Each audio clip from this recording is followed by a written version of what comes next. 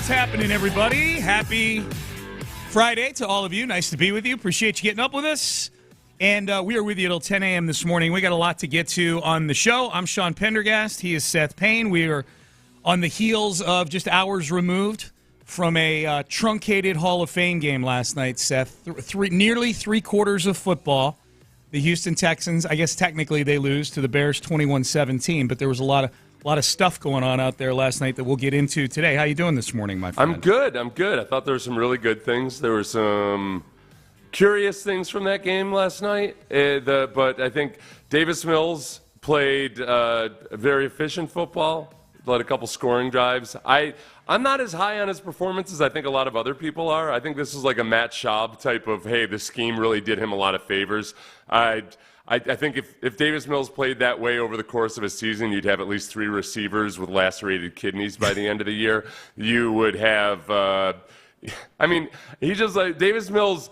He continues to be what I think he's been when we've seen him before. Is he makes some really nice plays, but then he always also does some curiously stupid, like, oh, that's a nerd playing football types of plays. When he tried to dish it to Skoranek for God knows what reason, when he could have easily run the ball, he almost took a hit going out of bounds that he didn't need to. He makes things more interesting than they need to be. Somebody reached out to you, me, and Clint on Twitter last night and said, hey, can we stop this stupid conversation about whether Davis Mills is the backup quarterback? I thought Case Keenum looks better tthan Davis Mills. And it's all versus backups, but Case Keenum looked like a guy I could trust. He's not as physically impressive, but the box score doesn't tell the whole story with Davis Mills. And now, having said that, it's one preseason game. And it's, he did some good things. He did some very good things in that game. But he just always had at least 3 plays where I'm like, oh, come on, Davis. Yeah. This is the nerdy guy from Stanford who's smart but can't play sports. There's just too many moments like that to make me feel like, oh yeah, Davis Mills, he's the backup for sure. Did he do enough in that game, or was his performance in that game worthy of glow-up status? Like, did he? Yeah, I think so. Yeah, could another team? Did he do enough in that game where if a team running the Kubshanistani system sustained an injury, they go, you know what? I get it. It's the market. When normally we wouldn't do this, but we're desperate. Here's a second-round pick for Davis Mills. He knows how to take advantage of the open receivers that system provides. Mm-hmm. That's the thing. Like, okay, look, that was one thing. The very big positive I'd take away from that is that Davis Mills did make some really nice plays. The play where he had to scramble, it was boot, and the defensive end didn't bite on the play fake. So, and I have a feeling some people watching on TV thought that might have been Cade Stover's fault or something. But it was just the defensive end did a good job. And Davis scrambled around and ended up making a really nice throw on that play. I thought that was a really nice play by Davis. Are you talking about the play where he kind of juked him a little bit? That number 92? Yeah, that was awesome. That was. He is. Well, no, yeah, he is. Like, as we know, he's athletic. Yeah. In like a track athlete type of way. Right. It doesn't translate necessarily always to the field because, again, he just starts, it's like he's trying to take the Wonderlick sometimes out of the field. He just seizes up in the moment. Yeah, that was like a twitchy play by him on that one. I'm like, oh, okay, we haven't seen that club in his bag before. Xavier Hutchinson, I think, might have been the biggest winner of the night in terms of, okay, wow. Both these quarterbacks really trust Xavier Hutchinson. He's getting open within the scheme. He's making some nice grabs. I think Xavier Hutchinson made both the quarterbacks, both Case Keenum and Davis Mills look better. So I would say Xavier Hutchinson, off the top of my head, was the winner of the evening in a shortened game. Yeah, I think so too. I was jotting down names during the game. I jotted down some names before we started the show. The names I jotted down as winners last night: Davis Mills. Even though, as you point out, there were spots in there that he'd like to have back, but I thought overall a good performance. Yes, Xavier Hutchinson is in a dogfight for a roster spot right now, and he showed up last night. 5 catches, 56 yards on 6 targets, went over the middle a few times, had a nice 20-yard catch. He was good, man. I mean, he's in a fight right now, I would say, with Robert. We know who the 3, I would say, Dell, Diggs, Nico, we know are locks. It feels like Noah Brown is, too. He got the veteran treatment last night. But again, so did Robert Woods, and I don't feel like Robert Woods is a lock to make the team necessarily. No, I think so. That's one of those hard decisions you have to make. Yeah. It's like, all right, are we going to really hold on? We've already got a bunch of old guys on the team. Are we going to hold on to this old guy just because we can depend on him, or do we give some of the young bucks a chance? Yeah, Skoranek did some things last night. He had a deep catch down the field. He had a one-handed catch that was aesthetically looked really nice. Like, if you didn't know it was only a 1-yard catch, you'd be like, wow, look at Skoranek, right. One-hander, you know? Yeah, and it didn't convert the first down, but it was like that was a bad throw by Davis Mills that he made right, that Skoranek made right. And that's what we've seen in camp is Skoranek's got an ability to kind of reel some errant footballs in, and that's valuable, especially let me ask you this. In terms of winners and losers, new kickoff return rules, winner or loser? Okay, it's funny you say that because I read a few people after the game that were saying like, oh, I really liked it. I thought loser, in my opinion. I actually have it as one of the losers in my 4 winners, 4 losers article that I write for the Houston Press. And it's because it was kind of a popcorn fart. There was nothing super exciting about it to me other than the newness of it. You know, like the returners would catch the ball down near the goal line and would basically just run into a massive humanity waiting for him right there. And I'll tell you, there were some scary hits, too. There were, yes. If they were trying to reintroduce the kickoff return, but in a safer manner. Yeah. And I know they were thinking, well, there's not as many full-speed, high-speed collisions, so maybe it reduces concussions. I thought that, A, there were high-speed collisions, and B, they were, like, all at awkward body angles. Yeah. This feels like the asbestos of safety. Where, like, okay, it'll protect you from fire, but it'll kill you other ways. Right. That's what this is. That's what this is. This is the asbestos of making football safe. Football safety. Yeah. Who was it? It was like Jake Hansen, I think, went in there, like, just bat out of hell. And, yeah, you're right. Like, it looked... And there were awkward. Everybody. It seemed like every defensive player that was making a tackle was doing it as his right or left ACL was being torqued to the extreme. Yeah. Well, it was funny. It was funny too to watch the treatment that it got from the broadcast team, from Joe Buck and Troy Aikman. Like, I mean, Joe Buck was treating it like we were like introducing a new king or queen or something. Like, okay, here it is, the new kickoff. And then the next time it happened, like, same gravitas with the whole thing. I'm like, damn, Joe Buck, like, you're into this new kickoff. And we got to see plenty of them because the defenses for the first half of the game couldn't stop anybody. It felt like we were getting a kickoff like every 5 minutes in that game last night. Yeah, that was Joe Buck made a good point about it because there were a couple penalties on it for offsides or like whatever the infraction. I think on one of them they didn't even bother trying to explain it. Mm-hmm. The fact that without getting too mired down in rules talk, we're not pro football talk here. The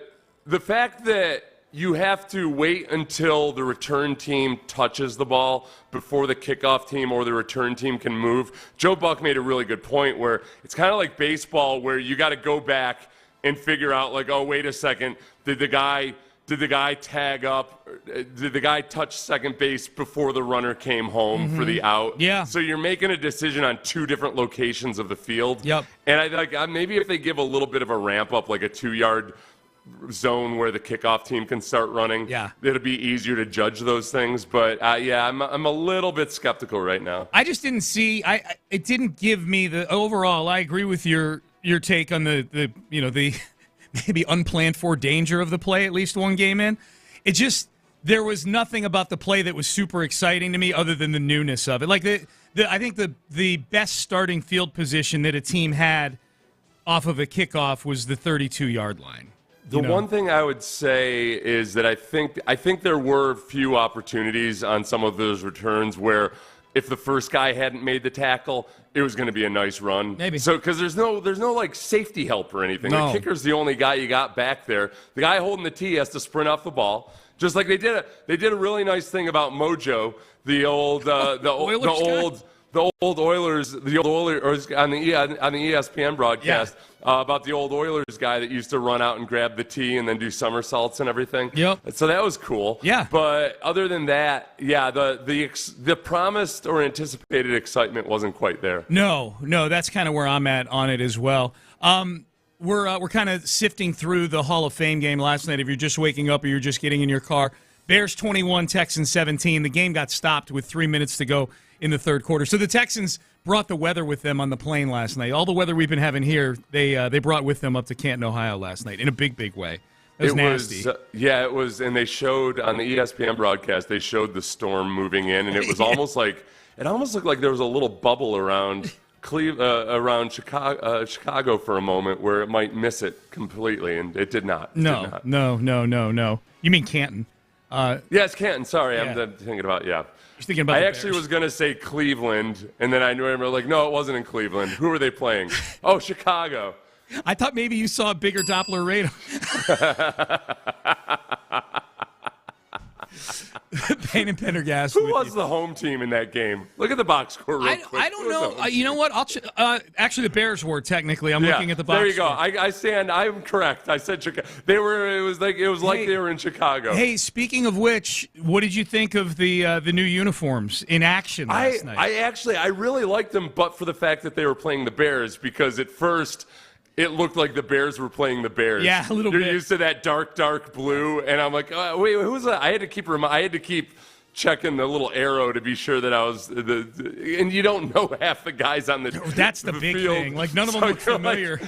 I'm out there trying to figure out who's playing. I made a mistake a few times of trying to figure out who was playing offensive line for the Texans while actually looking at the Bears. Yep. So it was fun last night, man. It was good to get football back, and now the Texans are going to hang out up in Canton for a couple days. Everybody's going to Andre Johnson's induction from the team tomorrow. All the players are going. Everybody's going. That should be a whole lot of fun.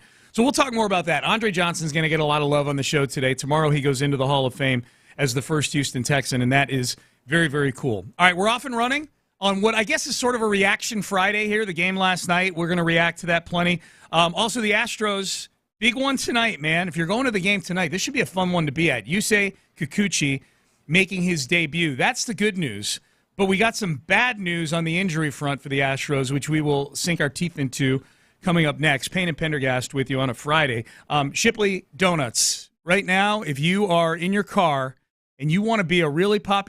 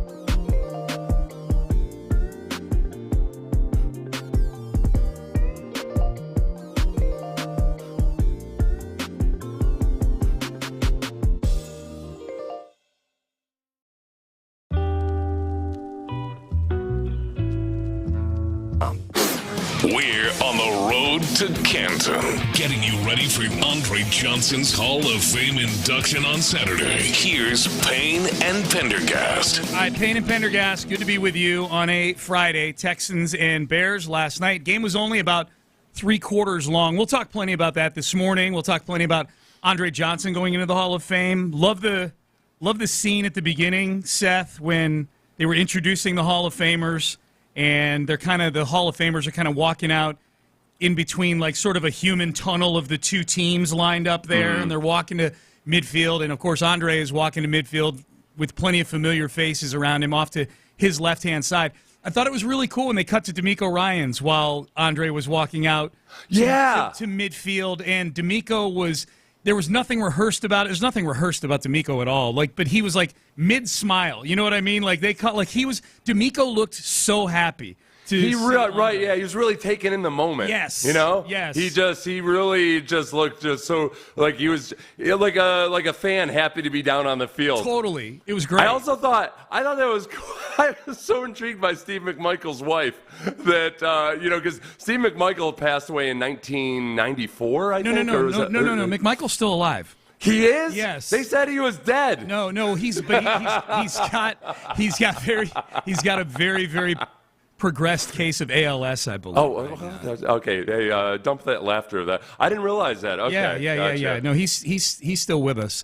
For some reason, I'd read one of those reports and thought he had passed away. But that was cool. His wife came out and did the fist pump. And Yeah. She was great. Misty McMichael, which that sounds like a made-up name. It's too good of a name, Misty McMichael.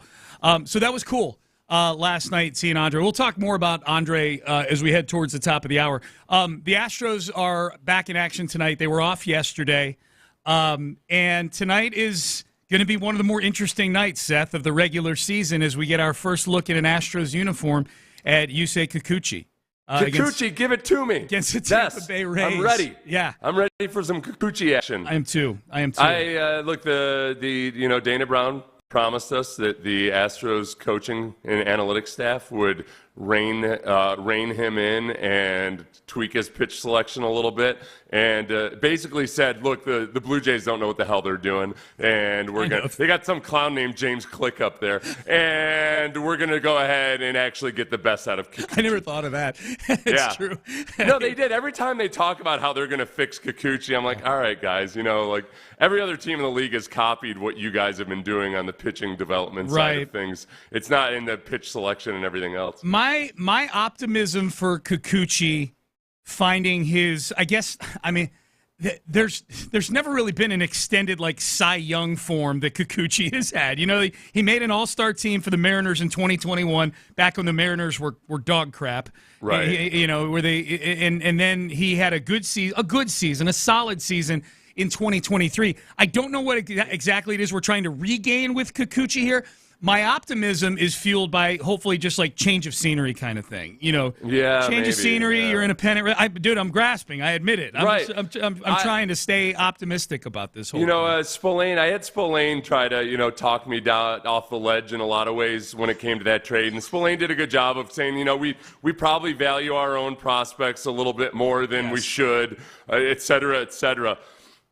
But the thing I still can't get over is I've been reading all these articles where these damn nerds and I'm all about, I love the analytics and everything. I don't like sports writers who don't understand math talking about analytics. Right. Because they'll say in the article, he's a good pitcher. Yeah. He's got great, strikes a lot of people out, all this stuff, and then never explain away the fact that the results actually haven't been all that good. Right. Yeah, like he's got great stuff, but you got to harness all that great stuff and not be letting up 4.7 runs per 9 innings like he has in his entire career except for one season last year. You know what it is? It feels too much like the Astros deluding themselves with Montero, because that's what they did with Montero. They thought, hey, look at what happened. We got the absolute best out of Montero because we're so good at developing pitchers. Yeah, and that was his only good season that he's ever had. He was designated for assignment 2 days ago. Yeah, I was, of all the things, Seth, when I wasn't here yesterday that I was sad I didn't get to chop up with you on Thursday's show was Rafael Montero getting DFA'd. I was sad to not be on the radio for that. That's a lot of money that they've spent to get rid of guys this year. That's going to be That was a bad offseason, man. But you actually, you got rid of the tumors. You caught it before it was stage 4. Yeah, that's good. It's a big thing. Early detection, people. What do you have? Guys, go do your colonoscopy or get your poop test done, because that's where they've really the early detection in baseball and in cancer. That's the key. Well, early detection. I don't know how early it was. I mean, Abreu and Montero did get a whole season under these new contracts. I would say we were. They hadn't metastasized. We were completely yet. We were like stage 3 Montero, I think, right? Probably. Well, yeah. As far as the actual tumors, the tumors were bad, but they hadn't so spread to the rest of the roster that you're now there. If they had kept both Abreu and Montero all season long, then perhaps it would have been you would have had it all over you. Can you imagine Dana Brown's doing interviews like 2 or 3 weeks ago with Montero still on the team? He's like, "We know Rafael's been very good, but it is treatable. This Montero is true. It is treatable. We can get rid of this Montero." My dad and I would have debates about his cancer as he. Listen, everybody. This is me telling a personal story. So don't claim that I'm being insensitive here. So my dad had really bad lung cancer, and it was stage 4. It metastasized, and yet my dad and I we'd have fun, playful arguments about a lot of stuff. And one of our last big argument was him, a lifelong chain smoker, insisting that it wasn't actually lung cancer, that it spread to the rest of his body. I'm like, Dad, he was pulling a total Jeff Bagwell. It's just like, he's trying to show me the back of the baseball card, and I was like, Dad, all these doctors are saying it was lung cancer. I'm pretty sure it was the cigarettes that did you in, man. Nope. They didn't. They missed my prostate cancer, and that's what spread. The back of my smoker's card. Look. Oh man, that's funny. Hey, by the way, you said Adam Spillane. You tasked him with talking you off the ledge about the whole Kikuchi thing. I think of everybody at Sports Radio 610, Spillane would be the least that I would want to be tasked with talking me off the ledge about anything. Because I feel like most of the time when you want someone to talk you off the ledge, I think 99% of people, even if they don't believe what they're saying, are going to try to do that. I feel like Spillane is the one guy here to be like, fine, jump. Like, hey, talk me off the ledge on this. I can't. You should jump. I think with Spillane, though, like Spillane's not like one of those writers that were angering me, because Spillane didn't sit there and try to act like Kikuchi's, he's a great pitcher and it's just bad luck. And Spillane was in favor of the trade, too. I got a little offended when he tried to explain FIP to me. I'm like, listen, I understand FIP. We talk about it on the show. I know you're. Listen, we're not dullards here. It's like, do you know who I am? I'm Stat Nerd Seth. I'm Stat Nerd Seth. Well, no, that's a big thing that'll bother me. So fielding independent pitching, for the listeners that don't know, it's basically like your ERA if you take luck out of the equation. Right.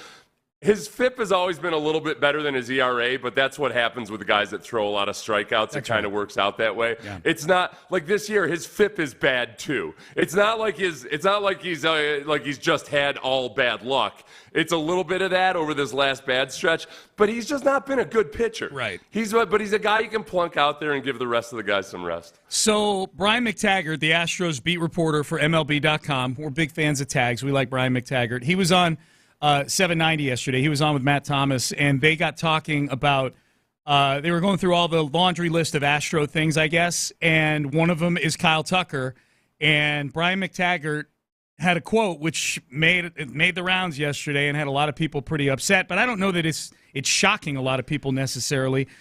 McTaggart said that Kyle Tucker he's moving. We know he's moving to the 60-day injured list so they can open up a 40-man roster spot for Pedro Leon coming up from Sugarland. In the grand scheme of things, it doesn't necessarily mean anything as far as when Kyle Tucker can return because he's got so much time served already on the injured list. It's just more of an administrative thing. But this was the thing that got people upset as Astro fans. Tucker is, quote, this is according to McTaggart, not close to a minor league rehab assignment, end quote. Mm-hmm. So he's not even close to getting close to coming back. It's good, though. You weren't in yesterday morning, so it's the two things I was wrong about yesterday was that I was excited to see John Mechie do some things in the preseason game. I was wrong about that. Xavier Hutchinson did a great job last night. And I was wrong about, I had thought, you know how I listen to articles in the morning? Yes. I download everything to a doc, and then like when I to wake up, I go out and I drive a vehicle through traffic to go get some coffee and listen to articles at the same time. I thought it was a McTaggart article that sounded a little bit more optimistic about Kyle Tucker. Yeah. And I said that to Spillane. And Spillane, who's much smarter than me, was like, I don't know about that. It turned out it was a different outlet that was saying that, because they were spouting off whatever Espada had said, who's eternally optimistic about this stuff. So I said McTaggart had said that. Obviously, it wasn't McTaggart. McTaggart's saying the exact opposite. Kyle Tucker it's still not looking so hot. No, and they're about to hit a patch of schedule here where they could really use Kyle Tucker. They got the Orioles coming up here soon. They got the Phillies coming up here soon. They mucked it together.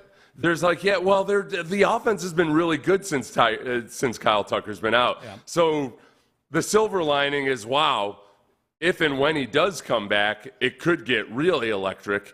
And yet, man, now it's at the point. It's been long enough. It's been damn near 2 months. Like, how long is it going to take him to come back? We haven't been through this with Kyle Tucker. Is he a guy who can come back quickly from being injured? Is he a guy that's going to take some time to get his timing back? We just have no clue. Yeah, you're thinking exactly what I was thinking the other night watching the Astros. Like, okay, we know that Yordan Alvarez can be out for a month and a half, pick up a bat, and have a 900 OPS for a week. We've seen Yordan. Jose Altuve does normally, when he's been out in recent years, comes back, and he does not take long at all to look like the old Altuve. It's a great point, Seth. We have nothing to go off of with Tucker. We have nothing to go off of as to what he looks like after being gone for what's going to wind up. Man, by the time he comes back, like if he is not close to a minor league rehab assignment, then, and now we're into August now. It's August 2nd. I mean, we got to be looking at close to September with him coming back. That's going to be 3 months he's been out. He went out on June the 3rd. We're up on 2 months starting tomorrow. So, this is what I wonder too, big picture, like in the grand scheme of things, especially considering the Astros are still winning without Kyle Tucker. Like, is this actually going to save them some money with his arbitration next year? That he was on his way to an MVP level season before it got torpedoed by this by this injury. I do wonder if it does go to arbitration, which, with the Astros and Kyle Tucker, it's gotten testy in recent years in the offseason. What does this do to his value in general, either in the eyes of an arbiter, or if the Astros are of the mind to move him in the offseason? I can't imagine that other teams are going to look at it negatively in any way. I don't think it's going to affect his free agency appeal one bit, just because he got hit by a baseball, on the bone, and it took a long time to recover. Like, his track record of being relatively immune to injuries, I think, is probably still going to be people are going to look at that as like, yeah, he'll be fine, and they might hope that it drives his value down, but I don't think it will. The Astros are going to come in with a low ball offer in arbitration, though, because they're going to look at it and go, well, look at your numbers. And if I'm Kyle Tucker, I go, look at my OPS. I'm fifth in OPS. I guess the question would be, does it scare Kyle Tucker into seeing his baseball mortality, and perhaps if the Astros do offer him an extension, maybe him being like, well, gosh, you know what, I've seen the other side of it now. It's not so simple that I'm always going to be healthy no matter what. Maybe I'll take this money now. Yeah, maybe so. But that's bad news for the Astros yesterday. Not close to a minor league rehab assignment, according to Brian McTaggart. Text message on something you and I were talking about during the break. How do y'all think the coaching staff handled Kalen Bullock's early celebration on the fumble that he forced? Yeah, so Kalen Bullock does a great job of coming up and doing exactly what we thought he would do, man. He's got really good timing on a lot of these things. He tracks the ball well. He came up, hit the Bears receiver, jostled the ball out, and as there were a group of Texans players it looked like sperm trying to penetrate an egg, trying to come the ball jostled out. And as Kalen Bullock is celebrating, the ball bounced to exactly where Kalen Bullock would have been if he had just stayed in place. Yeah. I think the coaching staff is going to point that out.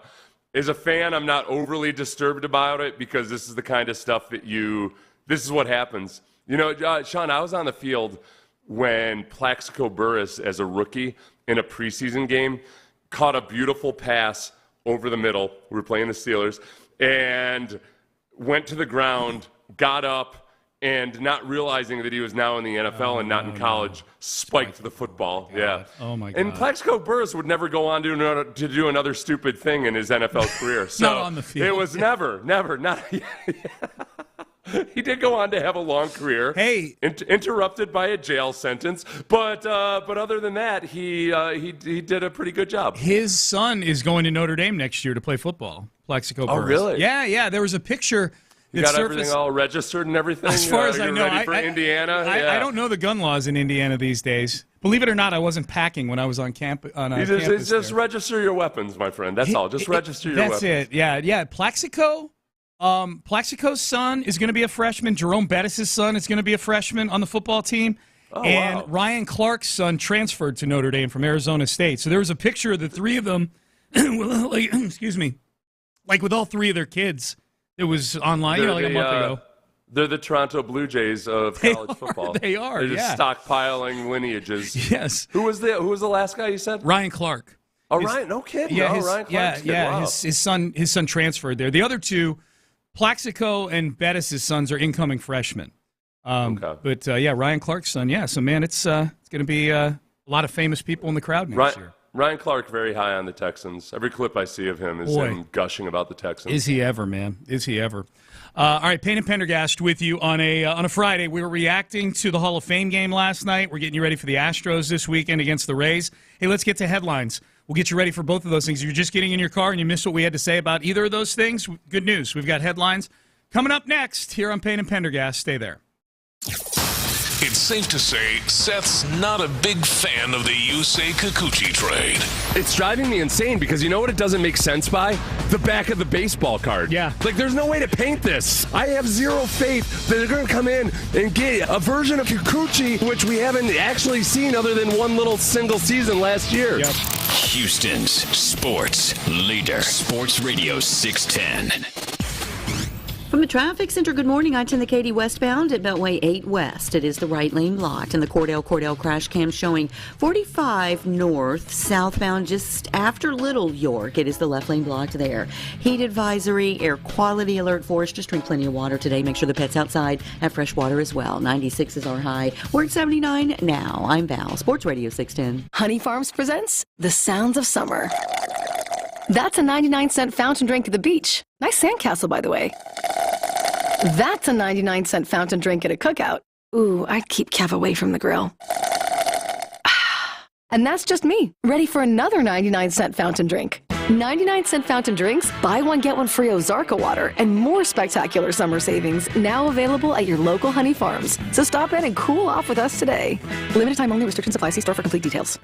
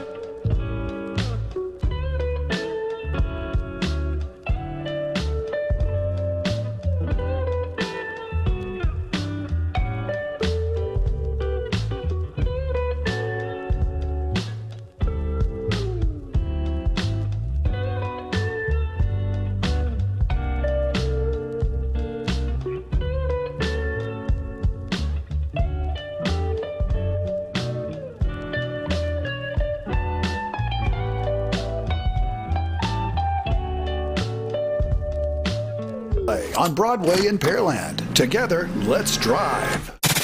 Payne and Pendergast with today's headlines. All right, Texans Hall of Fame game last night. 21-17, the final score. The Bears beat the Texans last night in the Hall of Fame game. This game more about individuals, I would say, and guys looking good out there as opposed to the final score. The game was shortened last night. They called the game with 3 minutes to go and change in the third quarter with massive thunderstorms and torrential downpours that did not look like they were going to end anytime soon, according to the Doppler radar that they were showing. Can they make that up with a doubleheader at the end of the season? In week 2? They're going to play. They're going to before Sunday Night Football. They're going to get all the third and fourth stringers out there to play the fourth quarter of the Hall of Fame game. Even though half of them will be working at other sport, they'll have to come from whichever team they're on, or from the Cheesecake Factory, wherever they're working, in the hospitality going back to industry. School to finish their degrees. Exactly, sir.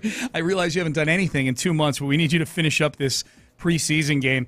Here was D'Amico Ryans last night on what they were looking for. This is Ryans' postgame on what they were looking for from guys in this game.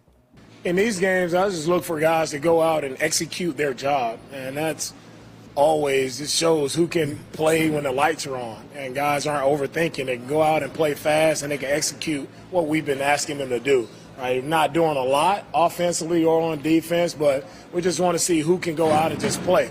And that's what you see. Some guys step up in these moments, and some guys have a longer way to go. But you learn from it, and you build from it, and you see how guys, where they start. It's not about where they start, it's about how they show up next week. So that's what I'm most excited to see, is how guys show up the following week. So guys who showed up, I think Xavier Hutchinson for sure. Xavier Hutchinson was obviously getting open, and it's take everything with a grain of salt. You're going versus backups, et cetera, et cetera. But I think Xavier Hutchinson also, he made Davis Mills right a couple of times. I would say Davis Mills, I think I'm not as impressed as the box score would have you believe, because he had led a couple scoring drives.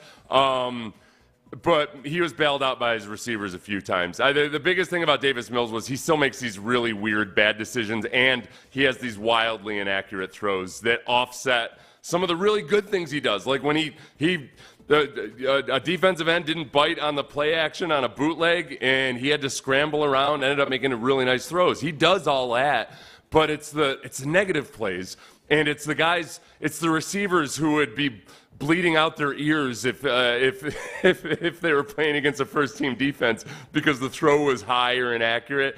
I thought it was an okay performance by Davis Mills, but a couple of different people came to me and said that, I guess your whole concerns about Mills are done now, huh? Like, well, no, I don't think he's a good quarterback. I think he did some good things against a backup defense. Do you think he winds up being the second-string quarterback for this team when they break camp in September? Well, okay.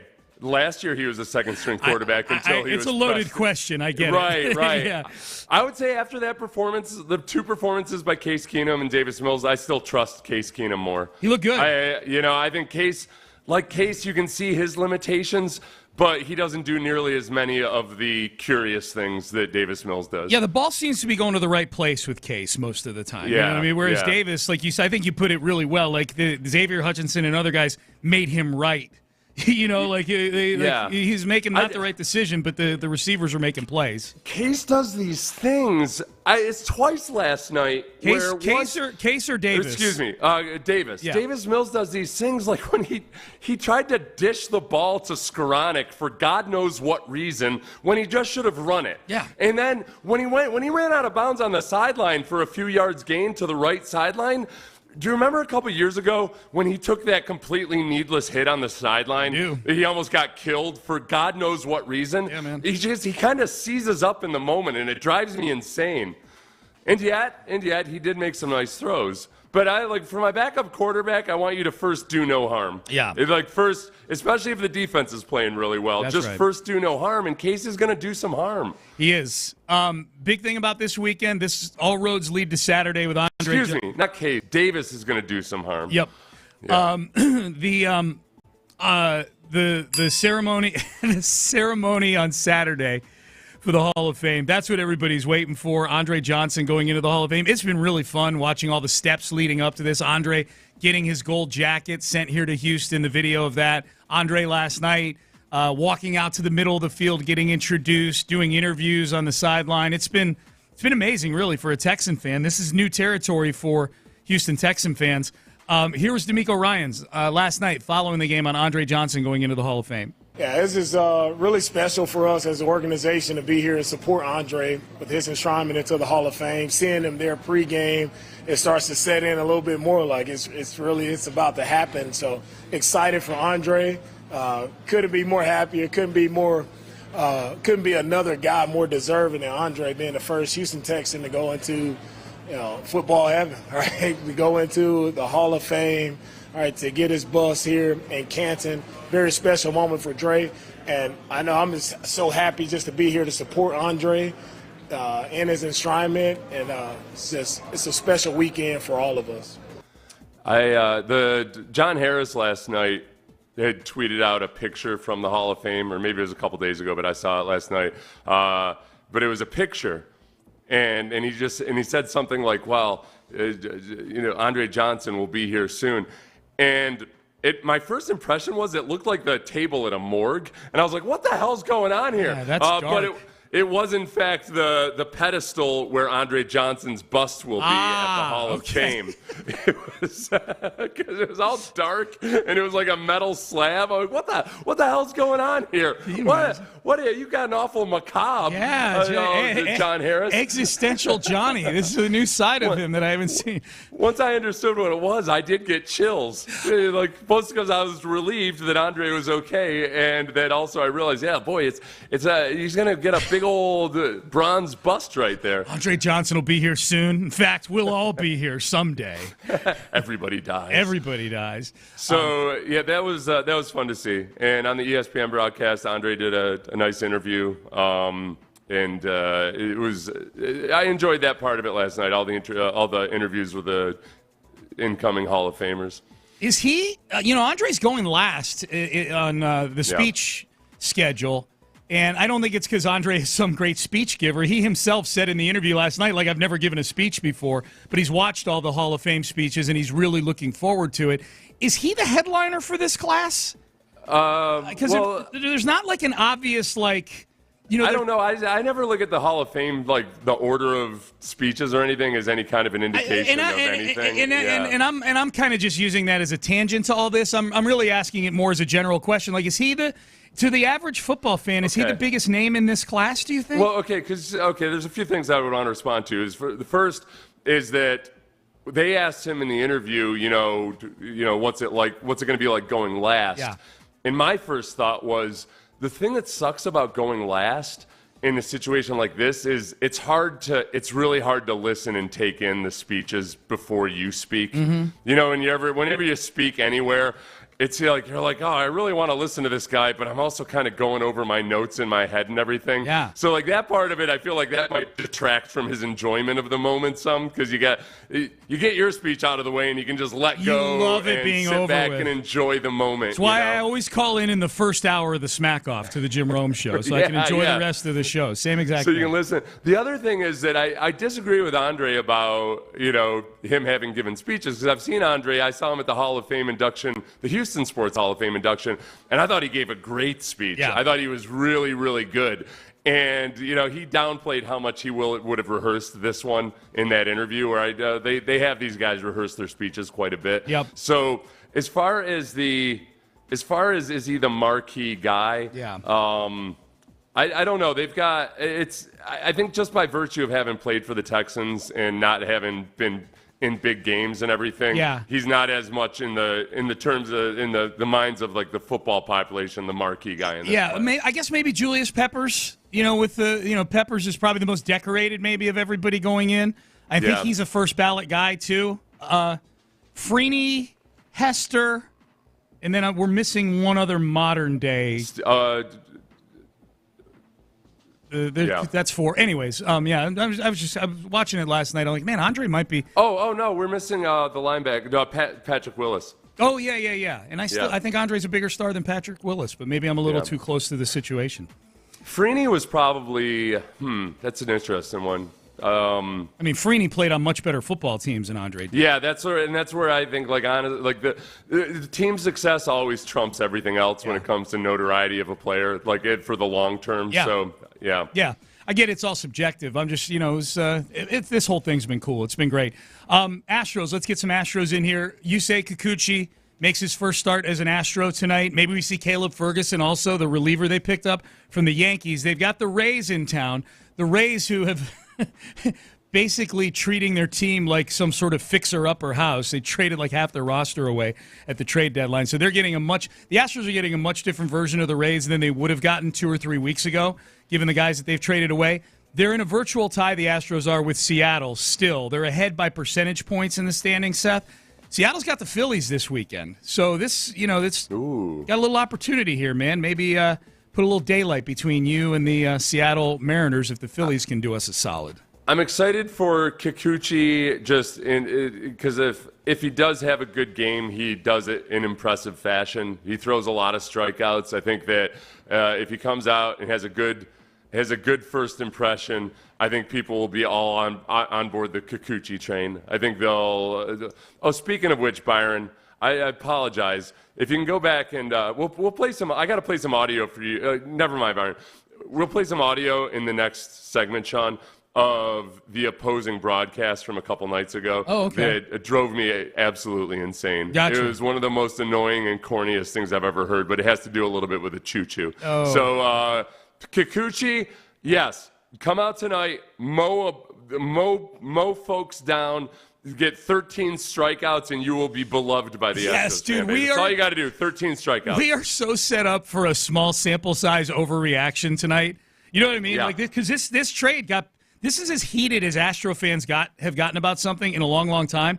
This Kikuchi trade, non-Abreu, I would say, in the non-Abreu category. This is as heated as Astro fans have gotten. You're right. If he comes down and has a good start, tonight, I think that'll calm everybody down. If he comes out and has a performance that's commensurate with a nearly 5 ERA, the ugliness will last until Monday. I can promise you that. Which is his career ERA. Correct. Everybody. Yeah. That's his career ERA. 4.72. Yep. Our baseball talk is presented by T-Mobile. Switch to T-Mobile, and you can get tons of benefits and still save on every plan versus AT&T and Verizon. Use their savings calculator to find out how at t-mobile.com/switch. We'll get to that audio that Seth just talked about in just a moment, as well as our Hall of Fame game takeaways. Winners, losers, some guys that didn't play last night that probably should have, and a few that played that I was encouraged by as well. We'll get into all of that coming up next. Stay there. The Texans couldn't take down the Bears in the Hall of Fame game. Mills in the gun, gets the snap, pumps, now fires right side, has Quatorian.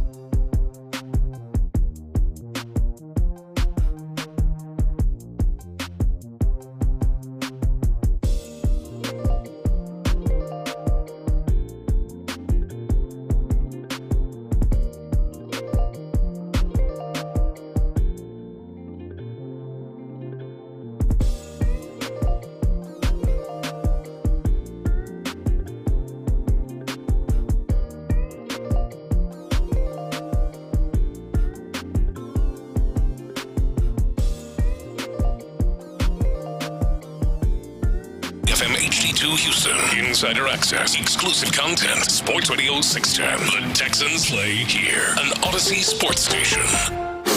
We're on the road to Canton, getting you ready for Andre Johnson's Hall of Fame induction on Saturday. Here's Payne and Pendergast. All right, Seth, you alluded to some audio that you wanted to play. Oh, yeah. This was from the home run hit by the catcher there a couple nights ago. Go ahead and play this, Byron. It's a little infuriating. So the leadoff man on for Joey Bart. Right-handed hitting catcher. Bart batting .246. And there's a drive to deep left field. Oh, get the train tracks going. Choo-choo. There's the choo-choo train. Joey Choo-choo Bart hits a dart. A bomb to left, and it's 2-0 Buccos. Yeah. That was the Pittsburgh Pirates announced team? That was the Pirates, yeah. I was disgusted. I threw up in my mouth and then in my toilet after that. I had to run to the bathroom. It was that was about as corny as I've ever heard in my entire life. Yeah, that's tough. And I've heard some corniness on baseball broadcasts. Okay, well, I thought it was going to have something to do with Kikuchi, just because that's what we were talking about at the time. Kikuchi, it reminded me me of that. Yeah, choo-choo, and that also, like, I'm gonna have to fight my own dad joke urges with Kikuchi. That it's too much. It's too tempting to make stupid little onomatopoeia type stuff with him. Yeah, dude, I'm already out on that. Like all the Kikuchi name jokes. Like we're into day 3 of them yesterday. I'm listening to the radio, and I'm like, okay, I get it. He's got a name where the back half of it is synonymous potentially with body parts and things like that. Yeah, I got you. All right, so Hall of Fame game takeaways last night. Winners and losers. We've talked about Davis Mills. You think Mills, if you had to give Mills a grade, Seth, judging on how you talked about Mills in the first hour of the show, if I had to guess, your grade for Mills last night, probably not as high as the average fan would have it. It would have him graded. It's I was gonna say like a B. Give him like a B. I'd give him a B+. I'd give him a B+. It's just that because the results were the results. He did a good job of moving the ball down the field. I just think that there were still so many of those underlying flaws in the way he operates as a quarterback that doesn't make me feel like, oh yeah, you can trust him with starting a few games in the NFL. Mm-hmm. Like there was a reason they didn't send him out there last year, even though he was on the roster, the number 2 quarterback. They went with Case Keenum. I think all the same reasons that make them nervous about Davis Mills were still there last night. He makes some of these weird decisions in sticky parts of the game that, like the throw to Skoranek, for God knows what reason, he tried to make he managed to make a 3-yard throw a difficult thing when he could have just run with the ball. He almost took a hit on a sideline, which he's done before, that he didn't have to. He just kind of seizes up in the moment.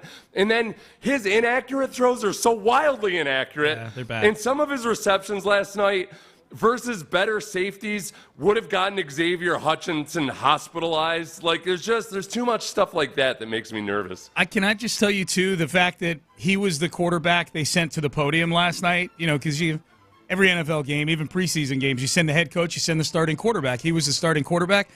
And we just played a cut from him, not you and I, but there's a promo, it sounds like, that's being played on the station that includes Davis Mills' voice in it. I think we didn't play any Mills audio in headlines, did we, Byron? I don't think we did. His voice in press conferences gives me PTSD. It gives me PTSD to back when he was the actual starting quarterback for this team. When I hear Davis Mills give a press conference quote, I feel like I just got done watching a Lovie Smith or David Culley coached game. It's just the way I can't control it. It's involuntary. That's how I feel when I hear his voice. You know, I feel like my most like old school baseball scout opinion that I still hold on to is like when you start talking about the character, quality, like personality of a quarterback. There's so many quarterbacks, whether they're nerdy in their normal personality or whether they are like old swashbuckling quarterbacks. I gotta feel like those guys could be like professional gamblers. Like they gotta have that certain calm, cool, collected charisma about him, where you just like the guy's a little bit dangerous almost. Yeah. And like Mills is the exact opposite of that. I just there's nothing about him, and it shows up on the field with quarterbacks. We went through the list of Hall of Fame quarterbacks, and it was like, and we're like, could you cast this guy in a movie as as a blackjack dealer or something like that, like the cool gambler in a movie. And to a man, you can, no matter what their total personality is like. And I think that extends a little bit to just every quarterback. It's like, no, and Mills, there's an uptight Stanford dude quality to him. Not a John Elway Stanford quality. No. Whatever the opposite of John Elway is, that's what Davis Mills is. That's funny you say that. I'm looking at the list of Hall of Fame quarterbacks right now because I pulled this list up last night for the postgame. Yeah. Just because you had mentioned yesterday that Andre Johnson is, the 31st wide receiver to go in? Yeah. And so I wanted to see which sounds like makes his accomplishment of getting into the Hall of Fame. And we're going to talk and celebrate Andre here in about 15 minutes at 7:20.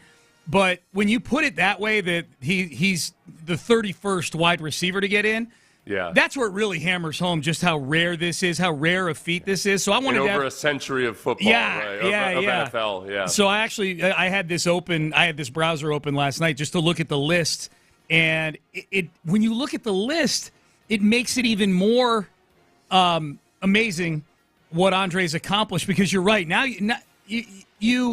you know that football's been around for a century, but when you start to go, oh yeah, Lance Allworth, 1962 when you start to see the actual years next to Raymond Berry, 1955 to 1967, there's guys from the 40s and the 30s that are and here's Andre Johnson. He's the 31st among these guys with over a century of people who've played that position. There's 100 people every weekend that play that position in a given season, and he's one of 31 over the course of 100+ years to get into the Hall of Fame. It's an incredible feat. It really is. It's not bad, Sean. No. So not bad at all. I say all that to say I had the quarterback, as you're talking about Davis Mills' lack of swashbuckling gunslinger qualities. QB charisma. No. It's not just swashbuckling though. Too. It's that look in your eye, and that it's that poise under pressure. Yeah. Poise under pressure is the biggest thing. Yeah. Like, can you maintain a level of calm that few other humans can when somebody's barreling into your chest or it looks like they're holding 4 aces? Yeah, I'm just looking at the names that I watched myself, not Otto Graham or people like that, but like Troy Aikman, Terry Bradshaw, John Elway, Brett Favre, Dan Fouts, and they're obviously all incredibly talented too. Like, is it fair we're not doing a blanket comparison of Mills versus Fouts? But I'm talking extremes here, and I feel like Davis Mills is the extreme opposite of all those guys. He seizes up in the moment. Yes, in that and department. he does the simple stuff awfully. Mm-hmm. He makes simple throws look so hard, so hard. Yep. We talked about Xavier Hutchinson. He had a good game last night. Definitely a position that is incredibly competitive right now. He had the best night of all the receivers. We've not talked about Cam Akers this morning yet. I know you and I did off the air. What did you think of Cam Akers last night? That's a competitive position right now, too. So I've been telling everybody to just, be careful in how excited you get about Cam Akers. I allowed myself to get a little bit excited about Cam Akers last night.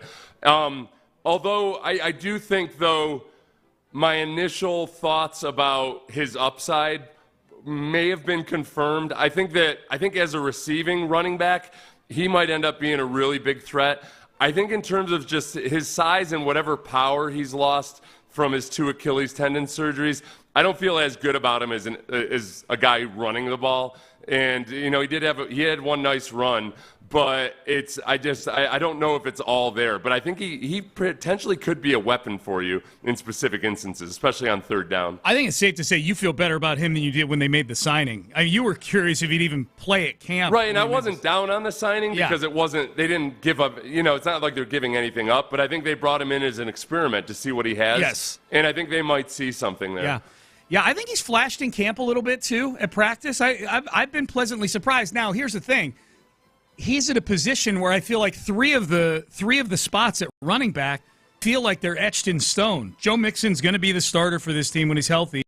Dameon Pierce is the 2 in the 1-2 punch that's the two of them. Dameon Pierce didn't play last night. He got starter's treatment last night. I think some of that might have been because Mixon's hurt. They didn't, something happens to Dameon in that game. All of a sudden, Dario Gumbawale is your starting tailback. And it's the position where you're most nervous about injury. Correct. But I think Dare's making this team based on special teams and based on how he got used last night. And plus, Dare's got that quality where, okay, look, he's going to get you. He's going to do everything he can to at least get positive yardage. Yeah, if the play's designed for 4 yards, he gets 4 yards. So now you're asking the question, how many running backs are they going to carry? Because there's a feeling, I think, right now, wide receiver, that they could go heavy on wide receiver with this roster. Before Tegan Catoriano got hurt last night, I think there was a feeling they might keep all 4 of these tight ends they've got in camp right now.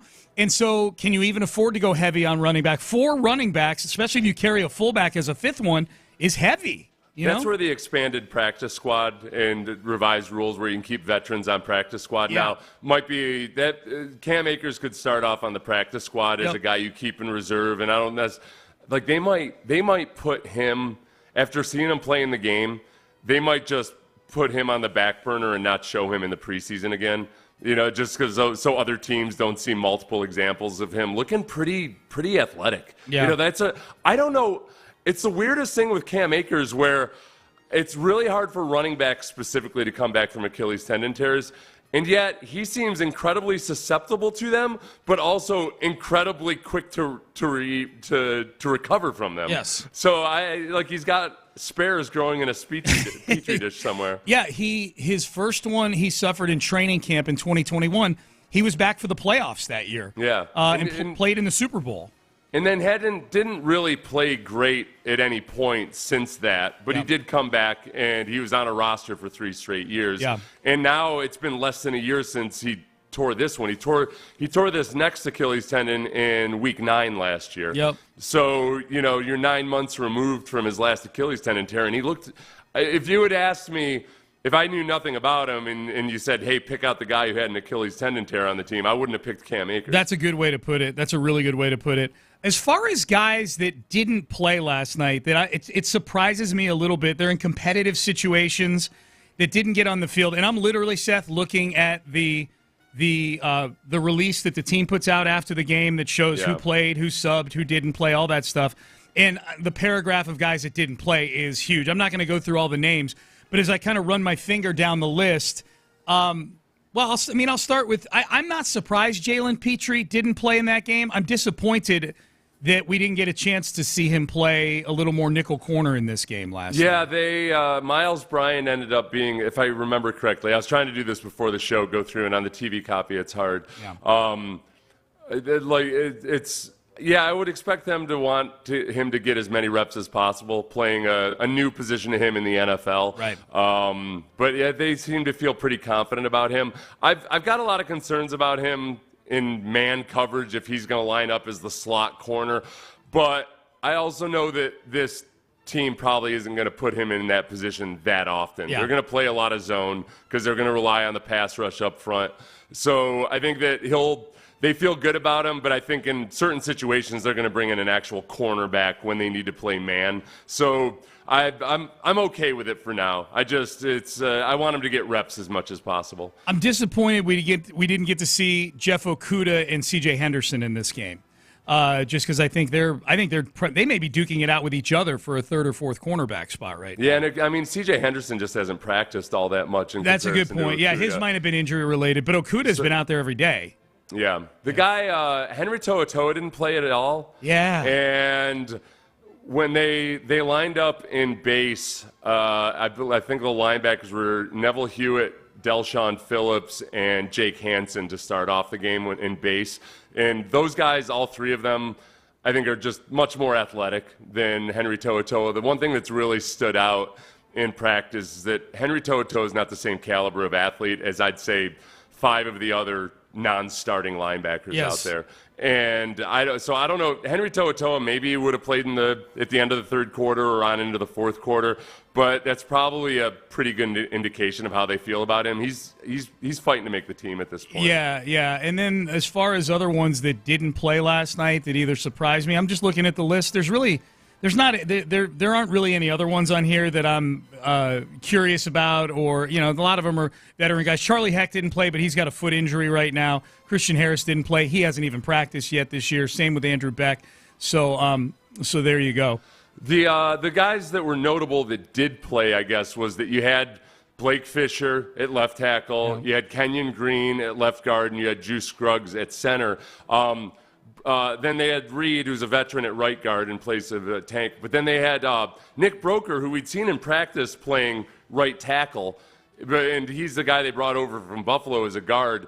So that was interesting that they seem to look at Broker as a guy they want to get they want to see him at right tackle. I thought that Kenyon Green and Juice Scruggs from the TV copy, for the most part, looked pretty good. Yeah. I thought they did a good job. So I feel better about. I don't want to make too much of the success because it was against backups, and those are your starting guys versus backups. But in terms of playing in unison, making the right decisions mentally, all of that, I feel like they did a good job. Yeah, I always look at a situation like that, Seth, where you have guys that I think it's pretty clear those two, if they stay healthy, are going to be the starting left guard and starting center for this team. Yeah. It's their job to lose.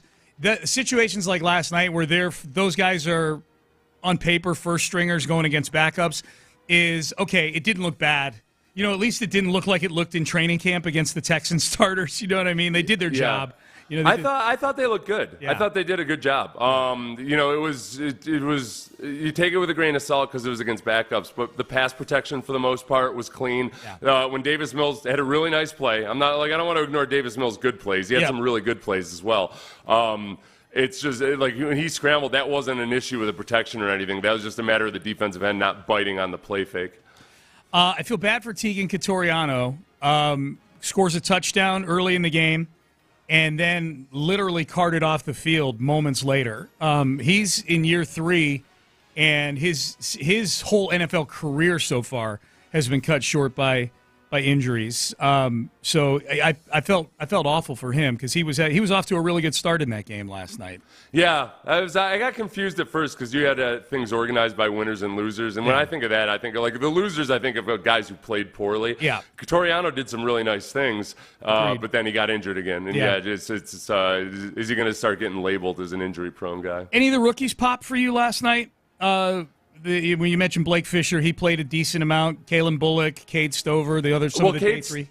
Cade Stover showed up a couple times. I thought Cade Stover as a blocker did some good things. I haven't gone back and watched every snap of him specifically, but I did notice a few times him on a kick-out block doing a really good job. And again, I think some people might have seen him in the frame on that play where Davis Mills had to scramble and thought that it was Cade Stover's fault. I do not think it was, unless he was supposed to adjust to the defensive end, not biting. But that was a curious play. I got to go back and watch that a few times. I thought he showed some adequate blocking skills, and that's the big thing with him. As a receiver, I think they feel good about him.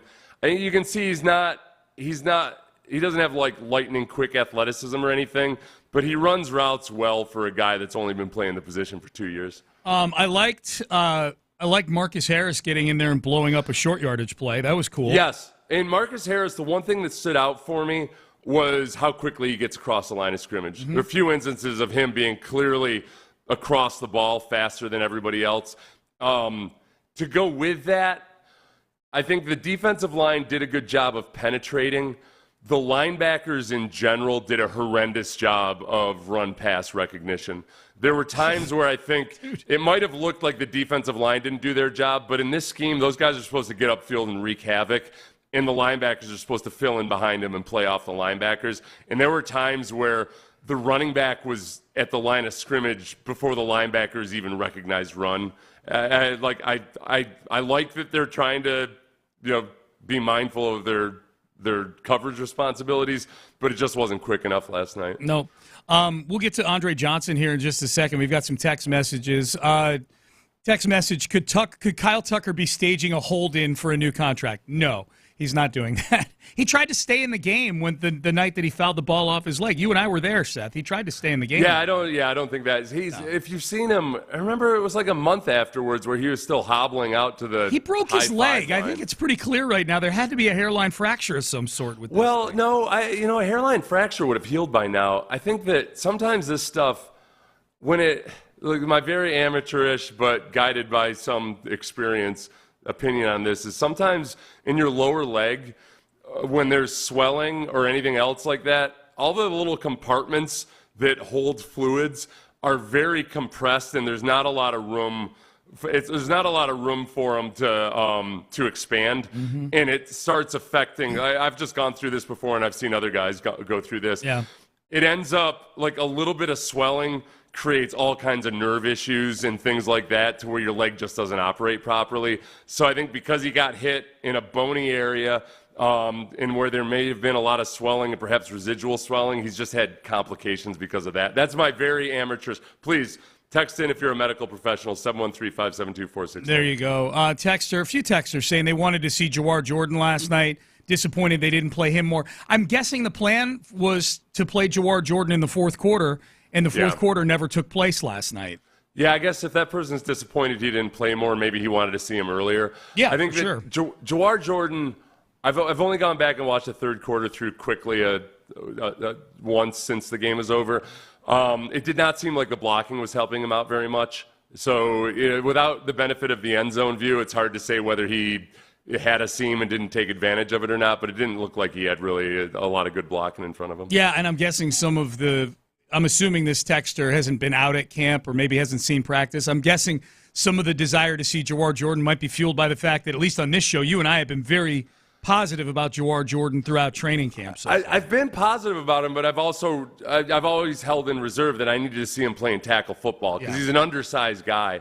So just like with Cam Akers, I think the opportunity there might be those guys as a receiver. If they know what they're doing in pass protection, can you trust them to be in there on third down? That's where it might get interesting with those guys. All right, let's celebrate Andre Johnson a little bit here. Andre Johnson going into the Hall of Fame, first Texan to go into the Hall of Fame, and today's a great day to do that. He's going in tomorrow. We can go back and look at some of the memories. Turns out me and Lopez have the exact same 3 favorite Andre Johnson touchdowns. I had actually gone and got these yesterday. And when I got here to do the pregame yesterday, John Lopez and Brandon Scott were in here from noon to 4, and we got talking about Andre in the last segment. And Lopez and I have the exact same 3 touchdowns. In no particular order. We'll do them in chronological order, but reliving the magic of Andre Johnson. And by the way, if you want to relive the magic of Andre Johnson in a 17-minute video of all of his touchdowns, the Texans have that up on their social media feed. They posted a video of all of Andre's touchdowns and big plays on there. So if you're looking for something to kill some time with over the weekend, that's not a bad way to do it. This is the first one here is in 2009. This was a game against the Cardinals early in the season that year in Arizona, and Andre Johnson catches a ball from Matt Schaub inside the 10-yard line and proceeds to plow over 3 different guys. The third guy literally bounces off of Andre Johnson. Here's what it sounded like. Schaub wants to throw, steps left, throws to the end zone, caught by Andre Johnson at the 5 and backpedals his way in. Andre Johnson got the ball in for 6 as he was met at the 5 but would not be denied. Dude, the guy that met him at the 5, bounced like 5 feet the other way when Andre hit him. Yeah, that was one of the instances where you see with a lot of Hall of Famers. I almost think you can almost stack up Hall of Famers by how many times and instances were there in his career when he looked like a man amongst boys. Yes. You see it in college all the time where some future pro just looks like a man amongst boys. You don't see it in the NFL nearly as often, except with guys like Andre Johnson. Right. Where, that wasn't just a gritty play. That was just him being a different level of human. Yeah. It's he does not belong in this category of human. He needs to play up a level. Yeah. He needs to go play in the All-Star, the all-time All-Star Hall of Fame game or something. Yes. It's a different person. He belongs it's a different genetic code. Yeah, that's right. He belongs on the All-Madden level. And the reason I like these 3 touchdowns, the 2 more that we're about to play here, is because they almost show, each of them shows a different element of Andre's game. That one just shows how physical he can be when he gets the ball in space, just as a runner, ball in his hands, guys bouncing off of him. This next one was in week 2 of 2010. I think a lot of Texans remember this one as one of their favorites. Week 2, late in the game, on a 4th and 10 against the Redskins. This kind of shows Andre's ability to just go up and high point balls with multiple guys on him. It's 4th and 10 at the Redskins' 34-yard line. Split backs, Schaub in the gun. Matt gets the snap. There's pressure. Matt steps to his right. Matt trying to step up. Matt heaves it toward the end zone. Wants Andre Johnson. He makes the catch for a Texans touchdown. Andre Johnson plucks it out of the air, and the Texans will tie this game. Poetic justice, baby. Matt Schaub just said, go ahead and get it. You're the best wide receiver in the league. And Andre Johnson got it for sure. We're good, Byron. Yeah, and keep in mind when he said you're the best wide receiver in the league. That was week 2 of 2010, where Andre was coming off of 2 seasons where he literally led the league in receiving yards, and another season of those 2 where he led the league in receptions. Also, like he was the best wide receiver in football probably at that point. That was the play that D'Amico brought up the other day in the press conference when he talked about first coming in as a young guy and then, just sometimes being on the field and watching in awe as Andre Johnson did stuff like that. That was specifically the play that D'Amico Ryans remembered. Yeah. And, it's nice to have that in your back pocket. It's nice to have an Andre Johnson in your back pocket in a dicey situation. No, man. Schaub did a really good job on that play, too. He did. Schaub had to move up in the pocket and avoid a lot of traffic and then just throw it up to Andre Johnson. Yep. So that's the second one. This is the third one, and this is the Jacksonville game in 2012 in Week 11 in overtime. Andre had a monster game that day. He had over 200 yards receiving that day. I think Schaub had over 500 yards passing that day. That was 43-37 was the final score, and this was Andre Johnson ending the game in overtime. And I think this shows off the speed, the elite level, just straight line speed of Andre Johnson. 2nd and 5 at the Jacksonville 48-yard line. No backs. 3 receivers left. Schaub in the gun. Throws it right side. Wide receiver screen. Andre Johnson across the 40, 35 to his right, 30, 25, 20, 15, 10, 5. Rock and roll. The Texans win it. Andre Johnson, 48 yards. My goodness. Houston wins in overtime. They actually put that game up on YouTube, the entire game. A little while ago. Is like I guess it's been up on YouTube for a while, but you can watch that complete game on YouTube, which is not. It's rare that they don't put that many of those full games up there. Yeah. But it was that cool of a play. It was awesome. And it was nice. It was the rare. Seems like for 2 decades now we haven't been all that great at running. That was back in the day. Unless you're throwing it to Andre Johnson. Yes. Back in the day where you could execute a wide receiver screen, provided you're throwing it to a future Hall of Famer. Absolutely. He did a good, like, Jones, the center, had a chance at a downfield block there and stumbled and whiffed. Oh, Ben Jones? Andre bailed him out. Yeah, Ben Jones was, like, in position to make a play, got stiff-armed by a tiny human defensive back, and Andre was like, that's all right, I'm good, bro. That's and funny. Just kept running past the defensive back. Good, yeah. Ben Jones. Ben's looking for bugs on the turf to eat. So those were good, man. Those are my personal 3 favorites for Andre. But man, that video they put up, there were some that were on there, Seth. Like the NFL's website they have where they archive all those calls, like the ones we just played only goes back to 2006, and there were a couple of them that clearly took place early in his career. There was one that he had against Buffalo.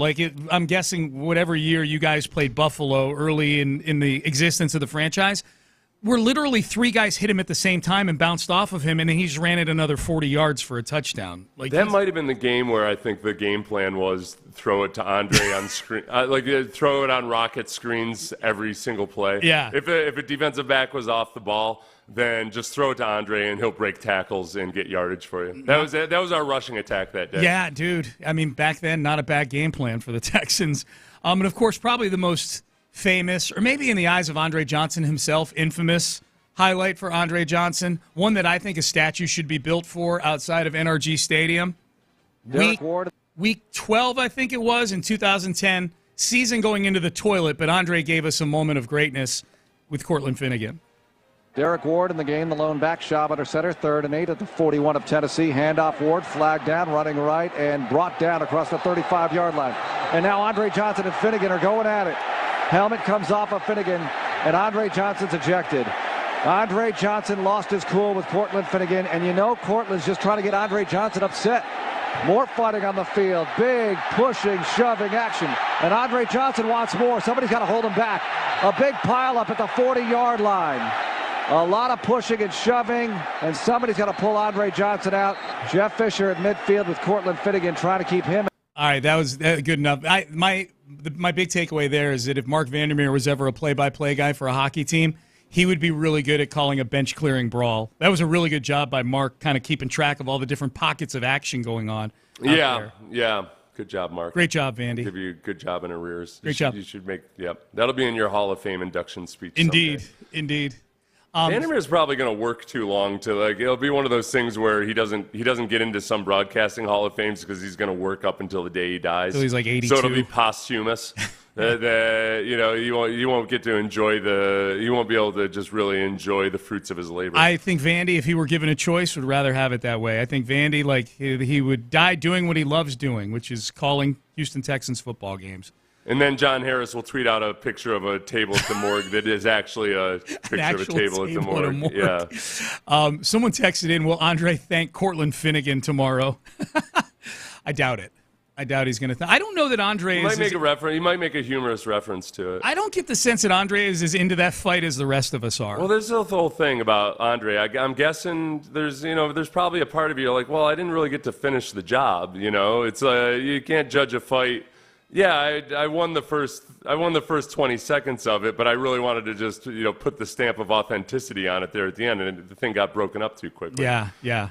I'd pay to watch the two of them fight now in their early 40s. Well, that wouldn't be fair at all. I don't think Cortland Finnegan shies away from the notion that he would have gotten his butt whooped. Yeah, probably. He looks at it as a point of pride that he was a smaller guy that managed to poke the bear enough to get a response out of him. I thought Andre looked, the Hall of Famers last night when they introduced him, I thought Andre looked the most like one that could go give you 5 snaps if you needed to in a game. Andre's still in super good shape. Who was the most shocking to you? I thought that Dwight Freeney was bigger than I expected. Yes. He didn't look bad or anything, but he just that's a different. I didn't know it was when they first showed the video of him finding out he was in the Hall of Fame where he walked into some lobby and Tony Dungy was there. Yep. I didn't realize it was Dwight Freeney. I thought it was. I was trying to figure out. It was that can't be Patrick Willis, is it? That's yeah. No, Patrick Willis looks like a wide receiver. Patrick Willis is trimmed down. He doesn't look ready to play linebacker. You know what I mean? He looks like he's in good shape, but he doesn't look like he's in NFL linebacker type shape. He got bilked he retired early because he was in with some Silicon Valley startup and got screwed over. I was happy for him. Just I don't know how he recovered from that or what his reserves were or anything, but he lost a huge chunk of money because he thought he was going to retire and go into this investment. And so at the very least, if he needs it, this is a really good income stream being in the Hall of Fame. You get a lot of extra endorsement opportures and appearance fees. Correct, autograph signings and things like that. Yeah, absolutely. I thought, Peppers was probably the one where I'm like, all right, it doesn't feel like that long ago that Julius Peppers played, and he has all kinds of gray hair in his. But usually the gray hair and the beard is something that kind of makes it look, makes them look like, oh wow, okay, Boy, you used to just, sack 13 guys in your sleep during the year. You look like an old man now with all that gray in your beard. So Ed Reed was going pretty gray by the time he showed up in Houston, right? Yeah. And he looked like a guy that used to play football when he was in Houston. Exactly. Had a broken hip like an old man. Exactly. Text message, if Kikuchi goes 5 2/3 tonight, gives up 3 runs, but he strikes out 8 batters, is that a bad first showing? That would be about a 4.7 ERA. But he'd miss bats. That's middle screen texting that in, actually. Yeah, everybody's just super excited about it's a woman with big boobs and no personality and not all that vivacious in the bedroom. That's what I. That's what a swing and miss guy is. It has a 4.7 ERA. That's your analogy. All right, I got excited, but now I see the reality of the situation. Yeah, maybe. I'm anxious to see. I'm looking forward to seeing Kikuchi play tonight. Text message: I've got more swagger in my left pinky than Davis Mills has in that long neck of his. Yeah, I mean, if you're looking for swagger out of Davis Mills, you've come to the wrong place, man. I got it, boy. He got up to the press conference the other day, and I was like, whoa, if I were Dracula, that's a big old meaty slab. Old meaty slab to bite into. Yeah, a lot of surface area. I like this Davis Mills. Yeah. Payne and Pendergast. No, we're good for a couple more minutes. Okay. Yeah. Let's see. Text message. Joe Buck is so boring. He's like the guy in safety training videos. Is he chosen for the big games because fans beg for him or because he's a safe choice? I think Joe Buck's good at his job. I may be in the minority here in Houston. I like Joe Buck. I think he's good. I like them. I liked having them on the broadcast last night. I liked having Troy Aikman out to kind of talk about the quarterbacks and receivers. He pointed out that Davis Mills really should have run the ball on that play where he, for God knows what reason, decided to throw a bad throw to Skoranek. It's those little things that annoy the hell out of me about Davis Mills and make me nervous about him being a backup. Davis Mills has so many Rosencopter elements to him. They were just like, dude, don't screw this up.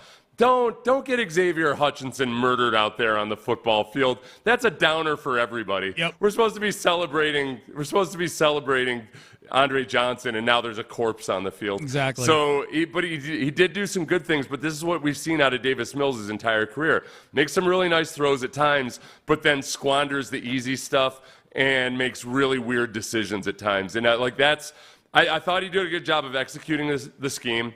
He took advantage of the opportunities where they were there. He made something out of nothing when he had to scramble in the backfield. That was probably the play of the night for him. But I don't feel any better about him being the actual backup quarterback for the Texans. Interesting. I may have to Pender poll this one and see how people feel, the approval rating on Davis Mills, because we know recency bias will fuel a Pender poll, so we'll see. Maybe I'll do that. Yeah, and my recency bias is I know what the box score is. I didn't think it was all that great a performance versus backup. No, I get it. I think I bet that we're getting a lot of people disagreeing with you on the text page about that, and that's why I'm curious what people in general. I'm not saying you're wrong. I'm just saying that people certainly looked at Mills last night and look at that performance as it's generating great enthusiasm with some people. All right, Payne and Pendergast, report cards for front offices in Major League Baseball. The Athletic did one. What's the grade for the Astros? And I want to give Dana Brown credit for one big thing this season that he's done that I don't know that we would have seen this coming at the beginning of the year. That's next. But first, there are some of you out there. What are we? We're about a month or so removed, little under a month removed from Hurricane Beryl.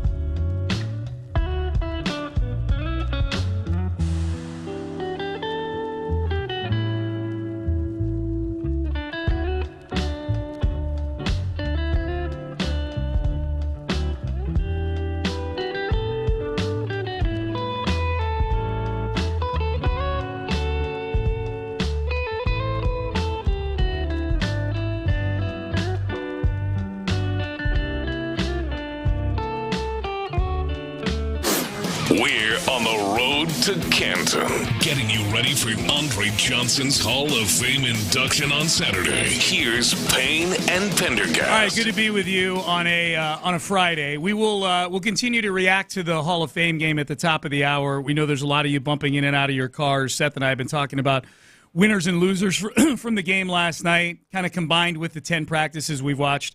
We'll reset that at the top of the hour. The Astros back at it tonight. They were off last night. They're tied for first place with the Seattle Mariners. They've got 3 games against the Rays this weekend. The new-look Rays, who decided to sell off several of their parts at the trade deadline. And the Seattle Mariners, meanwhile, have the Philadelphia Phillies coming to town. So we get Yusei Kikuchi tonight for his debut. They've graded the front offices, Seth, for the Athletic, not just for the trade deadline, but for the totality of the season so far. Astros front office gets a C in this exercise here, which feels about right, I guess. You know, the Kikuchi move is by far the biggest move that they've made in terms of acquiring somebody. I guess the biggest moves they've made have been shedding big contracts. You know, and that's not anything that as an organization you're going to get praised for. Like undoing your mistakes. It's noble to realize you made a mistake and move on from it, but boy, is it expensive to do that. I think part of it is that it's really hard to, especially outside of Houston, I think you got to appreciate the difficulty of Dana Brown having to explain to and or convince the owner who made those moves as the acting GM that they were really bad decisions. Yes. That you had to, listen, we got to move on from the way that you sabotaged yourself with Jose Abreu and Rafael Montero. Yeah, I think, and that's exactly what I was teasing into this segment, exactly, which is, I think Dana Brown, who, you know, look, it's been some good and some bad with Dana Brown, and we've had some fun with some of the quotes that he's had. I think sometimes he's extremely transparent, which may be to his detriment at sometimes, but I'll never complain about that.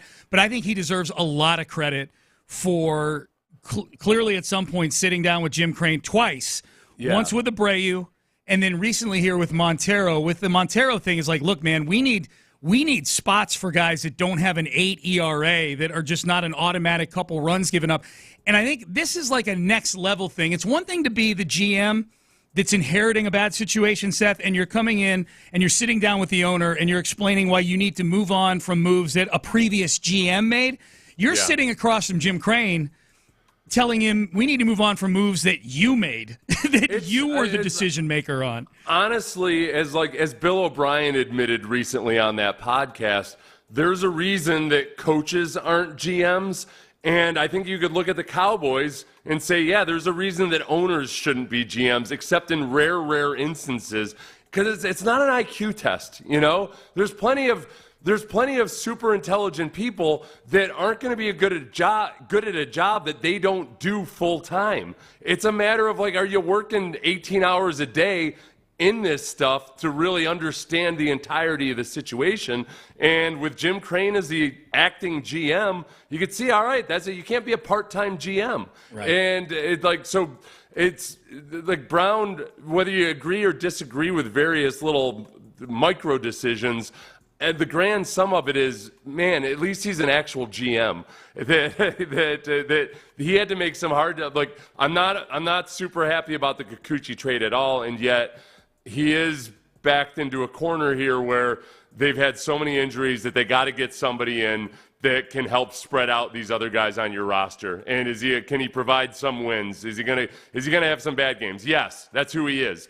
But he can go out there and provide some space and help you get the most out of the pitchers you do have on the roster. It's an uncomfortable position, but I trust Dana Brown in this situation more than I would, Jim Creighton or Jeff Bagwell. Oh, for sure, more than those two. Now that said, it's so far, and Kikuchi hasn't even thrown a pitch yet for the Astros. So I didn't like the trade the night that it went down. I mean, I was glad they made a move. They needed starting pitching. I didn't like how much they gave up. Only not because I think any of the 3 guys they gave up are going to turn into world beaters. I just feel like they could have gotten more for that package of players. Like the prospects are currency, and I felt like they gave up a little too much currency to get a guy who, as you pointed out, Seth, has a 4.72 career ERA and doesn't really have a body of work that includes a ton of sustained success in Kikuchi. So I guess the question right now with Kikuchi, he hasn't even pitched yet. Would you have rather they just done nothing at the trade deadline than made that deal, or are you okay with them?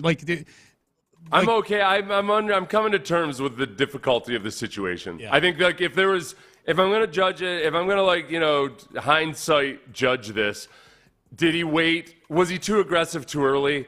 In setting the market in a lot of respects, it kind of set he was in early and set the high water mark for what compensation should be in this really, really extreme seller's market, or should he have waited?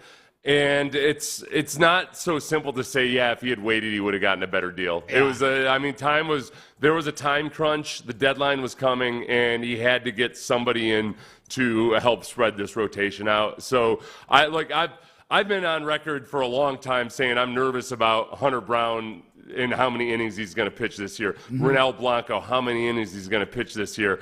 I can't sit here and say that I would have been fine with them doing nothing, because that's just piling on an existing concern and amplifying it if you don't bring somebody in. Yeah, they reportedly were in on Jack Flaherty, who wound up going to the Dodgers for a couple of prospects. Jack Flaherty, a better pitcher than Yusei Kikuchi, went to the Dodgers for what's considered a lesser package of players than the Astros gave up. Now, the variable in this is Flaherty may have a back issue that the Yankees that drove the Yankees away. I guess that's one that I would be curious about, is how in on Flaherty were they? Because they were in on him at one point. How in on him were they, and did the injury concerns pop up with the Astros similar to the way they did with the Yankees? I'm okay with them passing because of injury concerns, because the very reason we're in the fix we're in is because of injury concerns. Yeah. So, yeah, if they had doubled down, if they had said we're going to fix all these injury-created problems by bringing a guy in who might have injury issues, then that doesn't make a whole lot of logical sense. Yeah. Per your request, Seth, we've had a few people texting in about Kyle Tucker's injury. Check out compartment syndrome for a diagnosis for Tucker. I have a medical background, is what the texter says. Yeah, and that's I didn't want to say compartment syndrome, because I've had experience with that. I've had that issue. And it's not fun. What is it? Well, it's when basically there's just too much swelling for the little pockets of fascia in your lower leg. Okay.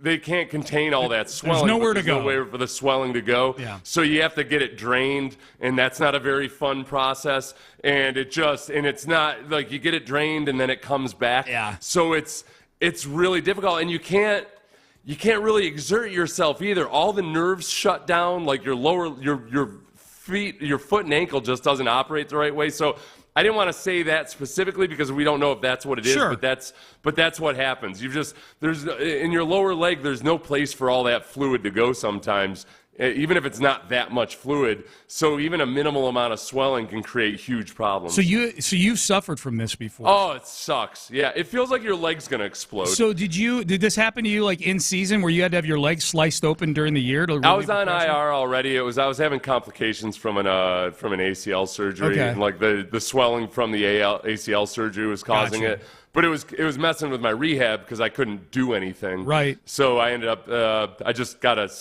I got a new ACL after that. They had to take out the old one. Dude. Take out the new one, actually. Oh, my God. That's brutal, dude. That is brutal. So as somebody, and again, we're purely speculating, as someone who has had this syndrome before, compartment syndrome, could you, if you heard that that's what it was with Tucker, if indeed that were the truth, could you be like, oh, yeah, I can totally see why he's missed 2 months of the season and might miss more? Yeah. It would be really hard to go out and hit a baseball like Kyle Tucker if you can't use your leg. Yep. You can't walk or anything. Yeah. It shuts down all the nerves because it's pushing against all those nerves. Oh, and the swelling is so much that you can't flex your foot, the flexion and extension, just move your foot up and down. You can't do that. It's not fun at all. No. Yeah. Texter says Tucker was still hobbling around when Bregman hit the walk-off homer against the Dodgers while the team was celebrating. He was clearly limping. Yeah. And again, if you missed it, Brian McTaggart reported on his, I don't know if he does a weekly on 790, but he was on 790 yesterday and said that Kyle Tucker is, quote, not close to a rehab assignment in the minor leagues. So that's the curious thing, too, is if your leg is shut down like that, if that's what it was, you get atrophy. Yeah. So the first problem is you've got this swelling, and again, in your lower leg, even if it's not a lot of swelling, it's enough to shut your lower leg down. And when that happens, you start to atrophy. So once you take care of the swelling, then you've got this problem of atrophy in your lower leg, and how quickly do you get that back? Not to mention all the tendons and ligaments could start to get a little bit lax. It's an issue, man. Yep. There was one part of Texans training camp, something we've seen out of Texans training camp, that was on display last night at the Hall of Fame game that I'm hoping a certain fan base was watching and feeling awfully jealous of the Houston Texans. We will tell you what that was coming up next. But first, the Men's Tea Clinic. I will be heading there in a couple of hours for my weekly testosterone.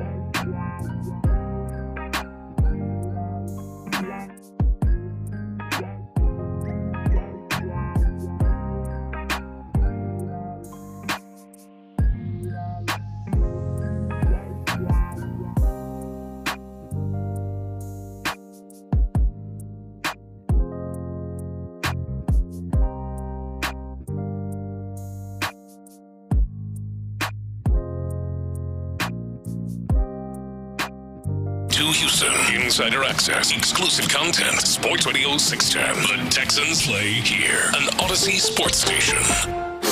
We're on the road to Canton, getting you ready for Andre Johnson's Hall of Fame induction on Saturday. Here's Payne and Pendergast. All right, Hall of Fame game last night, 21-17, the final score. The Bears beat the Texans. About 3 quarters they played before the rains and the lightning and the thunder showed up, and they just went ahead and canceled the 4th quarter of that game. So there's probably a handful of guys that were hoping to get an opportunity to show a little something, put some film out there, that didn't get a chance to do it. They'll have to wait till Friday, a week from today, against the Pittsburgh Steelers to do that. Are there any things, Seth, from the game last night that are relevant to the upcoming season, players or position groups that you come away from last night's game feeling significantly better about after watching last night's game? Okay, significantly is an interesting part. Let's leave significantly to the side because it was, they were playing against backups. Sure. But the left guard in the center position, I feel better about them just in terms of not making any mental errors that were glaring that I noticed just off the bat on the TV copy. I thought they were playing in unison. I thought they were getting pushed at the line of scrimmage. So those are your prospective starters going against backups, but doing a pretty good job of it. Mm-hmm. And in pass protection, I thought they were pretty solid. Sloak did a good job of using multiple bodies at times, other times using the boot. But even on the play where Mills had to scramble, that wasn't a protection issue. That was just a good play by the defensive end, not biting on the play action. So that part I feel good about. And then Xavier Hutchinson is the other guy that, I'll credit. Cody Stutes was the guy who was most skeptical of John Mechie being just looking so much different athletically. So Cody Stutes from Houston Football, he and I disagreed a little bit on John Mechie. John Mechie didn't show up at all as a receiver. Now it's one half of football, so that happens with great receivers at times. But Xavier Hutchinson he got great separation, made some nice catches on not perfectly thrown footballs, and was I think looked like somebody that maybe they can depend on. Yeah. And then Ben Skoranek also did a lot of what we've seen in practice. It was just really reeling in some difficult passes at times. Yep. And making dicey situations into good situations. You've watched every practice so far. You've been at every single training camp practice. So you've watched Mechie, you've watched Hutchinson. I'll even throw Skoranek in there as well. I think these are all guys that are battling for that 5th, 6th, maybe 7th receiver spot, whatever.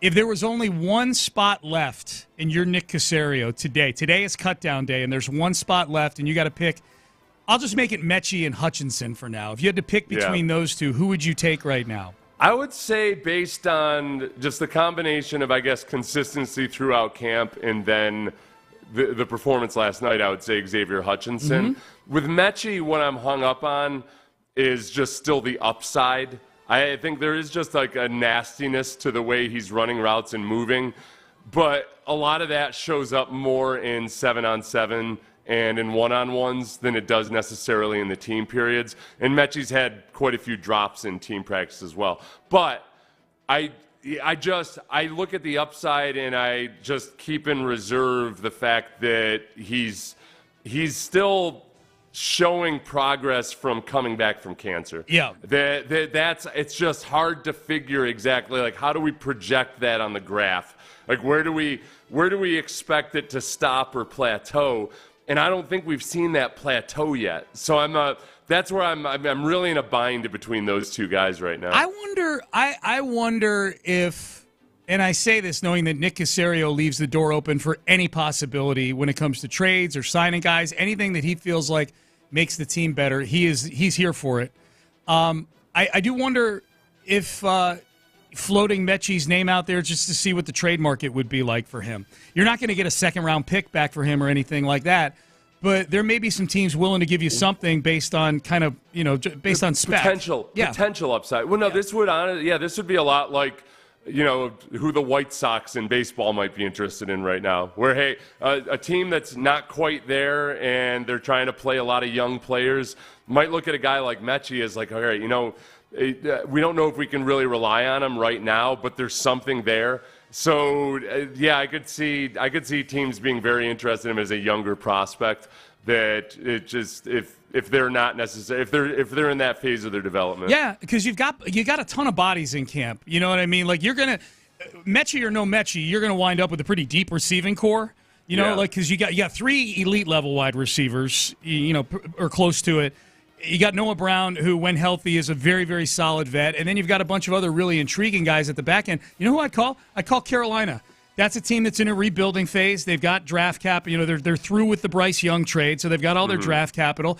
And Bryce Young played with John Mechie at Alabama. They were teammates. I'm guessing they get glowing reports from Bryce Young about John Mechie. That would be a guy he might be comfortable throwing to. Get a 4th-rounder for him or something like that. Yeah, like if it were this time last year with the Texans where they weren't jam-packed with wide receivers, I would be really excited about John Mechie for the potential for the future. Yes. It's just that right now he's up against this ceiling of guys above him who are just A, more experienced. You got your top 3 guys, and then B, just either more consistent or also really provide you something on special teams like Skoranek.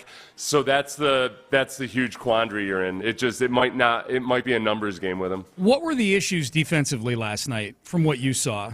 So I think the linebackers really struggled with run-pass recognition. There were times where the linebackers were still had their heels like planted in where they started the snap as the running back was at the line of scrimmage.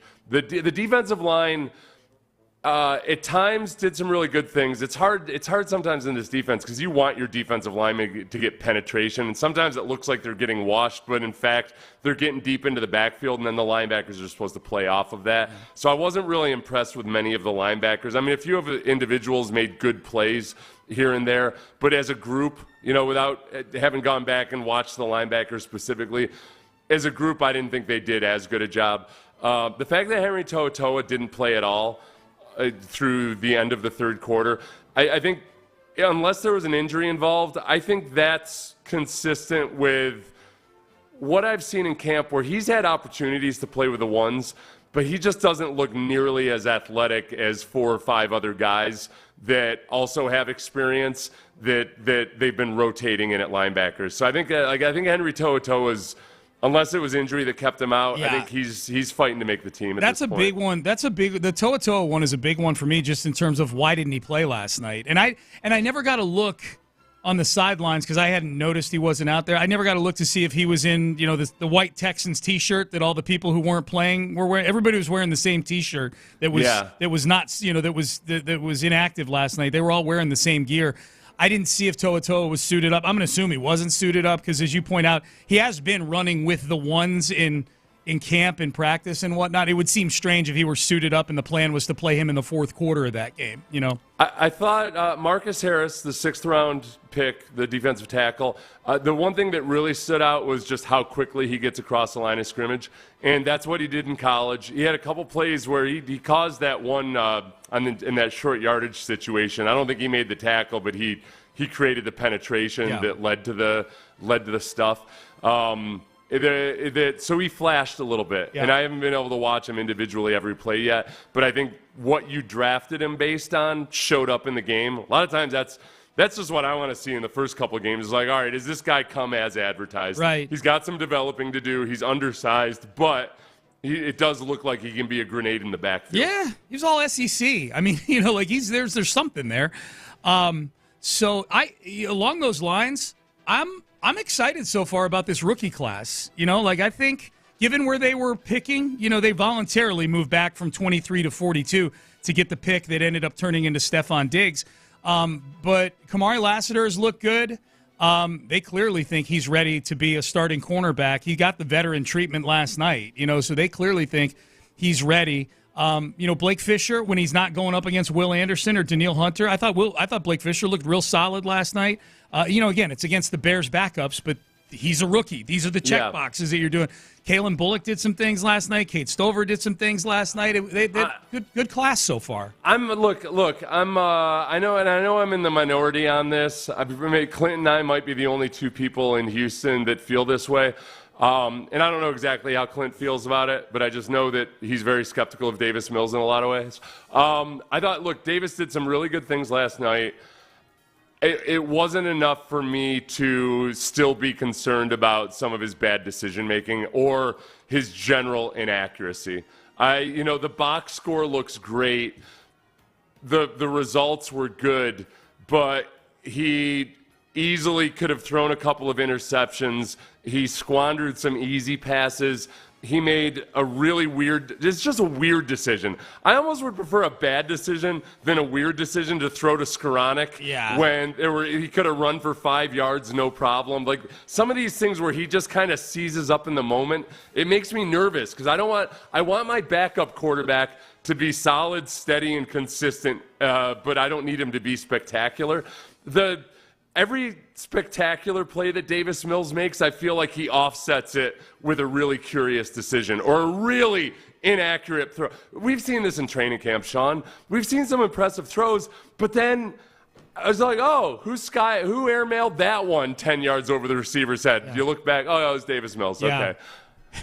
It used to be Jeff Driscoll. It was a really dangerous camp when Driscoll and Davis Mills were both out there throwing passes. Driscoll was like 10 times worse than any human being I've ever seen. It was really I was just astounded that he was still. I was like, why is this guy on the practice field? What is going on here? Why are you masquerading this dude as an NFL quarterback? He's still in the league. He started a game for the Browns last year at the end of the season. It's crazy. He seems like a hell of a guy, but I hate everybody who endorses him. Same. I like him, but I hate everybody who endorses him or thinks that he's got anything to him. I'm with you. Text message. Kalen Bullock caused the fumble. The ball was bouncing behind him while he was celebrating. Yes. Man, a lot of people saw this. Bullock needs. I'm glad a lot of people noticed that. I was afraid I was the only one. Yeah. No, we got a lot of texts about it. Bullock needs to stay engaged in the play. He could have picked up the fumble, but the Bears picked it back up because he was celebrating. Yes, we understand. Yeah. It was it was a little bit like Jalen Petrie last year in the Jaguars game. Was it the Jaguars game when there was a big play down when the offense was backed up, and Jalen Petrie went off celebrating into the tunnel while the play was still going on, like because the tackle hadn't actually been made yet. These are the things you worry about sometimes. That in the preseason, I'm not as worried about it. It's just an excited rookie doing his thing, but it'll be addressed by D'Amico, and just hopefully this was youthful exuberance because that was a really nice play by Kalen Bullock otherwise. I think there's very few people that agree with this text, and I know you don't, but just for the sake of, in case there's other people that feel the same way, text message, is Case going to make the team? Didn't look like it last night. I thought Case looked better than Davis. Yeah, Case might have been their best quarterback last night. Yeah, I do. I really do. I thought Case looked better. I would still feel more comfortable with Case Keenum as the backup, just like the Texans did last year. This is the other one where I wonder if I'm taking crazy pills.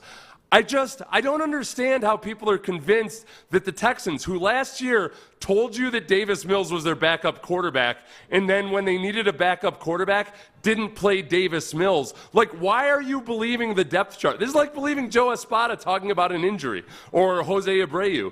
It's just, I think they're giving him the opportunity to earn that role. But all of the things that prevented them from playing him last year, they were out there last night. It was one half versus backups on a bad football team, and there were too many glaring issues to make me feel better about the good stuff that I saw from him. You know why it is, Seth? You know why people feel that way? Why people are ignoring what you just brought up about last year? Is that I feel like that's the only time where we've been lied to by D'Amico Ryans. That was like D'Amico Ryans is usually openly honest, or you can tell by the length of his answers how he feels about certain players or certain things. And it just is an example, real quick. He gets asked about Kamari Lassiter, and he will talk for a minute long. He got asked about Jeff Okudah the other day. It was a 7-second cut about how he's competing. You know what, though? This is the thing, Sean. Yeah. I remember this well. D'Amico actually did not lie about this. This is the other time I felt like I was taking crazy pills was that I was sitting there. I'm like, no, nobody has said that Davis Mills is going to start the Tennessee game, and nobody asked D'Amico directly because everybody just assumed it. And I'm looking around like, why is everybody so convinced? No, the team hasn't actually said a damn thing. D'Amico said he was ready to play and all this stuff, but he never actually said no. Davis Mills isn't starting the Tennessee game. No, but the depth chart. The depth chart said he did. And D'Amico makes the depth chart. Okay. There was so they were lying to us the whole season, basically. Yeah. With the depth chart, that Davis Mills was the backup quarterback. In the end, I guess they were. Yeah. Payne and Brett Pendergast. Rippon was the best quarterback on the field. He was really good, man. And I don't know how much of that was the Texans' defense making him look good. God, the replay of that first touchdown, and I don't know if that was Rippon or Badgett. No, that was Rippon. Rippon had all the good plays, right? Badgett was terrible for her first couple series, and then Rippon came in there and tore things up. The Rippon to the Johnson connection. Rippon that Colin Johnson. Yeah. That first touchdown, the replay was not kind to those Texans defenders in the secondary. Like, they all had their eyes in the back. There's like 3 of them had their eyes in the backfield, and the receiver ran right up the seam. That's my biggest concern, even though, it's the backups, it's rookies, it's all that, but the mental errors in coverage and the bad reads on play action last year were the thing that kept that Texans defense from being really good. Mm-hmm. And there were those same issues last night. So it wasn't, most of your starters weren't playing. I'm not panicking about it or anything, but that's the thing that you hope you don't see from the starters. Do you like the new kickoff rules based on what we saw last night? Like, where are you? I'm holding in reserve. I think that my biggest takeaways were, one, that it is going to be really hard to police the offsides. As Joe Buck pointed out, it's kind of like a baseball replay where you're trying to figure out if the play was made at second base before a runner crossed home plate. Yeah. Like, one official can't keep an eye on both things at the same time. And so you got to piece it together afterwards. And then the other is, I don't think that this is going to prevent injuries. Like, every single tackle, there were some hard hits, dude. A defender kind of bent over backwards in a really precarious position. So I'm laying in wait and see exactly how all this plays out. Boy, they were celebrating it on the broadcast last night. Like, oh, here it comes, the new kickoff. And every time, they were into it. They were into it big time last night. So, new kickoff rules in full effect last night. I like your asbestos analogy that you made earlier in the show. Yeah, it's a safety measure that actually is still doing harm. Tremendously unsafe. It's the asbestos of safety measures on special teams. You're like, oh, we're protected from fire, but you are getting lung cancer, by the way. Yep. Text message, Seth is 1,000% correct about Davis Mills. There you go. You got some support there, Seth. We found the one. That's the first text you've read supporting me all day long. There's been others on here. It's kind of split on how people feel about Mills' night last night. But you make a pretty good pitch for that. It did not look nearly as good as the box score may have led you to believe it looks. He was bailed out on half those completions. They weren't good. Okay, so Matt Schaub, it used to drive me insane when people would call Matt Schaub an accurate quarterback because his completion percentage was good, but it was the scheme getting guys wide open and then Matt Schaub throwing the ball behind guys but them still catching it. So that's where I think that Davis Mills did do a good job of executing the scheme and understanding where to go with the ball. He did a really good job of that. That's good. But he can't negate some of those good decisions with his bad throws and bad decisions. That doesn't play out well over the fourth quarter, over 4 quarters versus starters. How did the city of Houston become ground zero for this sports phenomenon when we have not seen this in the last few years in any other city in sports? We will tell you what that is coming up next. But you don't want to make bad decisions with your financial future, and that's why it helps to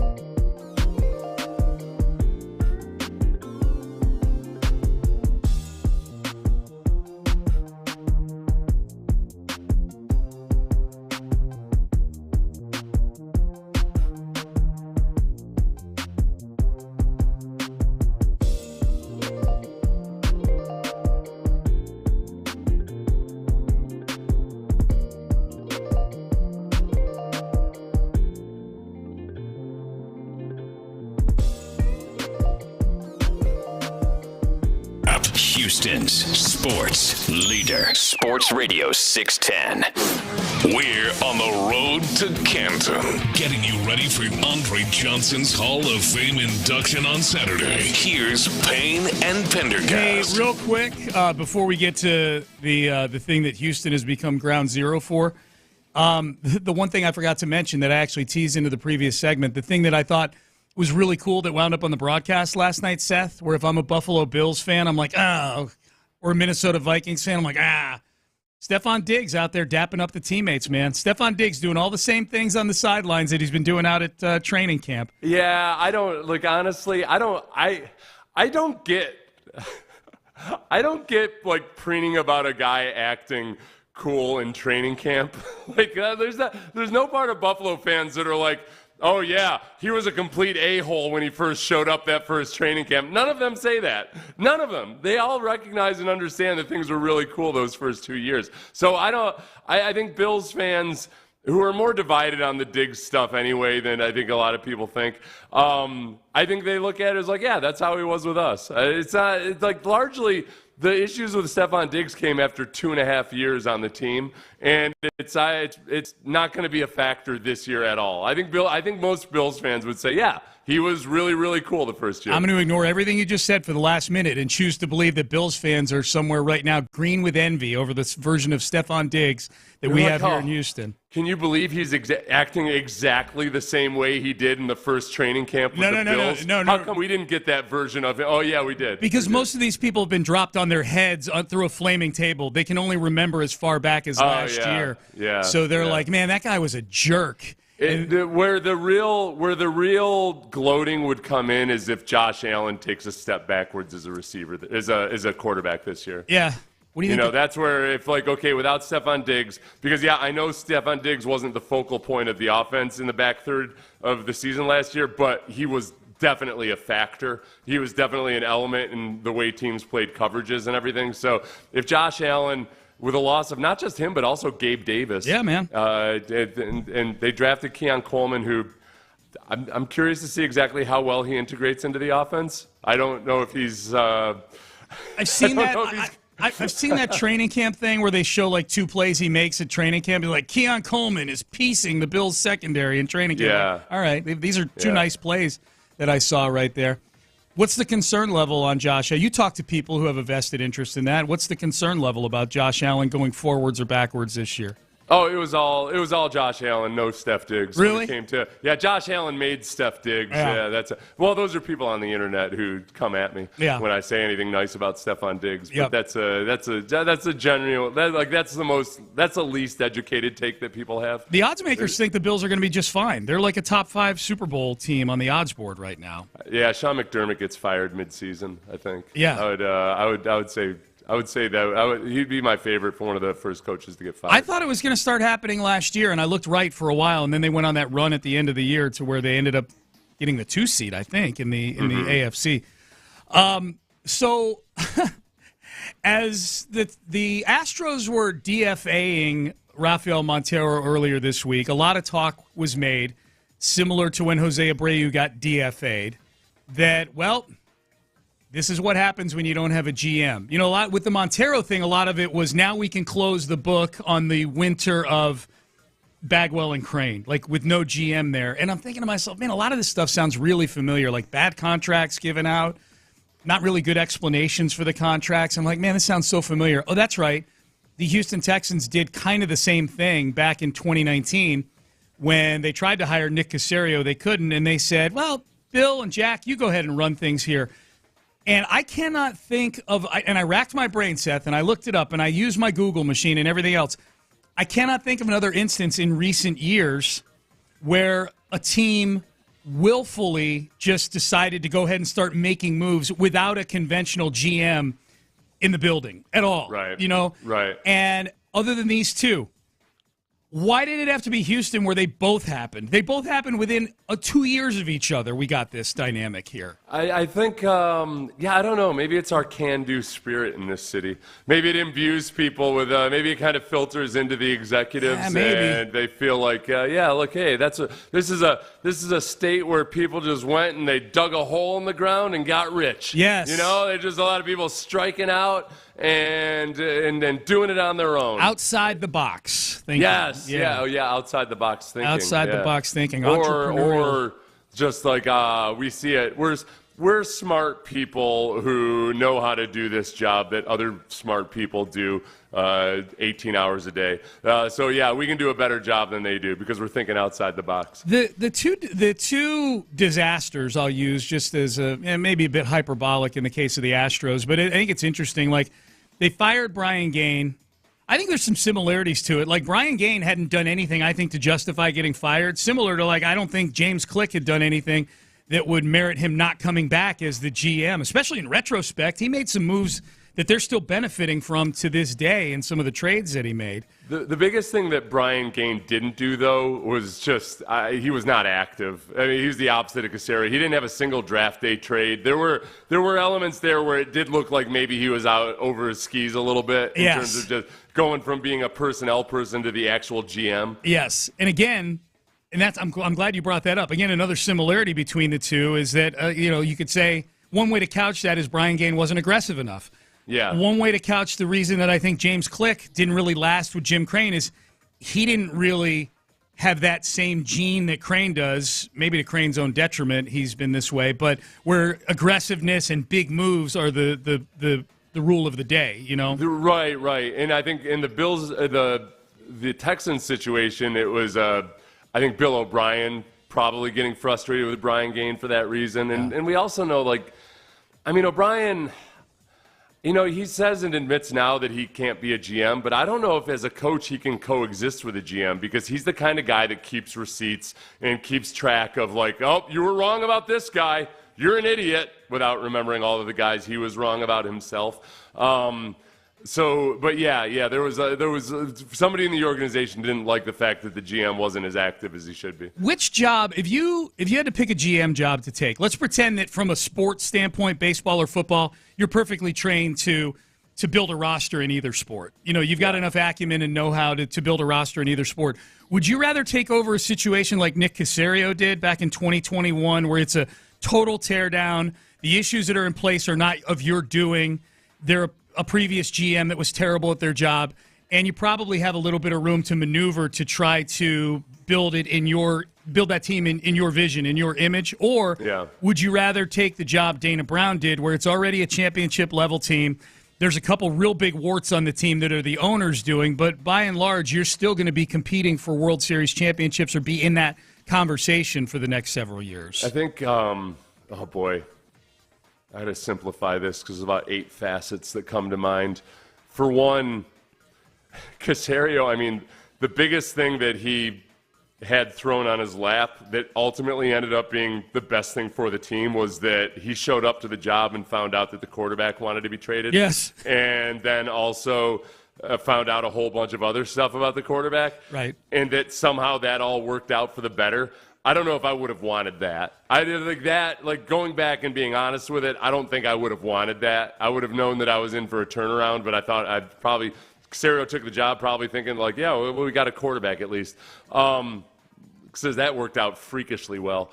I would say, I think that I would almost always take the football situation there just because it's easier to have a quick turnaround in football. Mm-hmm. And even though the GM needs to be focused on 3, 4, and 5 years out, some of the changes that you make can kick in faster in football. In baseball, likewise, you're only going to be judged. You should be judged on what happens 3, 4, and 5 years from now. Right. But when you're taking over a team like the Astros that's already playing at a very high level, you're going to be blamed for all of the weaknesses or anything that happens 2 and 3 and 4 years out. When with the Astros, it might be more of a 4 or 5 year time horizon because you're trying to restock. You're trying to restock a pipeline while also maintaining a championship caliber run. And let's say if it works out this year, with some of the moves you made at the trade deadline, you did weaken yourself for 3 or 4 years down the line. Yeah. And Dana Brown will get blamed for that. Yeah. Without it necessarily being his fault when he's supposed to be trying to win a championship this year. Yeah, mine would be Caserio. I would take the Caserio job. I would have taken, if you said you can have the Texans job on January 8th, 2021, and again, at that time, Nick Caserio didn't know that Deshaun Watson was ready to request a trade, or Dana Brown taking the job in late January 2023. The sport doesn't matter to me as much as it does the environment that I need to operate in, and I just think it's night and day. Nick Caserio walks into a situation. Now, granted, Easterby was still in the building, but Nick was able to wait that out, and Jack's out of the building now. So that I guess waited out was I think Nick had to learn. Yes. It took him about a year, I think, perhaps, to figure out exactly what the reality of the situation was. Agreed. I think, but even with Easterby in the building, you've got an owner that ultimately, at the end of the day, is going to let you do your thing in Cal McNair, who is going to spend the money where you want to spend the money. I know there's a salary cap, so spending on players is something that's already governed, but I'm talking about things behind the scenes. Like Cal is going to give you the resources to be successful. With Dana, it's not just that you're walking into a situation where the owner made some strange decisions and mistakes that are impacting your ability to build a team or construct you're walking into this situation where there's 3 other people in the owner's ear. Like, where do I fit into this whole thing? You know what I mean? Yeah. Like, why is Reggie Jackson here? What does Jeff Bagwell do and talk? Like, I'm the general manager of this team. You know what? Ultimately, it's kind of like the Falcons situation this offseason where people were wondering why the Falcons wouldn't hire Bill Belichick. And I think the very reason they didn't offer him a job might have been an indication that it might not have been a good fit for Belichick, because it sounded like all of the front office people it seems to me that the front office people in Atlanta were paranoid about what Belichick would do and how much control he would have when he came in. And then Belichick would have been dealing with that same dynamic of like, oh, we got 3 different dudes that the owner wants to listen to while I'm trying to recommend some of these wholesale changes. Yep. What the hell am I fighting? Like, do I have to fight every single time I want to make an improvement? So it might have been the best for all parties involved that Belichick didn't get that job. Do you think he coaches again, Belichick? He's doing at least 4 media gigs this year. Yeah.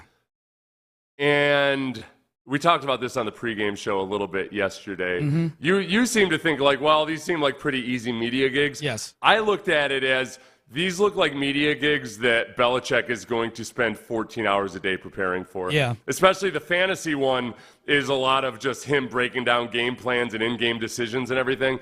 I think that like a lot of people, I think Gruden had talked about this, and other guys in broadcasting that went back into coaching have said, you get an opportunity in broadcasting that you never get as a coach, and that you get to see and you get to talk to a lot of people about what's going on that week with their team, and you get exposed to different perspectives that maybe you don't because you're in your own little silo your entire year. I think he uses the broadcasting as a way to kind of gain some perspective and maybe gain some edges and that he had blind spots to before, and then goes back into it. He's back next year. Yeah. I mean, he won't wait as long as Gruden. If he were to do that, he'd be in his mid-80s. Gruden was away for a long, long time from coaching.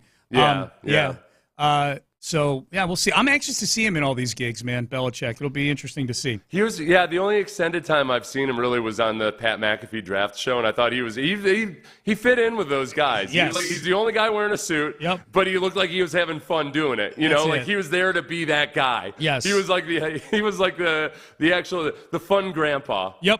They could give you some wisdom, but could also tell a dirty joke. Yes, exactly.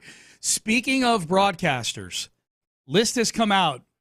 Are these the criteria that are a good criteria to judge who the best loved, exact words, best loved sportscasters are? This list is wild. We will get to that coming up next. The Texans couldn't take down the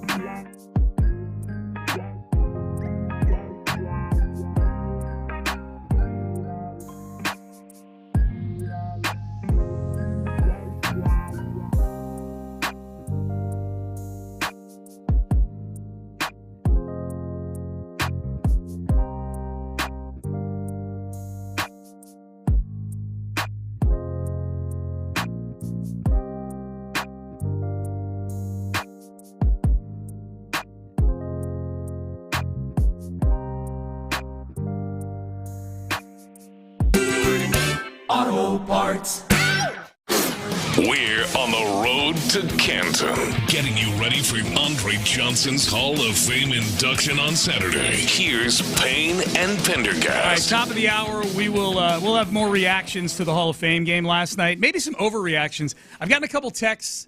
I'm looking at the text page. There's a couple of what I think are overreactions to the Hall of Fame game. Keep in mind, this is a game of backups versus backups going on here. I don't think any final decisions were made for the roster based on last night. But there's a few people on the text page that may disagree. So we'll do that. Give it to me. At the top of the hour. We'll do it at 9 o'clock. I'll bounce these off you. We'll do that at the top of the hour. These studies are interesting, Seth. Who are the most popular male sports presenters, they call it, announcers. And you and I get these emails where you get these websites that base it on, this one in particular bases the popularity on Instagram followers, Google searches, and their net worth. And they come up with a score to determine who the most popular sportscasters are based on those three metrics. I guess popular would be, I would have issues with the word popular, but they use the term most loved. Most loved is what, yes, right. Yeah, most loved. Yeah. Which is, I don't know about that, man. I just, I would go you go to the history of talk radio in general, for instance. I think go back to Rush Limbaugh. I think Rush Limbaugh had a lot of listeners who actually hated him. he was just so good at what he did that he would tweak them so well that people who hated Rush Limbaugh he was listened to, but not necessarily the most loved by the sum total of the masses. Right. Yeah. So I'm looking at the top 10 right now. And you tell me if these people, and again, these are the top 10, according to these metrics, most loved male sportscasters. Shaq is number one. And Shaq has more Instagram followers than the other 9 on this list put together. And I'm not exaggerating. He might have more combined, double than all of them combined on here. I'm going to use, as my gauge, since the term is most loved. Most loved. I'm going to think, and the average sports fan does, if they sit in a quiet room and somebody mentions Shaq's name to them, do they smile? Or do they kind of have a pleasant feeling? I would say that jibes. I think most people 100%. I think most people just feel even if they don't respect him or anything, they're that big goofy galoot. Yeah. There's nothing to not like about Shaq. He's not controversial. He walks into a Best Buy. I don't know how many people know these stories or seen these videos. He'll walk into a Best Buy or some store and just buy computers for people. You know what I mean? He's like a... It's usually Walmart, actually. Is it Walmart? Wasn't it Walmart that he would... that was... Oh, no. Yeah, anyway. I don't know. Whatever store it was. Yeah, but he would do that. He was big on being a man of the people yes. and shopping at Walmart and everything. That's why he put out his shoes like he did, yeah. He was one of the first athletes on Twitter back in 2007, and it was groundbreaking that Shaq would go on Twitter. This is when he was playing for the Suns. And he would say, hey, the first one to meet me at the corner of whatever and whatever in Phoenix, I got 4 tickets for you to tonight's game. And that was a groundbreaking thing back then, this Twitter thing, man. So Shaq, thumbs up. Number 2 on the list, with over 14 million Google searches, 4 million Instagram followers, and a net worth of $90 million. Draymond Green. Draymond. Draymond, a man who did just recently say that the NBA compensation setup is set up to not let you get rich, because you have to pay taxes. He blamed the tax code. No. For and you have to pay fines. You get fined for things. Remember that? The guy he's basically the guy that gets fined more than anybody else was acting like everybody else was in the same boat that he was. Yeah. No, somebody else jumped in with the taxes part. Yeah. Something that has nothing to do with the NBA. But with Draymond, I would put him in that same category of Howard Stern and Rush Limbaugh.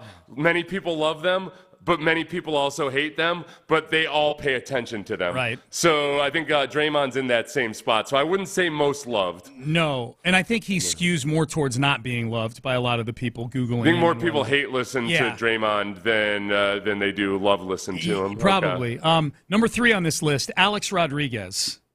Oh, that's the worst one of them all. I don't know how many people in general at all. On earth love A-Rod, like genuinely and deeply. Yeah, forget about the broadcasting, right? He's got like maybe his children and maybe one or two. I don't know. I would say that's he might be the most popular in terms of followers and what have you, but I don't think he's genuinely loved by all that many sports fans. No, it's almost like his broadcasting career, because I think he's a decent broadcaster. I don't think he's great. I think he's decent. It has kind of made people forget that like no athlete has been punished more for PEDs than Alex Rodriguez got thumped a couple times for PEDs. And people didn't even they didn't dislike him because of the PEDs. They disliked him just because he just seemed so phony. He's to a people. disingenuous That was his public person. persona. It was just how his public persona was just how phony he seemed. Whether he is or not, that's up for debate. But that's how people perceived him. Okay, but maybe it's changed now that he's on. Now that as a broadcaster, he is pretty popular as a broadcaster, but I don't think he's loved. Yeah. So far of the three we've named so far, two of them don't really fit the most love. Number 4, it's an interesting one. Pat McAfee. Yeah. That's probably true. Like in terms of people that like Pat McAfee. I like Pat McAfee in doses. I can know, I really do. I really respect what he's built and how good he is at his style of what he's doing. But I do think he's got legions of people who love him. Yeah. There's something about going to ESPN though that might have affected the love of some of his hardcore original viewers on YouTube. I remember when he was a garage band and now he's playing big arenas and he sold out to the man. Right, yeah, and he was always talking up how, they're not part of the establishment, and then he goes and joins the establishment. Yeah. I don't think McAfee gets hired for some of the gigs that he gets without the companies he works for having some real data as to how well liked. I mean, he's a color commentator on Monday Night Raw on WWE, and he's on College Game Day on Saturdays. He's a very embraceable personality. I think for some people he's a bit much, but it's not like they think he's a jerk or something. It's just it's a little too much all the time. That's how I am with him. I can do it in doses. Yeah, I'm the same. How Isaiah Thomas even wound up on this list, I don't even know. Is Isaiah Thomas a broadcaster right now? Is he on anything right now? How does he have followers on any? Is he active on social media? He's got 600. According to this, he's got 651,000 Instagram followers, 651K. But there's got to be a boatload of sportscasters with way more followers than he does. Yeah, again, it's 3 metrics. It's Google searches, Instagram, and then net worth. He's got a net worth of 9 figures. The net worth, which again, the best loved part, rarely does somebody's net worth make them beloved, other than charismatic billionaires who are on social media a lot. But other than that, when it comes to sports personalities, I don't think I've ever heard anybody say I love that guy. Have you seen how much money he made? Right. That's the reason I love him. If anything, it's the opposite, right? Yeah. Now, number 6, I think this one passes the smell test, and this is why I think I got this email sent to me by this outlet that does this, because the subject header to the email was Houston sportscaster among 10 most popular according to metrics. I thought it would be Jim Nantz that's in here. But sketch? It's no. Michael Strahan, who is... It's so weird to call him. I know. He really doesn't associate himself with you went Houston. to school here, but it's not like he's that's not his. He doesn't ever identify himself as Houston. I think he's incredibly well liked, though. Right. Oh yeah, that's for sure. Yeah. So I disagree with the Houston part. Right. But in terms of he's not like Jim Nantz, Yeah. But yeah, in terms of loved, I think people really like him. And then he's a crossover hit because he's on Good Morning America, which is that opens you up to just such a huge portion of America that most sportscasters don't have. Dude, he hosts the $25,000 pyramid on the Game Show Network also. That's Americana. Sometimes when I see Strahan's success and all of that, I feel bad for Tiki Barber, because Tiki was kind of his chosen, that was his ordained path at one he point was being when he groomed retired. for it. Yeah, people thought he would be the guy that was on the morning show, the morning coffee show. Right, it could do more than just sports and everything. Yes, and Tiki's doing fine for himself. But yeah. But he's not been a failure or anything. But Strahan has gotten I think what a lot of people predicted that Tiki would be. Strahan is on Fox doing football, ABC doing Good Morning America, and the Game Show Network doing the pyramid. He probably makes $30 million a year. he probably makes and a ton his of whole money. And honestly, he's one of those people in television that there's just a certain likability quotient that I don't know. Like, I'm sure they've got it boiled down to a science now, but he just on television, people just tend to like him. Yes, he's just got that kind of a personality. It's just flat out likability. I want to skip down to one here. I don't want to spend too much time because we've gone through 6 of them. Stephen A. Smith is 7th on this list. I want to skip down to 8th on this list because I think for the most part, this top 10, which includes Shannon Sharpe at 9 and Paul Pierce at 10, I think for the most part, I look at them and I go, okay, there's a handful of these guys that truly are loved. Shaq, McAfee, I think, Strahan. I think Shannon Sharpe, his image has gone positive with his broadcast. I think people really like him, especially because he was sitting across from Skip Bayless for so many years, yelling at Skip Bayless. That's true. Right? Yeah, I think most people liked him because he was the foil to Skip Bayless. Yeah. And similarly, or not similarly, but the opposite side, Draymond, A-Rod, Isaiah, Stephen A., maybe Paul Pierce, I think fall to the hated side.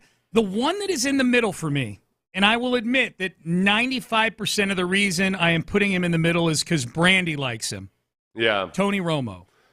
Yeah, this is Tony Romo loved. The one thing that drives a wedge between me and my wife is Tony Romo. And I don't mean to bring it up on the show, but this is where we are. Yeah. It's not like it's her ex-boyfriend or anything like that she won't stop talking about. It's that she enjoys Tony Romo on the broadcasts, which drives me insane because he drives me insane on the broadcast. So the question for you then is, do you think more people are Team Seth or more people are Team Brandy in this? I think more people are Team Romo because I think most people that are watching don't necessarily pick up on, know about, or care about the insanely stupid things he says at times.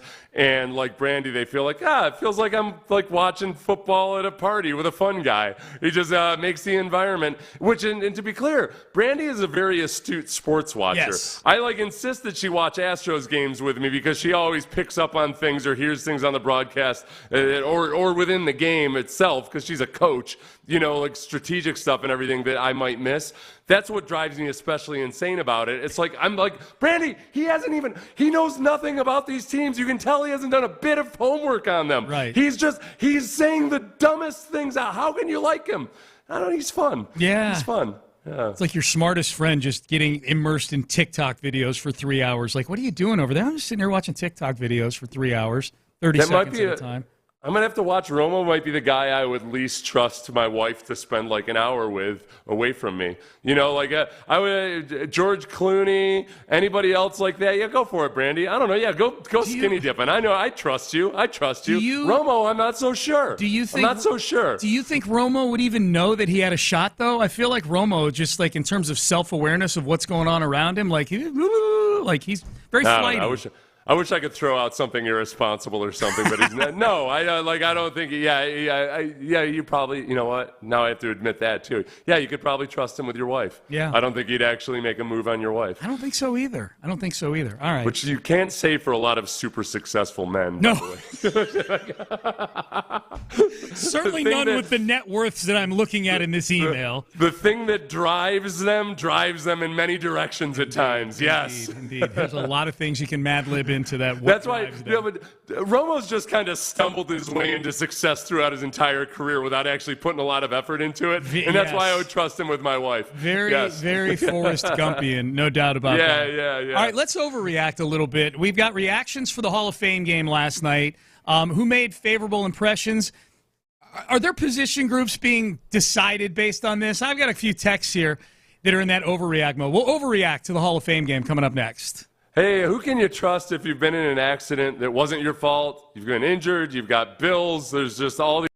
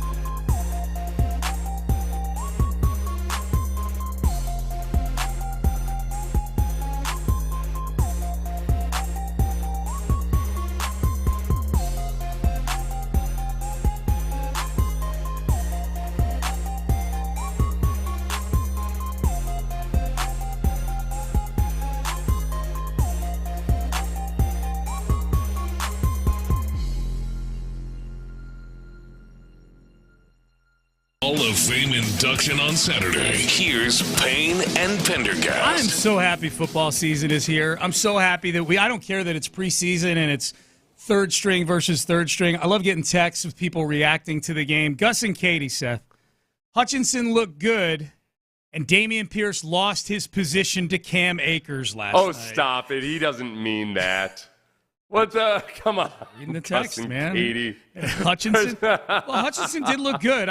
He's so far so good. Yeah. Hutchinson looked good. That makes sense. Yeah. And Dameon Pierce lost his position to Cam Akers last night. Yeah. Okay. Great. Yeah. Based on 5 touches. Cam Akers, he looks like the best version of what I reasonably hoped he could, which is he's a guy coming off of 2 ACL tears, or 2 Achilles tendon tears. But we've seen him in practice look pretty athletic and pretty spry. I wanted to see exactly what he looked like playing tackle football. And I think as a receiver, he looks very, very interesting. That's kind of how he looked in Minnesota last year, too. As a runner, and this is the way he looked in Minnesota last year, like as a runner on a running play, I'm not so sure about it. Just by a combination of the size, which has always been he's not a bigger guy, but also I don't know if he has the same power as he perhaps did before his 2 Achilles tendon tears. But he's definitely quick, and he's definitely capable as a receiver. So I don't If Cam Akers ends up starting in front of or being the backup in front of Dameon Pierce, it's not going to be because of what he did last night. At that point, we were playing with a bunch of third-teamers on both sides of the ball. Yeah. I think probably the biggest legitimate overreaction, because that one's just silly, Gus, and you may even know that, Gus, when you say that Cam Akers has taken Dameon Pierce's spot. It's not true because Dameon Pierce, look how he got treated last night. He's treated like a starter. Yeah. Right. I would say even if Cam Akers eventually did supplant Dameon Pierce, it wasn't based on last night. Of course. Because as of right now, they look at a guy like Dameon that they don't want to risk injury. They're going to leave him out, not play him, and we'll let these other guys show what they can do. Would you categorize the love that you've seen for Davis Mills' night that he had last night as an overreaction right now? No, it's just...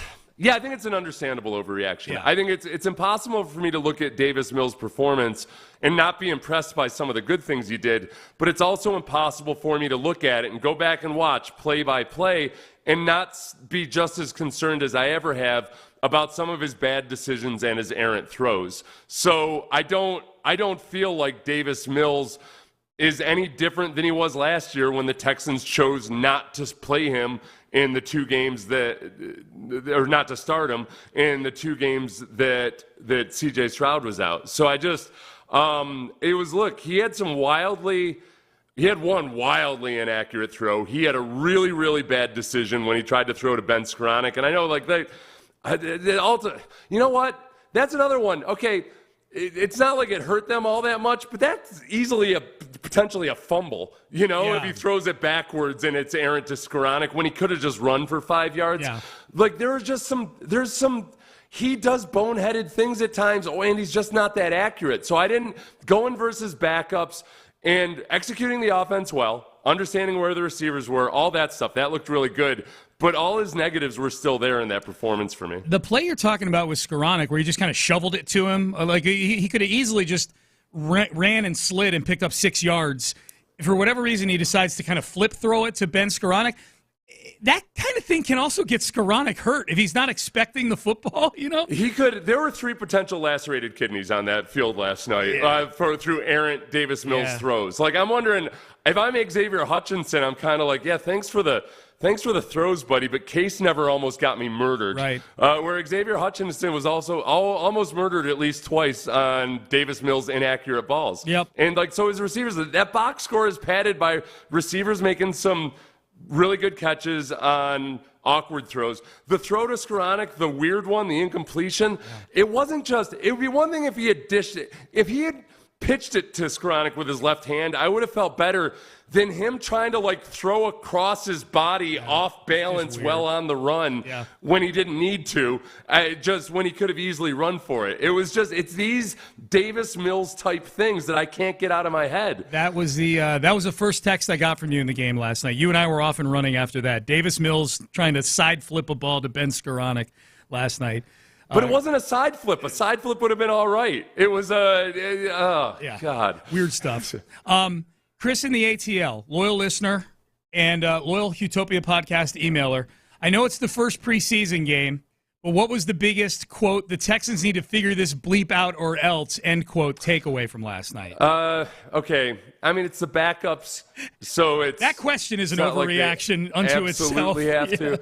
Well, the linebackers had the same issues the starting linebackers had last year, which was not recognizing run pass well, coverage errors. They didn't play. They did not, there were plays versus the run where you might be tempted to think that the defensive line screwed up, but it was in fact the linebackers were still sitting with their heels planted 5 to 7 yards behind the line of scrimmage, waiting to decide whether it was run or pass, and those things, and then the entire back seven biting on play action or making lapses in coverage. That was the stuff that really hurt the Texans defense last year, and they showed elements of it last night. So that would be, if those were the starters out there, I'd be concerned about that. Canton, Ohio, man. Andre Johnson going into the Hall of Fame tomorrow. I would imagine it's going to be a big celebration out there tonight for Texan fans.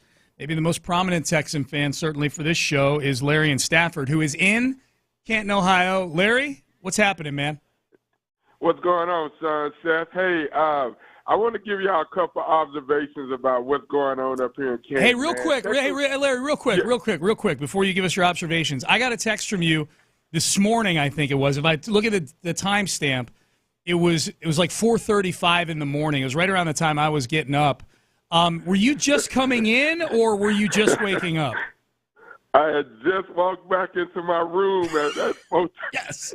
And that's why my voice sounds like it sounded this morning, man. I don't know if this kind of partying is legal or not, man, but I'm here for it. And I'm going to tell you, man, I wish every Texan fan that's a Texan fan can get up here and have this experience we having with Dre, man, because I'm going to tell you something. The prep work that we're doing is in preparation for when JJ get his ass here. So what they doing with Dre and everybody meeting and everybody just having a good time, it's a sight to behold, man. I can tell you, I know Show and Clinton them are doing something from jerseys today, man, and I'm almost positive I had 7 shots of Jim Beam and all kind of other stuff at that sports bar yesterday before we walked over there to the Hall of Fame and take the photos. It's just a great experience, man.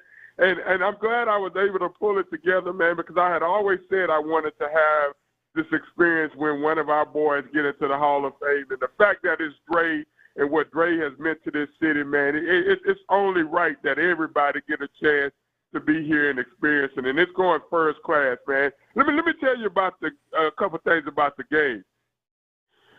Davis Mills is going to get somebody killed, man.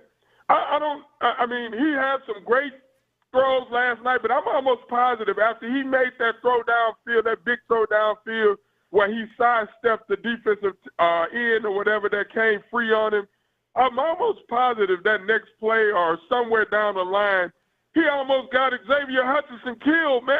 You cannot have that dude go across the middle and extend his rib cage to that kind of extent of a hit. And I know they don't make big hits in the NFL no more, but I can tell you, man, that's some Davis Mills. That's what has always been his issue, man. He'll make a good play and he'll come back and he'll do something and he'll have your ass scratching your head. But the beauty of all of that was the fact that if you stand the sideline over there and you saw CJ and Tank and Will and Mix, you already had to figure out we ain't going to have to worry about Davis Mills' ass too much on the field because CJ going to put the ball where it's supposed to be. The next observation that I made is this. That secondary, when we was talking about the back end, I'm still not a fan of Kevin Murray or Kyle Murray or Keith Murray or whatever Murray that is that wear number 23. Justin Simmons is still sitting out there, folks, and I'll be happy if the Texans decide to make a move on that because that's just the one other piece on the back end of that secondary that I think that we're going to get to tie up, man, because Bullock was out there doing this thing, but I'm telling you, man, if we're going to make this Super Bowl run in New Orleans, we could do some stuff like that, man, getting Justin Simmons over there. Overall, the whole experience with the Texans in the game, that rainstorm that came in, it chased our ass out of there. I don't even know where it came from, but I had my Jordans on, and I had to get out of there, man, because we can't get them things wet. But I can tell you, that was some scary-ass stuff that came in out of nowhere. Because the whole day we was over there partying. It was hot and sunny and everything, and that rain just threw a wrench in everything, but it was all good. I'm going to get here, and I'm going to celebrate again today, and then tomorrow we're going to go watch him get that gold jacket. But, Sean, this is the thing about this team that I really love. When you look at DeMeco Ryans, man, there's an energy and an aura about what he does with that coaching staff. I saw him and Ross talking about that old crazy-ass new kickoff, which I'm not a fan of. I could care less. Put them boys out there and let them hit. But DeMeco is just a calming influence, man, and it's just so great that we got that dude as our coach. I'm going to let y'all go, man, because my voice ain't going to hold up much longer, but I can tell y'all, I ain't done partying. I got some more whiskey to drink, and I'll howl. You're going to go drink that for breakfast, Larry. I know you're going to. Yep. I will address three of his many points there. One, he said he looked at the sideline and he thought, okay, we don't have to worry about C.J. Stroud injuring any of those receivers or getting them hung out to dry on suicide balls the way Davis Mills has a tendency to do. Mm-hmm. The one thing about last night that I felt good about, even though they were going against backups, is I thought that Juice Scruggs, Kenyon Green, and Blake Fisher did well in pass protection. So in protecting CJ and not having to go to Davis Mills, I feel better about that. It was against backups, I get it, but in the run game as well, Juice Scruggs and Kenyon Green looked like they were cohesive. It looked like their timing was right. All of that was good. So that was a good positive sign. In terms of Davis Mills, I think I can totally understand people getting excited about Davis Mills' performance if you watched the game and then just went to sleep. Just go back. If you go back and just scoot through and watch every single one of his throws in succession, you see where the issues are still there. You see where the accuracy problems are. You see where, in the passing game, yeah, he made a few errant throws and a few really sketchy throws. But then also even in the botched play, I don't know whose fault that was, but he was the quarterback.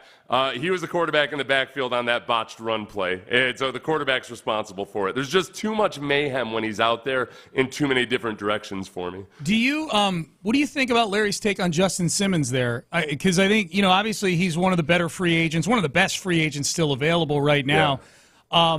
But when there was a chance heading into training camp that, hey, maybe you bring in Justin Simmons and you got another good safety, I would say that if Petrie is going to be the nickel on this team, that might increase the chances of them looking to upgrade that second safety spot next to Jimmy Ward, especially when you consider that Jimmy Ward, at least in his body of work as a Texan, can't stay on the field. He's been injured the last few years as a guy that's in his 30s. It's just, I think you got to be realistic about that if you're cool rolling with MJ Stewart and Eric Murray compared to like bring Justin Simmons in. Yeah. I'm guessing at this point right now, the reason Justin Simmons hasn't signed with the team is not because of a lack of offers. It's that he's got high expectations and that like he's waiting for somebody to get injured, or a team like the Texans to maybe think, all right, we got to do something. So the Texans might have him right up at the top of a list of guys that they might consider signing right now, but Justin Simmons wants too much money, and it's going to, like, theoretically, and it's just going to have to come in the middle somewhere at that point. So I'm not abandoning hope of Justin Simmons right now. Oh, the third thing, just the weather. It being a surprise. I was surprised, honestly, because even on the broadcast, they're showing the radar where it looks like the storm is right there next to Akron, and yet on the field, you never would have guessed it. Right. Do we trust this radar thing? It's a relatively new invention. I'm not so sure. Hey, man, I don't know if the technology's quite right yet. Yeah. Dude, those storms last night were crazy. That was major. I'm glad they shut that thing down in the fourth quarter, especially as somebody who had to get up early in the morning. Text message, Seth, are you worried about Zaire Franklin week 1 taking a cheap shot at C.J. Stroud for all his bleep talking? No, because those guys aren't. I think he's going to play like Zaire Franklin does. And those guys it's been playful. They talk back and forth about it. And EJ Speed's friends with CJ. I think they share an agent. Yeah. EJ Speed's hung out with CJ Stroud's family. Like that's all like it's right on the edge there. Is like they're friends or they like each other and they're talking smack and maybe they go a little too far on a podcast. But no, it's if it's a cheap shot by Zaire Franklin, it'll be one that he would have given him anyway. It's you don't see many cheap shots in the NFL anymore. The fines are too extreme and the penalties are too quick and drastic. Yep. Are y'all still surprised? Are y'all surprised Eric Murray is still hanging around? Yes. You could have asked that question 3 years ago, and I would have said yes. Eric Murray's in year 5. I don't know. I think Eric, he's better than. The problem is that I think people judge him by the standard of Bill O'Brien and Jack Easterby giving him way too much money in that initial contract. Yeah. I think he's valuable. He's valuable as a role player in the secondary.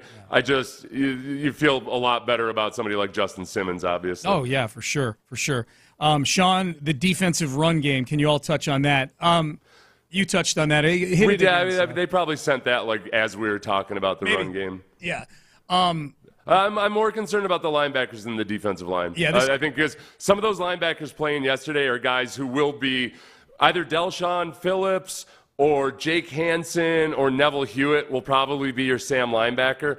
And without breaking them down individually, because I haven't been able to watch that closely yet, as a group, the linebackers were just not good enough at recognizing run, coming up and hitting the line of scrimmage. The D-line, at times a bunch of young guys or new guys to the team. It wasn't perfect, but they were largely doing what they're supposed to do in this scheme, which is get upfield and penetrate. And then it's up to the linebackers to kind of react to the havoc in front of them, and they just didn't do a good job of that. And they just didn't recognize play action all that well either. And I would extend that to the secondary. All right, contract questions around the NFL. There's still some of them floating around out there that's causing a lot of drama in training camps, including a new one that's kind of bubbled to the surface here. Is this the most dramatic quarterback situation, or is it about to be the most intriguing one? We will get to that coming up next. Nobody wants dramatic situations when it comes to building your dream home. That's why you go with Kirk Homes. Don't go with some contractor that's going to try to sell you on what they think your dream should be and then not really listen to you during the building process. Those are the nightmares. That's the drama.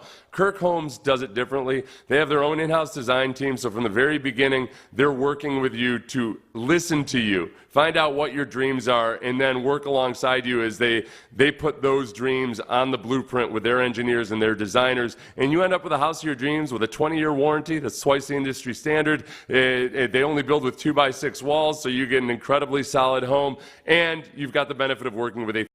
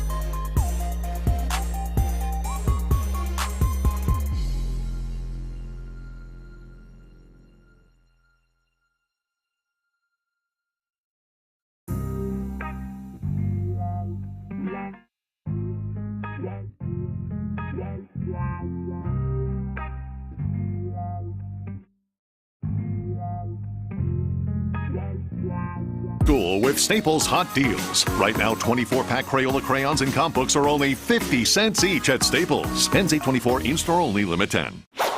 The best baseball conversation in Houston on the go lives where? Thanks to SportsRadio 610, I can get my Astros fix anytime, anywhere on the free Odyssey app. Yeah, that's right. Download the Odyssey app now and don't miss a minute of the conversation. Houston's sports leader. Sports Radio 610.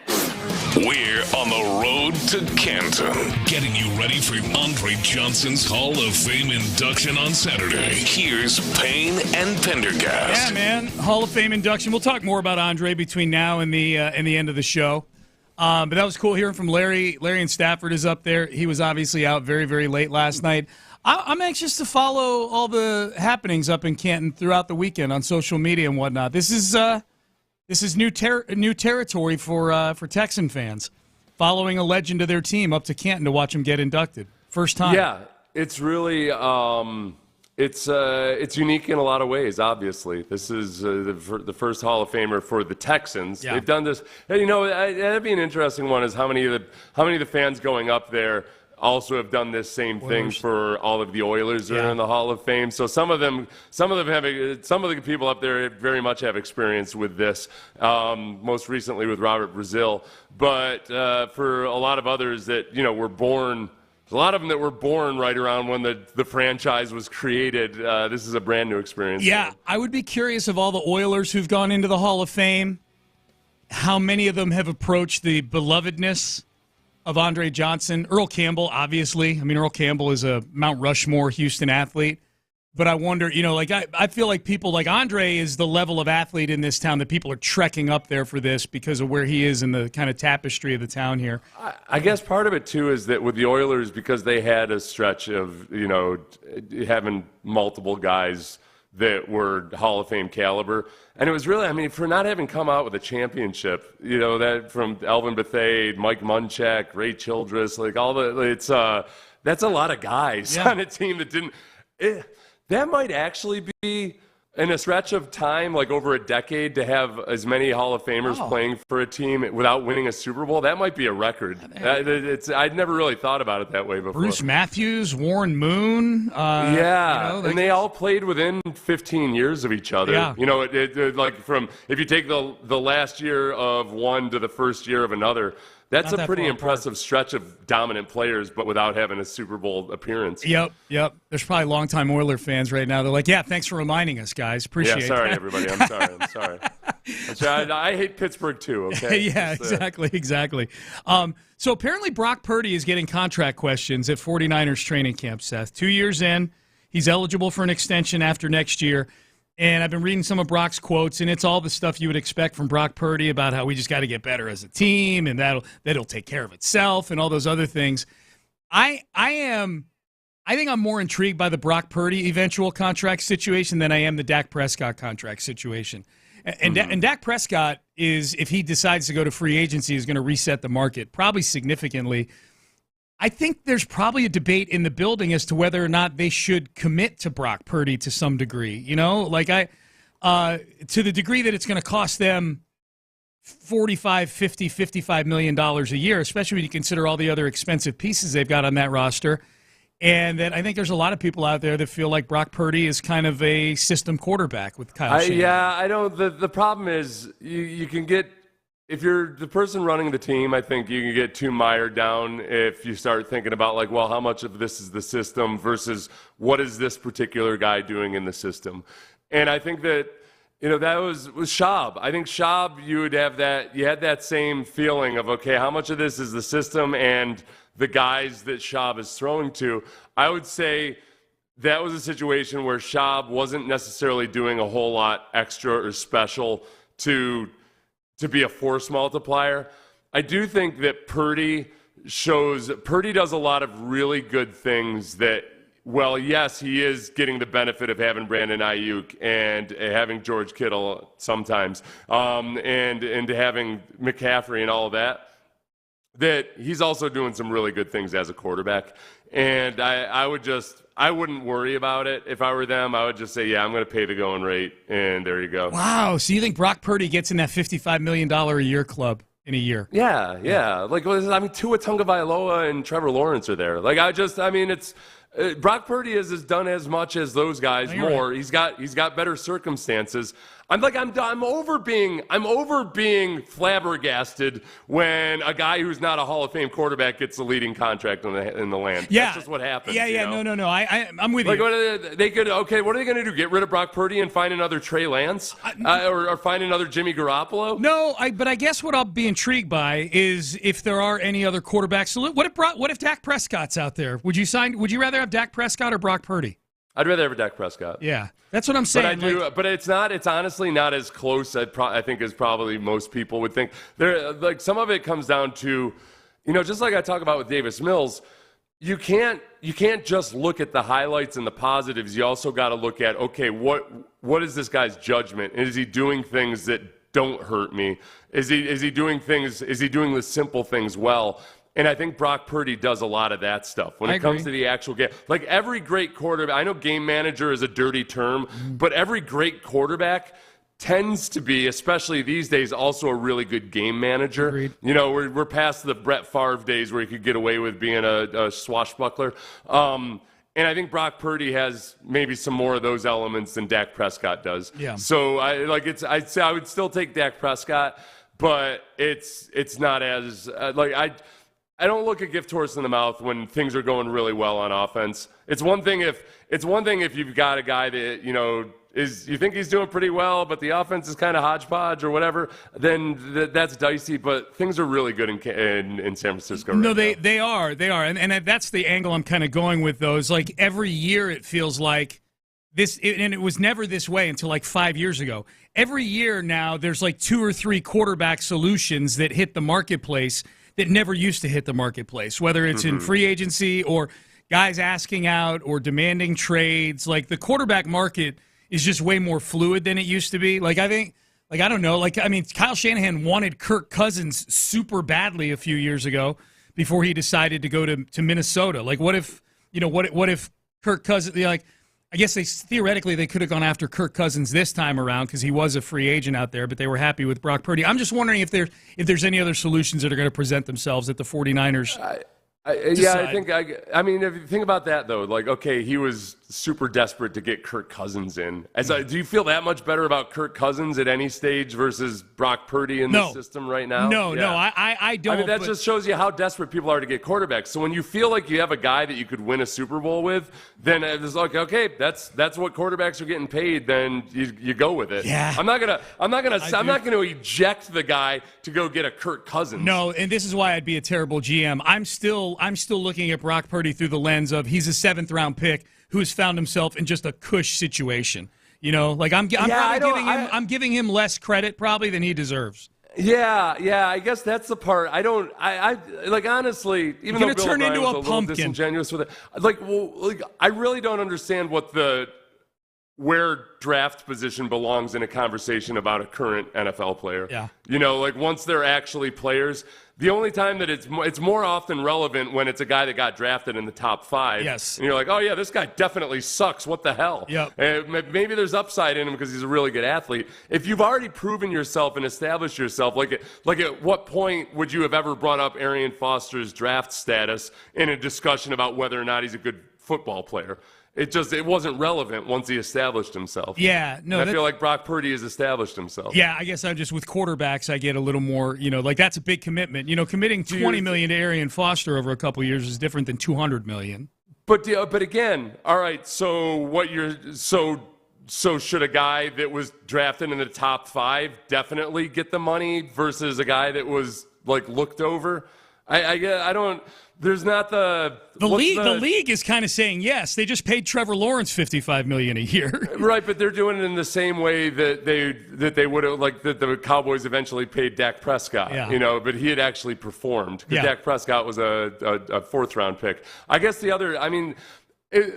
if you get too hung up on draft status, just remember, you're talking about a league that routinely makes horrible decisions drafting quarterbacks in the first round. So, like, why the hell should I look at their draft? Why the hell should I look at some of those guys, the guys that draft Josh Rosen, but that somehow they should be looking at draft status when they're making decisions on paying quarterbacks? I can't wait to see what the 49ers think of all this. If they're just going to no-brainer pay him $55 million, the same way the Jags did to Trevor Lawrence, who has not done as much as in 3 years as Brock Purdy's done in 2. I'm just anxious to see, if there's any hubris with Kyle Shanahan that he feels like he can turn the next guy into it without having to pay $50 million a year, because they're paying a lot of guys right now. I think the 49ers are a bad example because they traded for Jimmy Garoppolo and gave him a huge contract. Yep. They traded up to draft Trey Lance. Like, they haven't shown any hesitation in paying big in terms of money or draft capital for a quarterback they think might get the job done. Garoppolo was a second-round pick who was a career backup who got injured all the time. Trey Lance had never played really much even college football at all from a smaller school, and they went big on those guys. So I don't think that for that organization, I don't think doubling down on a guy they've already had success with is all that much of a stretch. Yeah. And by the way, Brock Purdy still has to be good this year for this to even be a conversation this time next year. Like if he regresses, then it's a different story. 713-572-4610 on the text page. Question about the new kickoff rule. How do onside kicks work? Way less excitingly than they used to work, I would say. You've got to basically plan them out and tell people when you're onside kicking. You can't do it until the fourth quarter, and you have to be trailing, and it sucks now. No more surprise onside kicks. That's how it works. Yeah, that's how it works. They're not doing it like from that alignment or anything, but they're like they line up like the old onside kick. Well, the onside kick from recent years, right? Right. It's okay. Yeah, but you can't do like the Sean Payton Super Bowl moment's not happening anymore, where you just you pull a fast one on a team and you onside kick it. So what is the minimum performance that you would need to see from that you think Astro fans would need to see from Kikuchi tonight to where the dogs get called off from this trade? Like, what's the minimum we need to see? I think if he, it's funny enough. Like, okay, one of the big hanging points is just that the guy throughout his career is just he's been a 4.7 ERA guy. He's got magnificent stuff. He strikes a lot of people out, but I do think it's kind of like we were talking about with some of the rookies. Like, okay, do they play up to their scouting report at least? I think if they see a bunch of strikeouts from him, then even if he lets up a few runs, like that happens to every pitcher, obviously. Every pitcher has some, lets up runs. But even if he lets up like 4 runs but strikes 12 people out, then people will say, all right, well, yeah, okay, maybe if they tweak his pitch selection and everything, I can see what they have in him. If he just gets shelled or something, obviously it's no good. If he has a great performance, then that's obviously good. But I think the dividing line is lets up 4 runs, but also strikes a bunch of guys out. I think people say, okay, I see what you see in him at least. We just got to dial a few things in. I think runs are like the third most important stat. The way you lay it out there, strikeouts are number 2. I think innings are number 1. I think if he goes 6 innings, I mean that's what he's supposed to be, a guy that preserves the rest of your staff. That's what he's been labeled as by the people that traded for him. Is we just hope he goes out there and gives us the requisite number of innings. I'll tell you another thing. If he has double-digit strikeouts and if he lets up all of his runs in 1 inning, that's a lot easier. It almost might be, and it would be more fun if he let up all his runs in the first inning, but then dials it in and then just mows down, like has 3 perfect innings in a row or something. Yeah. Just crushes them after that. Then I think people would be cool with that. Or if he loses a game, like he loses the game because he gave up like a 3-run homer, and after the game, Joe Espada can say, "Hey, he did really well. It was just one bad pitch." One bad pitch. That's the one bad pitch thing is yeah. good. Yeah. Or even one well-executed pitch, but a magnificent hit. Yeah. It was actually like the guy hit it 6 inches outside the zone for a home run. Like, what are you going to do? Yeah. If the words "you tip your cap" come out of Joe Espada's mouth, then it means that Kikuchi probably did some good things. But you just tip your hat to a hitter like fill-in name of guy who's still on the Rays. I don't know who's left on that team. They've torn. Someone texts in, "I need to see a no-hitter for me to be happy." Well, sir, you're never going to be happy, okay? Payne and Pendergast with you. All right, headed towards the top of the hour. We'll talk to the guys on In the Loop, and we'll start to get you ready. Andre Johnson going into the Hall of Fame on Saturday. Larry and Stafford said it earlier. Is this the warm-up for 5 years from now? We'll salute the great one, Andre Johnson, on our way out here as we head into the weekend coming up next. It's safe to say Seth's not a big fan of the Yusei Kikuchi trade.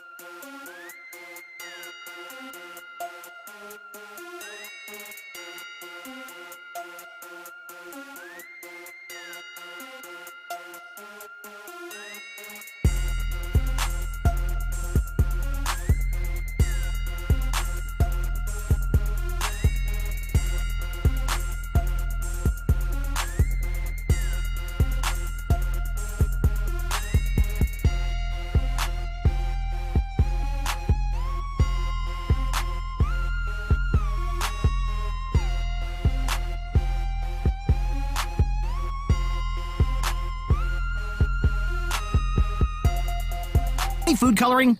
And off to the store we go.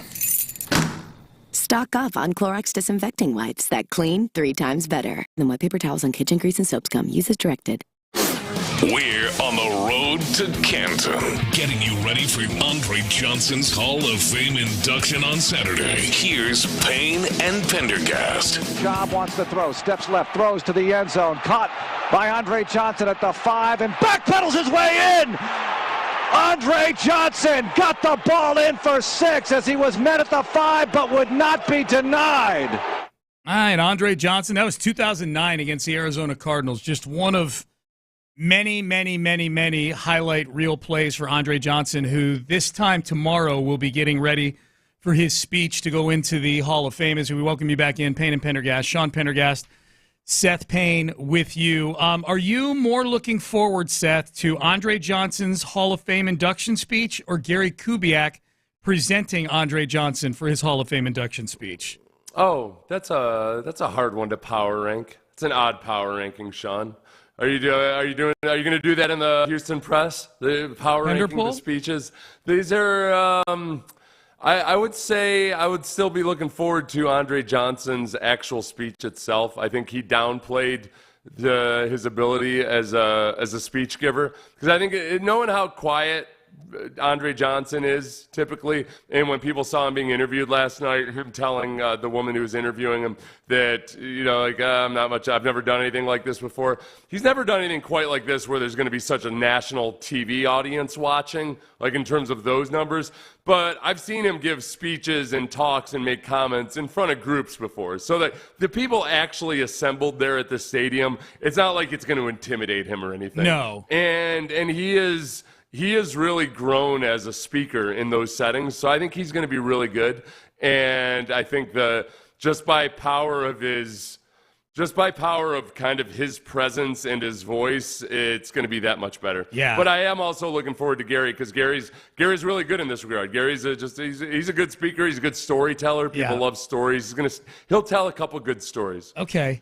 And I'm pretty sure like Kubiak gets to get up there on stage and do an actual speech himself, because there was a while there where it was just like pre-produced videos that they were using to present people, I hope that's not the case. They did that because people were just going too long. Okay. But they also, I don't think they didn't want to make it like a Looney Tunes thing where somebody drags the speaker off with a cane. Yeah. It's something that's a nice induction ceremony. So now I think they do a lot better of just pre-screening the speeches and keeping guys on script and getting them off on time. Aside from, obviously, Andre himself, is Kubiak the biggest reason why Andre is in Canton this weekend? Just the way he fit into that system where he put up those just crazy, crazy numbers for all those years? I think that's impossible to say, because it's just like anybody else in sports. It's a committee effort. Yeah, there are other coaches that Andre wouldn't have made it into the Hall of Fame if David Culley had been his coach the whole time, he wouldn't be in the Hall of Fame. Yeah. But I think like Arian Foster, Matt Schaub, despite whatever his limitations are as a quarterback, he was at least a guy that could execute that system and get the ball to Andre.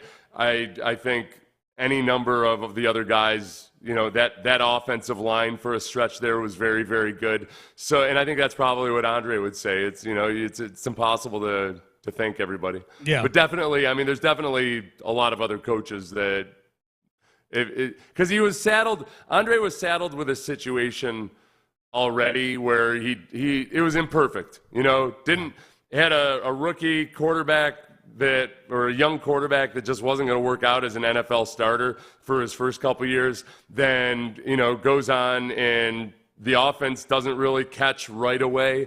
And then he ended up playing with a smattering of other quarterbacks. So it wasn't the ideal situation like guys who played for Indianapolis had. Yeah. Man, I get the sense from just seeing all this stuff on social media, texting and talking to people who are up there, like this feels tonight being out about town in Canton, or probably out at, what's this place called? Jersey's that Clint and Ron are doing their show from this afternoon. This feels like the closest thing to a Super Bowl celebration that Texan fans have had. You know what I mean? Like as far as being out on the road, celebrating something as a big community like this that they're super proud of, that kind of thing. Yeah, it's a unique environment. Yeah. It's up in this small little city in Ohio. Yeah. That it's special for the people who are up there, aside from obviously Andre and people close to him. Are you going to miss practice these next few weeks, being able to watch the Texans? I feel like there's this big gap in our training camp stuff now that you and I are not going to be able to have eyes on the Texans. Can we catch like the last 15 minutes of practice if we hoof it over there? Up to Cleveland? Yeah. No. After, you said the next couple weeks. No. I said this coming week. Yeah, yeah. Okay. Yeah. No. I'm still working on possibly trying to be out there in Ohio, but I don't think it's going to work out. So yes, I will miss it a little bit. Yeah. We're gonna have to be scouring social media and articles of people who are there to try to figure out exactly what the hell's going on. But we do now also have film of games, which is that's way more telling and valuable now because practice is getting stale, man. Yeah. Those last couple practices, I felt like the players do, where you're like, I just got to see some new blood. This is getting old. It was hot, too, for the first time in forever out there, those last couple practices. That didn't help. After Dusty Baker, remember once Dusty Baker was kind of criticizing Chandler Rome, and he said, hey, did you ever read Camus? And he called him Camus. Yeah, I know, but so I didn't know anything about Camus really, other than he was like some existential philosopher. Mm-hmm. So I was like, all right, I'm gonna to honor the suggestion of Dusty Baker, I'm gonna read some Camus. So I read this book, The Stranger, which is one of his seminal novels, and very famous book. This is what I learned. Based on the philosophy of Camus, it doesn't really matter if I do or I don't murder somebody basically because it's hot out. That's what I took from that book. Was that all right? This guy just the circumstances got to him and he murdered somebody. Right. And I'm not going to look into the symbolism behind it at all or not. If I murder somebody out at the next hot practice I have to go to, I will cite Camus and absurdism as the reason that I did it. And unlike the main character in that book, spoiler alert for a 100-year-old book, I will not get the guillotine. Damn it! I will. Is it a we're all going to die anyway situation? Is that what you're saying? A little bit, yeah. There's a little bit of an existential. I don't want to get into and then hack the actual overall message of his philosophy in that book, but a little bit of that. Yeah.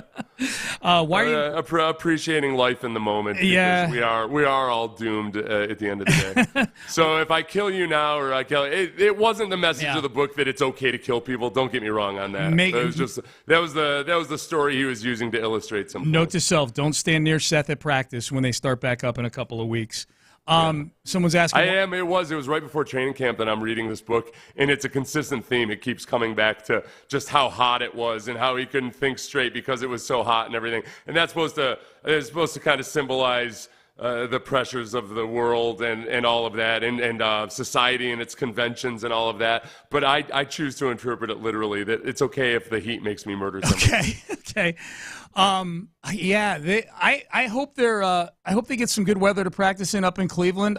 I'm excited to see this Pittsburgh game next week just to see some of the starters get in. I'm guessing we're going to see some of the guys in the next game. This felt like a bonus game, Seth, where they're just kind of throwing the second, third string out there. I think we'll see the regulars for a couple series next week. Yeah, I think that with specific guys too, like Jalen Petrie, I think they probably want to get him out there playing at game speed in his role, which is if he's going to be the nickelback, I think it's cool for most circumstances. The Texans play a lot of zones, so Petrie's not a cornerback. When they need a guy to go in there and cover really good receivers and man at the slot, I think that it'll be Des King or Miles Bryant or somebody else like that. But when, basically you're a glorified linebacker at times as a nickelback, I think that's perfect for Jalen Petrie. So, but he's got to get reps doing it. So he'll be the nickelback 75% of the time, maybe. Were you as surprised as I was to see Ryan Poles get some FaceTime on the broadcast last night and get a little interview time? That was a big shocker. Super surprised. That came out of nowhere. Surprised. That guy's he's such a media hussy. And now he was probably disappointed that they didn't get him on the broadcast until after the game had been set. Till the rain hit. I know. And he's probably a little upset that he had to share time with Kevin Warren, the CEO of the Bears. Like he might have wanted that camera all to himself. it's a little much right now with the Bears and Ryan Poles, and I'm not even saying like the fact that he's just a complete media whore. Like Caleb Williams has yet to play it down in the NFL. Roma Dunze has yet to play it down in the NFL. Ryan Poles is getting treated like Nick Caserio is getting treated this offseason. You know what I mean? Right. It was after a year's body of work. All he's really done is what Nick Caserio had done going into last offseason. That's right. He'd been the GM of a team that was bad in the regular season and had some draft picks. And I guess the difference is that because the Bears didn't have the number 1 overall pick because they were bad. That was the Panthers pick. But and then he drafted a quarterback at the top of the draft, and all of a sudden it's like a hero's welcome for Ryan Poles that he's executed the first part of resetting a roster the right way, but they haven't actually seen the success yet. That's the big thing. Like if the Bears go out and they go 10-7 this season, like the Texans did last year, and they win the division, I don't know that 10-7 gets it done in that division, if I'm being honest. That's Detroit and Green Bay in that division right now. That's a hard division. But if they go out and go 10-7, make the playoffs, win a playoff game, then Ryan Poles deserves all the accolades that he's getting right now. Right. A year from now, if they're able to do that. I thought as I'm listening to Joe Buck and Troy Aikman just gushing over Ryan Poles, I'm like, hang on a second, looking at my watch, I'm like, is it 2025? Did I miss a whole season? Did Caleb Williams win Rookie of the Year? What am I missing? You know what I really liked? I felt like for the most part, whenever they showed C.J. Stroud on the sideline, he was dialed in and focused. Oh. Caleb Williams just kind of goofing around, just like, hey, isn't life awesome? Mm-hmm. Isn't life grand? He said that. I read his lips at one point. He said, I'll tell you what, fellas, life is grand, isn't it? You could see the British accent, couldn't you, yes. when you read his lips? Yeah. CJ had to be held back one time because he was getting so amped up about a play. Hey, look, I couldn't tell if it was edited this way or if it was after the I'm blanking on the running back with the torn Achilles. Cam Akers. Thank you. Cam Akers run or catch and run. That it looked like it looks like based on when they showed the replay and everything, that's when he was super excited. Okay. I think that, we probably, a lot of people listening right now haven't heard our overall reactions to the various guys who played. Somebody just asked how we thought of Kenyon Green. Mm-hmm. I thought it was promising. It's against backups, but I thought some of the things that you can tell, whether they're backups or not, in terms of mental errors or lack thereof, being able to drive guys off the ball, in some of the zone blocking, like working up to linebackers, Juice Scruggs was working in behind him. They showed coordination. They showed timing. They looked like they were doing the right things. And then physically it looked good, but I take it with a grain of salt because it's against backups. But still, I felt like that was a much better version of what I had feared we'd see. So, so far, so good. They just got to keep building on this. You know what? There may be progress this year with the offensive line, Seth, just based on the fact that if guys are healthy, if the guys we expect to play are healthy, it's 5 guys playing the position that they're comfortable with and were drafted or acquired to play for the Texans. There's none of this Scruggs playing left guard because Titus Howard was playing left guard before, and it's a street free agent right tackle who's played left tackle. And, oh, by the way, Michael Dieter is the center for this whole thing. And, it's 5 guys. It's Tunsil, Kenyon Green, Juice Scruggs, Shaq Mason, and Titus Howard left to right. Those are all 5 guys that were drafted or acquired to play the position they're playing for the Texans, which is a major jump from last season when it was, musical chairs out there. Yeah, and I think Bobby Sloak did a good job, too, of, you're trying to be pretty vanilla with the game plan, but he managed, obviously, Davis Mills managed the game and executed the scheme well. I know I'm way more down on the performance or skeptical of the performance than apparently a lot of people are, just because some of those throws he was helped out greatly by the wide receiver. Some of the decisions and the one airmail were just too much of the old Davis Mills that I don't know that he's actually changed or improved, other than that he's probably more comfortable in the system. He knows where to go with the ball, all of those things. I felt, and this is against even bigger backups, but I felt like I was more impressed with Case Keenum's performance than Davis Mills. Yeah. It just, Case Keenum, I'm worried more about the mistakes my backup makes than the spectacular plays that he makes. But I do credit Davis Mills, especially with that scramble play, for making a great play on that situation. Yeah, you got me. I'm going to be scurrying back to the video today to go watch Davis Mills again. I wasn't like A+ for Davis Mills, but I wasn't where you were with Davis Mills, so I got to go back and watch those. So you watch it with a more educated lens than I do, so I got to go back and watch some of those throws. John Lopez and Brandon Scott are both in the building. How's my lens? Because I literally told B. Scott the exact same thing that Seth Payne just said. You did? Yeah, like 20/20 vision. Yeah, I have 20/20 vision. Thank goodness for LASIK. What did you say? I told B. Scott that like he was really, really good, but it was a testament to Bobby Slowick. Like, two plays in particular were basically the Davis Mills experience in a nutshell. Really good completion, I believe, to Kate Stover over the middle, and then a ball that probably should have been a pick six. Mm-hmm. You know, that was badly thrown. I'm not down on him. I'm saying that's the Davis Mills experience. Yeah. And my Go ahead, Seth. Go Well, ahead. I'll just say real quick, like the one that wasn't about throwing, but even him running out of bounds, he does that thing where almost like there's a guy that's about to hit him, and it's like he just starts to hesitate. Yeah. Like he almost took a hit he didn't need to take. The same way a couple years ago, he just got destroyed on the sideline when he decided to stop all of a sudden. And he is like he's like a squirrel in front of a car on the road at times, where like it loses its mind and it doesn't know what to do. I do that sometimes though when I'm driving. Like if somebody's coming in from the side, it looks like they're about to hit me. For some reason, my initial reaction is to hit the brakes. But that's why we don't like you as our starting quarterback. Yeah, thank you. That's why we like you better as an Uber driver. Yeah, better example. You're a great radio host, not so much a quarterback. Appreciate that. Or a driver. But this was my response to the whole thing, though, and this would be to you, Seth, and to Lopez. And this could be my fault. I graded on the curve of none of these quarterbacks that we're watching tonight are any good. They're all the backups, and if I grade them on the backup quarterback curve and judge them by the backup quarterback standard, I thought Davis Mills was fine. All of Seth's criticisms about him are valid and real, but they're also the reasons why he's in the position that he's in. Yeah. They're the reasons why the Texans themselves decided to go with Case Keenum over him last year, and so I didn't really expect much more.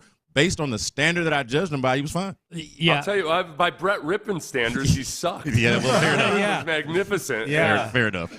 Yeah, Rippon was slicing and dicing out there. Definitely the better quarterback last night. Yeah. I look at that 10 for 13 with a touchdown box score, and I look at it as, okay, that could easily be 5 for 13 with an interception. I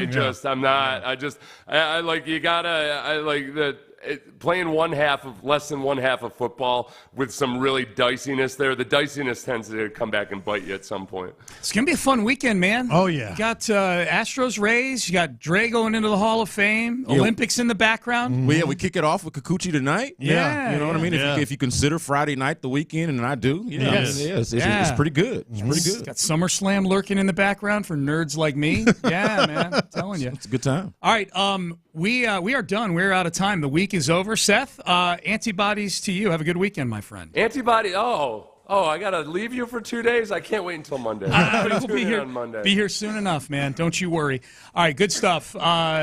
Brandon Scott, John Lopez, and Chris Santiago in for Figgy Fig, who, of course, is in Canton with the fellas out there. You're listening to KILT and KILT HD2 on Odyssey Station. Brandon Scott, John Lopez, Chris Santiago. They are in the loop, and they start now. So the Texans lost the game according to the box score, but did anybody really lose last night from that experience? Finally getting football back, getting to see some new things, getting to see the Texans in their new uniforms, new players, all of that. Lopez, I don't feel like there was a loss had last night. Other than if you want to say we didn't get to see all of the game because it was called early, I don't feel like they really lost. I won. I mean, that over hit in the first drive of the third quarter. There you go. That's what matters, baby.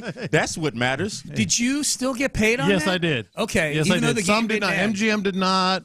A few others did not. I've got the money in the account. That's always the weirdest thing to me. Like an over. Like, I know they didn't play more football. They didn't finish the game, but it hit the over. Yes, I got paid. You got to play the whole game out with some. Yeah, they said 55 minutes is the minimum. I looked it up, but then I got paid. 55 minutes out of 60 is an official game. Anywho, rounds on Lopez. Anywho, these are the topics that move me. Sorry yes, it is. Oh, yeah, let's go. That's moved what we're here me for. too. They moved me yesterday anyway. No, this was a win. It was. It was a win, and I really feel that way. I didn't even care. Like 17-7, I believe, and they were clicking on offense early. Then you start really getting the scrubs in. It was a thing of beauty offensively, and I can explain that. Yeah. I can explain that. Well, so, and I want you to, because my overarching takeaway, and I said this to you before the show, my basic B takeaway from the game was offense good, defense not so much. Like, the offense is good no matter, for the most part, who they put out there relative to their depth on the team. Yeah. The defense absolutely needs its guys. It needs its dudes out there to look the way we expect the Texans defense to look. Offense good, defense bad, my basic B takeaway. Let me tell you why I was excited last night, and why fans should be excited as well. If you thought this offense was something last year, I think you should buckle up because it's going to get better. Let's look at what Bobby Slowick did. He took Davis freaking Mills. He took a special teams player in Ogumbawale. He took a dude coming off an Achilles in Cam Akers. He took a fifth string at best, Xavier Hutchinson. He took a sixth string, we thought, J.J. Taylor. He took a pair of unproven tight ends, Stover and Catoriano, and was just clicking offensively. Yeah. By the way, in a very tamped down, watered down version of their offense. It is kind of going back to what Sean and Seth were just talking about, and really what Seth was going on about, how Davis Mills didn't really look as good as maybe the box score would tell you, or even as you thought he looked in real time. Yeah. It had a lot to do with, and to your point, Lopez, it had a lot to do with just it being the type of scheme that any competent person, any competent players can run. Like it's just a sort of a plug-and-play thing. We've seen them do and this. Make them better. Seen them do this in San Francisco and in other places, and they're doing it here in the preseason with Davis Mills 100%. We talk about the sweeping headlines. You just mentioned it. I often say, what's the 72-point headline of this game? To me, it's Bobby Slowick. He just took a basic offense, and it was humming. Like, it was humming. With all those guys that really, by a lot of rights, shouldn't even be on an NFL football field, or at least have to prove themselves on an NFL football field come the regular season. And Bobby Slowick, everybody buckle up, because he's feeling good and he's got his feet on the ground. He's got that first year under his belt. Bobby Slowick made me very excited about what this offense can be. Let's imagine, like, okay, instead of Davis freaking Mills, who we talked about, was kind of like the epitome of Davis Mills, really, really good, and then, oh my gosh, and all these running backs and these receivers and all. Now let's imagine the same thing with a more advanced game plan, an actual game plan, with C.J. Stroud and Stephon Diggs and Joe Mixon and maybe, hell, Cam Akers in the mix at some point, and Dameon Pierce. This made me feel so good about the offense, I can't even tell you. Yeah, so I said that nobody really took an L. If someone did, or if a group did take an L, for me, it's the perception of the defense. And I said a moment ago, offense good, defense not so much. We were talking about this before the show. The offense looks like, plug and play the way it's supposed to. The defense 100% needs its guys. There was nobody outside of Kalen Bullock. And I know that Seth was talking about Harris, one of the Marcus Harris, one of the rookies, defensive lineman. He said got penetration, and he noticed him. I did not have the close enough eye to notice anybody outside of Kalen Bullock. That would be, if there was an L, the fact that, like, the other side of this, Bobby Slowick and how good the offense looked. I'm sure DeMeco Ryans at some point had to be seething that he wasn't able to have the same plug-and-play success with the other guys, the extra guys from the defense, the way the offense was able to. Well, it speaks to me to depth and what you can do with that depth, because DeMeco Ryans, like Bobby Slowick, as I've been talking about, is no chump when it comes to scheming and getting guys prepared technique-wise and otherwise to play any game, no matter who's on the field. So it wasn't so much like what they were doing and how they were playing that Bears offense. I think it's the depth on the defensive side of the ball.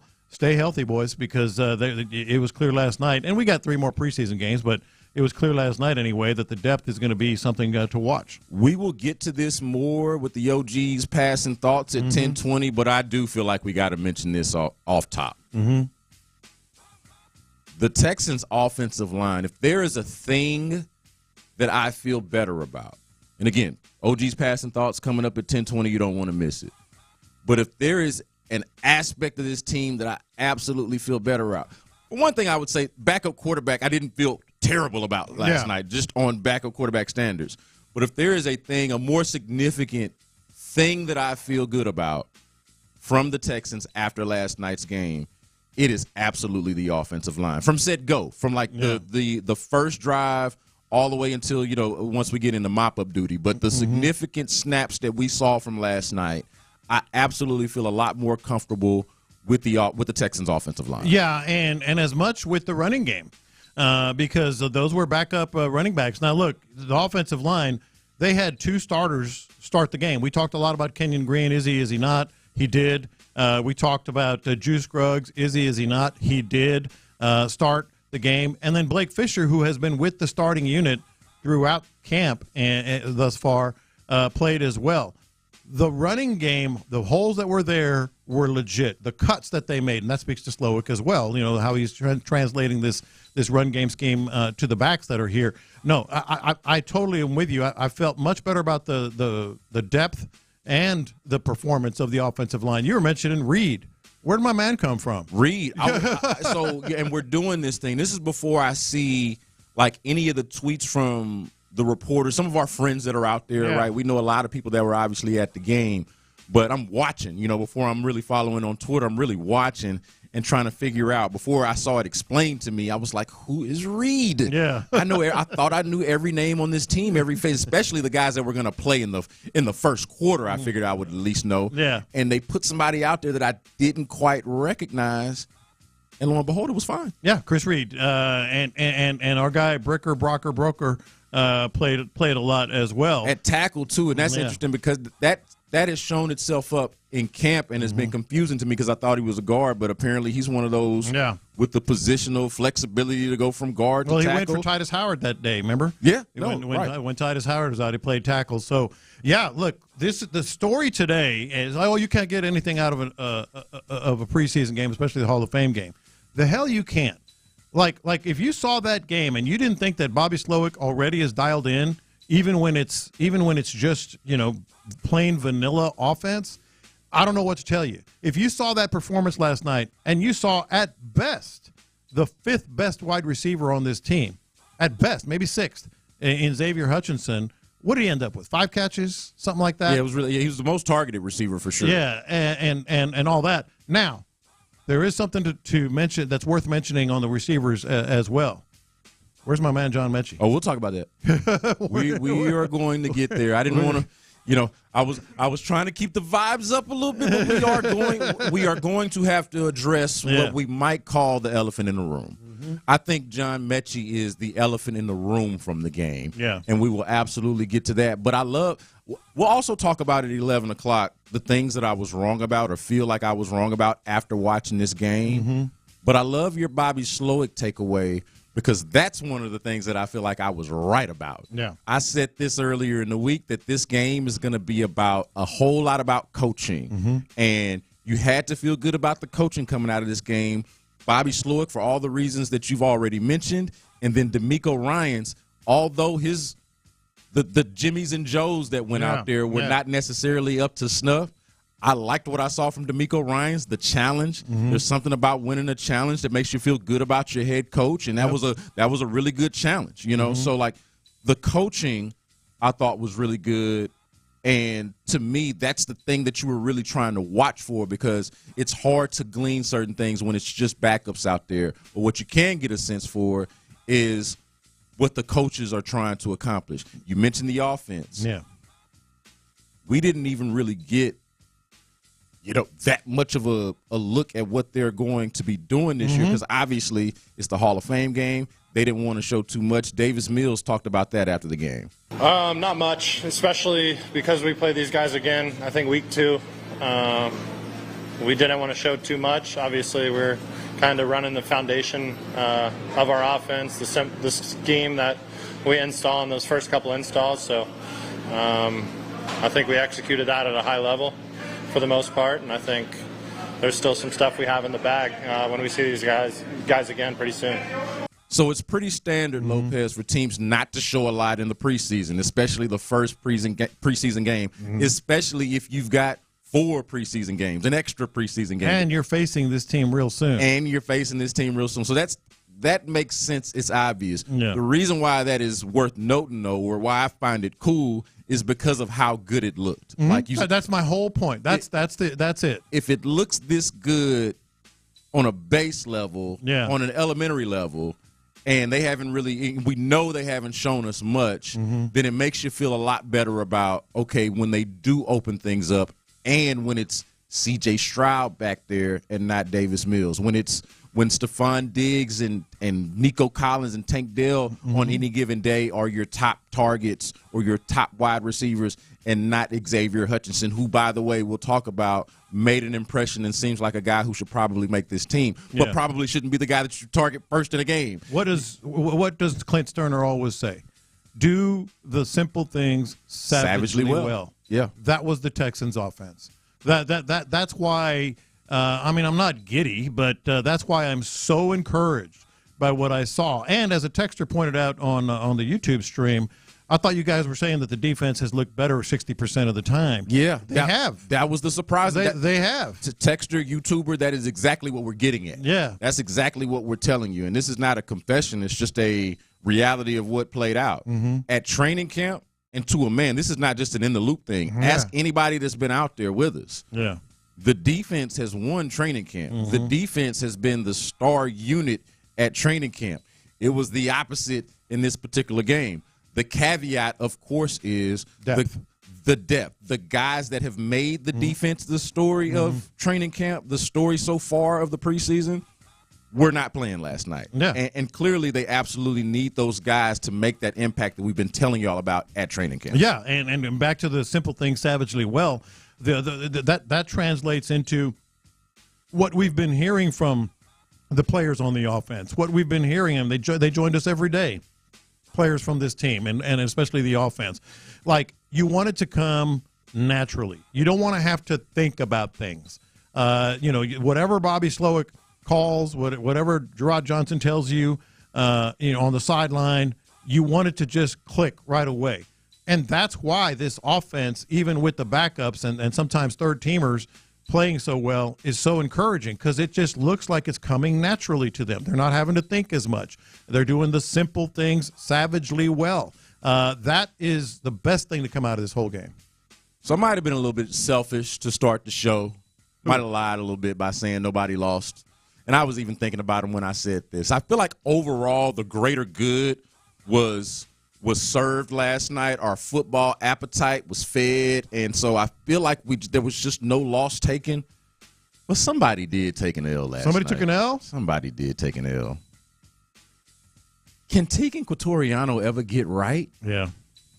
Like, is that dude ever – and I'm only mentioning this because the tight end position group for us that are, like, in the trenches of this thing is a kind of an interesting topic. Like, we like Dalton Schultz, but the depth of it is real interesting because you've got a guy that's new to the position. You got a guy that's undersized, and Brevin Jordan. You've got Tegan Quatoriano, who can never stay healthy. Tegan Quatoriano goes out there and I thought showed what he is as a player. Like, even Joe Buck kind of mentioned it, known as a blocking tight end. But watch him a little bit more. He does both. Catches the ball well, blocks, big as hell like you want your tight end to be. But for whatever reason, man, has the worst injury luck that I can find, man. Tegan Quatoriano he caught 2 passes for 21 yards and had that touchdown. Yeah. And not too long after that, I don't think we saw this on the broadcast because I only saw it on Twitter. He's carted off the field, man. Yeah. Carted off the field. That is the one L taken, and I think, the depth of the tight end position is, something to watch, but at least felt good about them until Tegan Quatoriano had that unlucky streak there. Yeah. And the tight end position, I thought, showed itself really well. I thought Cade Stover was exactly what we thought he was. A little extra yardage after his catches. Big dude. Really excited about him, Lopez. Really exciting to watch. I thought Quatoriano, we mentioned the touchdown, et cetera, but, he just got to get healthy. I thought they showed pretty well. This was the story of the game was the offense, and that's not a bad thing. The defense is going to be there. The depth maybe not, but the defense is going to be there. Let me ask you this. Both of y'all, Santiago and Lopez. I'm curious because this did surprise me. Maybe I didn't see the report before the game. Maybe I shouldn't have been surprised. Y'all surprised Jalen Petrie didn't play in this game? Huh. Was I? Like when I saw him on the sideline, I don't think I noticed it or thought about it much until I saw him on the sideline in his sweats or whatever he was wearing. Mm-hmm. But, and y'all know I'm a big fan, of course, but thought that he needed to play in this game and thought that he would play in this game. Like if Kenyon Green and Juice Scruggs are playing in this game. Exactly. That's why I was surprised. I figured that that Jalen Petrie would be playing. But you could also say, well, if Dameon Pierce is not playing in this game, then Jalen Petrie. It was kind of odd, the Venn diagram of guys who played Pierce and didn't. I did. Yeah. Because of the Joe Mixon thing. Like they're similarly situated, Pierce and Petrie, because of, the down year in their second year and trying to come back and everything. But it was just an odd Venn diagram for me of who played, who didn't play, and more specifically, Jalen Petrie not being out there at whatever position he's going to play. I think I texted you about this, Lopez. I'm like, Jalen Petrie ain't out there. Yeah. He's starting somewhere. Yeah. Safety, nickel, whatever it is. But it didn't make sense to me because not at all. Kenyon Green had something to prove. So even though he's a starter, air quotes, he played. Juice Scruggs really doesn't have a whole lot to prove, but he's got a little to prove, and he had been injured, so they wanted to get him some reps, even though he's a starter. He played. Jalen Petrie has something to prove. Not only does he have something to prove, he's in a new position altogether. And here's the other thing. Here's the other thing. There's only 3 nickels on this roster. I got the Dameon Pierce because there's, I think, 7, 8 running backs on the roster. Let's see. Hold on a second. Well, and you want to see, no matter what you want to see them. Well, no matter what the number is, you want to see more from all the rest of those guys. But I'm saying from Cam Akers down to the rookies. The guys that are 5, 6, and 7. It made sense for Dameon Pierce to sit down because you can see those guys in a real game, and maybe the only time you really get a shot at them. But Jalen Petrie, that was bizarre. Brandon Scott here with John Lopez and Chris Santiago rolling along on In the Loop. Coming up next, we got more passing thoughts from last night's Hall of Fame game from the OG. Don't miss it right here on Sports Radio 610. Low T Center right now.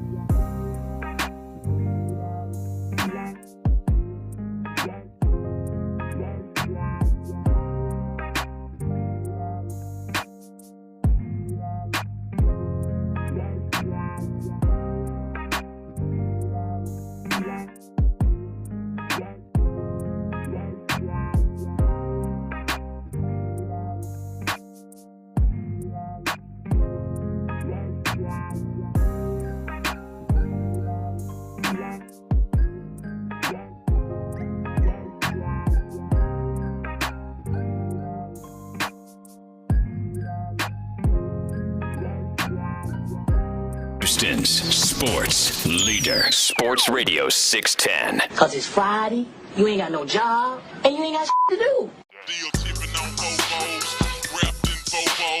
Houston, let's get in the loop. Great day, great day! Oh, give me some juice, baby! You're in the loop on Houston Sports Leader. You know what I'm bringing today. You know what I'm bringing today. Let's go. Go to work. Let's go. Hey, Sam. Sports Radio 610. The OG's passing thoughts from last night's Hall of Fame game. We know the Texans technically lost the game, but we all win from the experience. Before we get started with these passing thoughts, because one of them is an offshoot of one of my passing thoughts, all that hype around the new kickoff, I wasn't feeling it. It was just kind of meh, non-eventful. It didn't really do anything for me. I didn't hate it. I didn't love it. I was anticipating it just like everybody else last night, and then once it happened, I was like, oh, yeah, that's different, but I am not moved by it at all. Well, that's my first one. That's my first passing thought. Let's not bury the lead here. I mean, they were talking about it last night, Joe Buck and Troy Aikman. It was historic in a lot of ways. It was historic. The entire league was watching. Here's my thought on that, though.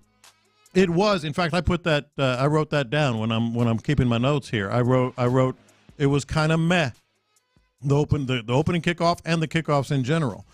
But to me, I wouldn't put too much into that. I would say it's still going to be a very exciting play. It's still going to be something that is going to actually determine games, and you're going to want to watch, et cetera. And the reason is this.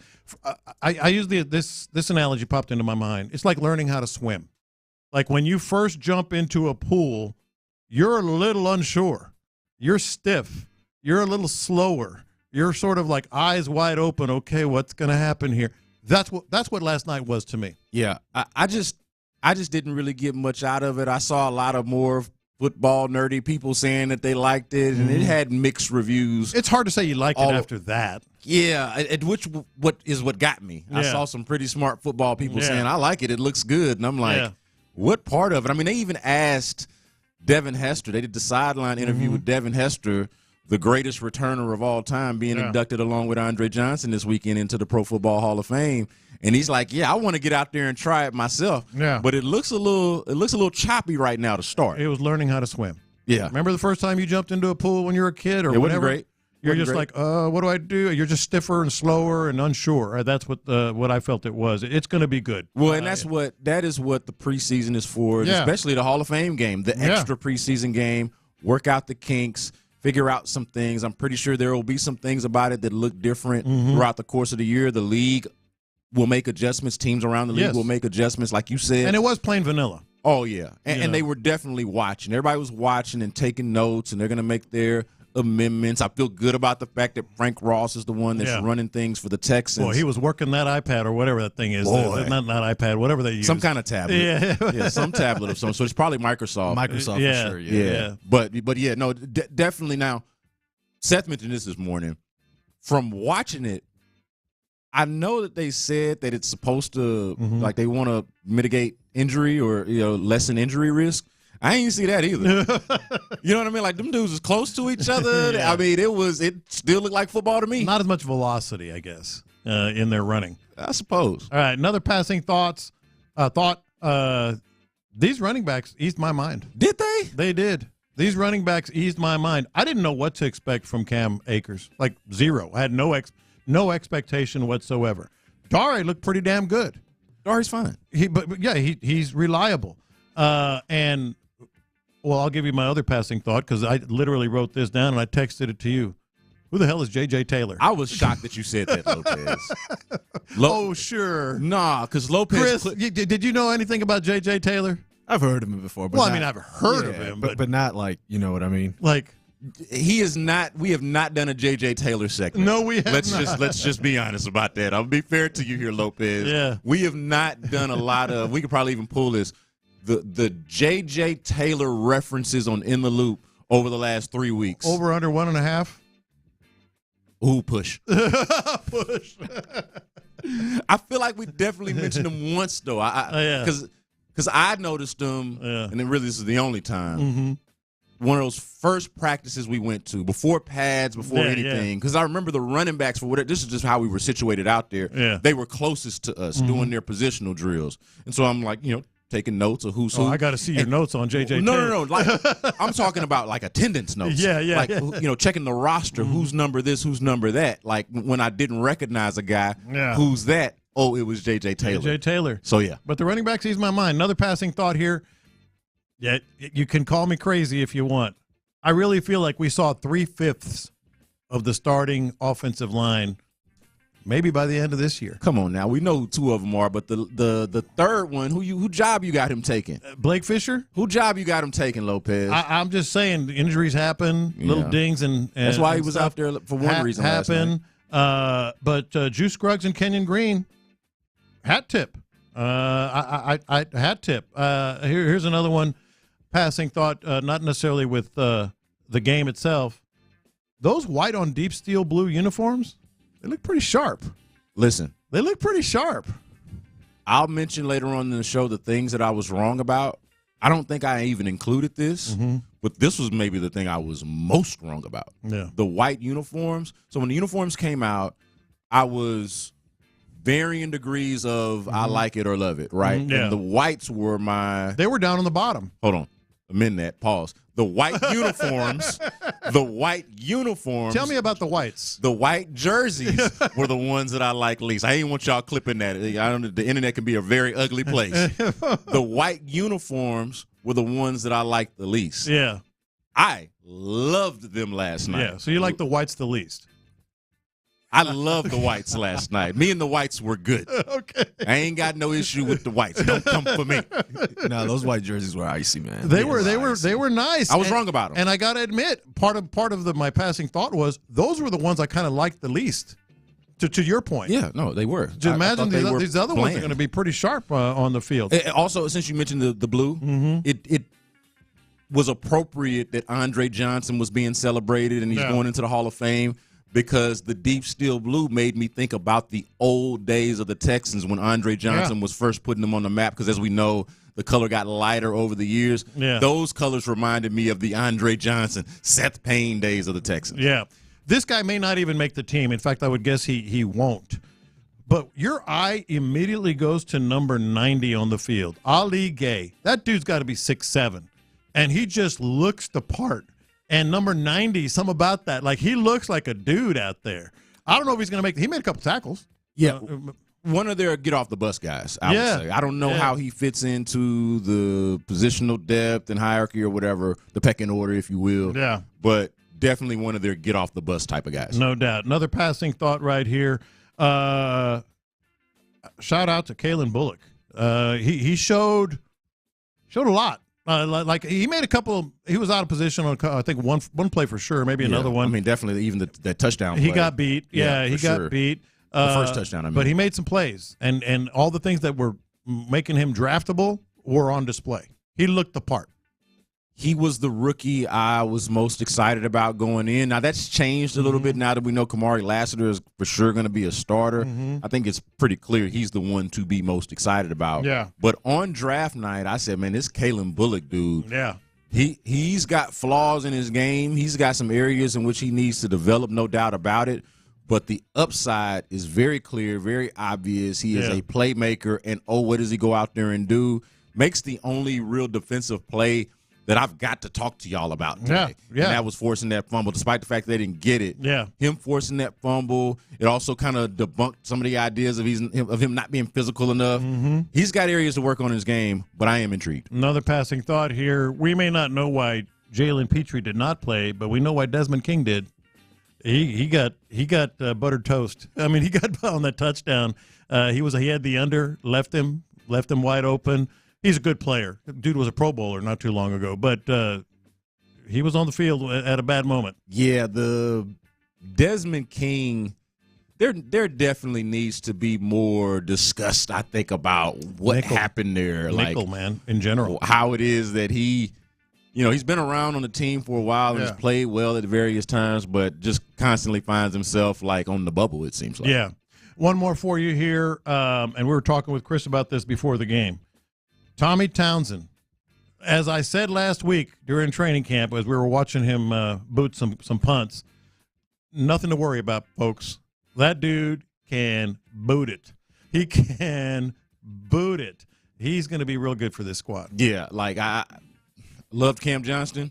Don't feel like I'm going to miss him because of this guy. Yeah. Like just flat out. Don't feel like I'm going to miss him or bat an eye. Those are the OG's passing thoughts coming from last night's game, the Hall of Fame game with the Texans and the Bears. Coming up next, we get Kikuchi tonight. Yeah, we do. Are we excited? That's next on In the Loop. The Astros made a big move.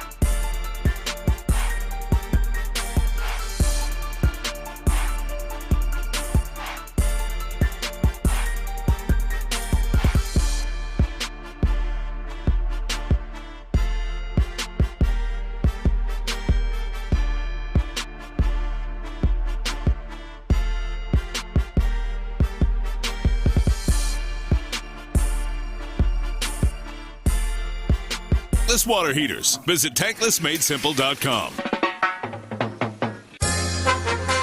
We're making the stories from outside the loop matter to you. This is Localize It. Don't you know I'm local? You're in the loop on Houston's sports leader.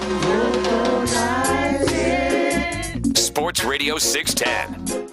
So we know the Astros made a big trade ahead of the deadline. Mm-hmm. They acquired left-handed pitcher, left-handed starter, Yusei Kikuchi from the Toronto Blue Jays in exchange for a trio of prospects, two of which have played for them at the major league level, and the other one has a last name that is famous in this town. They gave up Will Wagner, Billy's son, obviously Joey Loperfido, and Jake Bloss, all for Yusei Kikuchi, a back-of-the-rotation starter who has 100%.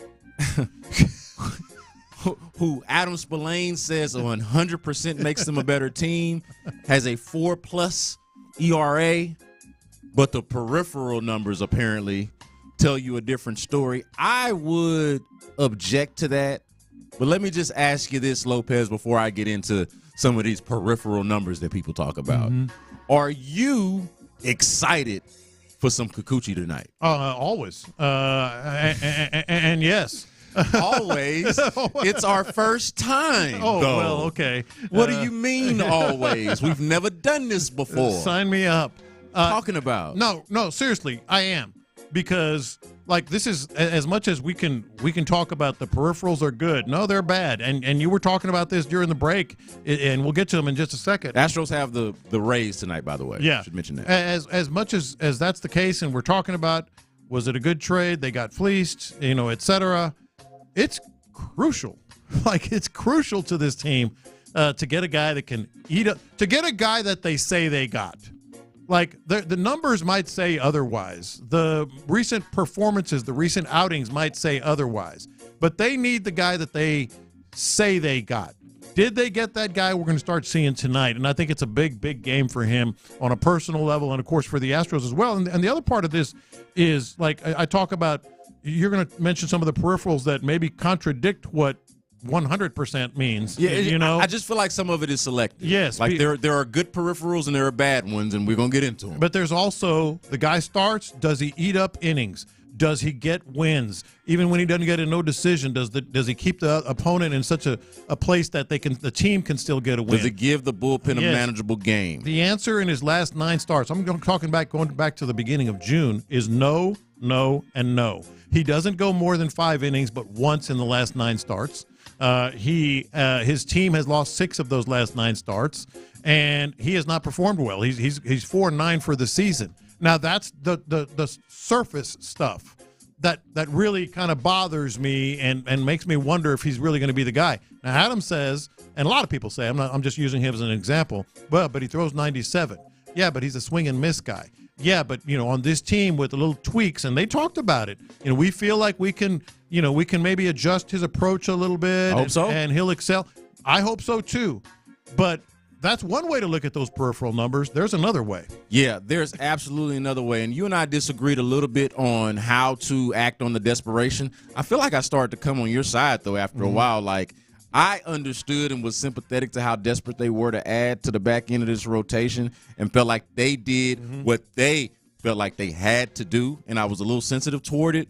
But we also asked the question, like, would you have just rather not done anything at all as opposed to getting got or feeling like you got? Yeah. And that's how I felt about this.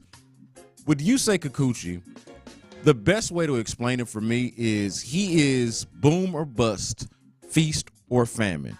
Everything that they say about him is true. Yes, he gets a lot of whiffs, swings and misses. His fastball velocity is pretty good. And, yeah, he'll strike guys out. He does this. Probably why he's here in this position to begin with. Yeah. But when he's not doing that, you know what he's doing? Giving up hard contact. Like the same peripherals that they talk about. And what peripherals are basically, baseball fans, if you want to go check it out, you can check out their numbers on Baseball Savant or StatCast. It'll tell you if he's good at this or bad at that. Not just ERA or whip or whatever it is. Yeah. Strikes guys out. Gets guys to swing and miss. You know what guys also do against him? at a very, very high rate hit the ball hard. Yeah. His hard hit percentage and his barrel rate, his barrel percentage, are just as irredeeming, not redeeming as the ones that you want to use to support him. Now, he does have some bad luck with balls in play, but he also gives up hard contact. Yeah. So imagine what that's going to feel like with Yusei Kikuchi at Minute Maid Park, a dude that, yes, does get swings and misses, yes, does get strikeouts, but also gives up hard contact in what a lot of people from opposing fan bases call a baby ballpark. Like, we love Minute Maid Park, but it's kind of small in there. And if you're giving up hard contact, that's not a good feeling, man. It's just not a good feeling. So I don't like how we've selectively, and when I say we, I'm talking about the collective we, not you, me, or Chris Santiago, but the collective we have said, well, he at least strikes guys out. But what about the part that has what I feel like led to the numbers that we don't like, the large ERA, or the reason why he gets pulled early in games is because he gives up hard contact, and that's the part that I don't like. Also, I'd mention this, and I don't feel like this gets talked about at all. He got demoted last year. Yeah. You gave the numbers of what it's been like over, what did you say, over the last 9 Since June 10th. Okay. Going on 2 months. So you gave the numbers of going on 2 months. What about if we give the context over the past actual year, like calendar year? Around this time last year, the Toronto Blue Jays were demoting Yusei Kikuchi out of their rotation into their bullpen. This year, he's back in the rotation, but not that good. And then then the Blue Jays aren't that good, and then they're trading him away. So, like, that tells you all you need to know for me. Like, yeah, maybe the Astros have their own version of pixie dust that they can sprinkle on. And they do. No, they prove they do. Oh, we've seen it. We've seen it. That's why I'm so intrigued. I need to see it play out before I can actually feel good about this move, given what they gave up. And it's not because I'm so crazy about those prospects. It's just the amount of them and what the return is. It's like, you mean all of that for a dude that might just give up bombs at Minute Maid Park? I'm not feeling it. Well, you mentioned, the advanced metrics and such. Yeah, he can throw 97, but you don't want it going out when he misses at 108. Because in those last 9 starts that I've talked about since June 10th, 9 starts, he's given up 10 home runs. So, yeah, it's going to be very intriguing to watch, and I'm going to be here for it. Yeah. So you got the Astros against the Rays tonight, Minute Maid Park. Yusei Kikuchi making his Astros debut. Y'all been watching the Olympics, man. And Simone Biles, I got to say, she's got a feel for the crowd, a feel for a flair for the dramatic. Is that the right? Perfect. She definitely has a sense for it. Got an aura about her. Obviously, at this point now, the most accomplished gymnast of all time. Check her out last night talking about her goat necklace and how much she loves agitating the haters with it. Don't only have the gold medal around your neck, but there's also a goat. Tell me about it. It's a little ode. I mean, a lot of people love it. They always call me the GOAT, so I thought it would be really special if I got one made. And the haters hate it, so I love that even more. And it's just a special part of me that I have here, as well as in the village, I have like a stuffed goat, just to get a reminder, like, you can go out there, you can do it, you've done it before, so let's go. You know what I love about her? She's absolutely the GOAT, and I'm going to get into something that might tweak a few feathers when we get to confessions. She's undeniable. She is undeniable, but what I really like about her, she owns that she's a little polarizing, a lot polarizing in some circles.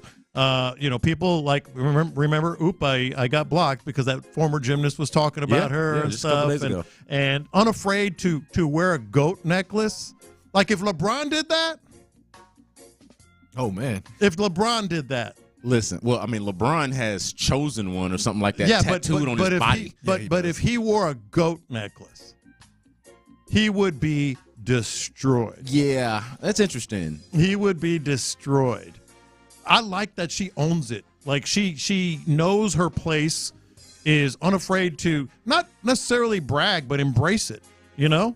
Does it make sense if I say that I don't really like her and I like her at the same time. No, that's what she is, and she's embracing it. She gets it. Like she's got a vibe and an aura about her that makes me feel like, I don't. Not that she wants to hang out with me, okay? But I think I would pass. Like, hey, do you want to have lunch with Simone Biles and Jonathan Owens? I'd be like, does Simone have to come? I kick it with Jay. I remember J.O. when he was here, but I don't really have to be around Simone Biles. Yeah. But to your point, she don't seem like she really give she don't care. A bleep. No. Right? And I like that. Like she is absolutely here for the smoke, it seems. She is absolutely here to like just brush off the haters, and even not just brush them off, but to agitate them to say, hey, guess what? You may not like me. Mm-hmm. You may think one way about me, but guess what? I'm the GOAT. I'm undeniable. Watch me work. Watch me do my thing. What can you say? You and I were talking about this with Santiago before the show, because I'm with you. I get that she's polarizing, which is weird because she's the best there's ever been. But like, if you're just watching gymnastics and you don't know about difficulty and you don't know how high she goes, which is incredible. She's unreal, man. Suni Lee is more fun to watch, like to just watch. Well, you know how I feel. I know you, especially y'all know how I feel. About we all know how you feel about Suni Lee. Come on now. I was thinking about you last night. Yeah, especially when she was anyway. Absolutely. But like just as a gymnast, she's a gold medal winner, for God's sake. She was the defending all-around gold medal winner. She's awesome. But like if you're just like watching gymnastics from a novice's perspective, like, and didn't know all the details, I think Suni Lee's more fun to watch. Yeah, I mean she is now. Yeah. She does more, I guess, fun things. The dancing, the lines, the facial expressions, But there is whereas Simone Biles is like, holy crap. Yeah. So it depends on what do you value, though, because there's something about that holy crap element. Like she's just unlike anything else. Similar to the way Usain Bolt was, and track is starting today. I can't wait for that. Yeah. But like similar to the way Usain Bolt was, like you could appreciate all the other track athletes out there, but this was the one. You were like holy crap. You gotta lock in. Michael Phelps, the same way. Back when he was doing his thing, like it's like, man, I like some of these other stories in swimming. I like some of these other stories in track and field. I might even like watching some of them more. But this is the one that I got to lock in. It's undeniable. Yeah. Maybe even for me, there's that element of, you know what, I don't really like her. But I like that I don't like her. Like but you also like her. Yeah, it adds to the intrigue of like, and I'm also not like hating. Yeah. You know what I mean? It ain't. Careful, man. Not my cup of tea. They're about to start calling you a hater. Okay. I don't give a damn. Tune in at 12:20. Feathers ruffled. Yeah. Call me a hater and I will respond with, and? Like, you ain't going to whoop me, though. You know what I mean? There you go. Come on now. Coming up next on In the Loop, the things that I was wrong about after the Texans' first preseason game. Don't miss that. It's next, Sports Radio 610. Headed to Canton? So are we. The Drive is live from Jersey Sports Grill in Canton this afternoon.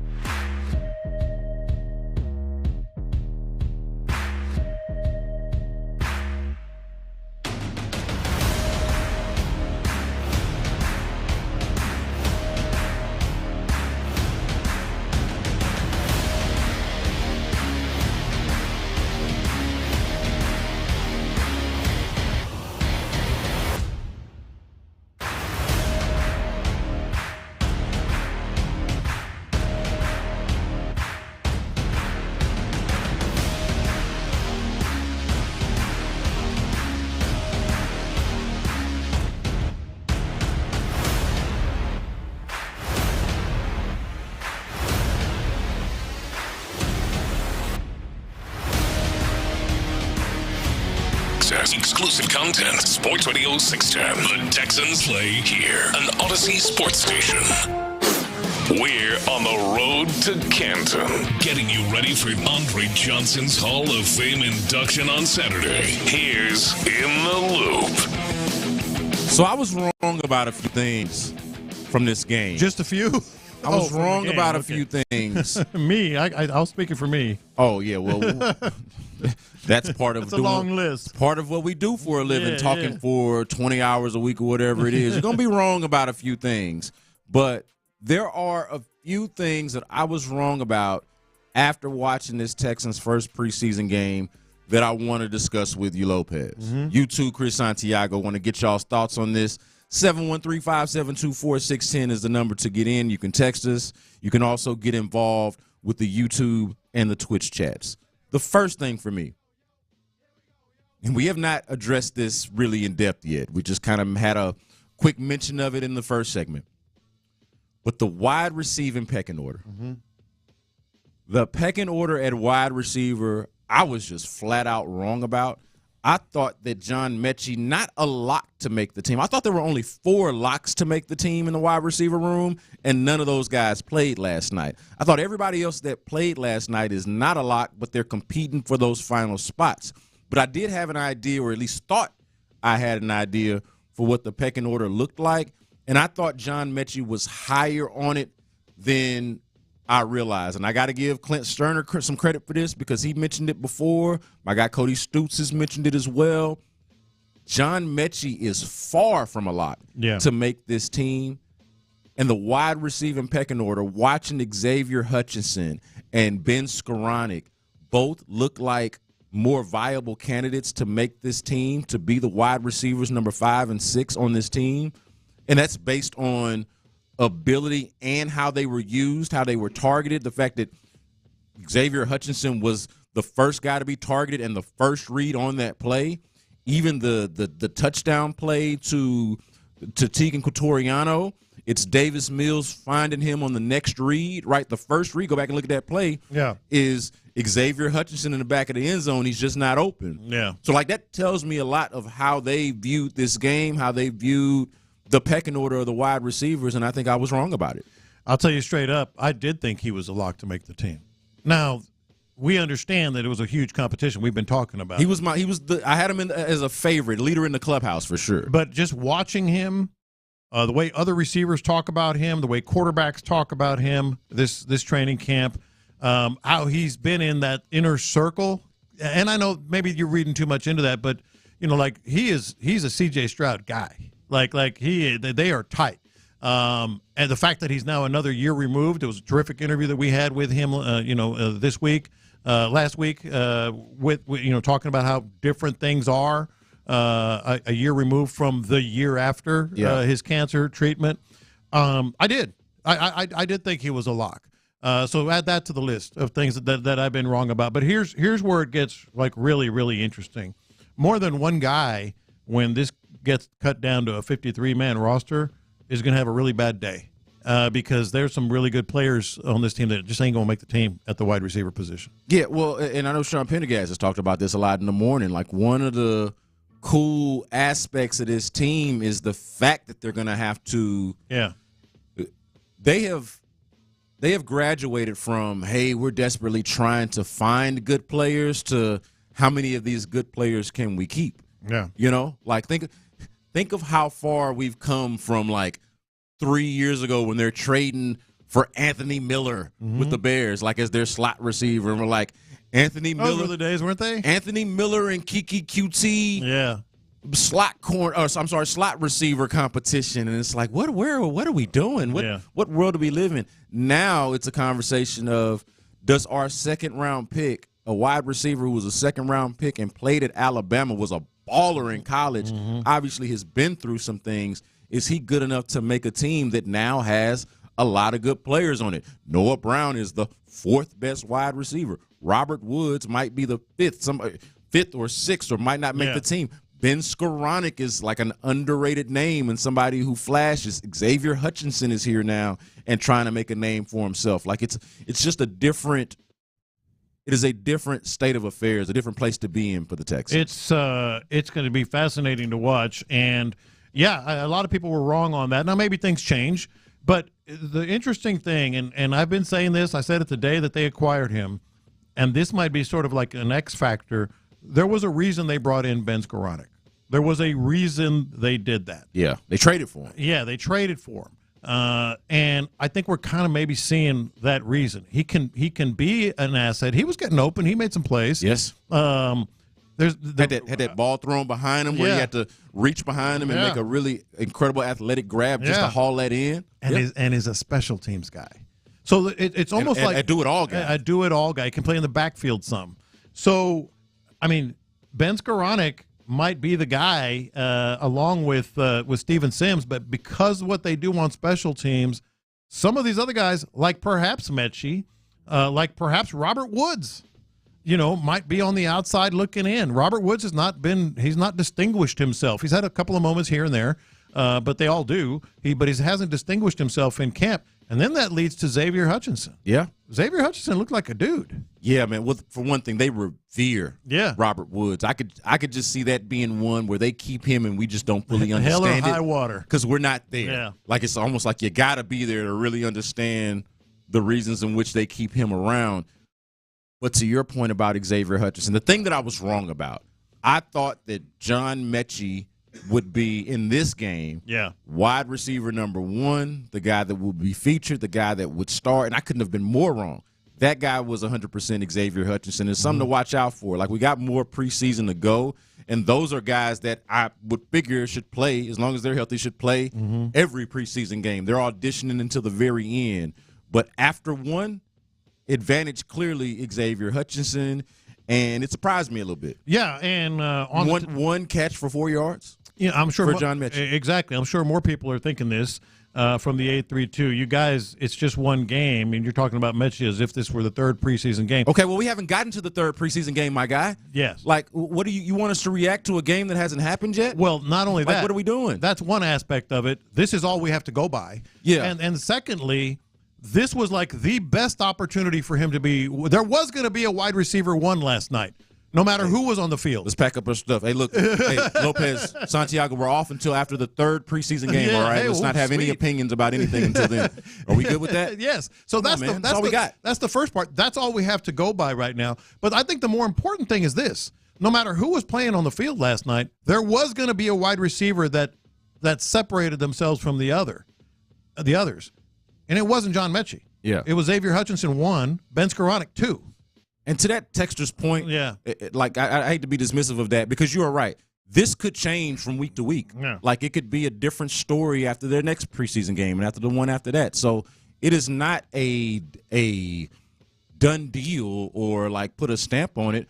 But going into this game, this one particular game, I thought John Mechie would be more heavily featured, would have more targets, would be more productive, and he was not. That surprised me. I was clearly wrong about that because I said right here on the radio, it's going to be a Mechie day. Like Mechie's going to be the number 1 receiver. He was not. He obviously was not. Another thing that I was wrong about, I didn't think Kenyon Green was going to play. Now, we agreed that he should, that he ought to be out there, so I was glad to be wrong about that, and I was glad, more important than me being wrong, I was just glad to see how he looked. Yeah. He looked mobile, agile, hostile, if you will. Where's that from? Look, I appreciate Kenyon Green's game when he's right. I was glad to be wrong about this, but I did not think he would play because he was, to me, the clear starter, whether you want to say it's because of his play or just the fact that there's not a lot behind him. He was clearly, to me, the starter at left guard. I could have seen them not playing him, but I'm absolutely glad that they played him and Drew Scruggs 100%. Remember the Titans, by the way. Anyway, that's right. Kenyon Green, I was hopeful that he would play. I was hoping that he would play, but I wasn't certain simply because he has been the starter. But he had a lot to prove, and they let him get out there and start to prove it right away. So that was good. There was 2 starters on the offensive line. Drew Scruggs played, at least, and he had a little something to prove. At least 2, maybe eventually 3. Yeah, with Blake Fisher. Yeah, we could do an over under 2.5 on that one on offensive linemen starters that were in the game last night. But real quick, let's stay on this for a second with Drew Scruggs and Kenyon Green.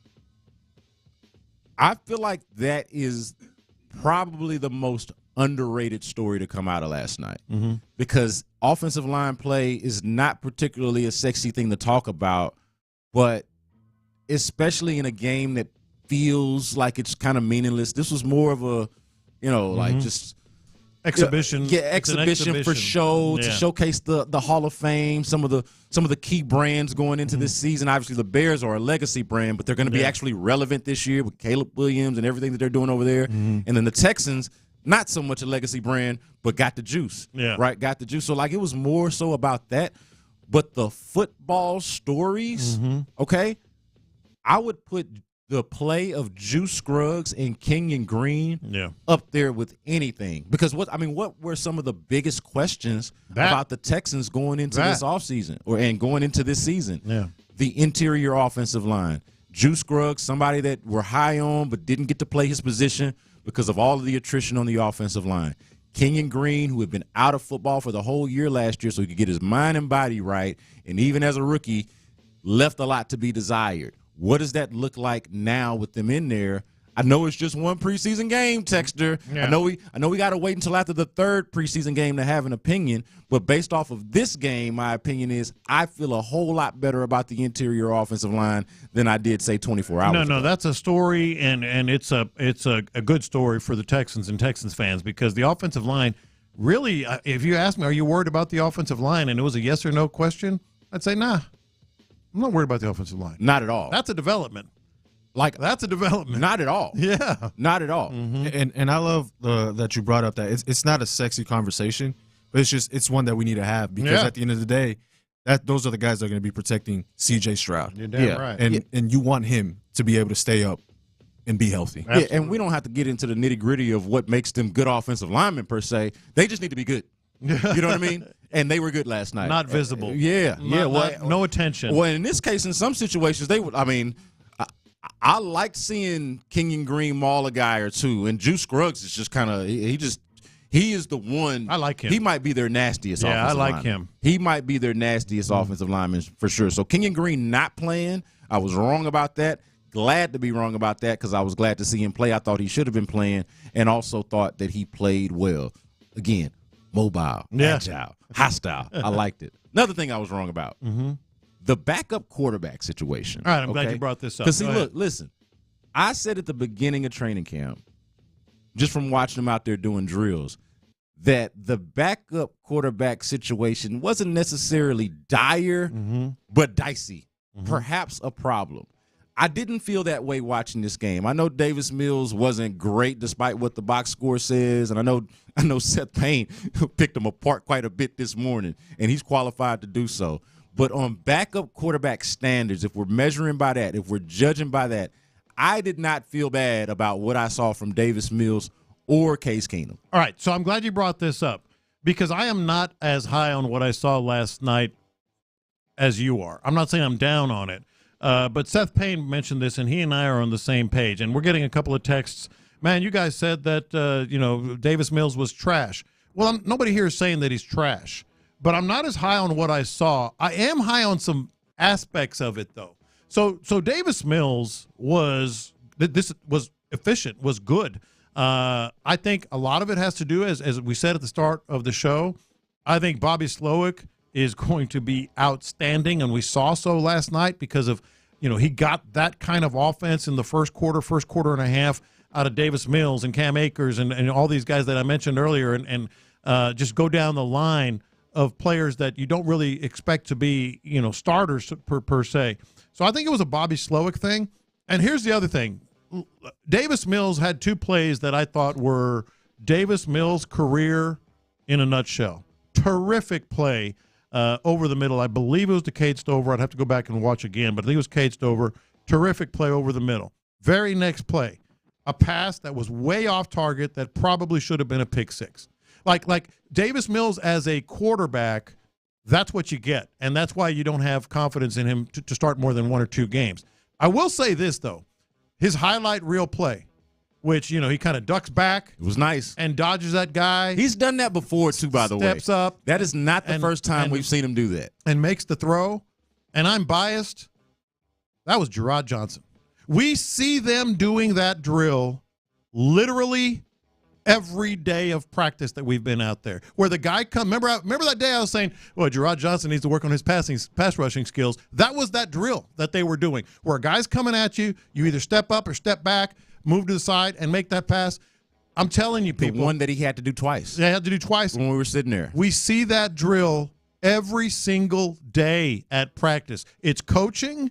It's comfort with the offense. It's confidence that what you're doing is right. And, oh, by the way, if you want to get down in the weeds, and I am by no stretch a quarterback whisperer, but like even his footwork, his base, as John Harris also, his base, and Clint always talks about, take that back step and go. Like even that stuff was crisper and sharper. So it was Davis Mills. Give him credit. As a player, I think it's still a mixed bag. I'm not going to say, oh, he was really good. No, I think it's still a mixed bag with him as a player. But the coaching from Bobby Slowick and Gerard Johnson was on full display. Yeah, I don't think you have to be a quarterback whisperer, and I don't think you have to be some big film guru. Just somebody that, let's say, watches a lot of football and has watched a lot of Davis Mills, which we all are. We qualify as that.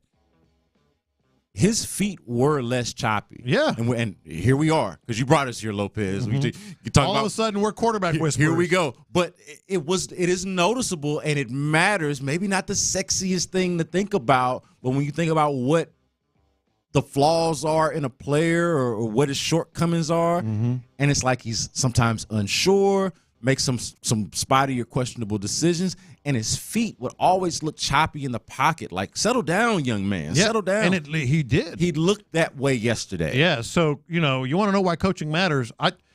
Again, it's kind of in the weeds, but I thought that was on display last night. Well, I like that you at least made this point. I don't know how much pixie dust, if you will, that Gerard Johnson has for Davis Mills, but I do feel good. I do have a certain comfort level with the backup quarterbacks performing under both the system and the actual – for all those reasons. And the actual coaching. So, like the plays that Slowick is calling and the actual position coaching that we know Gerard Johnson is doing behind the scenes makes me feel a lot better about that position. And to their credit, I thought Davis and Case both looked fine. I thought Case looked better, to be honest. Yeah, Case looked better. Yeah. And so that maybe is something that surprised me. I'm waiting for Case to fall off, but Case might be QB2 still, But I felt good about what the backup quarterback situation is for what it is. Some other things I was wrong about. The defense, I was expecting to see more. I wanted to see more. Now, maybe it's because none of those guys out there are going to actually be factors with the team, but the defense, it surprised me. Now, that one I do think is personnel. One of the questions we had before camp even began, especially me, if you've been listening for any amount of time, I've been worried about the linebacker depth. Well, there was no linebacker depth. I mean, there was no linebacker depth that was on display. I think it's more personnel than anything with defense. Now, that's not a small thing. You need depth. You're going to get linebackers hurt. You're going to get players hurt. I think the defensive front was okay. I thought the nickel backs that were out there were not good. Desmond King had some struggles, and so like I think it's just a matter of personnel more. I didn't feel like they was out there swarming Lopez. No, ain't they supposed to swarm? Isn't this DeMeco Ryans' defense? I know he had to be mad, man. Oh, doesn't matter. They wasn't swarming. Yeah. Did y'all see any swarming? I ain't see it. I thought the defense was swarm. They did not. And, of course, we mentioned earlier the new kickoff rules. It's another thing I was wrong about. I thought I was just going to be so excited. Put a pin in that. It's going to get better. Whimper. It's going to get better. He is John Lopez. I'm Brandon Scott. Chris Santiago rolling along with us on In the Loop. Coming up next, was Bobby Slowick the star of this game? That's next on Sports Radio 610. All right, D&M Auto Leasing and your new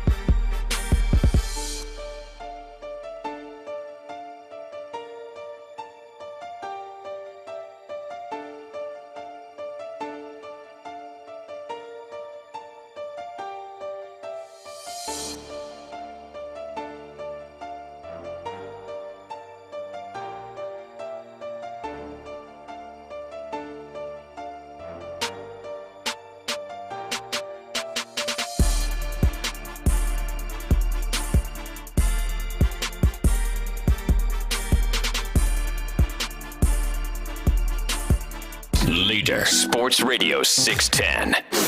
We're on the road to Canton, getting you ready for Andre Johnson's Hall of Fame induction on Saturday. Here's In the Loop.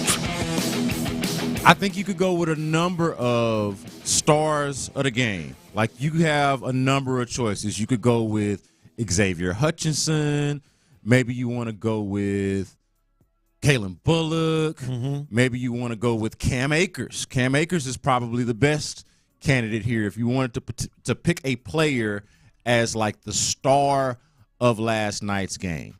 But Lopez argues that the star of the game last night might have actually been a coach. Yeah, the savant, Bobby Slowick.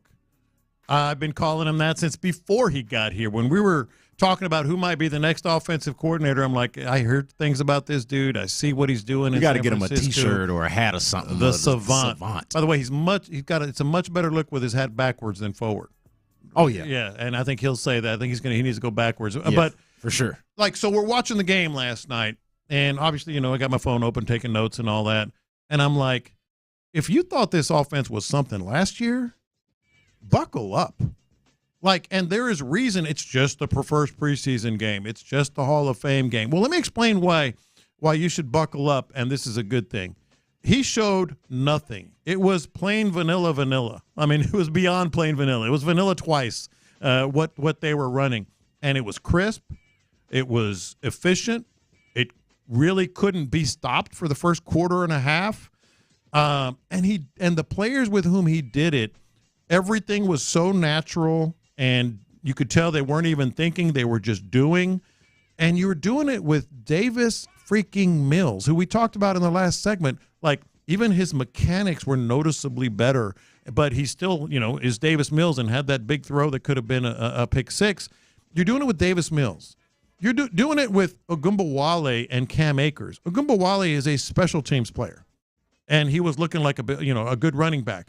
Obviously, we know the story with Cam Akers. Dude's had some Achilles problems, plural, and he looked good. You had at best, what's going to be a fifth-string wide receiver in Xavier Hutchinson, just running fluid routes, getting open, cutting crisply, making catches, leading the team in catches.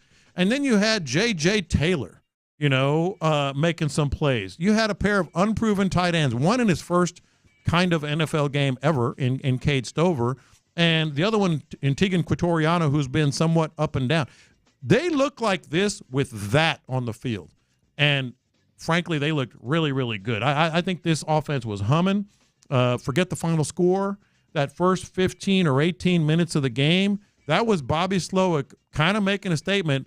I mean, I'm just barely reaching into the bag. The things that you want to look at are not the final score, not the box score, not necessarily just the stats, but in terms of this Bobby Slowick conversation, you want to look at the script. You want to look at the plan. You want to look at just the base level of what you're watching, and all of that looked really good, even in a primitive state. Right? Like, it wasn't everything. It's not supposed to be everything in the first game, the Hall of Fame game, an extra preseason game.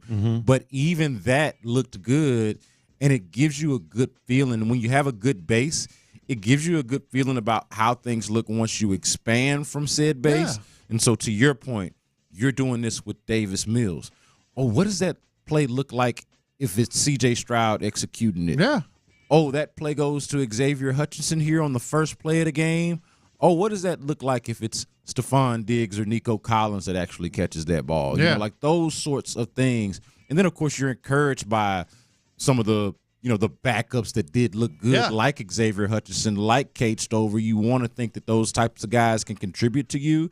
But the fact that the offensive coordinator and the play caller is able to maximize from there is something that I think is absolutely encouraging. Whether you want to call him the star of the game or not, I mean, you can pick your star, but Bobby Slowick and the offense is something that you should absolutely feel good about, especially given all the hype around it. It makes you feel like there's a lot to it. And it was all the backups, and it was just boom, boom, boom. And keep this in mind as well. Everything is now second nature for Bobby Slowick, too. as well as this offense performed last year, it was all new to him. Like he'd never been the offensive coordinator like that, where it's all his offense. He's impacted offensive game plans and such over the years, but it was all second nature. It was kind of like, and he's not really showing anything. There's an old Milton Berle joke that you're going to have to Google because I'm not going to say it here, but that was like Bobby Slowick pulling a Milton Berle. So I think I didn't mean to throw you off. Actually do know it is. You do know that joke. So I'm like laughing on the inside. But also, like the whole offseason, I've been talking about with Bobby Slowick, him being the person that I'm most excited for, not about because he doesn't play, and I'm not that big of a nerd, right? Like I'm excited about CJ Stroud. I'm excited about Tank Dell, like the actual players. But excited for Bobby Slowick, man, because think of all the new toys. This is what he was doing with, like you said, the backups. Yeah.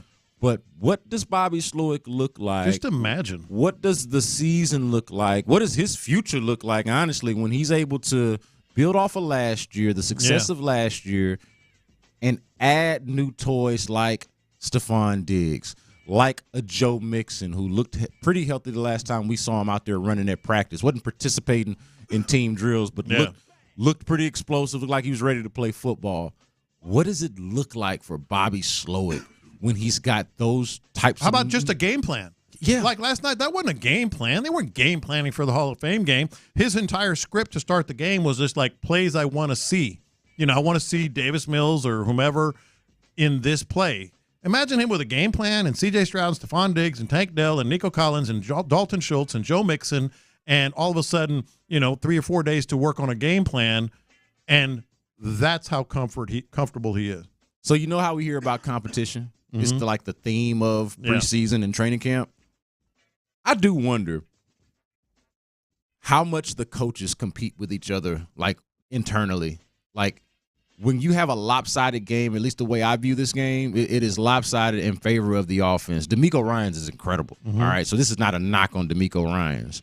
But if you just talk about their units, the units that they oversee or where they call the plays, the offense 100% outperformed the defense. The defense wasn't able to do the thing that you just described with Bobby Slowick. Like just have a game plan, execute the game plan, and just plug and play. Whoever's out there is able to do it.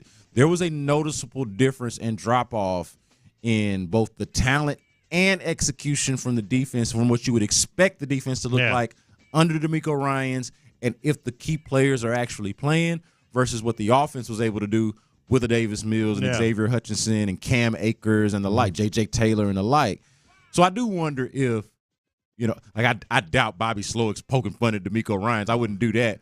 But I do wonder how competitive they are internally. Like, hey, man, like they need to get their weight up, or how about my unit today? How about my guys today? I do wonder because if they were, this would be advantage Bobby between the two today. I think there's always competitiveness, offense, defense, but I don't think that's necessarily the case. I do think DeMeco Ryans is certainly going to use that. He's certainly going to use, hey, you guys have been getting all kinds of flowers. Everybody talk about the defense is controlling most of the training camp.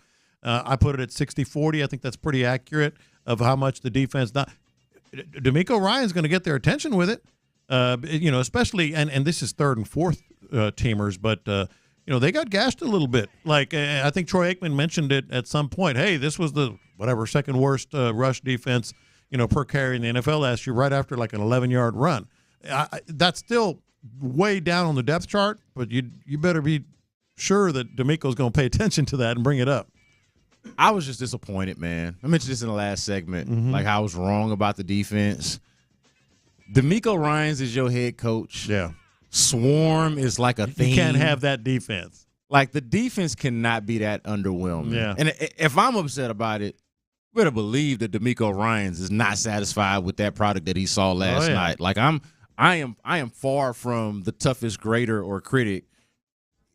Like far from it. Yeah. DeMeco Ryans, I would imagine, would be a lot closer to it, but I was disappointed. Like the only guy to stand out is the rookie that I was already excited about, Kalen Bullock. Like, he did things that I was kind of expecting or hoping that he would do. Yeah. Where's everybody else at? What do the rest of these backups look like? Man, these dudes better not get hurt, man. This defense better stay healthy. I know that. I will say, outside, I've been thinking about this ever since we talked about it earlier. Like, who else on the defense would I say, okay, not great, but okay, I see you. I would have to say, and we talked about him going into the game, I thought Kurt Hinish was okay. Yeah, okay. Kurt Hinish was okay. But about what you thought, I feel like I know what he is now. Yeah. Like Kurt Hinish, this is not a knock or praise. This is just I think Kurt Hinish is a fine rotational interior defensive lineman. Yeah, that's like I said, I was reaching. But I thought he was okay. Now, Seth did mention Marcus Harris, one of the rookies who I did not take note of and have not seen him play NFL football, obviously, because he's a rookie. So I wouldn't mind taking a look back at that. Maybe I'm not giving that enough credit, but nondescript would be a way that I would describe this defense. But certainly Bobby Slowick in that offense for sure stood out. They stand out, and I'm excited about watching them in the regular season. Coming up next when we play the hits, let's go to Figgy out there in Canton, Ohio. How about that? His stomping grounds, too. He's going to set the scene for us a little bit. Let us know what's happening out there in football heaven. That's next on In the Loop. The Texans couldn't take down the Bears in the Hall.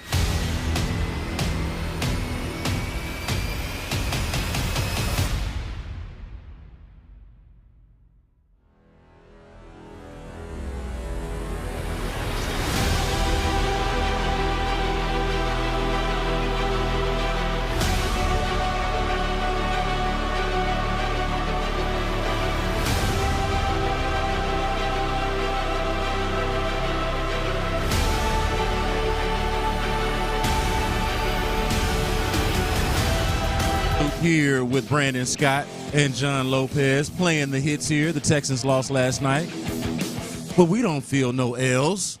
It was a dub for us. Yeah, man. We got to check it out.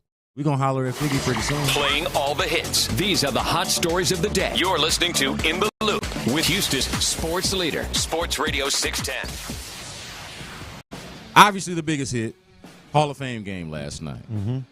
The Texans lost, but again, we won. Biggest takeaway, like I said before, man, offense good, defense bad. Feel good about Bobby Slowick. Got to imagine that DeMeco Ryans doesn't feel good about the depth that they have at that position. But I would say, for me, I know you mentioned in the previous segment, star of the game, Bobby Slowick. For me, star of the game, one Cam Akers. Yeah. Cam Akers is the one for me. Like, Cam Akers is somebody who I didn't have any real expectation for when he got here. And I would even say has been a bit of an afterthought for me because they have so many names, because they have so many pieces. Even in that room, there are more interesting things to talk about at the running back position. Obviously, Joe Mixon being here, his health, and then Dameon Pierce comeback season. And, of course, you've got some rookies I think people got excited about. Cam Akers is somewhere in the middle there, but he stood out to me as we play the hits here on In the Loop. Cam Akers stood out to me as a playmaker and as somebody who I think has to be an early favorite, to me at least, has to be an early favorite to make the team. Yeah, man. Look, it didn't feel like a loss. It was. I was as surprised as anybody for Cam Akers, pleasantly so. But we said this yesterday. Let's not get it twisted. This is the Hall of Fame. It's about Andre Johnson.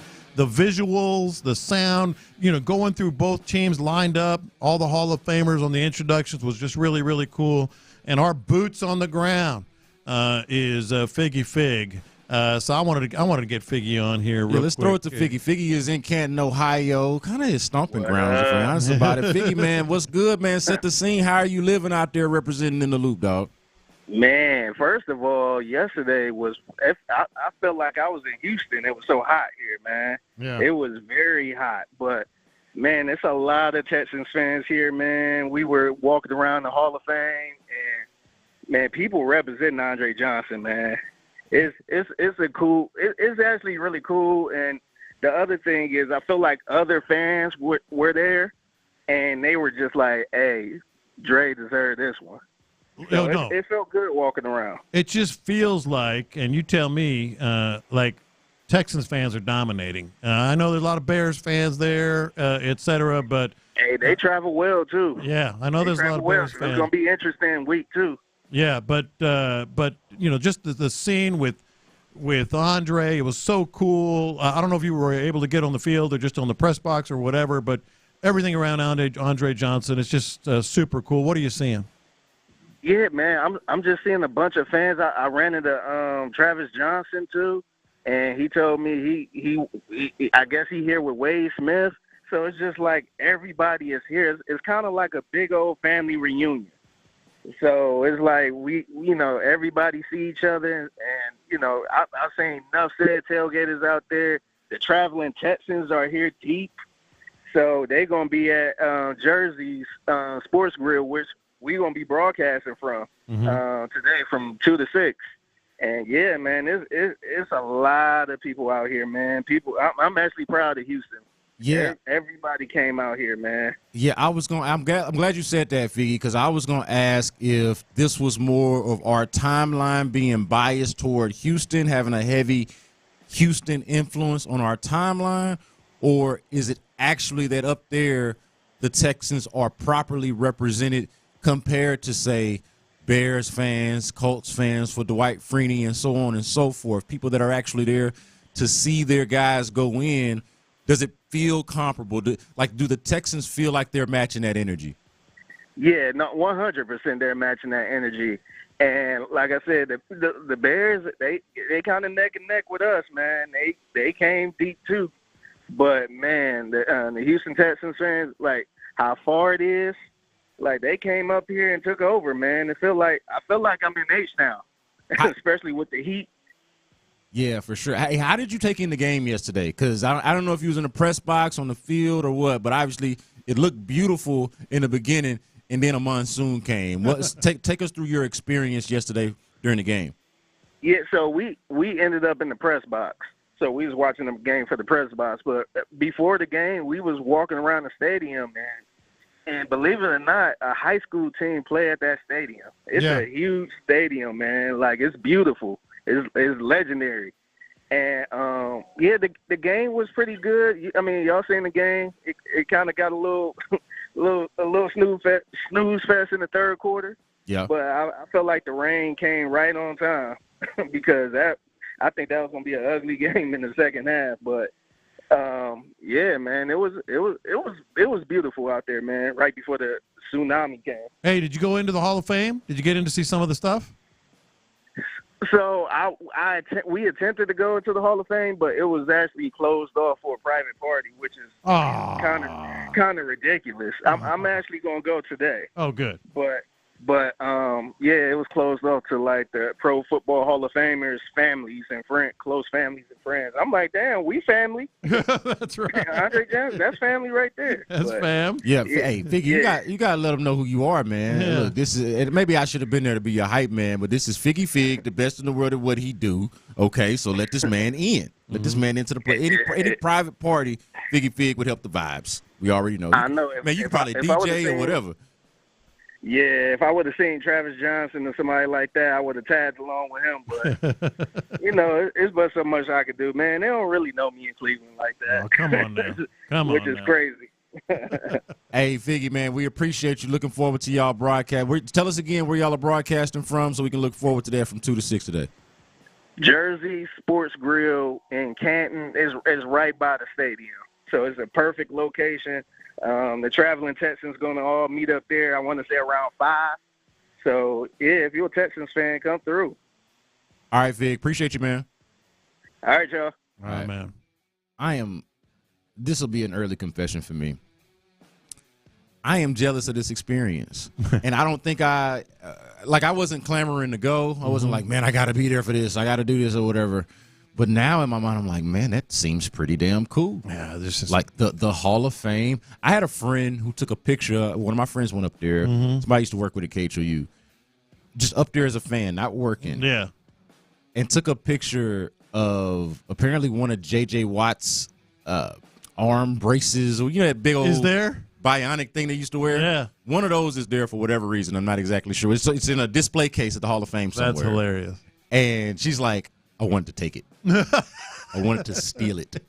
I'm sure she's not alone. Obviously, she didn't. Yeah, but she thought about it. Yeah, and I don't blame her. It was out there. For her, it's just like, man, these moments. This is so rare. Like, think about it. With Andre Johnson being the first Texan to go into the Hall of Fame, we don't talk enough about what that also means.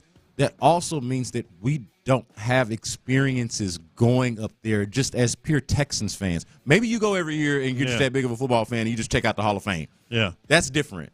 Like going up there to do the Texans coronation thing, it's not just, and they've spoken to this a little bit, but it's worth hammering home. It's not just the first Texan going in. It's not just Andre Johnson, the great, going in. It is Houston Texans fans' first collective experience going to the Hall of Fame and putting on the way Figgy just talked about. Let me illustrate that. You know the last time I went to the Hall of Fame? I was working. When was it? I was covering an inductee. Okay, so a Cowboy? 1991. Last time I went to the Hall of Fame. That doesn't even count. When Earl Campbell was inducted. Oh, man, an Oiler. Yeah. I didn't even thought about that. That's how long it's been. When Earl Campbell was inducted into the Hall of Fame, they sent me over there, and I spent about 3 or 4 days. I got to tag along with – that was a really cool experience. They let me tag along with Earl everywhere he went, and I was writing columns about it. But that's how long it's been, and that's why this is so important for Houston. For Houston, not just for Andre Johnson. Well, you saying that, first of all, I did not know that. 1991. And so you saying that really puts into focus the gap in football excellence in this city. Like the gap in star power. Obviously, 33 years ago. I mean, the tail end of the Oilers obviously had Steve McNair and the late Steve McNair and Eddie George. And, of course, there were some players on those, final days Oilers teams who eventually became Titans who were great.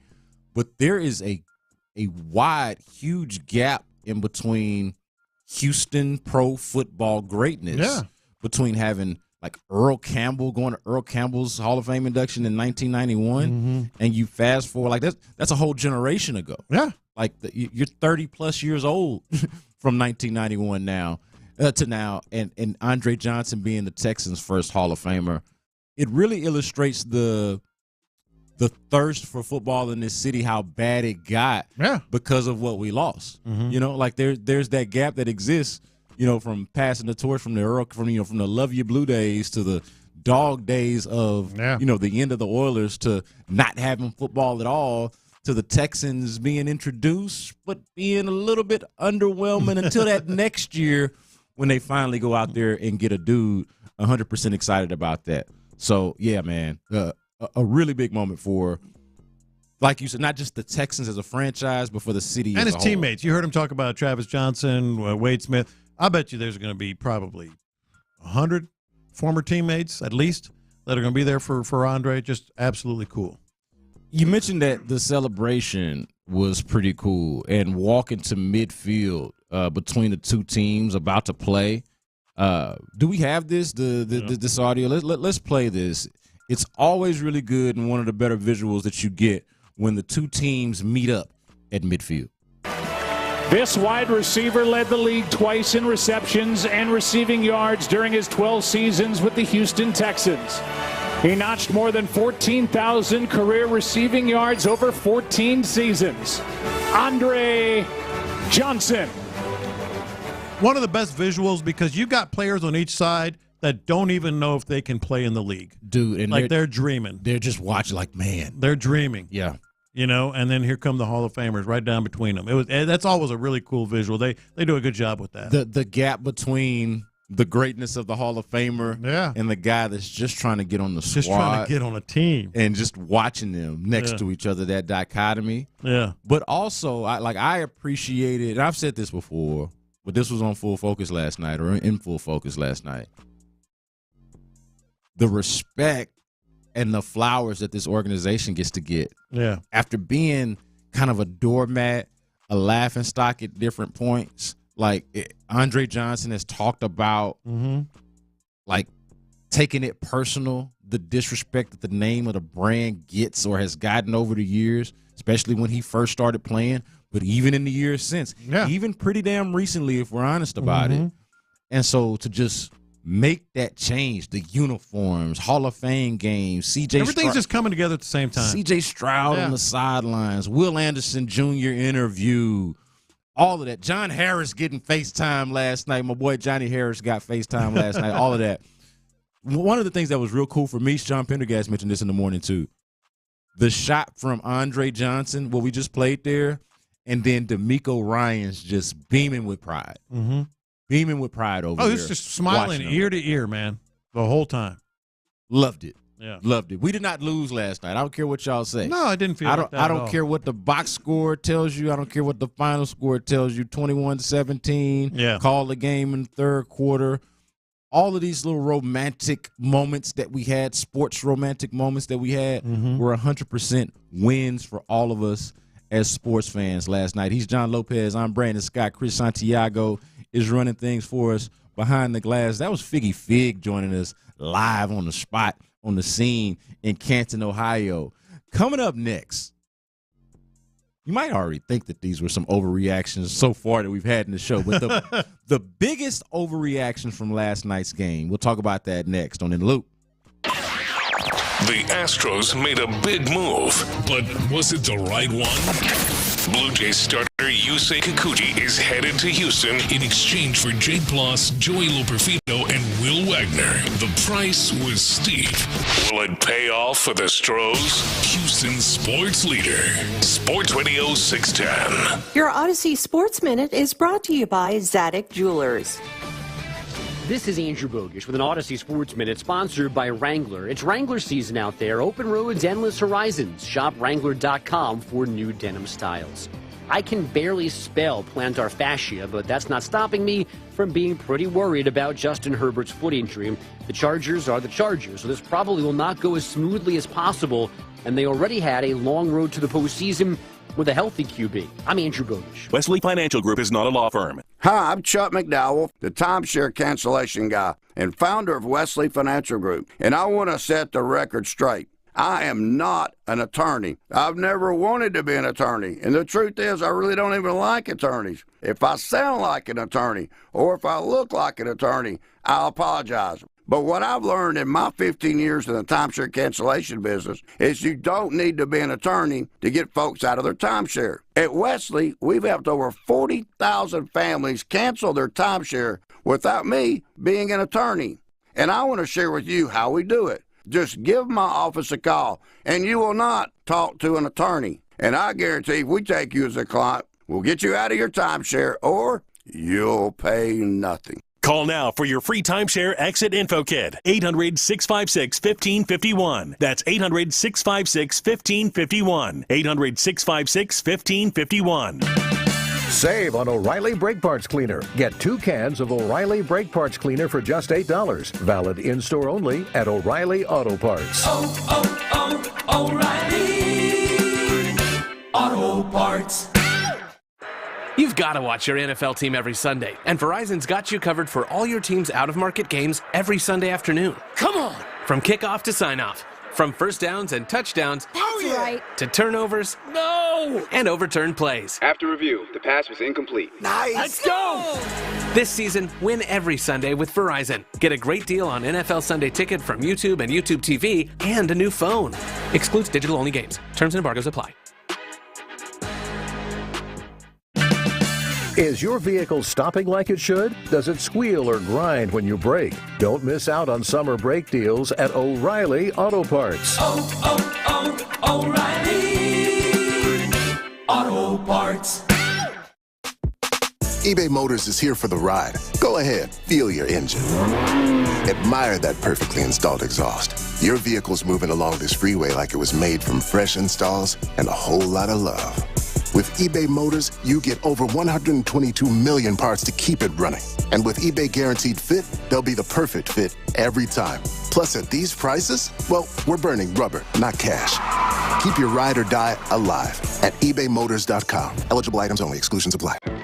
Halftime means back-to-school shopping time at Target. Get your phones out, dads. We're saving 30% off. Wow, look at this. Backpacks, clothes, shoes, at 30% off. There's the pizza backpack my kid wants. Add to cart. Oh, my daughter's gonna love this heart tee. Better grab some leggings, too. Even notebooks, folders, pencils. And glue sticks and crayons? All at 30% off this week only. My sideline shopping game is strong. When it comes to getting 30% off, Target has your back to school. Wesley Financial Group is not a law firm. Are you a victim of the timeshare trap and think there's no way out? I'm Chuck McDowell, founder of Wesley Financial Group, the original time.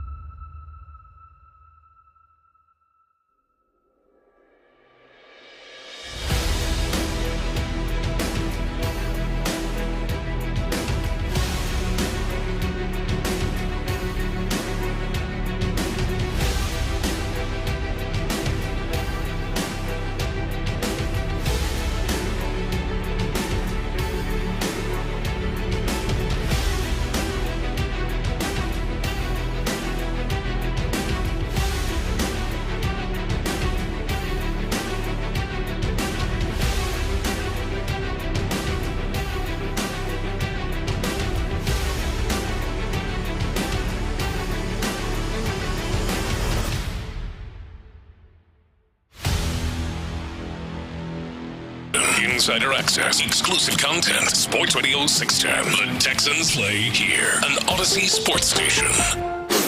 We're on the road to Canton, getting you ready for Andre Johnson's Hall of Fame induction on Saturday. Here's In the Loop. All right, In the Loop here with Brandon Scott, John Lopez, Chris Santiago, rolling along in the noon hour. I've got some overreactions from last night's game. All right, I like it. And I want you to react But wait a minute. to the overreactions. It's just a Hall of Fame game. It's just one preseason game. I know what the hell it is, man.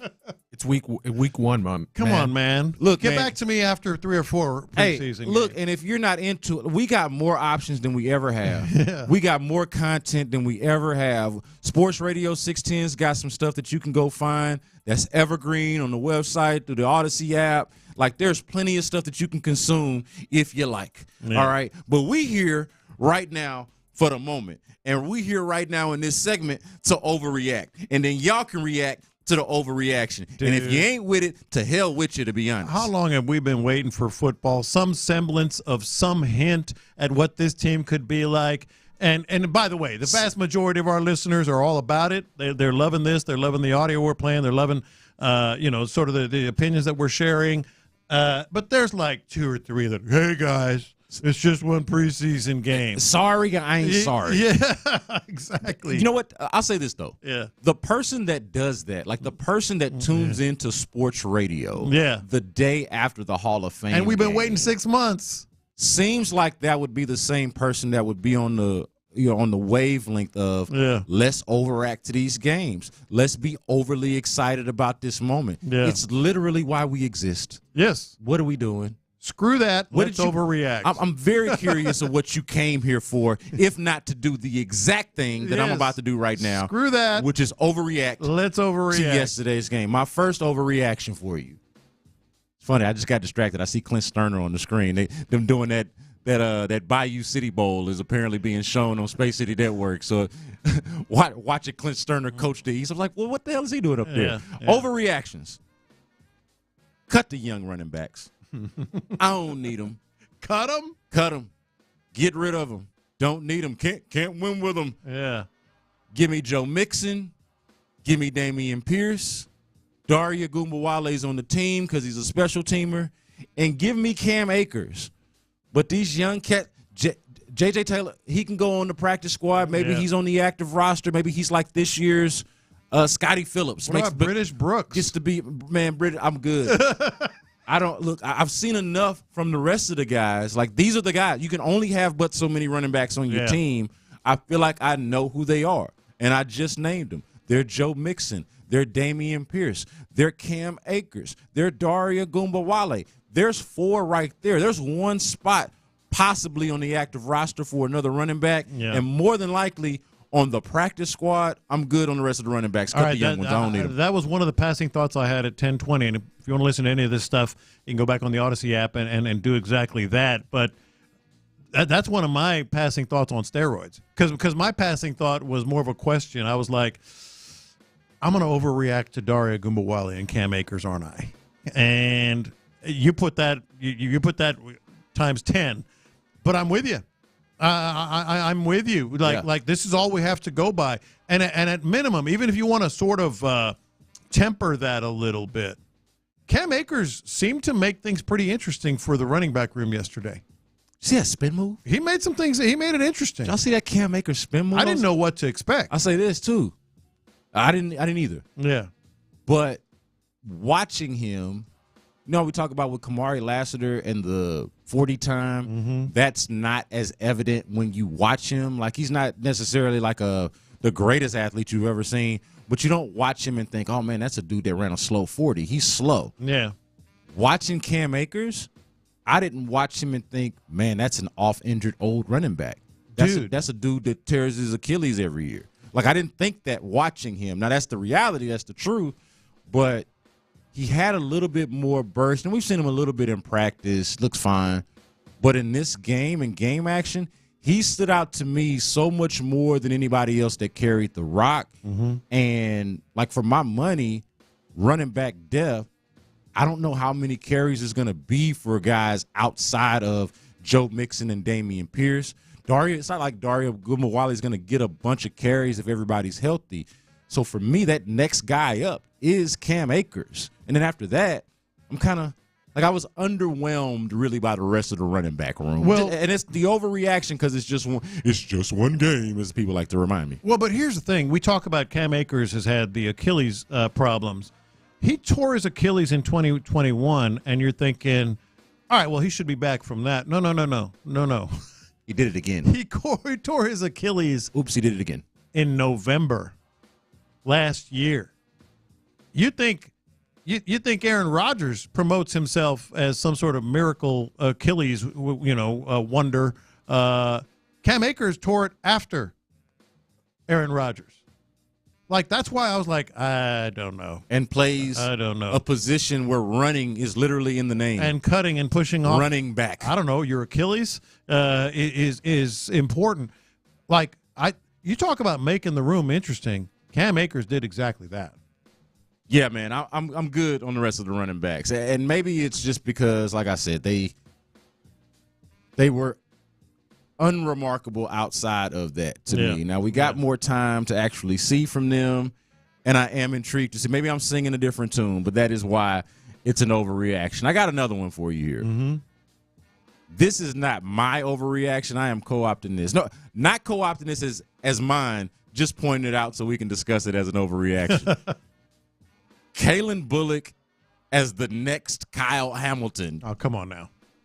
Come on now. I like to die. I like to die, y'all. I love me some Kalen Bullock. I think he's going to be a fine football player. But my man Clint Stoerner, when they got Kalen Bullock on that post-game show, he was really feeling it. He tried to see if he could get it out of him because obviously Kalen Bullock's tall. Yeah. Kyle Hamilton is a shot blocker of a safety. Mm-hmm. He asked him, hey, who in the post-game show, is there anybody in the league now that you're patting your game after? And Kalen surprisingly said, no, nobody in the league now, maybe in the league previously. And Clint just volunteered Kyle Hamilton. And I was like, I was going to do overreactions anyway tomorrow. Yeah. But that's a good one, Clint. All right, we might have to tap the brakes on that one. That's a good one. we might have to tap the brakes on that one. What are we doing? Yeah, that's a bit much, but look good. Look good. Look good. I'll just leave it at that. Look good. Look good. Hey. For one preseason game now. Don't forget. I am at odds. I'll mention this later. I am at odds with all of you people that's talking about it's just one preseason game. How could you overreact? We're not on the same wavelength. Yeah.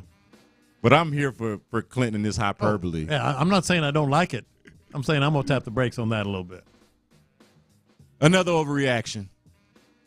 The defense sucks. Everything we saw in camp was a lie. Come on now. Don't trust your eyes from before. This is why people text you. Trust your eyes. This is why people text you. The defense sucks. It does not. I'm skeptical about the depth, and I think that's fair because his defenses look really good. It really has against what we now know is going to be a good, what we thought, but now has put at least one preseason game under its belt of the offense kind of humming with Davis Mills and some second stringers in there. Now, it doesn't suck. I think the depth is going to be a question mark that they have to address. Clearly. Yeah.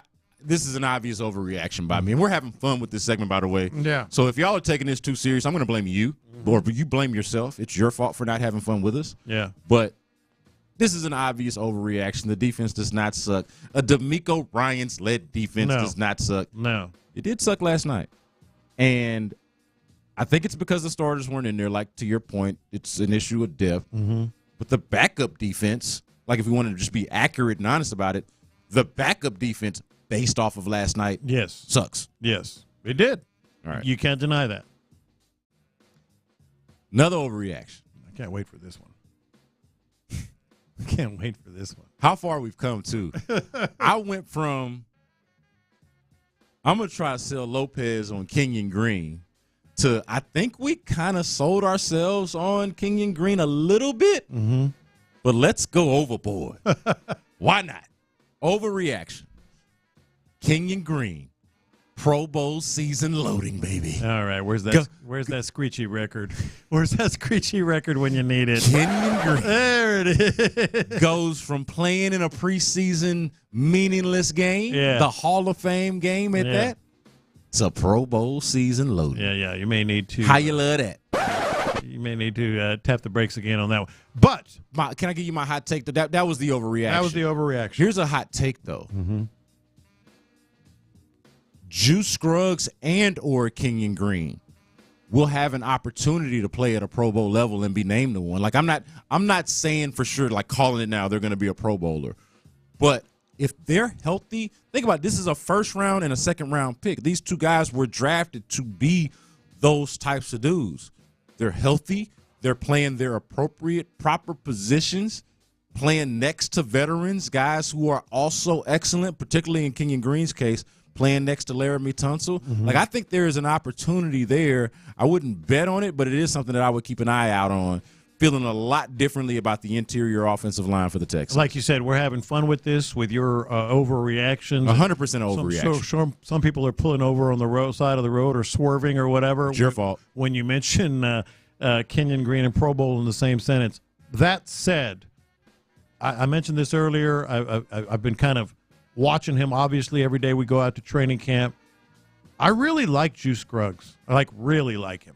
I think there's something there that is not just, hey, he's a good center. I think there's potential there for something nice, something real nice. I thought about this after we did. Remember the exercise we did a few days ago with – it was Jeffrey Simmons going off on the Titans radio. Yeah. And then we did the segment of who's the Texan that you would least want to – to have that energy toward you. Mm-hmm. And, you led with Laramie Tunsil, and I think that was because of, the size of Laramie Tunsil, and he's just like you don't want those problems, obviously.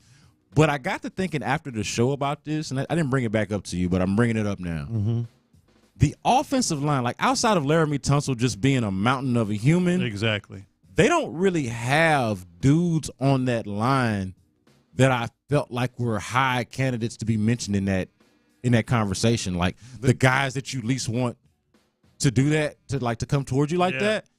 They got a bunch of nice dudes. They got a bunch of nice dudes, but would you want Juice Scruggs coming at you? That's what I was just about to get at. Juice Scruggs is the one to me where I was like I just went down the list. Now, Shaq Mason, I think, is kind of got that elder statesman, hey, don't mess with me because you don't want these problems. But he is actually a nice guy. Yeah. Titus Howard, a good old nice country boy, man. Yeah. You don't want those problems either. Kenyon Green. But Kenyon Green kind of has almost a silly, almost a childlike figure almost. Yeah. And Laramie Tunsil just seems not interested in any of that. Usually beyond laid back. Yeah, it's just I'm good. Yeah. I'm good. We can what does he call his company? The trees? The tree company, whatever it is. We could have some trees here, whatever it is. Yeah. Juice Scruggs is the nasty one. Mm-hmm. He seems like the one who would actually be down for the scrap most to me. There's something there. There's something there that could be really, really good. Blake Fisher is taking somebody's job. I'm with you. I don't think that's – I'm not saying tomorrow. I'm not saying 5 games into the season. He's going to be a starting right tackle probably in this league. Yeah, maybe left. Yeah. Put a pin in it. I'm on this one, too. Yeah. Blake Fisher, at some point, sooner, later, I don't know which one it is, but Blake Fisher is taking someone's job. And my thought on it, too, is, we focus so much on right tackle because that's where Blake Fisher played in college, predominantly. And that's where there was a question mark for the Texans with Titus Howard getting his money but getting injured and having to play left guard last year, and suddenly us having questions about him playing right tackle. But Blake Fisher, if he can play left tackle, it got me thinking about how badly do I need an expensive-ass left tackle? How badly do I need the money-hungry, expensive left tackle that you've had to pay twice? And he's excellent. I am not one of these people that's like Laramie Tunsil is overhyped or over. I think he's excellent. But how much do you really need to pay the left tackle if he can get it done the way the rookie was able to get it done last night, albeit in the one preseason game that I'm overreacting to? Yeah, I think it's going to be obviously a huge cap hit for Laramie Tunsil, so he ain't going nowhere. But I think you're going to have the options here of a legit tackle on either side. Now, Titus Howard, who knows? You know, who knows how that's going to play out with Titus Howard and his contract, but I'm with you. I think there's, talk about something there. I think Blake Fisher's going to be a tackle in this league and a starting tackle for a long time. I've been trying to track the logic in drafting him as high as they did ever since they did it. Yeah. And I maintain, man, it's something's weird about this. Mm-hmm. Something's weird about this. You figure they've got their cornerstone tackles over the next. At least I thought. They acted like it. I also want to add, yesterday we didn't see him get any false starts. Yeah. Any no target on his back? Yeah, nothing. He was out there, and I actually saw him put a pancake at DB. Mm-hmm. So, hey. So, I say he's going to take somebody's job eventually. It's already taken Charlie Heck's job. Oh, poor Charlie Heck. They've been trying to get rid of him for years, and they just might this time. Charlie Heck is kind of like Eric Murray, just won't die. Yeah. But looks like Blake Fisher has already taken that role. We'll see who else's job he's going to take. Speaking of jobs and taking jobs, this one hurts a little bit because it's an overreaction, but it's also an offshoot of one of the things I was wrong about earlier in the show. You can check that out. John Mechie is auditioning for his next team. Yeah. He's obviously auditioning for this team because they haven't made the roster cuts. He's got a chance to make it. But he's further along on the bubble than I think I realized and I wanted him to be. Mm-hmm. And I still think there's a future there, still rooting for that. But I think he is just as much auditioning for his next team as he is for this team. That might actually that changed overnight, literally. And for me too. I'm not pointing at you. And maybe I put that down here as an overreaction. That might not actually be an overreaction. Mm-hmm. That might be true. I don't know what y'all think about that. But I think John Mechie is auditioning for his next team just as much as he is auditioning It for ain't this over team. yet in my book for John Mechie. The overreaction is good by you because he was the third at best last night, and that means 7th or 8th, overall. So the overreaction is understandable, but I still think there's a lot left. There's a lot left to figure out. My issue with it, the reason why I'm feeling this way, is not that there wasn't the production. Mm-hmm. There didn't even seem to be, and I understand you don't know what the reads are. You don't know what the play call is exactly. Yeah. But I can watch the play. I can see the quarterback's eyes. I can see that he's not really looking Mechie's way a whole lot. Mm-hmm. And that's what stood out to me. Before you even get to, is he getting open, is he not? Yeah. Does he look explosive, does he not? Is he even an option? Are they even looking to see if he's doing those things? And it didn't feel like he was, or like Davis was, or like any of the quarterbacks were while he was in the game. So those are my overreactions from last night's game. He's John Lopez. I'm Brandon Scott. Chris Santiago rolling along with us on In the Loop. And coming up next, we confess our sins. It's Lunchtime Confessions on Sports Radio 610.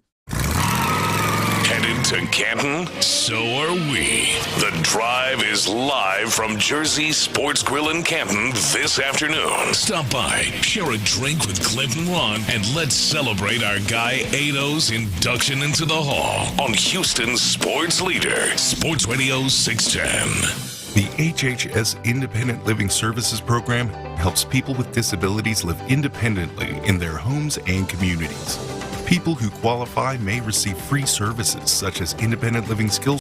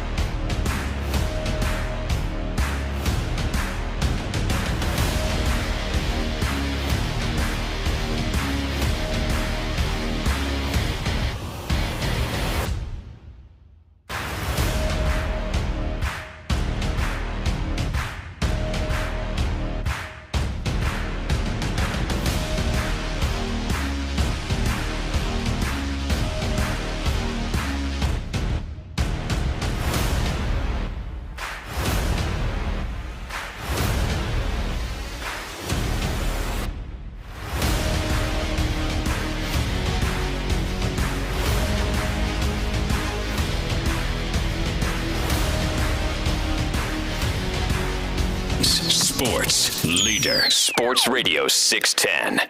Watch this. These are my confessions. It is time for lunchtime confessions on In the Loop.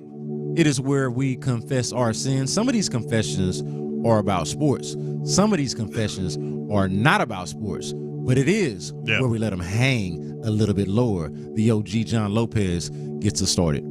Watch this. These are my confessions. Now, this might ruffle some feathers. It may not, actually. I don't think you can put together. I came to this conclusion last night as I'm watching the Olympics. Greatest athletes in Houston sports history.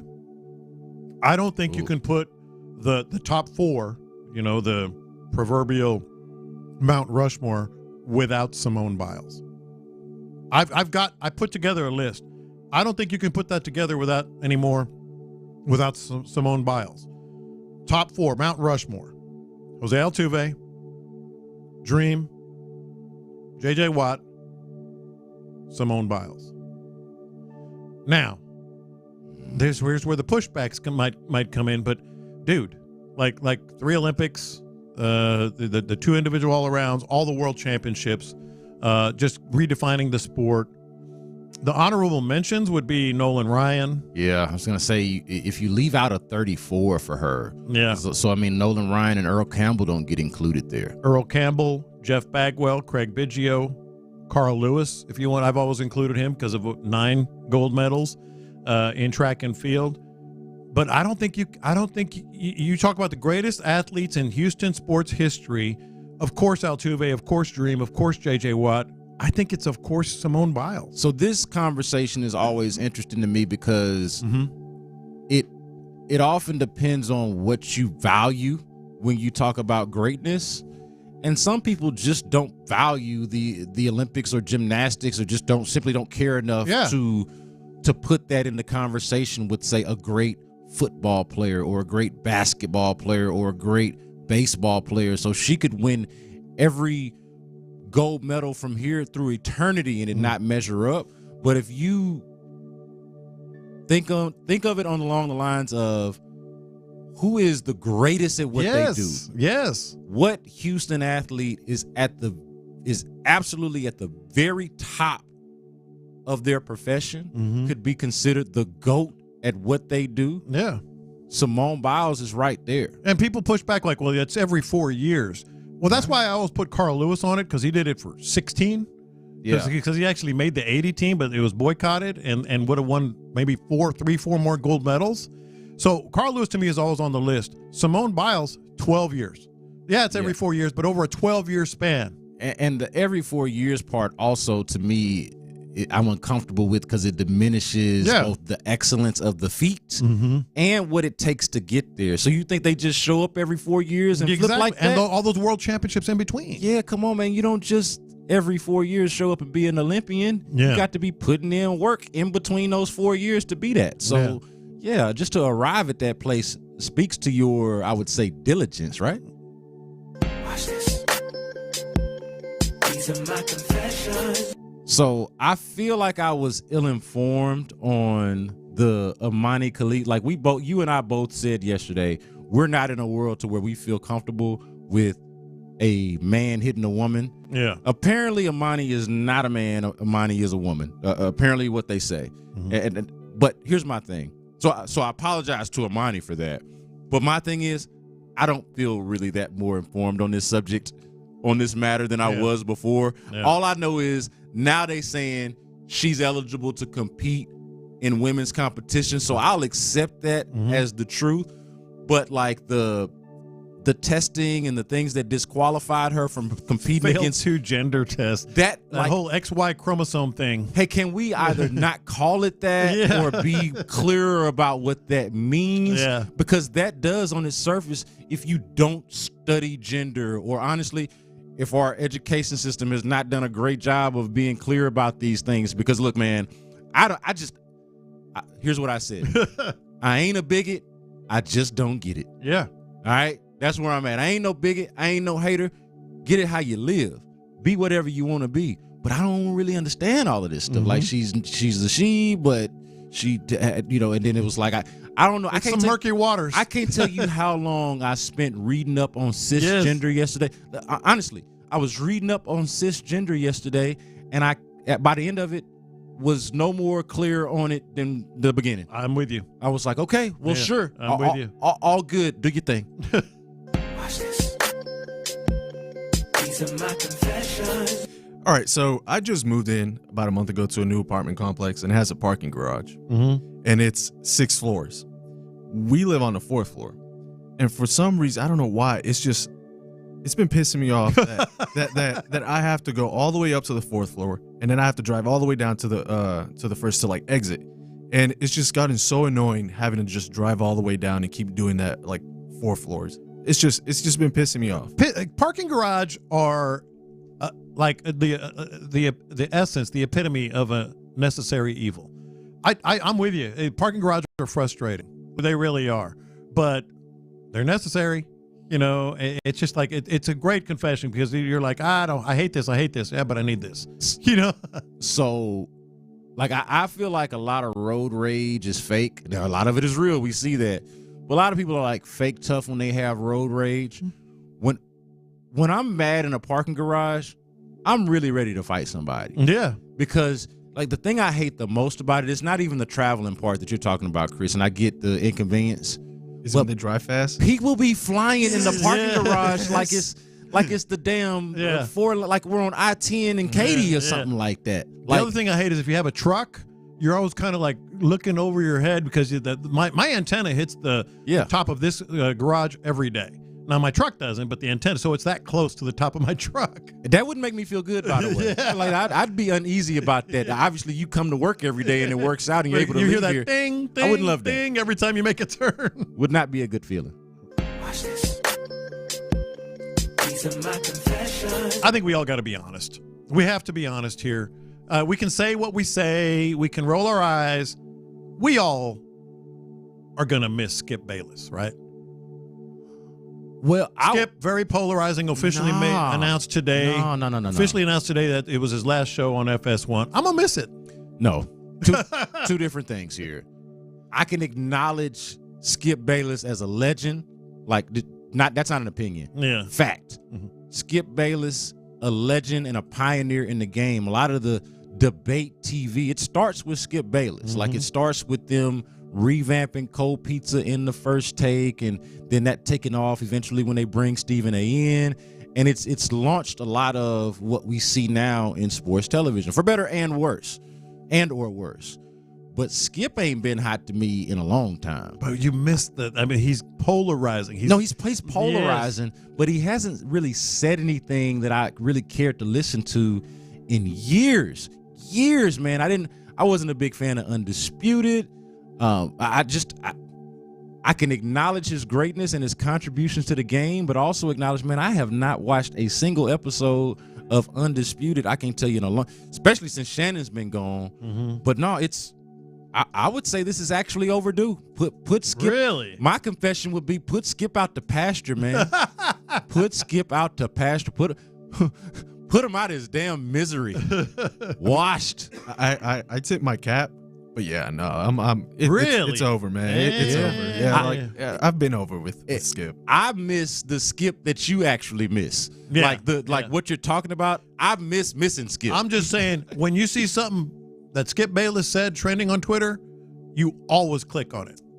In 2014, I miss First Take Skip. I miss the Skip and Stephen A. Skip. But the one that I've gotten over the last 6 to 8 years or so, man, give me Nick Wright. Well, give me John Lopez. I'll agree with that. Give me, the Nick Wright part. Give me anything. Give me SportsRadio 610 over that. Watch this. These are my confessions. The Olympics start for me today. I got to be honest here. This is confessions. I'm not going to say I haven't been interested at all, but I have been faking the funk a little bit. Yeah. I ain't all of that interested. If it wasn't for Simone Biles. Boy, I am. If it wasn't for Biggie has been. I know. Yeah. I know a lot of people who have been. Yeah. If it wasn't for Suni Lee. Oh, like yeah. if it wasn't for certain aspects of the Olympics that Kind have of had, weird the way you said that, but Suni okay. Lee, Suni Lee, Suni Lee. If it wasn't for certain news pegs to go with the Olympics, I ain't gonna lie to you, man. It has not gripped me the way that track and field does. Yeah. Aside from the basketball, y'all know I'm a basketball head, so I'll watch anybody. I'll watch y'all play basketball. That's just kind of how I am. But aside from that, I'm here for the track and field, man. It's the most relatable and at the same time most fascinating thing to watch at the Olympics. And you and I talked about this, Lopez. Mm-hmm. It is because we've all run a race. Everybody's run a race. We've all done it. Everyone. I think baseball benefits from that. Everybody's played catch. Yeah. Everybody's played Little League or you know whatever the equivalent is. And basketball. Yep. You can't throw a rock without hitting a hoop in any city in America. No, I have often said I just love track and field. I live for it during the Olympics. I'm with you. I'm going to be watching, but I've been watching everything, dude. This morning, so in my office. I told you I watched some water polo about a week or so ago. So I've been watching, but I've been squinting a little bit. This was a first for me, even as many Olympics as I've been to and watch every year. So in my office, I have my table and where I do my work, and I have a little TV to my right, and I always put it on, volume down, just to see what's happening. Dude, I was watching trampoline. Maybe that's a confession. I was watching Olympic trampoline this morning, and I caught myself as I'm working on my stuff, kind of looking and then staying looking for a little longer than usual. I'm like, oh, okay, she nailed that.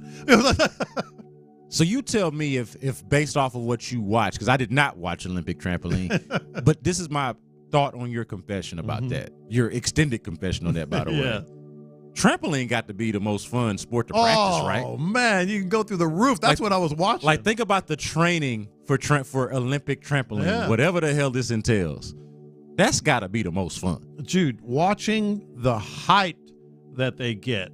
Let me show you just one little video. They get 30 feet up there, man. I was like, ooh, they get way up there. Whoa. She almost broke her neck on that last one. I don't know about that part. Yeah. And I guess she's a little too high for me. I'd get a little bit nauseous. Up. Those are our lunchtime confessions here on In the Loop. Coming up next, 3 players that stood out to D'Amico Ryans. We'll talk about that next on Sports Radio 610. After a rain-shortened Texans loss, how does Coach D'Amico evaluate his guys' Hall of Fame game performance? Not doing a lot offensively or on defense, but we just want to see who can go out and just play. And that's what you see. Some guys step up in these moments, and some guys have a longer way to go. Insider access. Exclusive content. Sports Radio 610. The Texans play here. Clint Stoerner here for Sagamore Rye Whiskey. All my whiskey-blooded folks out there, let me get your attention one time, man. Y'all got to check this out. The original American spirit is back. It's back in the form of Sagamore Rye Whiskey. The long heritage and tradition of rye whiskey.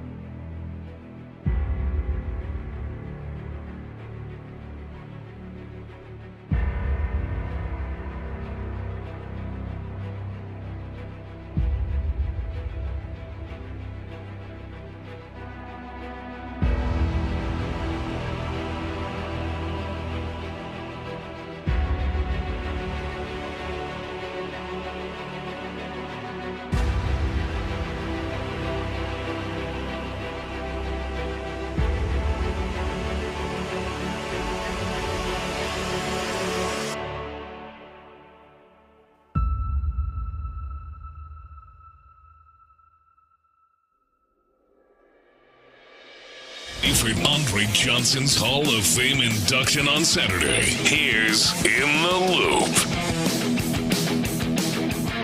Loop. We talked about Kalen Bullock, the rookie.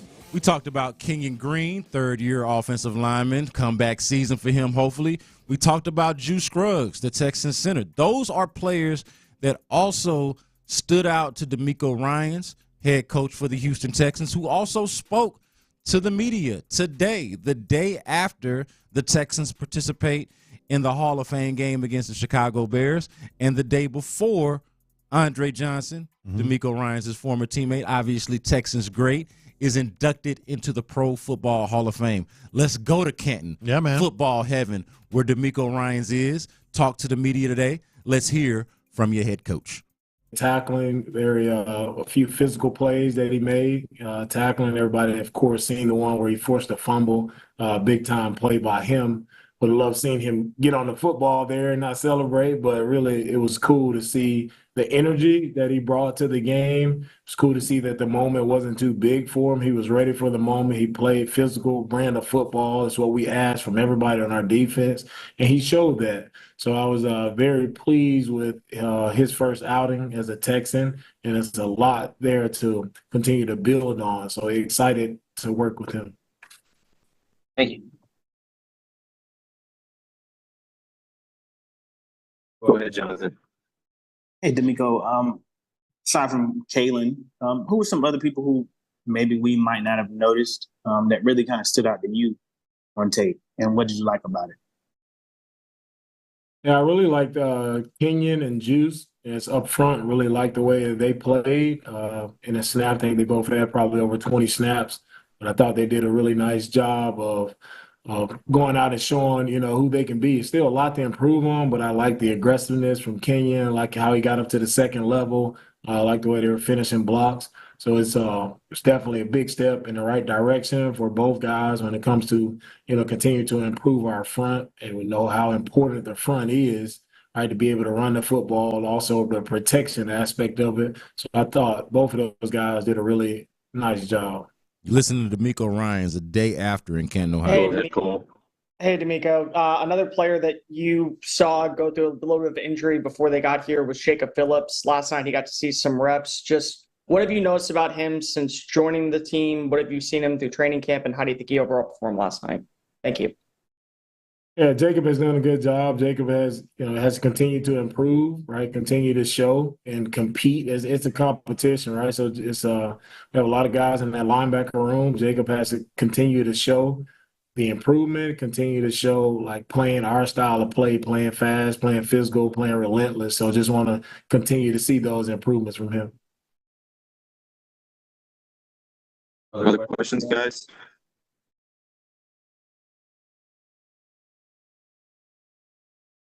D'Amico Ryans.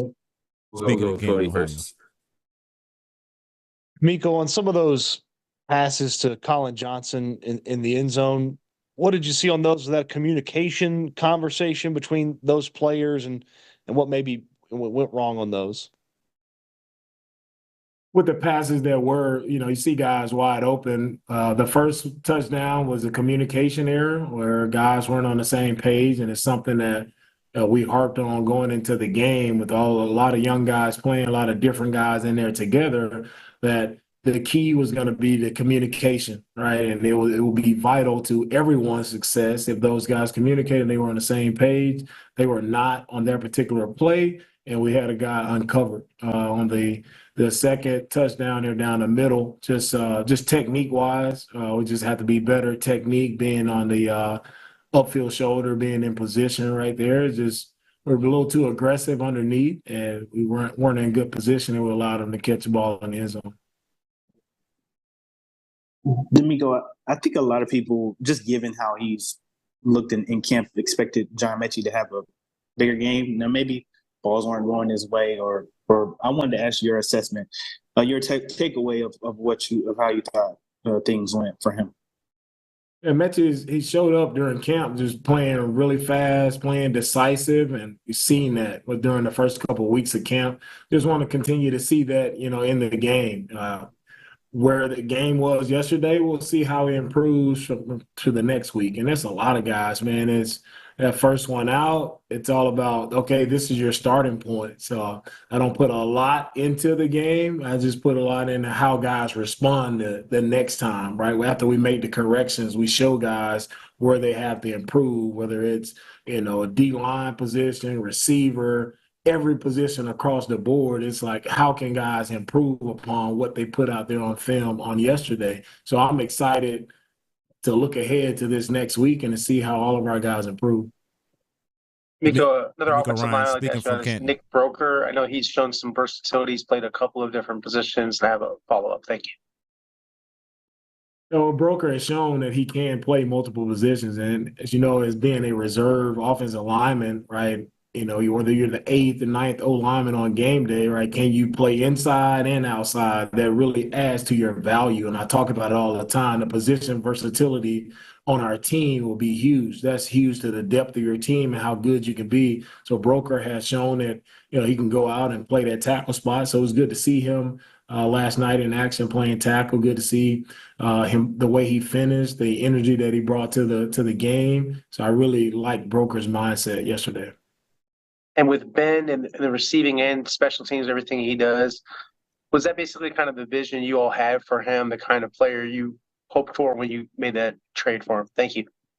With Ben, yeah, we saw the physicality that he showed on tape. We saw the special teams ability that he had, on tape as well. So we trying to see, put him in the mix here and see how he competes and see how he matches up with our guys, and let's see who rises to the top. We know we have a very talented room there, a tough group to crack. So we'll see how that sorts itself out.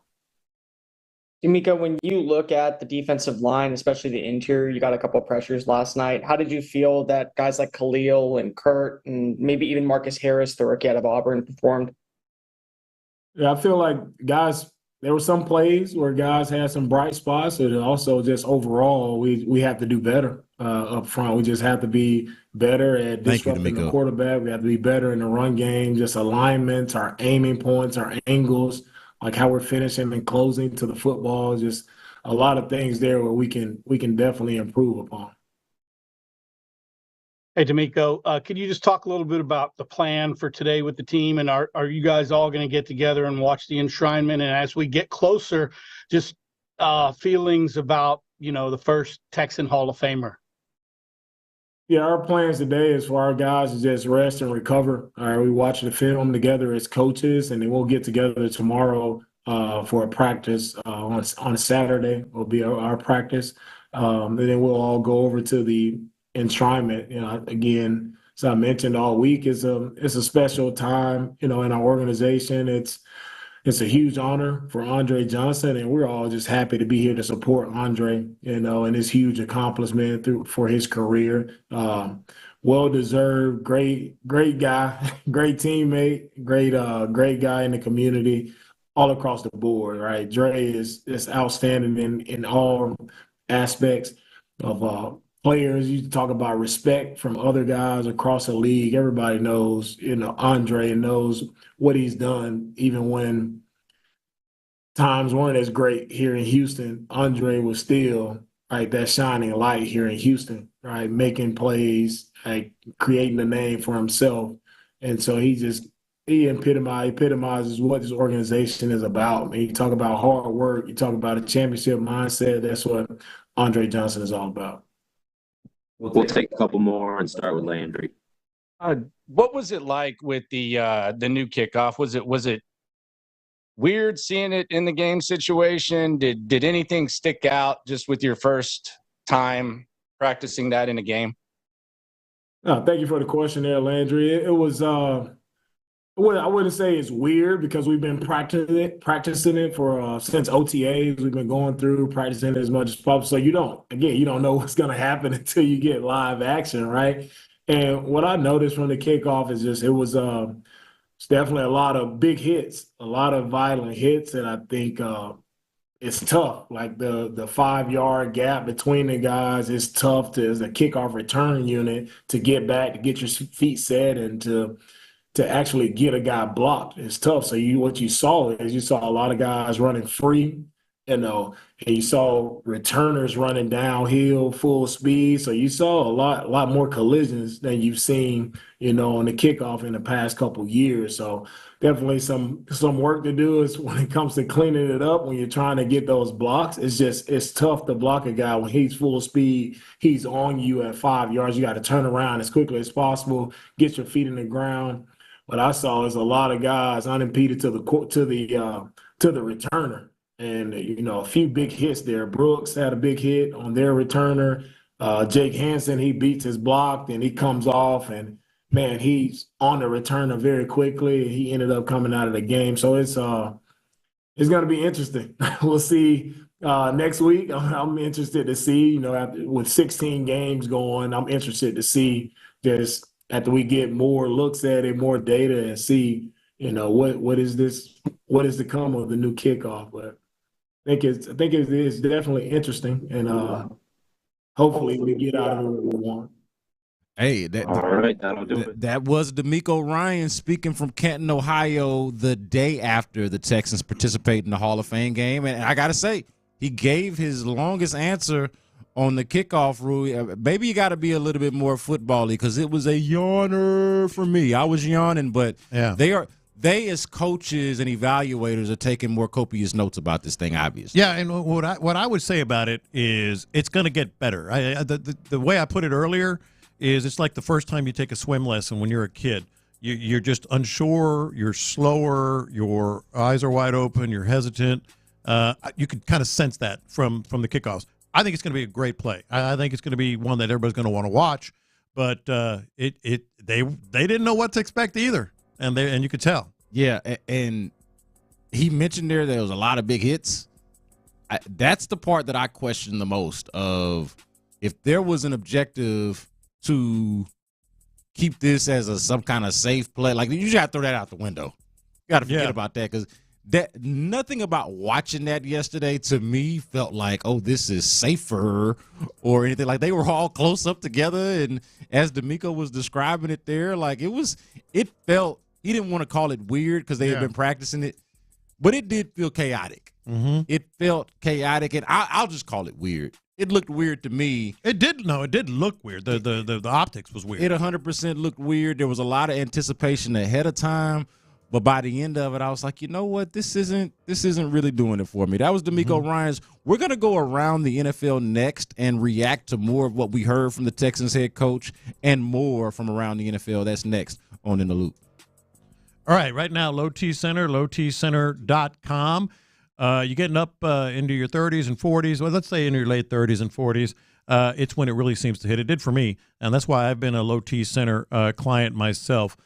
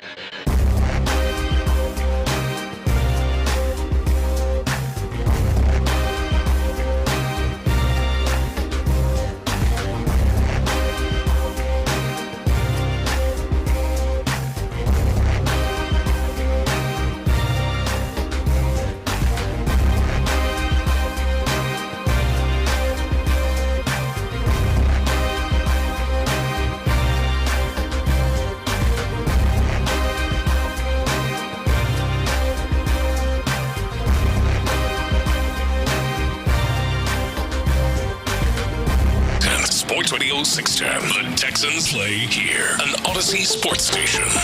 Let's go around the NFL to keep you in the loop. This is Houston's sports leader, Sports Radio 610. Lopez, this is the cool thing about the Texans being the ones to kick off the NFL season. Mm-hmm. What are you talking about? This is what I love about it. When we go around the NFL, it's the Texans leading the NFL, baby. Yeah, everywhere. It's Texans Bears from last night, the Hall of Fame game. And we got some news from around the NFL that we'll go to, but I don't want to bury the lead. I want to lead with this. We just heard from DeMeco Ryans. Let's react a little bit to what we heard from DeMeco Ryans. And the part that I want to focus on is the players. A couple of things here. Mm-hmm. First, the players that stood out to him. What do you think about the players that stood out specifically to DeMeco Ryans? That being Kenyon Green, Juice Scruggs, and the rookie safety, Kalen Bullock, as guys that stood out to him specifically last night. Well, first of all, it's cool that DeMeco and you and I are on the same page, because those were the three that we talked about. On the same wavelength. Out of the chute this morning.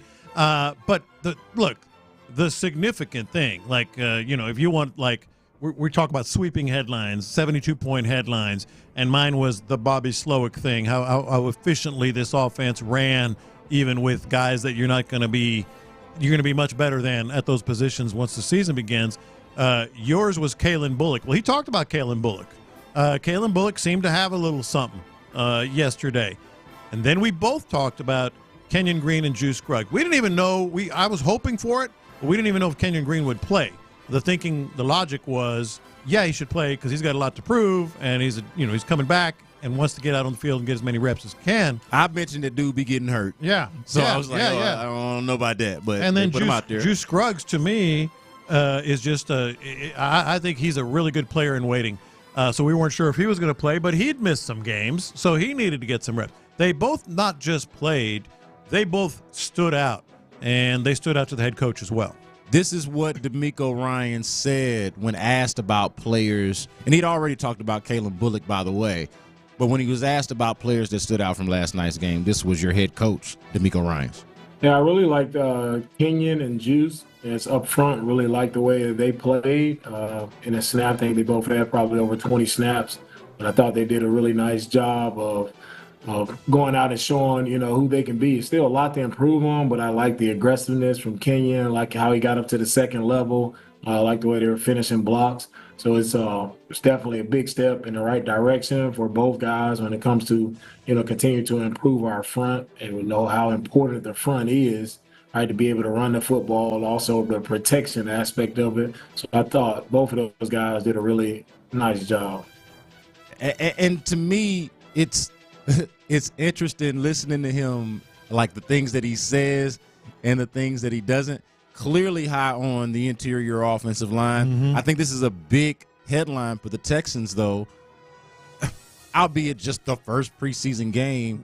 But we went into training camp, went into the preseason, and it's a big deal if we don't go into the regular season with the same question of, hey, what do the Texans have exactly at left guard? And how long we like the center, but how long is it going to take him to adjust and get acclimated to actually playing the position in the NFL? Like, you gotta account for the fact that he didn't play much center last year. What's it going to look like? It looked pretty damn good last night. If you drew it up at the end of last season, okay, what do you want to get out of Kenyon Green?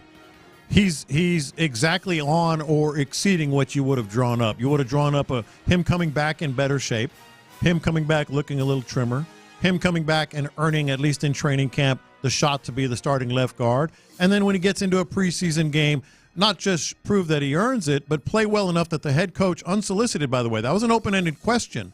The question was, who stood out? It wasn't like, hey, what did you think about Kenyon Green? No, it was who stood out. Right. That was open-ended. It was not a leading question. And he named him by name. That is exactly how you would have drawn it up for Kenyon Green. So that was a nice day, nice couple of weeks for him. Not just that, though, but juxtapose how you heard him talk about those interior offensive linemen, mind you, unprompted, as you just mentioned, versus when he was asked straight up about the defensive front. Yeah. So the defensive line, and it was posed in kind of a fluffy, positive way, to be honest with you. It's not a shot. I mean, it really was. And sometimes you do that to try to tee up the answer.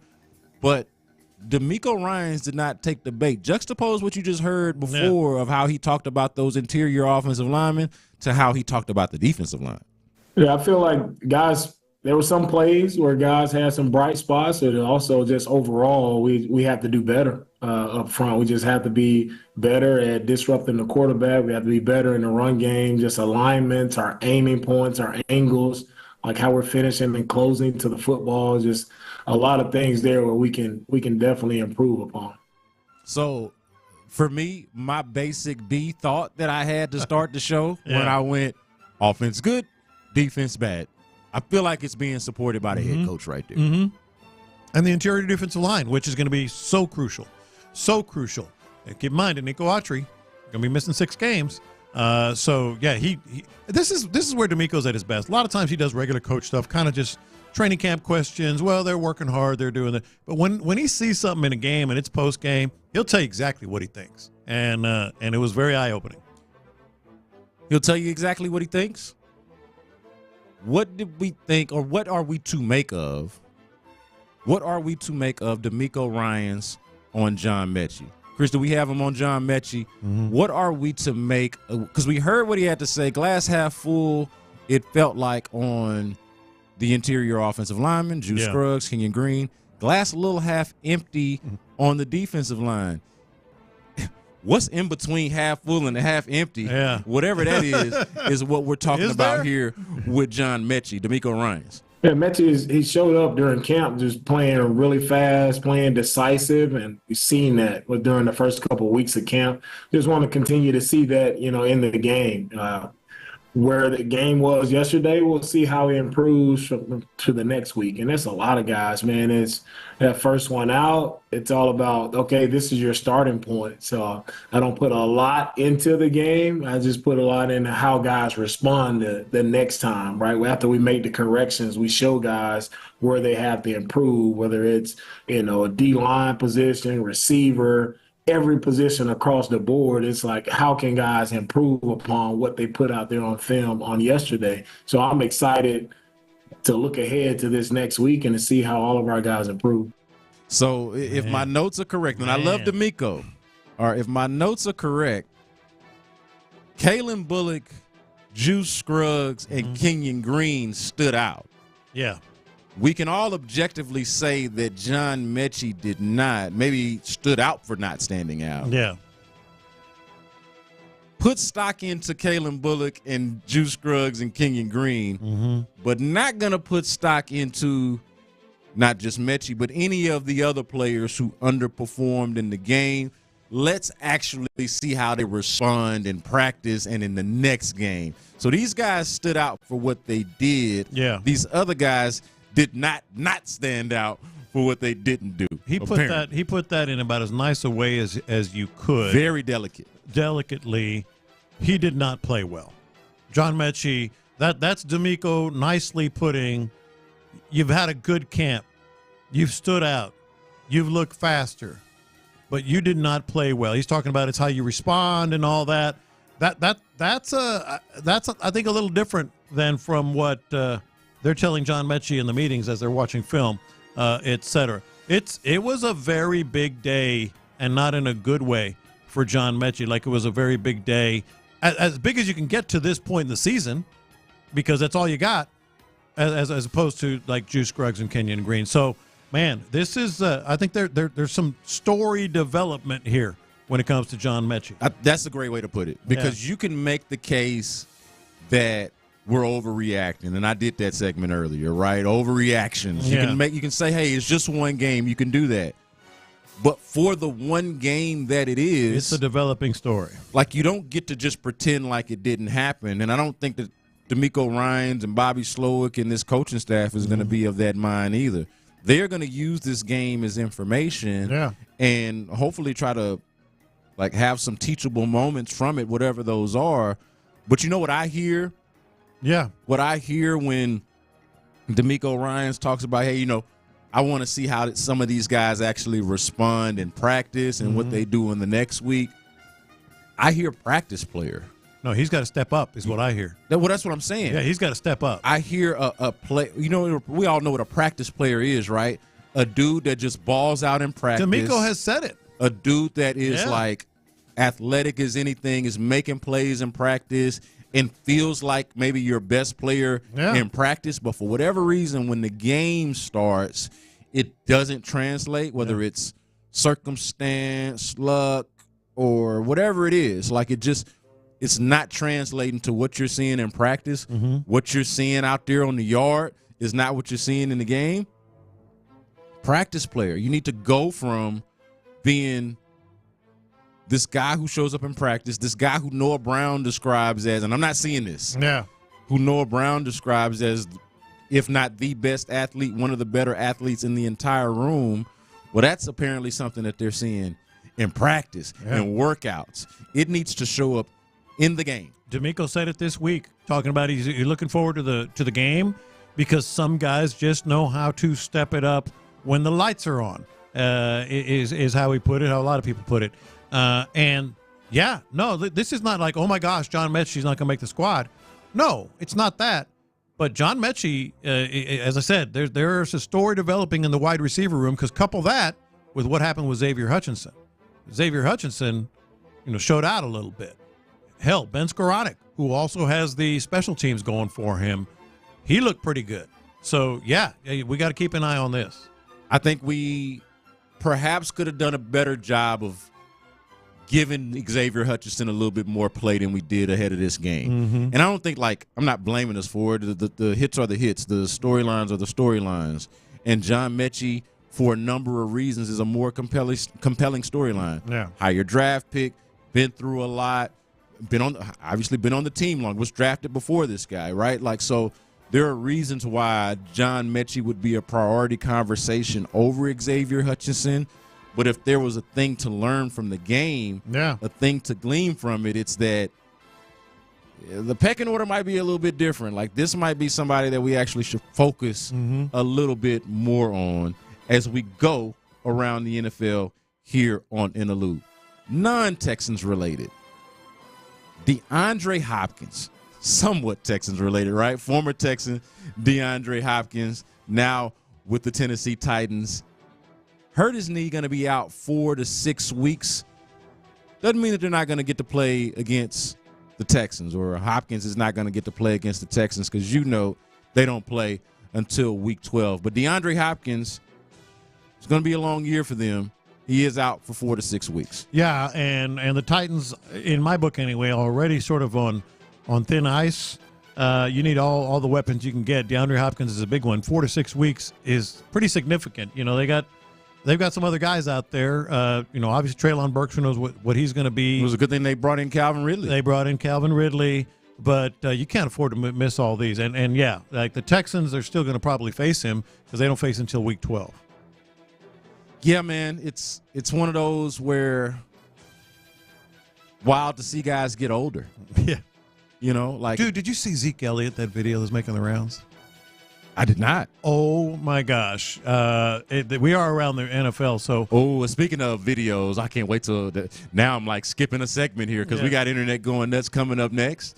And I got a couple of them that are actually pretty funny. But no, I've not seen Zeke. So Zeke was running a drill, and some of our listeners, I'm sure, have seen it. He was running a drill, and when he came out of the drill through the cones or whatever, the little pads, he was hunched over, walking like he's 60 years old. Oh my God! With I'm a watching bad him.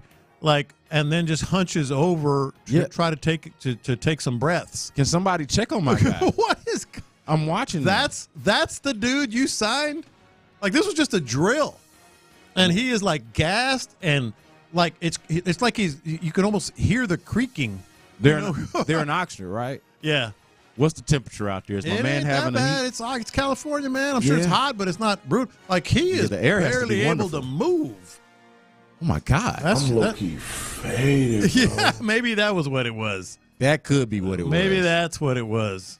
It's so weird though, too. He's wearing his old number from college. Yeah. But he looks very much not in college anymore. Like he looks old and washed. Yeah. What the hell's wrong with the Cowboys, man? They're a mess. Clint and Sean were talking about this last night on the post-game show. Just how – and Clint's hot take, I'm with this. Bub, I wouldn't be surprised if they don't make the playoffs. Old on paper thing. I had not thought about it like that, Lopez. Like, my whole thing with the Cowboys was, how are they going to go from here to there? Yeah. Like, how are they going to elevate, considering they did nothing to elevate their team? But I thought they'd at least be relatively close to what they were last year. So, like, a double-digit win team that's pretty good enough to get into the playoffs, but obviously disappoint their fans the way that they do every year in the playoffs. Figured that was their fate this year. I hadn't taken the next step, gone the next level that Clint did of saying, you know what, they fall flat. Yeah. They fall on their face, and don't be surprised if the playoffs come and the Cowboys are not participating in it. Hadn't thought about it until Clint said it, but he could be on to something. Yeah, look, the Cowboys on paper probably should be the favorites with the Eagles. Malik Neighbors is tearing it up in New York. Who knows with the Commanders? But yeah, it's certainly on the table, especially if Zeke can't walk without creaking. Justin Herbert's got a plantar fasciitis situation. Whatever the exact injury, he's in a walking boot. Yeah. So I think that's significant enough. Gonna miss a little bit of time, but yeah, as we go around the NFL here, Justin Herbert, one of the better quarterbacks in the game, in a walking boot. Not great news for the Chargers, but they still got to feel good about their situation, pairing him with a real, actual, viable head coach. Like, if they got to wait on that a little bit for him to get out of the boot before they can pair him up with Harbaugh and really see what that looks like, hell, that's got to be worth the wait. If Harbaugh can't do it with the Chargers, no one can. The Chargers, I mean, this is like the least surprising thing of the preseason. Justin Herbert's in a walking boot. Oh, that the Chargers are chargering? Yeah, no kidding. No kidding. They're having some issues. Golly. I can't quit Herbert, man. Yeah. I'm still in that camp. I can't quit him. I know Clint's not high on him. I think you and I are president and vice president of the Herbert fan club. I know a lot of people are like, well, what has he done? Yeah. What has he done other than a playoff collapse and lose to Trevor Lawrence? And man, he's good, man. Are you watching? Yeah. The dude is good. If he's not in a walking boot, the dude is the truth. Yeah. I'm not selling a lick of Justin Herbert's stock. Yeah. As we go around the NFL. Here's another one. Clyde Edwards-Helaire opened up for the first time about the fact that he might have killed a guy. Like, we haven't. Hold on, what? Yeah. No, we were never really fully clear on this. I just knew that Clyde Edwards-Helaire was involved in a deadly robbery in which he was on the living side of it. Wasn't sure if he was the actual trigger man or if he was with the trigger man. But they were like, somebody was selling something and then it went south and turned into a robbery. Somebody had to defend themselves. And Clyde Edwards-Helaire ended up on the living side of the dead. Yeah. Addressed it and says he's got PTSD from this. Like, and we've never talked about it. I've heard people joke about it like, hey, don't mess with Clyde Edwards-Helaire. Yeah. Hey, if he lose his spot to Isaiah Pacheco, be careful about making jokes about it because dude know how to handle business and defend himself. But on a serious note, he talked about and actually addressed going through some PTSD because he might have had to kill a guy when he was in college. Might have. I don't know if it was him or his man. Maybe. Him or his boy. One of the two of them. Like, we were never exactly clear or sure on who exactly was the trigger man, but he was involved and he survived. So just because of the maybe, he has PTSD? He was there. Either he killed a guy or he was there when his mans killed a guy to save their life. One of the two happened. He was there, though, when homie got dead. Oh, man, this is wild. Now, like, on a more serious note, like, he's – what do y'all think about him? Is he good? Is he not good? Like, Clyde Edwards-Helaire? Yeah, like, not a big fan, right? But do you think maybe that has something to do with, like, he says it, with like his decline? Yeah, he's saying it right there. That's what I'm getting at here. Yeah. And as far as like slander or is he good or is he not, they handle up. He good with me. Yeah. You all right with me, Chris? I think he's the greatest running back in history. Hey, man, if anybody asks, what did B. Scott have to say about Clyde Edwards-Helaire? Yeah. It was rave reviews. Yeah. Glowing. Jim Brown, Barry Sanders, Clyde Edwards-Helaire. Nothing but good things to say about my man. That's right. Yeah, you handling it up like that at age 8. This is like when he first got to LSU. Yeah. He's good. I'm good with him. That is around the NFL here on In the Loop. Coming up next, track and field starts today, which means the Olympics starts today, which means the internet is going nuts right here on Sports Radio 610. It's safe to say Seth's not a big fan of the Yusei Kikuchi trade.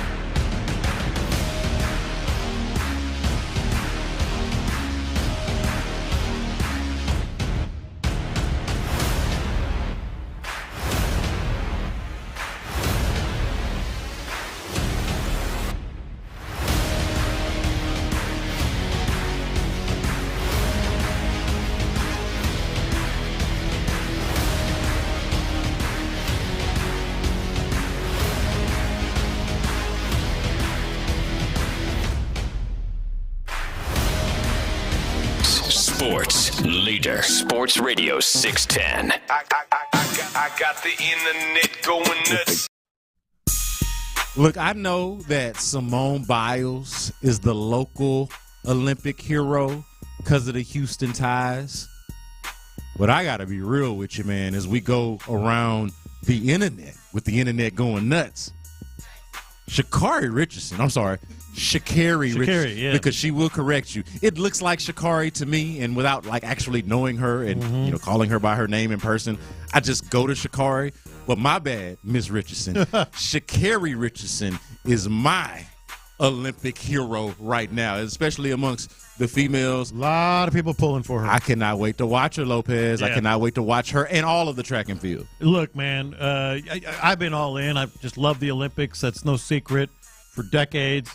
Today is one of the best days. Today and tomorrow is one of the best days ever. In fact, Sha'Carri Richardson already ran her prelim today with the semifinal tomorrow. This is what it sounded like. First three in each heat move to the semifinals. Richardson was conservative at the start, but now she seizes control. Sha'Carri Richardson ahead of the pack. Job done in round one. Welcome to the Olympic Games, Sha'Carri Richardson. A lot of people. Thank you for that. A lot of people are pulling for her today. And I say it's one of the best days. Not only you have track and field starting, this is me nerding out on the Olympics, but you got the 50-meter freestyle in swimming. That is one of the most intensely competitive, closest, toughest, trash-talkingest events in the Olympics every year. I mean, think about some of the great swimmers. The 50, they breathe maybe twice. Yeah, so maybe twice. I got to give it to you, man. Like, you're right about this. Yeah. It is absolutely super intense. Love it. And I'll credit. They start slapping each other and talking trash. And I don't know if it's just because of my age and like I'm coming of age at the time when Michael Phelps is at the height of being Michael Phelps. I am becoming an adult at that time. Yeah. So I don't know if it's just that, but that's what Michael Phelps did for me. Was like before that I thought, swimming, like I like to swim. It's the best. But I didn't think of it as like this premier event in my mind until then. And then like even post Michael Phelps now, I'm able to appreciate all the things that you just mentioned 100%. I am here for it. Even though I'm mostly here for track and field, you are right about this. The 50 free is. Not only Michael Phelps, but Katie Ledecky. Oh, my God. Oh, she looks like she is on a different planet. Oh, yeah. Like, it doesn't even look fair. It looks like there should be a handicap. She swam 1,500 meters in 15 minutes. Nobody else is, like, in the front. Where's everybody else? They had to zoom out. Who's she competing against? They had to zoom out for her to show everybody. It's like she's competing against herself. Yeah. Also, internet going nuts.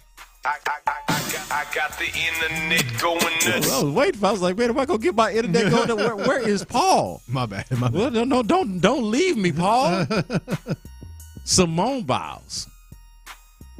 And look, I picked Sha'Carri over Simone just now. It's not like me to pick a Dallas girl over a Houston girl, so I apologize to the city. But Simone Biles, even though maybe not my favorite Olympian, the GOAT nonetheless. Undeniable. You can't argue with. You can hate or love, but you can't argue with success. Greatness speak for itself. Yeah. Goats be the goats, whether you like it or not. And one thing about Simone Biles that you can't say, that you cannot accuse her of, is not being self-aware or not understanding that she's the GOAT, because she the GOAT and she know it. Don't only have the gold medal around your neck, but there's also a goat. Tell me about it. It's a little ode. I mean, a lot of people love it. They always call me the GOAT, so I thought it would be really special if I got one made. And the haters hate it, so I love that even more. And it's just a special part of me oh my that I God, have here, as well as in the village. I have like a stuffed goat, just to get a reminder, like, you can go out there, you can do it. You've done it before, so let's go. Oh, my God. That's what makes it so good. Oh, my God. She is the GOAT. She's polarizing. She is fantastic. She is nails on a damn chalkboard to listen to, bro. Oh, yeah. Well, a lot of gymnasts are. Oh, but she's got the. Yeah. So I cannot stand. I know where you're going. The people who sing, who like have a singing type of cadence. You got girls that do it, you got guys that do it. Yeah. But I cannot stand that. They don't like it and they hate it. They and go up at the end. That's a very much a pet peeve. Are you going to finish that? Man, I cannot stand that voice cadence. You want to go? You want to go? Ugh. Nails on a damn chalkboard, dog. Even though she's undeniable. Oh, undeniable. And I love that she embraces it. It can be polarizing. It is polarizing. But she knows she has lovers and haters. And the haters, they hate it. And I love it. And I da-da-da. Yeah. Please stop. Please don't talk like that. So let's say she's inviting someone to go to the mall. Hey, do you want to go to the mall and go to Forever 21? Because we're going to go to the food court, and I think we might eat some. Like, what? Like, this is so you awesome. want to go to Banana Republic, and then we go to Hollister, and stop it. I love it. I love it. I got the internet going nuts. So we talked about this a little bit yesterday, Lopez. You and I are just in a different space of understanding exactly what is going on exactly with this polarizing topic in women's boxing. I'm going to sit here for the record and acknowledge that at least the Olympic Committee, the Olympic body, the powers that be, if you will, have acknowledged that the women's boxer is eligible to compete with women, okay? We were a little bit unclear on that because our point was yesterday, we ain't going to never reach a space. My point was to me. Yeah. To me, my personal opinion, it looked bad. Well, but the point is, like, we don't really get to fully have an opinion on this, on this part of it, on whether she's a woman or not. They say she a woman. And I don't really want to get, like, political in it and, like, say, well, no, she ain't. And all of that. Like, I ain't doing that. Yeah. I was unclear on what she was. Yeah. And I'm being honest. I'm still unclear on some. Yeah, because on they how said some of this stuff plays out. She's a woman. That's what the Olympics said. But she failed some tests. But she failed 2 gender tests because of XY chromosome. So it's I'm sure it's very, very complicated. But the Olympics are saying she's a woman. Yeah, but that's the thing. Since it's complicated, since it's not binary, if you will. Yeah. Dare I use a term to fit with this? Can we not say that she failed a gender test? Oh, yeah. Or can we not even, like, can we, like, totally recharacterize and all of that? Like, this thing got ugly real fast, but more than anything, it's confusing, man. Yeah, it is. I said this earlier when we brought this up. I ain't a bigot. Yeah. I just don't get it. Yeah. I'm lost. I'm confused. It's very, very confusing. You hit the nail on the head. I got the internet going nuts. We should mention one last time. Skip Bayless Day, like you said. Yeah. It's the last one. You're going to miss him. I'll say this. I already miss him. Because it's been a while since I cared about what he had. But I'm not going to pretend like I never cared about what Skip Bayless had to say. Yeah. Like I was never on the edge of my seat watching First Take. Like that show and Skip Bayless's role in it is not pioneering in our profession. It 100% absolutely is. But it's been a while since I cared about what Skip had to say, man. Even if you scroll through now, though, part of you always wonders, I wonder what the hell Skip Bayless said. Like some texters were like, oh, Lopez, no, that's B. Scott's right. It's been 10 years. I get it. But he hasn't lost his fastball in terms of... He still got takes. Yes. No, he's still a hot take artist. Instead of takes. And even if you're like, oh, man, I'm sick of that guy. I refuse to click on it. I refuse to give him the time of day. I don't watch it. When you see Skip Bayless said something scrolling through your timeline, part of you always goes, wonder what the hell he just said. He is legendary. He is legendary. Yeah. He is one of the more notable hot take artists of all time. You can make the case that he is the most notable because of how it changed the game, absolutely. But, yeah, man, I am interested to see what happens with FS1 programming because I think our personal friend, Nick Wright, is, I don't know exactly how. He's their number one guy. He's got to be. He's their star. And to the point, and this is not just because we know him personally, he has sort of taken that exactly what you just described as Skip. Yeah, you can't scroll past it. He's kind of taken that spot for me. It's maybe why I don't fully agree with you anymore, because Nick has ascended in a way. Yeah. And shout out to Nick and his ascension. I mean, you and I, we can text him anytime we want. We can call him or whatever. Yeah. But if I see something Nick Wright said, like, okay, what's Nick? I'm like, well, what did he say? What is he talking about? and the responses. Yeah. Because there is something to like wanting to see how people are like getting at your friend, because you're like, you know this person personally, so like you don't care, but other people are like incensed that he's got this take that, you know, it's not all that serious, guys. Yes. Calm down a little bit. That is the internet going nuts here on In the Loop. Coming up next, the things that I was wrong about after the Texans game from last night, and some more passing thoughts from the Hall of Fame game. That's next on Sports Radio 610. The Texans couldn't take down the Bears in the Hall of Fame game. Mills in the gun, gets the snap.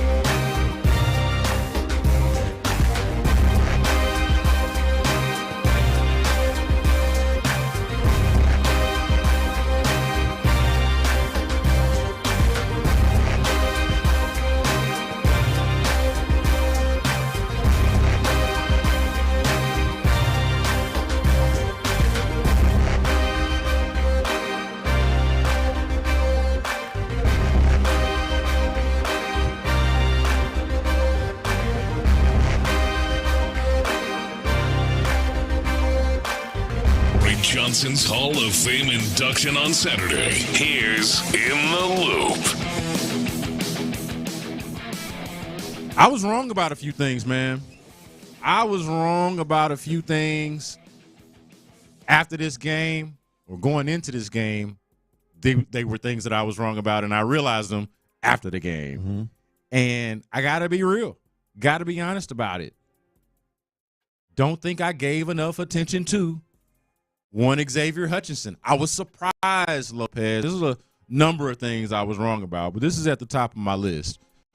I thought last night was going to be a John Mechie game. I think we all did. Well, in this room anyway.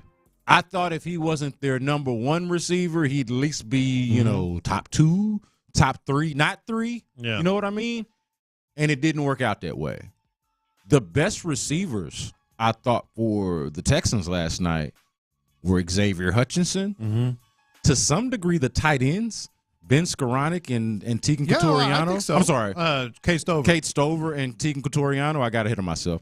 Kate Stover and Tegan Couturiano, but then also Ben Skoranek. Those are 4 guys, though, that I would put ahead of and think of more before I'd get to Mechie, which was a little bit surprising, something I'd say I was wrong about because I thought this would be for sure a game he'd be heavily featured in. And it was a badly missed opportunity for him because even in the preseason, he's going to have more. You're going to get more doses of small doses, but you're going to get more doses of Nico Collins, Stephon Diggs. They're going to play a quarter, maybe a half, whatever.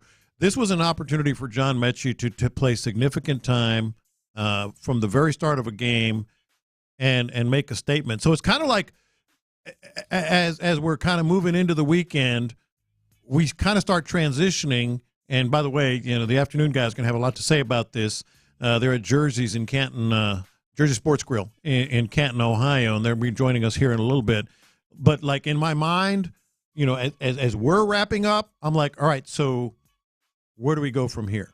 John Mechie has a real where do we go from here thing going on because he had a great opportunity, and D'Amico Ryans, as nicely as he could, kind of called him out for not taking advantage of that, saying, yeah, he's played really well during camp.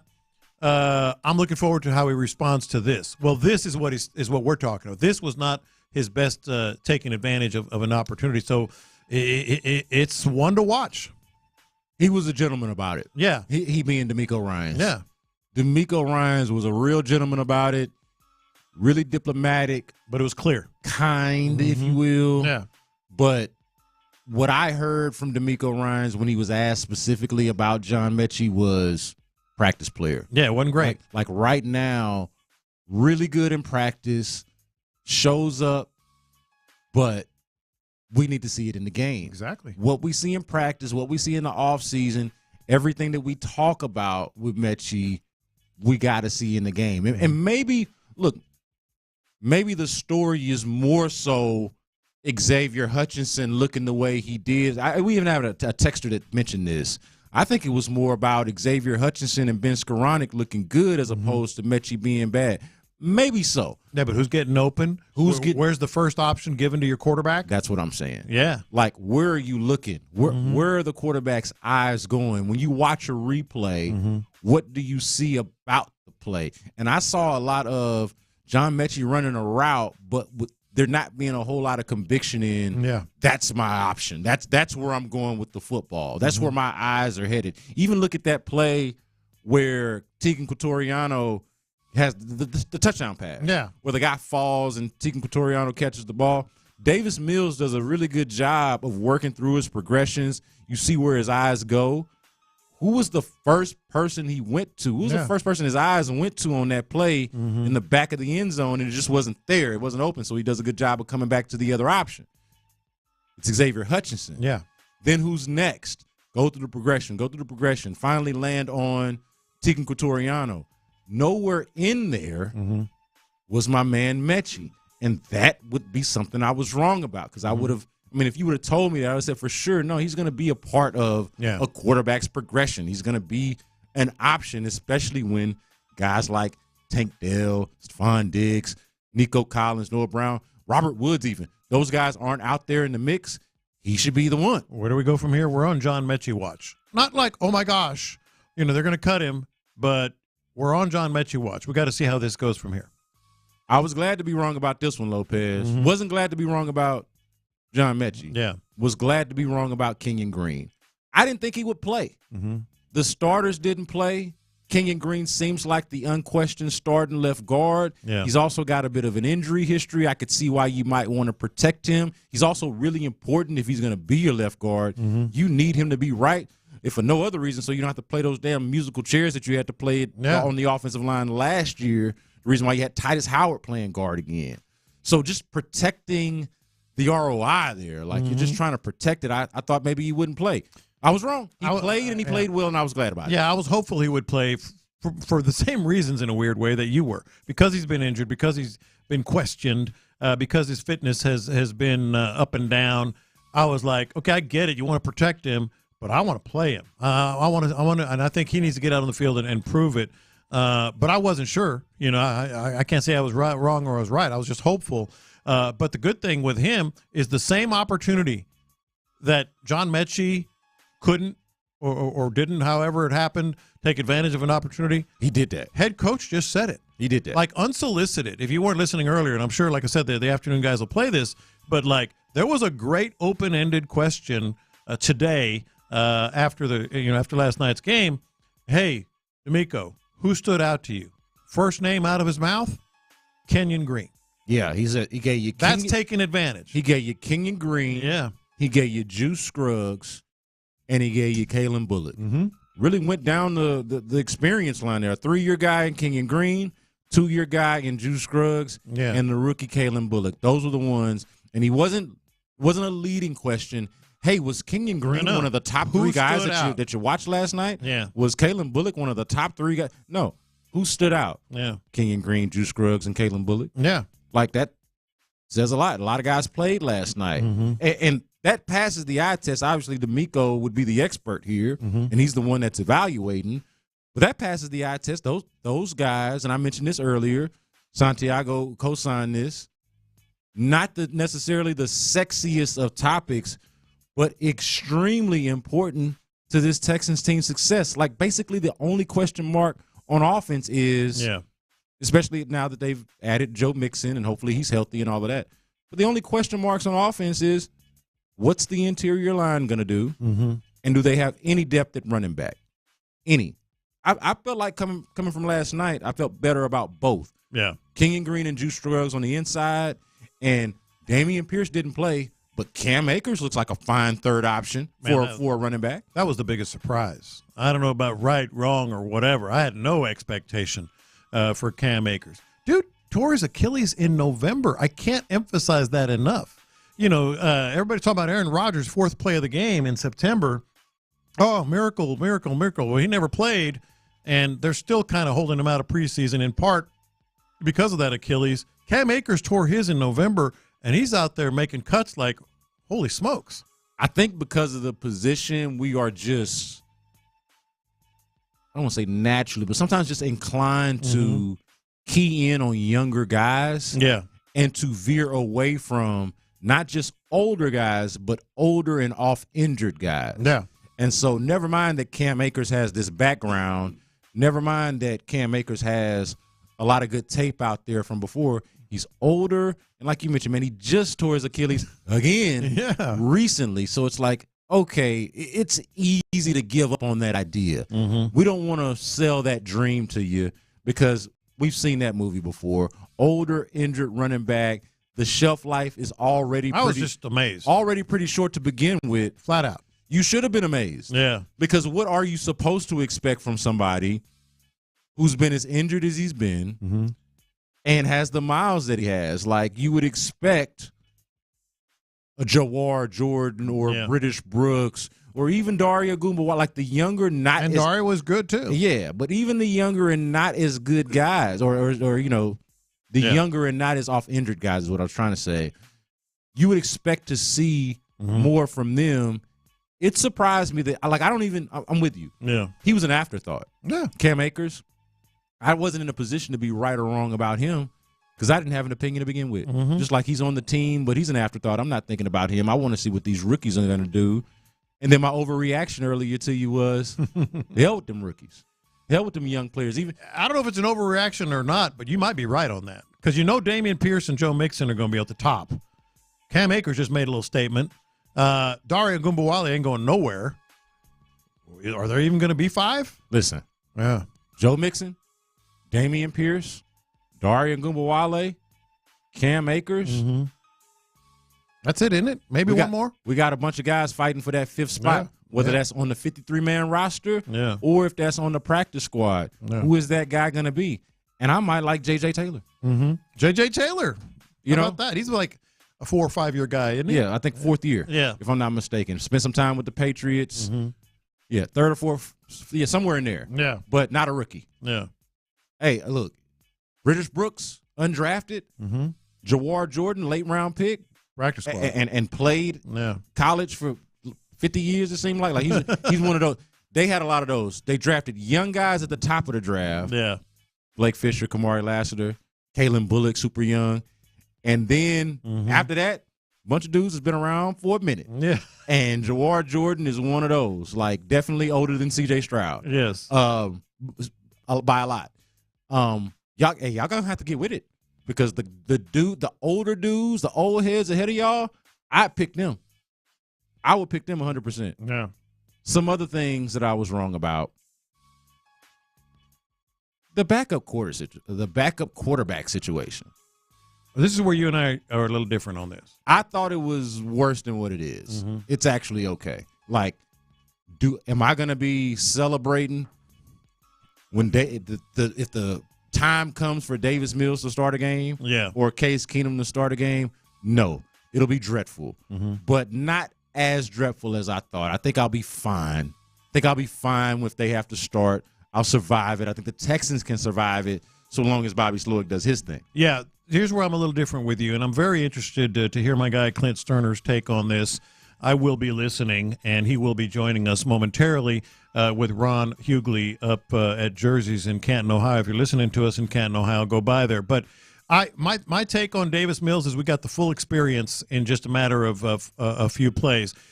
Credit to him. The offense was humming earlier, and I think it's a bigger credit to Bobby Slowick and how he just had these guys prepared, not overthinking it, doing it second nature. It was very plain vanilla offense, nothing fancy, no game plan, and they were just they were just humming down the field. So you give Davis Mills credit for that. But for every 2 or 3 good plays you get out of Davis Mills, there's always that 1 or 2, and that's been his calling card his entire career since he's been here, since he was drafted. Like, okay, Davis, I see you. And then all of a sudden, there's a ball that should have been a pick 6 and maybe would have been a pick 6 with a better defensive back. So it's not so much, hey, Davis Mills, I'm good with it. I think Davis Mills, we're going to have to be good with it. But the other thing is, I look at Bobby Slowick and I look at Gerard Johnson. Like Davis Mills, this is what I wanted to ask Clint about. Davis Mills, like, I am not a quarterback guru. I am not a quarterback whisperer, but I've watched enough quarterbacks over the last 35 years to know when a guy is comfortable with the drills and the teaching that has been hammered into his head. Like that, his best play of the day was just kind of bouncing back, or was it up? Bouncing back from pressure, spinning the defensive end that was rushing, stepping back up and throwing the ball. You and I have been out to every practice. They do that exact same drill every single day, multiple times. So he was, prepared for that. And then the other thing is, and this is again, I am the amateur, quarterback whisperer. I admit that his feet just looked better. Yeah. Like when he would turn and go, you talk about progressing reads, like moving reads to this one, to this one, to this one. Like his feet just looked better. The base, as Clint likes to say, and throwing off that back foot. I was like, that's better. Like I'm no expert, but that's better. So I credit Gerard. I credit Bobby Slowick. Obviously, you got to give Davis Mills some credit, but the player is still the same player. Just when you think, all right, all of a sudden here comes a potential pick 6. I'm glad you're getting there because all of that being said, all of those good things you just said, take them into consideration. Mm-hmm. Big takeaway for me. Still look like a backup quarterback. Yeah, for sure. Still look like a backup quarterback. All of them did. But I'll tell you this. I don't have nothing against backup quarterbacks. No.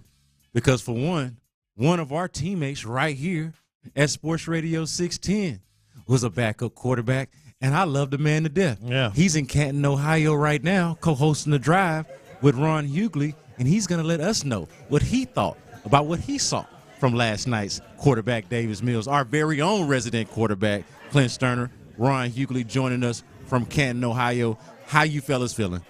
We're at Jersey's, baby, and the traveling Texans. Some of them are in the building. They're going to be making their way. There they go. And they look like they about ready to have a good ass time out here. They ordered shots before food, Lopez. So you know what time. They know what time it is. No, I can't wait to get into Davis Mills.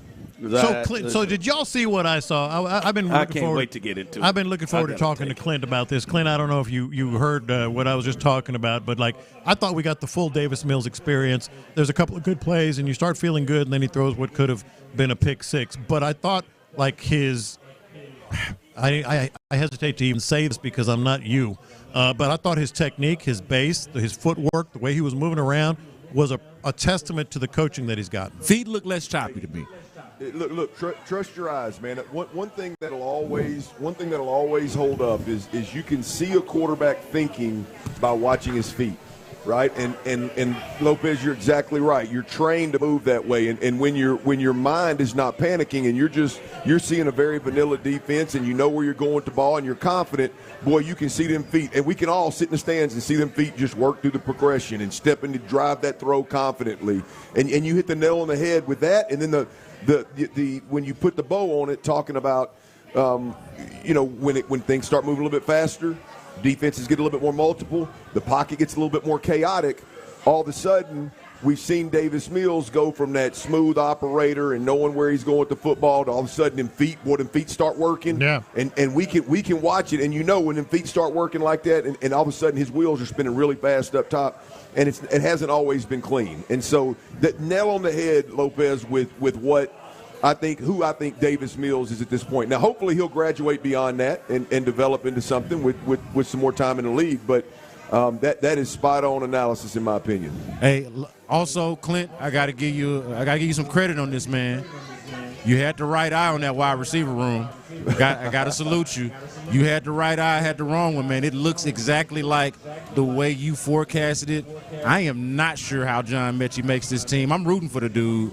Oh, you came all the way down from that performance you said. Now you don't know if he's going to make the team. Yeah, look, if you don't target a dude and none of the dudes that are real dudes are out there, I don't know how my man's going to make the team. I was expecting him to be the number one receiver last night. He wasn't 2 or 3. Well, the reality, he had a couple of opportunities, but the reality of it is B-Scott, is there. We got to put more stock into the fact that when they trotted that kickoff return team out there, Xavier Hutchinson was one of the kick returners. Mm-hmm. Right? That speaks volumes for what they think of him, and he's not back there practicing for the hell of it. That's an emergency situation. He's a guy they really trust. And then you look at, they could have handed that football in that speed sweep. They could have handed it to any Texan they wanted to. They got about 42 receivers over there.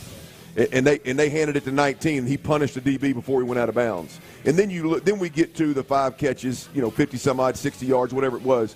I mean, those other things, just they're telling us exactly what the coaches have confidence in.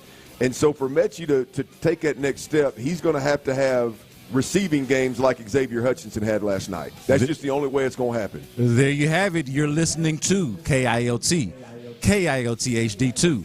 And Odyssey Sports Station. As you can hear, The Drive is live from Canton, Ohio, baby. That's right. We are live here at Jersey's. Come on out. I know traveling Texans are in the building. Texans fans are listening on the Odyssey app. Come on out here to Jersey's. Out here in Canton, it's a good time. If you don't believe me, let the people hear it. Come on, tell them. Let them hear you. Let them hear you. There you go. Yeah, it's a good time that's being had. We'll be out here until 6 o'clock, 7 o'clock local 7 here. 7 o'clock local time, right? 7 o'clock local here. Little time change. We'll be here, and Texans fans are just taking over this bar. That's right. We're taking over this bar, and we're going to have a good time today. So come out, hang out, order some drinks, some good food. I had the Cajun wings, that little Cajun rub. That was a good choice. for me. I still got 2 more left. I'm going to go ahead and polish them off in this next break. Yeah. I went with the, what was it called? Erie what? You went with the Erie. Which one? The flavor, the dry rub, the Erie flavor. I mean, look, it's sounded local. And when I travel, I like to do local things and experience local things. And so they put that name on it. I had to give it a shot. But I tell you what, and talking to all Texans fans, especially the extremely committed ones that are the traveling Texans, isn't it a beautiful thing to be able to get on an airplane with a bunch of other fans and wear your gear, stick your chest out and be proud of the Houston Texans, come down here and watch them play in a game, even though you got 42 starters that ain't playing. It's just a good time. The vibe is right.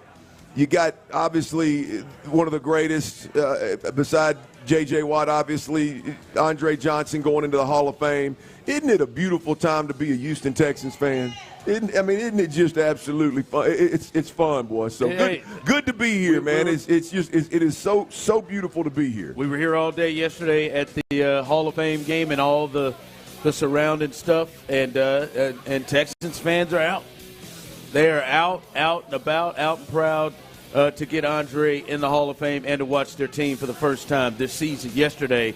And we got a lot to get into. It is Kikuchi Day as well. What is it? You say Kikuchi. We got that new Kikuchi in Houston, baby. Let's see what it's all about. Yeah, it's Kikuchi Day. Hey, so you know what they say when a change of scenery. I don't know about for a new Kikuchi, but I know for me a change of scenery was a good thing a time or two. You know what I mean? Change it up. I hope. Ended a relationship. It's kind of like when I was in Dallas. I wore out my welcome. Wore it out. Yeah, man. It's time to change, man. It's time to. So I went down to Miami for a little bit, and it was short lived. But boy, R.I.P. Junior Seau. We had some good times, brother. And then I eased on up to Nashville, some of your old stomping grounds, right? Name drop Junior Seau. Had a hell of a time up there, man, and. Boy, 2 years in, it was time for my ass to make a move. Boy, I wore out my welcome real quick. Kikuchi wore his welcome out in north of the border, up in Toronto. Come on down to Houston and let's see what he's all about, man. It's a big. I'm stoked about tonight. All joking aside, I mean, as an Astros fan, you got to watch. You got to watch this guy pitch and go, okay, if he can turn things around, if that pixie dust that Brent Strom worked up a few years back in Houston, if they can sprinkle that pixie dust on Kikuchi and he gets to rolling, and you got five starters that you feel like can win playoff games for you. Woo! Hey, tonight's big in Houston, man. Tonight's big in Houston with Kikuchi on the bump. Yeah, it's a big one. A lot, like I said, a lot to get to. A lot going on in the. Can you say Kikuchi 3 times real fast? Yes, you can. Don't let it scare you. Why are you laughing? It's just a pitcher's name. Why are you laughing? It's easy. There you go. Hey, we got to start something. We got to get it. I got to have that dump button ready now. No. It's Kikuchi, man. You got to drop once you get him going, man. No, that young lady I heard in the background, I think a K or 2 was missing when she yelled it out. No. She was just saying it fast. No, she was about she was about 5 feet from the mic. Let's wait till we get to the Astros. All right. Oh, I'm sorry. I thought we was talking about Kikuchi. Damn it, Clint. I know it. God, it just once you start to get going, you're all riled up, man. Well, hell, I mean, you ain't never had that problem. Every day. You're talking to me like I'm the only one's ever had that problem. You start coming up with metaphors. It just gets. I need 3 times. I need it 3 times. Kikuchi. There it is. See, that's why you play along right there, Tyler. Tyler likes to play along with the Kikuchi. That's a fun one. There it is. There's Tyler. Tyler, the other half of the drive, is holding it down. Tyler, you got a whole restaurant watching. What's them dimes looking like? They can see it. Yeah, here we go. You all don't know if you don't watch. The show has started. And we are live here, and you're going to, here in minutes, see nipples. He went both. That means the show. He went both nipples and the belly button. For those of y'all that are eating already, I apologize. Clap it up in jerseys for Tyler's nipples. There it is. Good job. The show has started. Not a lot of claps, but yeah, that was a little disappointing. Well, they were a little disappointed. I think. I think they're taking it back a little bit. By how small they are. This young lady. Well, is just the whole thing. She's just shaking her head. They're trying to sit and drink and have a good time, and you got a pasty belly and hairy nipples. The show doesn't start till he shows his nipples every day. Hey, I just manscaped recently. They weren't overly hairy, but the tiny nipple thing, I can't do anything about that. Dimes. All right, listen, you did a long. T's out here dropping dimes. All right, let's get to business, damn it. Okay, I'm sorry. Somebody get us a shot. All right, you did post game until the wee hours in the night. We sat and watched this game. There's a lot of things to get to. Can I tell you how miserable yesterday was? Can you tell us later? Boss man, I need some more damn money. They don't want to hear our misery. They want us to talk about what we saw. Well, I need you to appreciate what the hell I did last night. I know it. 2:45 a.m. wake-up call, and at 1:30 I'm up here doing a damn post-game show for a preseason game that got rained out midway through the third quarter. Yeah, I was right there. I was right there next to you. You was back there watching basketball on your damn phone. I know it. Yeah. Yeah, struggling. I did the 2 things, 2 to 2 as well. All right, damn it. But what's the big thing that jumped out to you? Your number one takeaway from yesterday's game that we got to see from start to finish. Number one takeaway. Ooh-wee. I think this is boring for some folks, but I think the backup quarterback for the Houston Texans is a much bigger deal than we want to. I think there's some Mills fatigue in Texans Nation, if you will. And I think it's a huge topic. We just cannot be in a position where, knock on wood, if anything happens to C.J. Stroud, we just bypass our number 2 quarterback and go to Case Keenum, who hell, he's a mentor at this point in time. And no disrespect, Case. I wish I could have played as long as you. Don't tell Tim Boyle then. Well, I mean, look. I don't know why Tim Boyle ain't getting no run here. Well, I mean, I don't know either. But here's the deal. Davis played really, really well last night. We can pick it apart with how vanilla the defense was and how vanilla the offense was and all that. But the backup quarterback is going to be huge at some point in time for the Texans this year. And Davis Mills went in there and played a really, really solid quarterback with the top 4 receivers out, the top 2 running backs out, 3 of your starting 5 offensive linemen out, your starting top 2 tight ends didn't play, your fullback didn't play. So I think that it's hard to not go that route. I know it's boring. I know there's some Mills fatigue, but that could end up being huge. That's something they have to get figured out, damn it, in Houston, is that backup quarterback.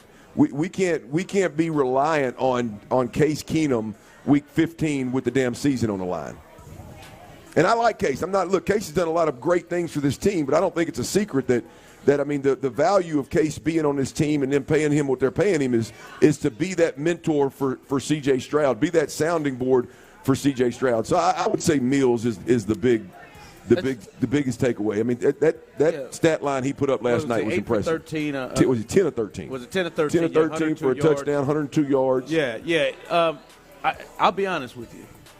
You don't care. I don't know if it's I don't care. It's, for me, like, when Davis Mills struggles is when people aren't just playing vanilla defense. Absolutely. Right? I am not surprised that the Bears weren't sending blitzes. The Bears weren't doing anything, just playing base defense, and he was throwing the ball right on time to the – Yep. Like, I'm not like, there wasn't really very much down the field, which is something he refuses to do, it seems like. I mean, he did what he was supposed to do, but for me, we've seen when Davis Mills has his problems, and that is when defenses are trying to confuse him. That is when certain blitzes are coming or whatever. Sure. Like when they're really trying to stop him. I've seen Davis Mills do this for 3 years. Agree wholeheartedly. Said it last night on a postgame show. And now, listen, for him, it's better that he didn't come out here and stink it up. Now he had a couple of throws that were off, but overall, you would say good performance. But for me, it's like, all right, what's going to happen? Well, what's going to happen when the Bears try to, to blitz him or something? Look, I think we can all agree on Davis Mills at this point in time. But what's your biggest takeaway from last night? Oh, I think for me, there's a couple, and Xavier Hutchinson was obviously a big one, and we'll get into that a bit deeper. But also, I think outside of the Davis Mills thing, and because I do think the number 2 quarterback is a big deal, and I do I do wonder, do they still trust him? Because what has he done? That's the thing. You know what I mean? We will not have an answer to this conversation until there's, again, knock on wood, hopefully we don't get there, but there's an injury, and this team tells us, all right, we trust this dude. Because he did all of this last year, and then when it came down to it, they said, hey, Case, we need you. Yeah, we won't know the answer until it comes time, and to me it's all about trust. Does D'Amico Ryans and this staff, do they trust Davis Mills? We'll see. Yeah, so I get that part of it. To me also, I think, a lot of guys that didn't play had some guys in front of them. I wonder, it's hard not to look at Cam Akers and see what Cam Akers did yesterday from the running back spot and from, catching the ball out of the backfield. I thought that was interesting. I'm watching that. I'm like, hey, man, Dameon Pierce probably wish he maybe he played a little bit last night.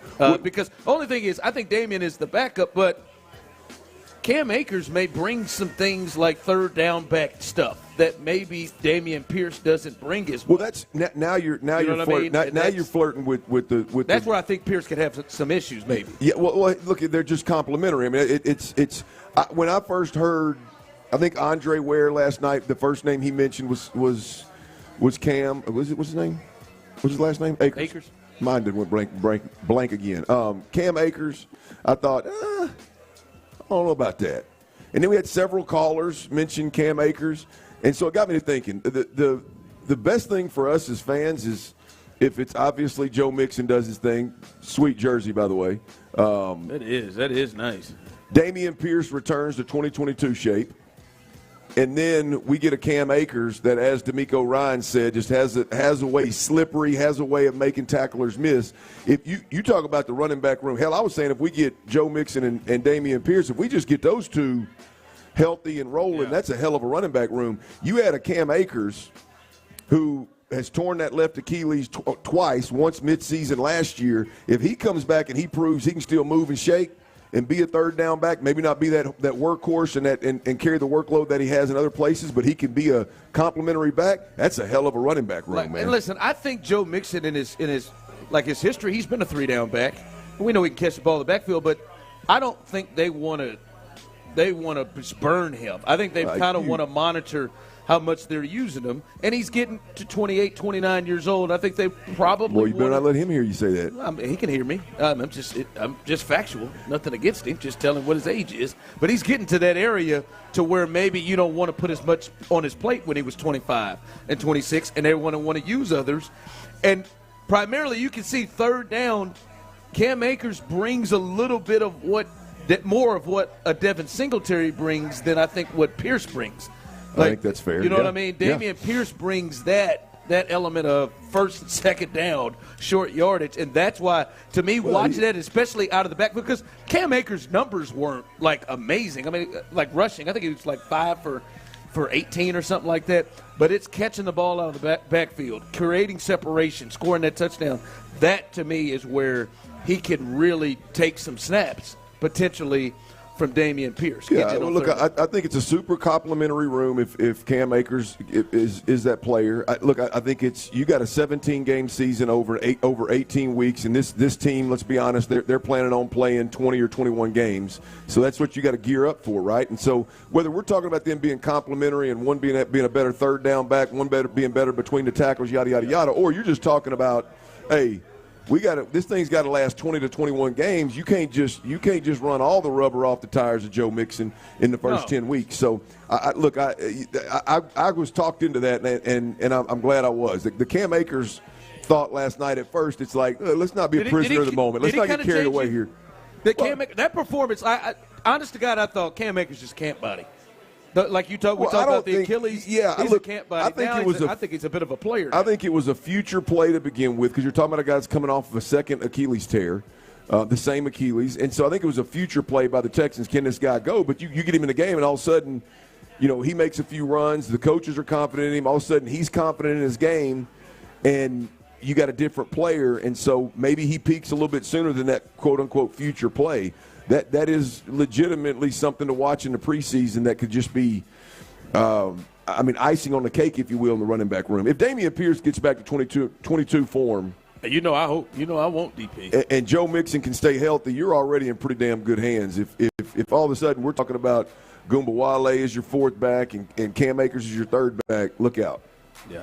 So I think pretty good things. We'll hear from D'Amico coming up a little bit later as he had a press conference and spoke with the media today, and get his thoughts on what he saw last night. I know he wasn't thrilled about how his defense looked. I know D'Amico. Sloppy late. Yeah, and obviously it wasn't his frontline guys, but still, they want to make sure even the backups can do what they need to do. I know he wasn't happy with that, but we'll hear from him a little bit later on as he gave his thoughts after being able to sleep on it. Gave his thoughts here on their performance last night. Glad they called that thing. They thought about foot like they was going. Well, so we're gonna wait 30 minutes and then see and make a decision on whether we're gonna bring these guys back out here. I'm thinking, man, it's already been a long day. Y'all fixing to wait another 2 hours? I think the Bears were at the airport before they called that. Hey, there wasn't nobody on either team, even the guys that are trying to make the roster. Yeah. You think there wasn't a fan in Canton. You think that brother number 60 who was playing middle linebacker for the Bears? His ass even wanted to go home. He was ready to go.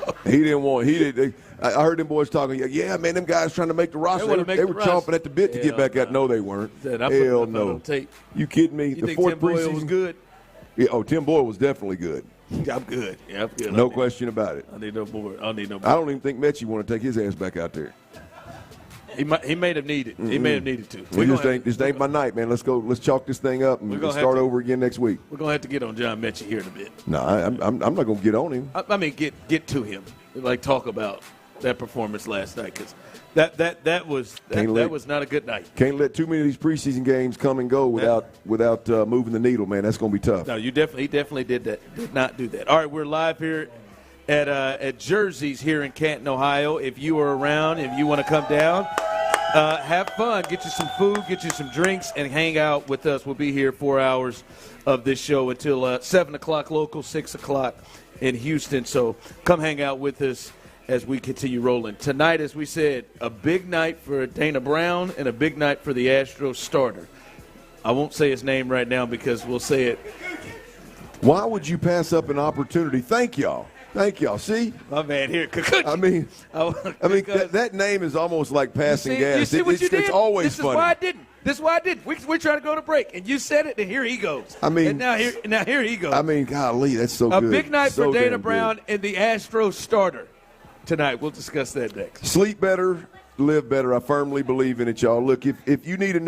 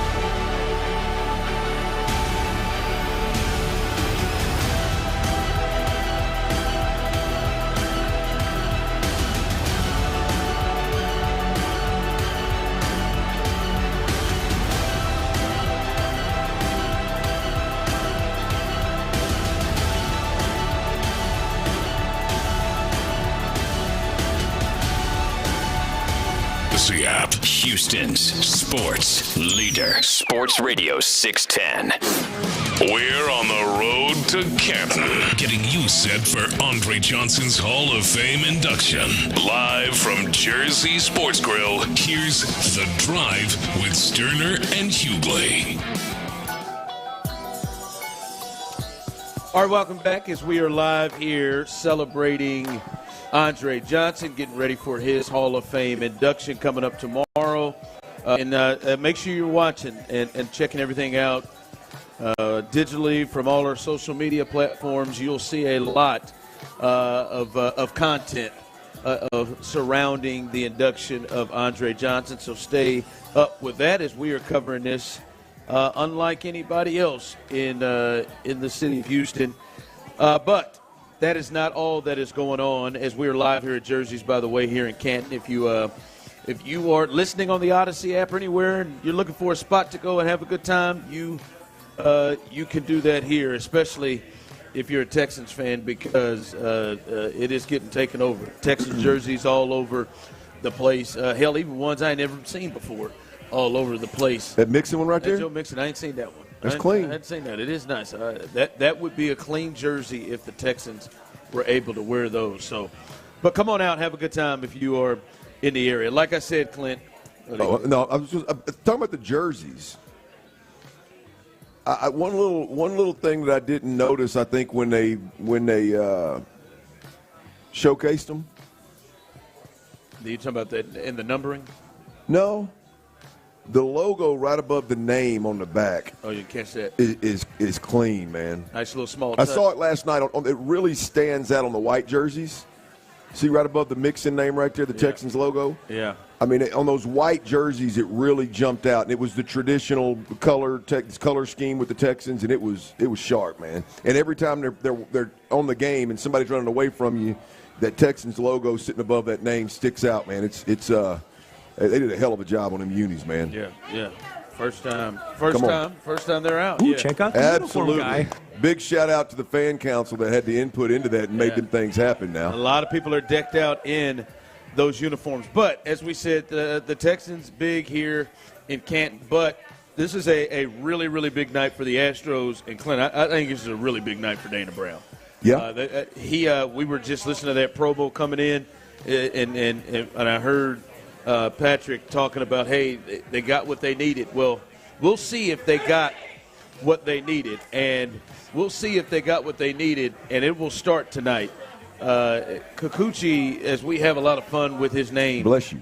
I didn't sneeze. But I thought you sneezed. As we say, you say Kikuchi, as we say, this is a big, big night for him. This is his first night. It's at home in front of the Astros fans, and I think there are a lot of Astros fans, as I said the other day, walking into Minute Maid more, I think, nervous and concerned about what they're going to watch from him, being what he has been this year in his last 3 starts, 14 and a third innings pitched in 16 earned runs. I think there are a lot of people more nervous than they are excited to watch him, or at least a little at the edge of their seat with nervousness than they are just excitement and ready to jump and say, all right, this is the missing piece for us. But it's a big, big night because, Clint, if this move does not work out for Dana Brown, and this is the big move of a trade deadline in which he said he felt was really, really strong.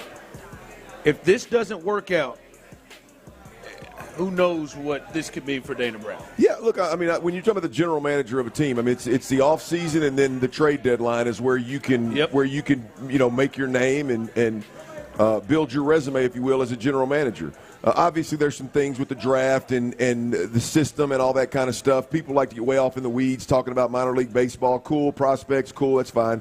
But at the end of the day, here in Houston, it's all about winning World Series. It's all about the bar is the ALCS ultimately. And so, I mean, with Dana Brown, I think he was hired at a time where the general manager needs to keep the World Series window open as long as he possibly can. Jim Crane wrote a check to what's my man? Abreu? No, lefty. Oh. Pitcher, Josh Hader. And that, I think that I said at the end, I think the biggest thing at that point in time was the statement that they were making by signing that guy. this is another move that is underwhelming, but it's on Dana Brown's watch. And the point is, put the team in position, in the best position possible, to make a run for a World Series. And if it works out, it's going to be great. If it doesn't, it's going to be a problem for Dana Brown, especially when it comes on the heels of Dana Brown cutting bait, if you will, with Jose Abreu and Rafael Montero, who were both Jeff Bagwell. Let's call it Jeff Bagwell, guys. He's cut bait with both of them. So now it's all on Dana Brown and the moves that he makes. So yeah, I think this is big for him. In terms of keeping this window open and hitting on this Kikuchi thing. Especially when the thought is – I know. Especially when the thought is that they gave up way too much. The thought is universally for most people, baseball people, fans, is they gave up way too much to get this player. Well, that's the narrative now. That's the narrative now. But I'm just saying, if it continues – if this does not work, that adds even more. Oh, hell yeah. On his plate. But if it does work, if it does, yeah, that's what I said. And the guy's just a middle of the rotation starter that you can lean into when you need him, then nobody's going to be talking about, well, you gave up too much. Nobody's going to care who Jake Bloss was. Nobody's. I mean, it's just you look at again, I think it's imperative to realize where the Astros are. The World Series window is wide open. If they were making decisions, and I understand you can't go rogue, but if they were making decisions based on 3-4 years from now consistently and passing on opportunities that'll better your chances to get back to an ALCS and get back to a World Series, we'd all be bitching and moaning. I mean, it's just the reality of it is if it hits, nobody's going to have a problem at all. Yeah, but I mean, a bit of a difference is, hey, if Justin Verlander doesn't hit like he traded for last year, it's like, all right, it's Justin Verlander. I'm not mad at you for trying to bring in Justin Verlander. Yeah.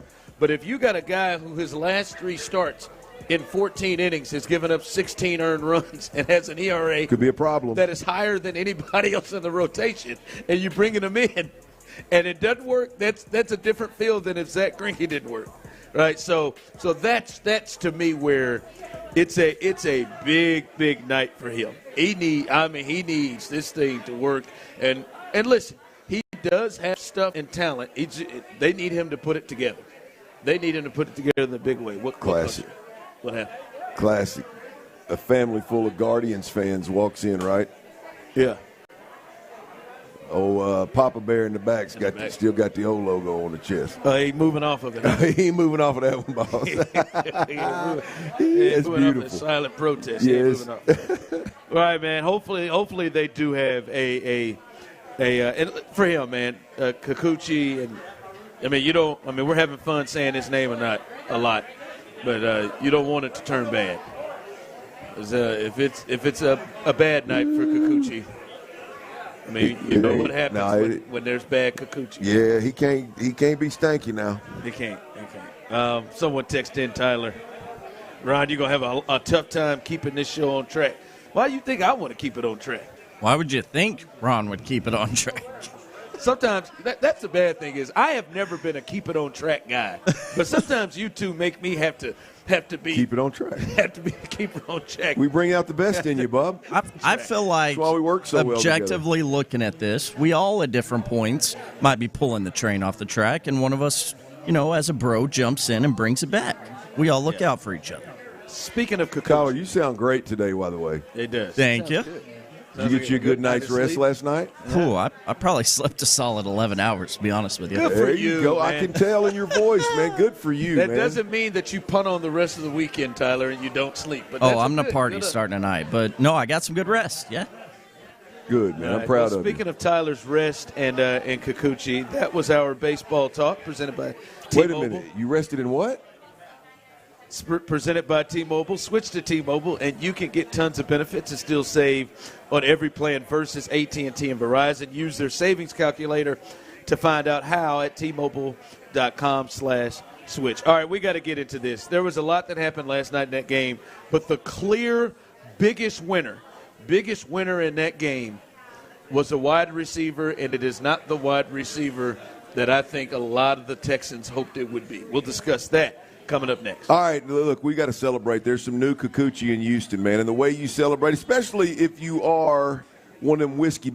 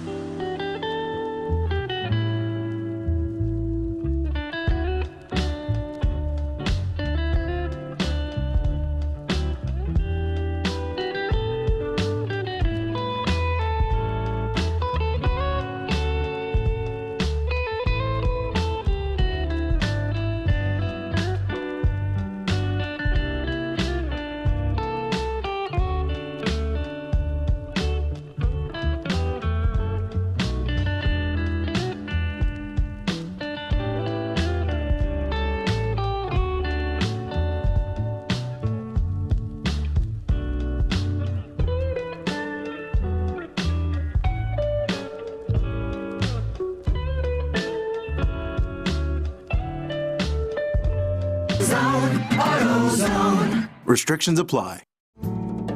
You're in hot water, mister. What'd I do? I told you months ago our utility bills were getting higher because of that old outdated tank water heater. Maybe it's time we finally switch to a Navien tankless. Learn about Navient's high-efficiency tankless water heaters, endless hot water, all while helping you save on your energy costs. Hey, look at this. Our utility bill is lower since we got the Navien tankless water heater. Who's in hot water now? We are, all the time. Learn more at tanklessmadesimple.com. We're on the road to Canton, getting you set for Andre Johnson's Hall of Fame induction. Live from Jersey Sports Grill, here's The Drive with Stoerner and Hughley. Hutchinson and Skoranek stacked right short side of the field on first down at the 29-yard line of Chicago. Empty backfield after motion as Case looks it over. Bears showing blitz. Here's the snap. They rush 4. Keenum floats one downfield to his right. And Hutchinson with another great catch steps out of bounds at the 8-yard line. First and goal. There we go. Welcome back as we're catching up with Ryan and Nana. As the traveling Texans, they're all in the building. We are having a good time. And it's being taken over. Let the people hear you. The party is being had out here. I said, let me hear the people hear you. Damn it! You don't have the same punch, Ron. Live. There we go. A good time is being had out here. That's the way to get. That's the way to step up. I have to. Well, yeah, I ain't gonna make me can hear it look stupid. Sometimes tone matters, I can make myself man. Look stupid. Hold on, so you don't need no help. It's Ron. Where the hell is Larry? I know Larry's ass been here for a couple of days. Where the hell is Larry? He's in tennis shoes. He's in Canton, isn't he? He probably ain't got no good shoes on. I'm guessing Larry ain't got his good shoes. Nana saw Larry yesterday. Did she? Yeah. I bet he did. I bet Larry ain't got his good shoes on. That's why he ain't showing up. Oh, he's trying to find him some new J's so he can come in here. Larry got on some K-Swisses right now, and he said, damn, I got I mean, a lot of things might be true, but I know Larry ain't coming to Canton for this right here and half-stepping with his shoes on. I promise you. His shoe game is going to be strong. I promise you that. Canton, Andre Johnson, Hall of Fame, traveling Texans. He got too much pride to come sliding here in some of them sidewinders. Sidewinder-ass tennis shoes. Uh-huh. I'm a trip Larry when he comes in. I don't care what he's wearing. I don't care. All right, listen, I know Tyler was watching this, and as everybody else was watching this, it was hard not to see number 19, Xavier Hutchinson, jump off the screen.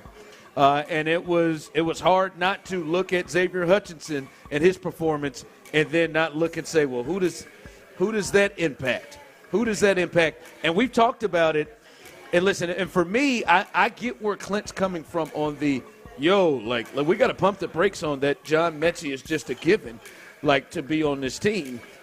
But to me, my biggest thought was the way they treated and acted with John Mechie is that he was clearly, to me, the fourth or I would say at least fifth receiver on this team, the way they play with him. He's been in the huddle at times at training camp with C.J. Stroud and the ones.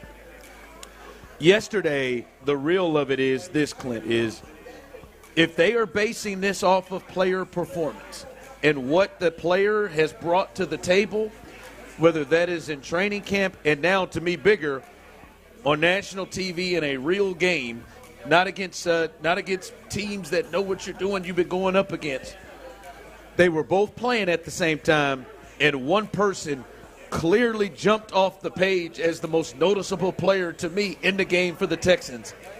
And the other one's dropping third down slants. And the other one just looks like he has been.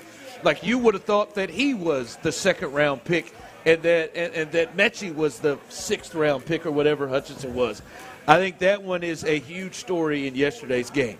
Well, I think as it pertains to things that we as fans can watch that game and go, okay, I see what you're talking about. I can see where that guy's going to help the Texans, right? You got Juice Scruggs and Kenyon Green playing inside. That's obviously the guys, all the guys that played last night, those two guys are going to impact this season more than anybody.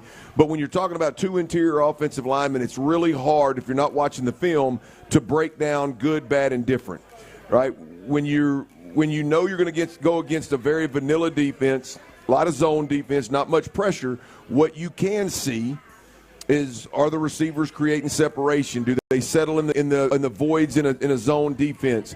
Can they have the ability to go big hand, strong hand catching footballs if a DB's on their back? You can see those things. And Xavier Hutchinson did just that.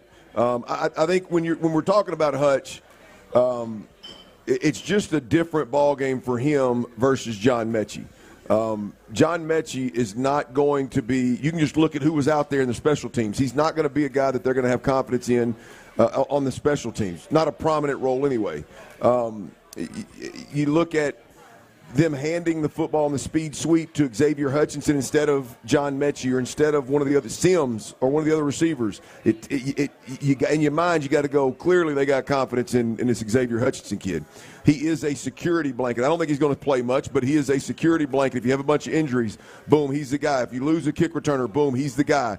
If he does get in the game and there's a DB on his back and it's 3rd and 4, he's got big hands and a bigger body to go make that catch and keep a drive alive. And then you look at the 5 catches, just in general. The special teams, the speed sweep, the 5 catches. That's going to win. That's going to win the competition week in, week out for the 5th or 6th receiver on this football team. To me, if it continues right now, and John Mechie was made the choice over Xavier Hutchinson right now, it's clearly not about performance. To me, it's not about – Xavier Hutchinson seems to do more things when it comes to special teams and it comes to everything else, and his performance has been better, at least at this point. Who knows, maybe against Pittsburgh, John Mechie goes off and he has the better game and shows why. But right now, I think you were on this first. Like, John Mechie, if it's about performance and a competition like they have preached and no reason not to believe it, he's got a lot of work to do. And you were saying that before the game. It can't be we are comfortable with you and we're putting you with the ones. Like, based off what we're seeing, Xavier Hutchinson deserves to be put with the ones. Xavier Hutchinson deserves to get those snaps. Well, it's going to be a steep climb for John Mechie any way you slice it. And then on top of that, when Xavier goes out there and plays offensive football really well, it's damn near impossible. And there's only so many spots on this team. Now I'm not saying his time's going to run out, because I don't know what the roster construct's going to look like. I don't know what they're going to do with their inactive guys. I don't know what they're going to do with their practice squad. I don't know what they're going to do with the total number of wide receivers they keep. But there ain't no doubt. There are now, in my opinion, there are now 3 guys ahead of John Mechie. If you ranked all the wide receivers right now, you got your 4 big boys they're untouchable, right? And then you got Robert Woods, who didn't play last night. We can talk about the contract if you want to, but clearly the Texans think it was worth it. You got Xavier Hutchinson last night, and you got Sims, right? Who was the starting kickoff returner, and I mean he's going to be a big part of the kickoff. I mean the return game for the Texans. So you look at it. I mean you got Mechie at 8, and then by the way, Skoranek went out there and climbed the ladder and had a great catch last night. He plays all special teams as well. So I think it would be. What did John go, 1 for 4? Yeah. 1 for 4 yards? Yeah. The smartest thing to do right now, the realest thing to do right now with John Mechie is you're number 9 on the receiver depth chart right now. I think that's fair. And the one thing, it's not just 1 for 4 yards. I mean, he just couldn't get open. Like, he wouldn't create separation. There was no in a way where Xavier Hutchinson is right now creating. Here's what's interesting to me, and having been the quarterback, is like you get in those situations, man. I mean, I'm out there, like when I got a situation, James McKnight, you probably don't remember him, but he was a speedster, small school guy, played in the league for about 8 or 9 years, and when he was with the Cowboys, he was down the depth chart a little bit, and it was always one of those, he was making a bunch of money, and so, boy, do we want to keep this guy, or do we want to try to showcase him and see if anybody else wants him kind of deal? Every time he got in the game late with me, guess who I was throwing the ball to? Yeah. I wasn't throwing the ball backside to the 6th or 7th round draft pick or the free agent who I wasn't real sure what was going on. I was throwing it front side to a guy that I thought could take it to the house if he hit a seam. That's the interesting part of this is. It's clear right now with whether you're talking Davis Mills or Case Keenum, when they get in that game, man, they're not looking that way. There is a magnet to Xavier Hutchinson. And to your point, topic of conversation being John Mechie, a former second-round pick you think would be the guy like, hey, man, let me get this ball to this cat in some open space and see if he can go make a play for him. You would even think the coordinator, Slowick, is saying, all right, let's specifically run stuff towards him to get him going. You would think that would be the conversation as well. So, yeah, man, he's got a rough go of it. By the way, Tyler, I know that you're not here, and we do wish you were here.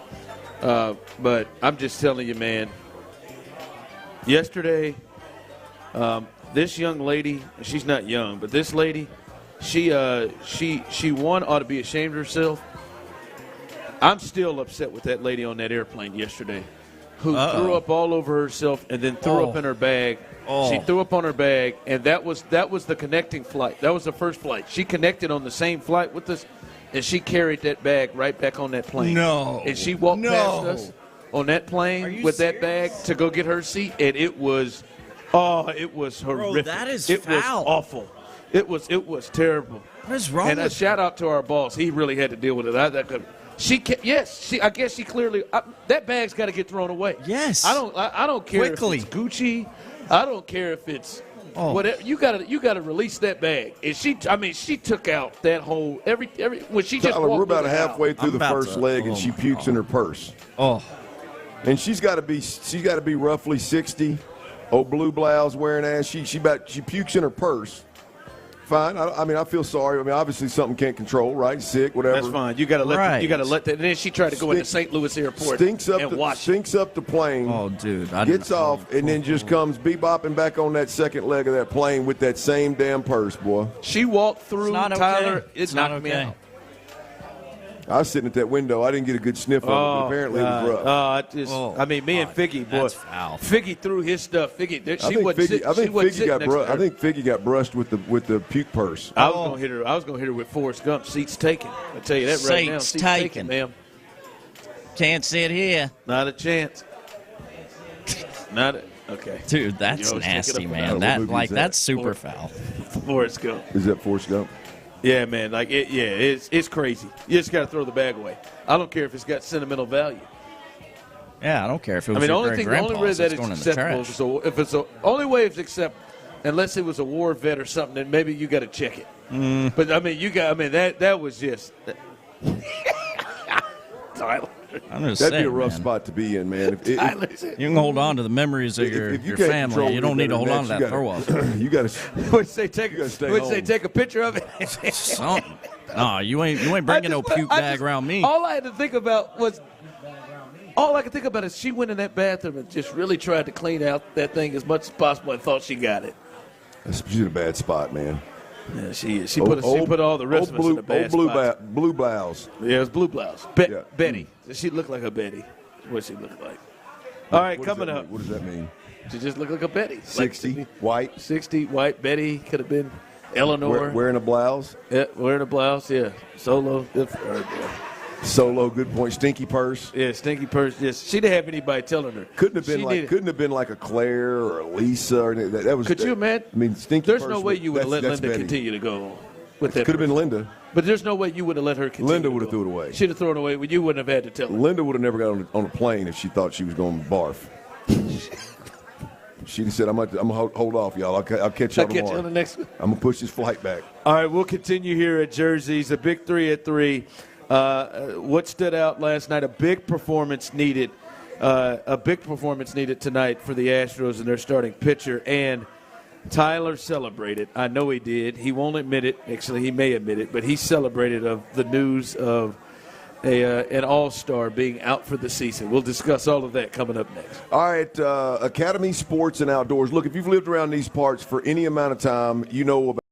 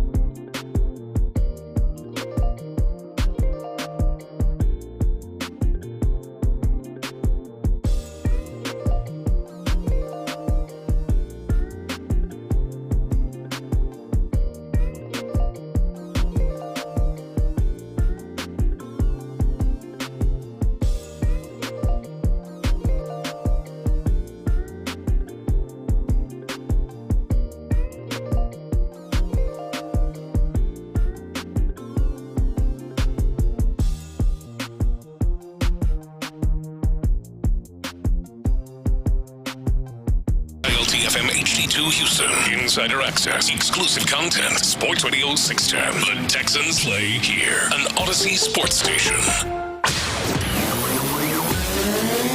Sports Radio 610 presents The Drive with Stoerner and Hughley. With the biggest stories of the day. It's the Big 3 at 3. Number 1.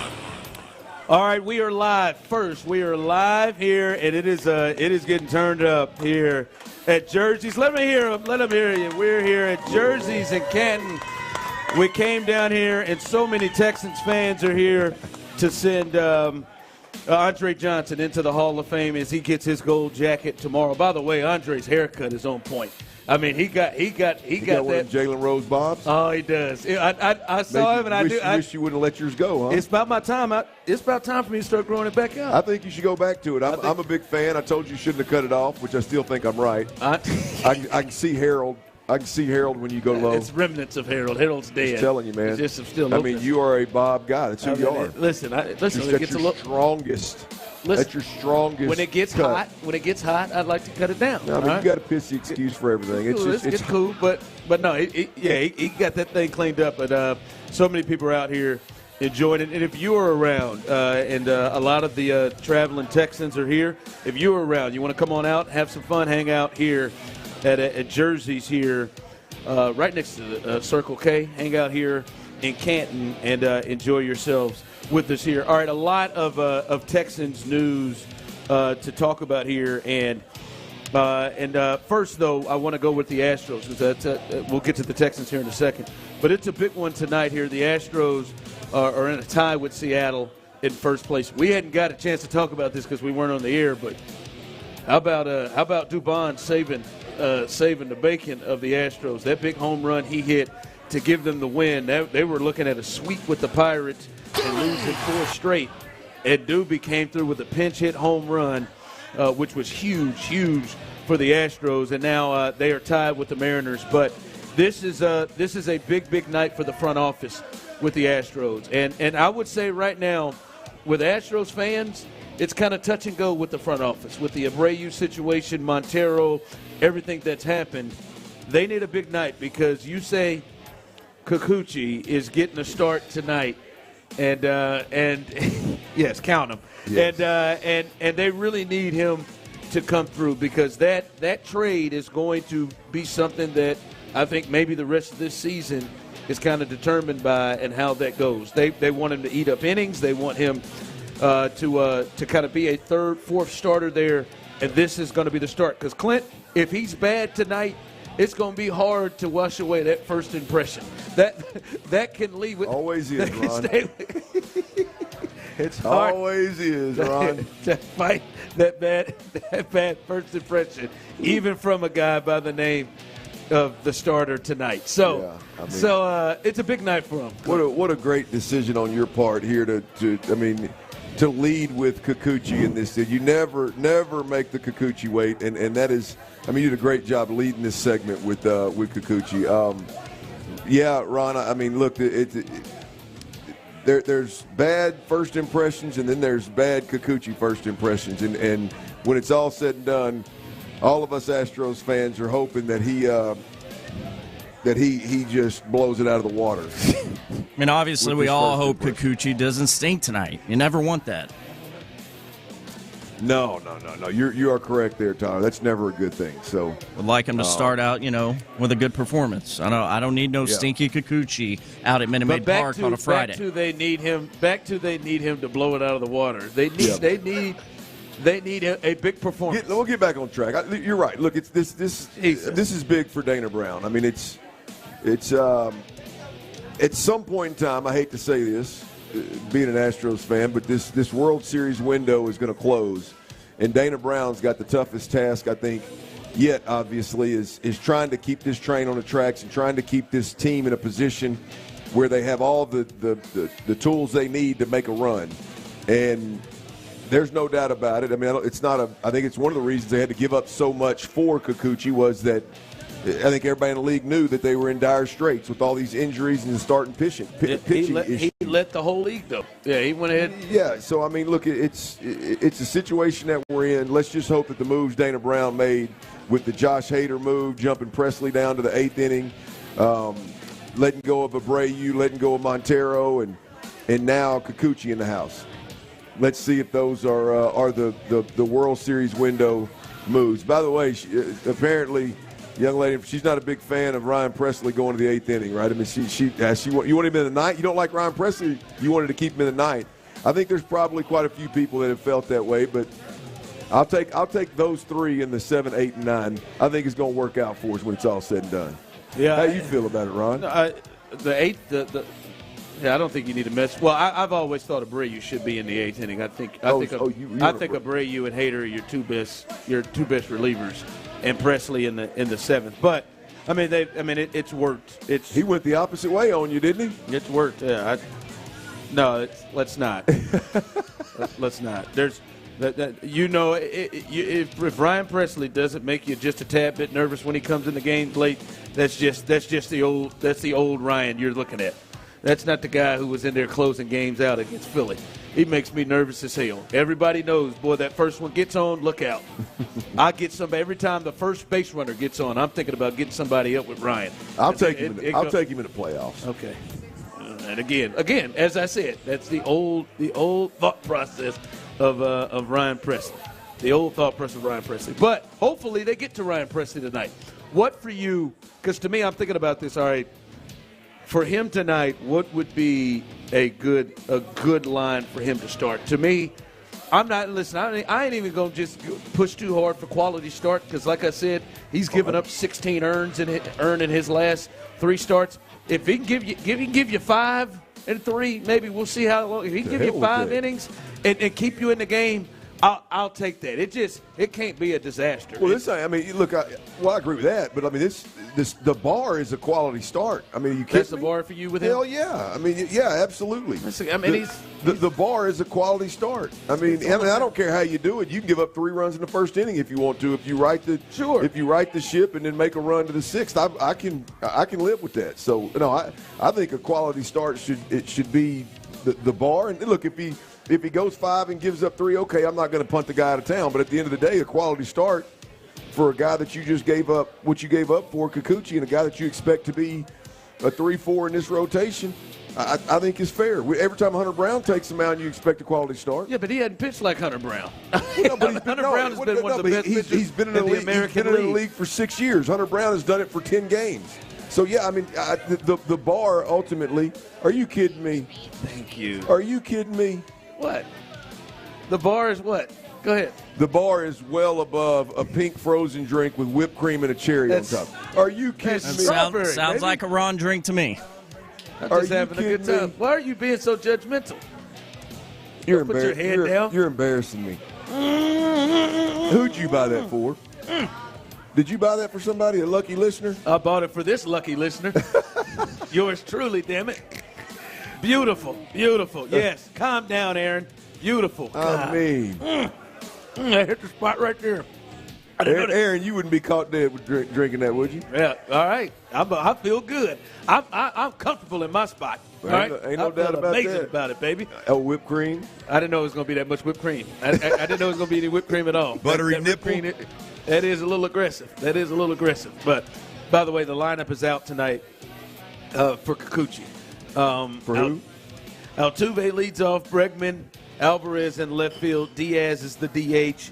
Pena's at short. Singleton getting another start at first base. And Myers, Caratini, and Dubon. And I was going to say, if Dubon's asked what in this lineup today after hitting that pinch hit home run, I mean, I would have been like, Joe, come on now. Yeah. I tell you, I like what they're – and maybe I'm wrong because, like you said, we were out of pocket yesterday, but it seems like we're getting a little more Caratini than expected. And he's been playing – he's a lot like either one of them being the DH and him being the catcher. I really like that move from Joe Espada. I do think we're at a point in the year where the point that you were making early in the season of Diaz catching for an extended period of time, how does it impact his hitting kind of deal? We're getting to that point, and to see him get more DH run instead of catching every game in, game out, is one angle. And then you look at Caratini as well, and I just think Caratini is a bat that needs to be more than one that's off the bench. You know what I mean? Yeah. There he is. Trapp's in the building. What's going on, man? I'll never forget that story the rest of my life. Trapp's in the building. We'll get he's going to join us. He'll join us. Have a good time with him. I ain't Travis got no Johnson. mic. Where's my mic at? Travis Johnson, he'll join us here in a bit. Not only are the traveling Texans here, but you get Texans legends just walk into jerseys. It is the place to be. It is a spot to be. Absolutely, man. Yeah. I wonder how this all came about. Did the traveling Texans just say, "Hey, man, we've decided this is where we're going to camp out because it's right across the street from all the action," or was this like how did it all go down? I'm not sure, but Astros tonight, big one tonight. They start this series against the Rays. Big 3 at 3, number 2. All right, as Travis Johnson, Texans legend, clap it up for Trap. As he joins, he'll join the show, and we're going to look back at last night's game as the Bears technically win this game last night. It was called due to weather conditions in Canton. But the big things that jumped out to us, and I know for you, it was kind of Davis Mills and his performance. You knew the starters weren't going to be out there. How he looked, 10 of 13, threw a touchdown pass over 100 yards. Looked pretty good. That first unit started rolling through. I know that was one of your big thoughts. For you, Trap, welcome in to the drive. What kind of jumped out to you last night checking out that game? Of course, it was how Davis played. You know what I mean? When you saw the offense still moving along, it was a good thing. You know, but it just and forgive me because I don't know if I paid attention as much to the game as I was a fan of the atmosphere. Oh, yeah. It's my first time being here. You know what I mean? I didn't want to come. I've had multiple teammates come in before Andre, and I didn't want to come until he got in. So today, like yesterday was the first time that I got to experience everything. And even before the rain, I mean, it was phenomenal. Yeah. You know, to see everybody who's getting in, to see everybody's family. I mean, they say the Chicago Bears won, but if you bet on the Bears, you didn't get paid out yesterday. You know what I mean? I don't know if you know, but at the end of the day, it was a push in the gambling world when it comes to football. Well, this is your first experience here. We ran into you yesterday. I think you had a first experience. Leach in the building. I think you had another first experience yesterday with putting your foot off in the bathtub for one reason or another. What was that about? So wait for this. I have an Airbnb, and it reminds me of my sister's home that was built in the 1600s, and so I literally sit on the toilet, and I'm like, first I tried to tuck it and sit. And I was squeezing my pelotas off. You know what I mean? Then I'm sitting there for a second. I was like, you know what? I literally put my foot in the bathtub, and so I'm like straddling, but I'm like sideways and like get that done. Somebody said, sitting sideways, but they said it in a different voice, with a different word. You know what I mean? Bury me in the So that's how I was yesterday. When I first checked into my Airbnb, I'm like, man, I gotta go. Like it's my morning go. You know what I mean? Coffee in my system, and I literally had to put one foot in the bathtub to go to work. Hey, you need to give that review. That's great. Oh yeah. Hey, this ain't no made up story. But here's great. I got a picture because I literally called. But I called my wife, and when I had to put my foot in the bathtub, I called my wife. I said, "You won't believe this." And she's like, what happened? I said, man, I don't know if I'm getting fat or just how little people was back in the 1700s, 1600s, whatever it was. Hey, maximizing that square footage, man. But I'm over here. It's a tough squeeze over here in two different ways. Hey, Leach, I ain't going to lie. I leaned into it. Hey, he said, I got a picture. I didn't know what the hell I was looking at. I looked in like that. All I seen was both of his knees. I said, oh, hell no. Oh, boy. I mean, you could have got me, boy. If you wanted to show me a picture, you could have got me right there, boy. I said, damn. When I walked off, I looked at Ron and I said, boys, hey, Trap could have got us right there now. No we both leaned in, just couldn't wait to look at that picture. Oh, my goodness. Oh my goodness, man. No, man, appreciate you joining us. I appreciate y'all, man. Real quick before you get off, man, Andre going in. This is what you're down here for. You said you wouldn't come down until he got in first, man. What's this? Because a lot of his teammates are down here showing him love. What's this mean for you? What's this mean to you? I don't want to say closure, but when I remember talking to Ronnie Lott when I was 9 years old. And Ronnie Lott told me that he was playing to be a part of the Galaxy League.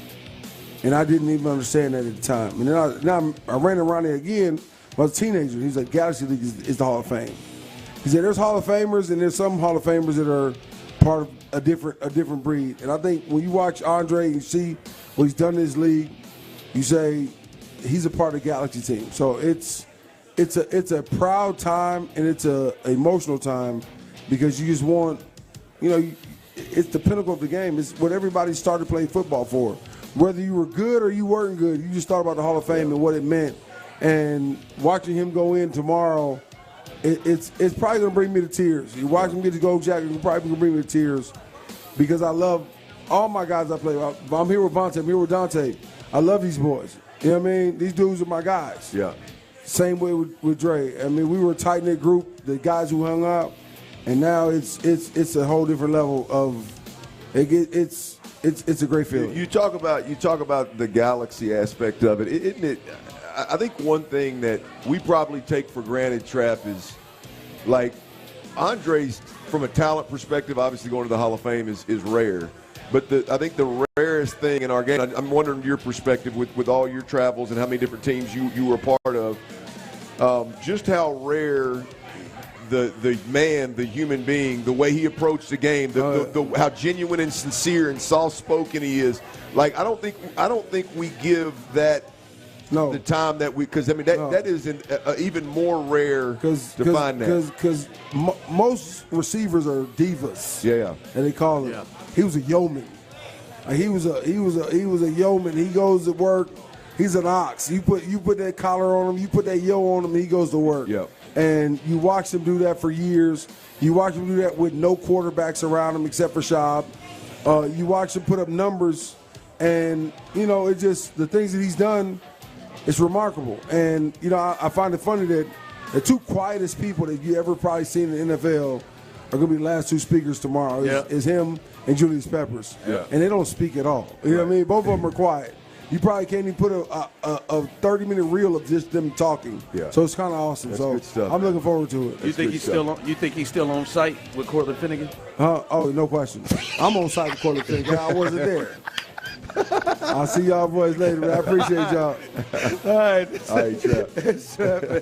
Appreciate you jumping on with us as he celebrates his teammate going in. One more thing. You don't have to go to the third one, Tyler, because this is your celebration. As much as we are celebrating with Andre Johnson, Tyler Milner, the news last night, you are the first and only person I thought of when I saw this breaking news. Yesterday's Los Angeles Angels outfielder Mike Trout will miss the remainder of the season. Wait, what? What? Another meniscus tear injury. Are you being serious right now? By the way, to add more to this idiot, this is wild. Between 2021 and 2024, Mike Trout has only played 266 of the 648 games the Angels have had in that time frame. I would have never guessed that number. Whoa. No, in all seriousness, I wasn't celebrating this, dude, but this is what I've been telling people. I've been telling people this for years. I'm certain Tyler may have said when he initially went out, he may not come back. I did. I think Tyler may have said that. Is factual. It's sad, man. It is sad. He is a great, great player when he can play. Well, you almost we were talking about this the other day, man. Like I want the guy to get out of that organization. Yeah, he may need some new scenery like Kikuchi. Yeah, ain't no doubt, man. New Trout, new Kikuchi, closely related, possibly. All right, I wanted that one to happen. Huh? I wanted that one to happen. I'll let you into that one. Yeah, I think it's just time. I think it's time. And they should be. I mean, they're not getting. I mean, that contract he got, they ain't getting none of that out of that. That's a tough one, though. All right. We appreciate Travis Johnson joining us. What was that? Vontez Leach was in there. Who else was that was in here? I didn't have the third. They came through and had having a good time out here. So make your way on out here to Jersey's. It's a party right here. The Texans family is taking over this bad boy. All right, we talked about takeaways from last night's game, but Clint, I think we got to hit this here because I think a big takeaway is who played and who didn't. And there were some that we wanted to see play that did play, and that there were some that weren't. We'll discuss that and what we saw from them last night. All right, advanced hair restoration. Look, if you're one of the folks.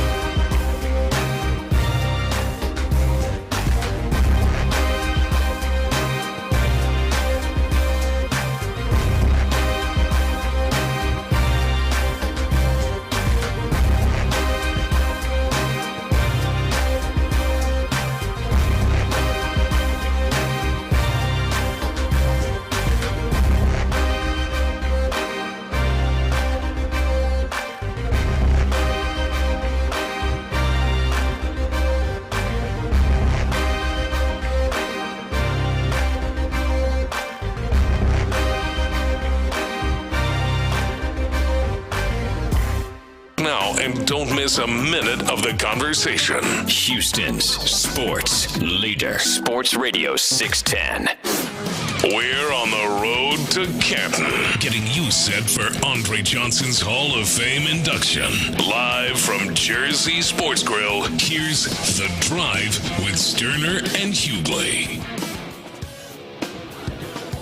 As we are live here in Canton at Jersey's, and they're taking over. It's about to get taken over outside. I see they're putting together stuff outside as well. The traveling Texans, when they come to a place and they take over, they take over. I'm sick and tired. I look at Larry over here like he's somebody's celebrity over here taking people that have seen Larry out here taking pictures with. Man, let Larry have his day. Look, he got his good shoes on. Let Larry have his day. Yeah, he got his good shoes on. Sidewind-ass tennis shoes. Yeah, he's out here. You can't talk all that trash and then walk in with some tired shoes. No, you know he's gonna come in here with them on point. You can't do it. No, but no, we're having a good time out here. And like I said, if you are in Canton, you're around, you came down to celebrate the induction of Andre Johnson. Come on down here and hang out as the Texans family. They're taking over this piece today. All right, last night was the first taste that we got to see of the Texans playing as they played the Bears last night, and we talked a lot about what we saw and what jumped out and stood out to us. And Clint, I think one of the big things is really starting off with who played. Like, who played? I mean, D'Amico was serious. What do we see? Not just starters didn't play. I think there were only 2 starters who actually played, and I'm actually happy about the 2 that did. But, hell, they were sitting some of the reserve backups, like Dameon Pierce didn't play last night. Robert Woods didn't play last night. No, I don't think any of the starting defense played last night at all. And so that may be one of the first things we were looking at, like, wow, okay, they didn't start a lot of guys. They did, however, play Drew Scruggs and Kenyon Green, and that was good to see from those 2. But I was even surprised of how far he went in guys, and they're not playing guys. Look, we looked at it last night in the postgame show. There were 8 defensive backs that didn't play, right? Two nickel defenders, 4 corners, and 2 safeties. Hell, it's hard to finish a 4-quarter game. I'm glad that damn thing got rained out when you've got that many guys. And no surprise, a lot of people were talking about the bust on the defensive side of football. No surprise, you had a bunch of third and 4th stringers that probably hadn't had a whole lot of run together. Communication is an issue. So you 8 defensive backs, and then as you said, you look in the middle. There was no. I don't think Tim Settle played. No, Mario Edwards didn't play. Foley didn't play. So you got 3 interior defensive linemen that didn't play, and there's probably another one that I'm not thinking of. I looked out there, and Davis and what's 93? Mine just went. Oh yeah, Kurt Hines. Kurt Hines. They're starting the game. So look, it was aggressive. It was aggressive. It was aggressive. As I've said before, look, I personally am all about, like, the way that D'Amico Ryans is 100% wholeheartedly behind Kamari Lassiter. I mean, he's a rookie, never pissed a drop in the NFL, and he just sat with the starters, right? And if that's your guy, hell, that don't, and you're gonna play him at outside corner, you're gonna start him at outside corner. Then let's not play games. Let's not create some kind of fake competition. So I personally appreciate the way they're handling certain guys, but it's a far cry from what we expect and what we've been used to with Nick Caserio and now obviously D'Amico Ryans. So it was an aggressive move. I bet there was 40 guys that didn't start. Yeah, no, they didn't play. I mean, that's what I'm saying. It wasn't just starters. Like guys like Dameon Pierce, who we thought and heard reports that would play, didn't play. But Clint, I think it was a good decision because now when you see how many guys didn't play. I'm now surprised that Kenyon Green and Drew Scruggs played. Yeah. But I thought it was a good decision to see those 2 play. And I'm going to tell you what, again, as we say, especially with Kenyon Green, there are tests that he has to pass, keep passing tests, and he's blown them out the water at this point. And yesterday there were moments where I just sat and watched him from the press box, and just kind of to see what he did. He's moving people. And the best thing that I can say about what we saw with Juice Scruggs and we saw with Kenyon Green, who I think are big question marks on this offense. I think the top 2 question marks on this offense, Clint, was they looked the way they should have looked, in my opinion, against 2s and 3s. They looked like they were clearly handling and getting the best out of their matchups. And I think that's what they should have looked like, and I'm glad that they played, that they got their feet wet to watch them. Yeah, look, I saw one bad snap. That was Case Keenum. I don't believe that Juice Scruggs was in the game at that point in time, so no sweat there. I do think that it just makes sense for Juice Scruggs, having not played center in a game at the NFL level, obviously being leaned into big time here to be the center. And this is one of those, with the exception of the quarterback, and nobody communicates more than the center.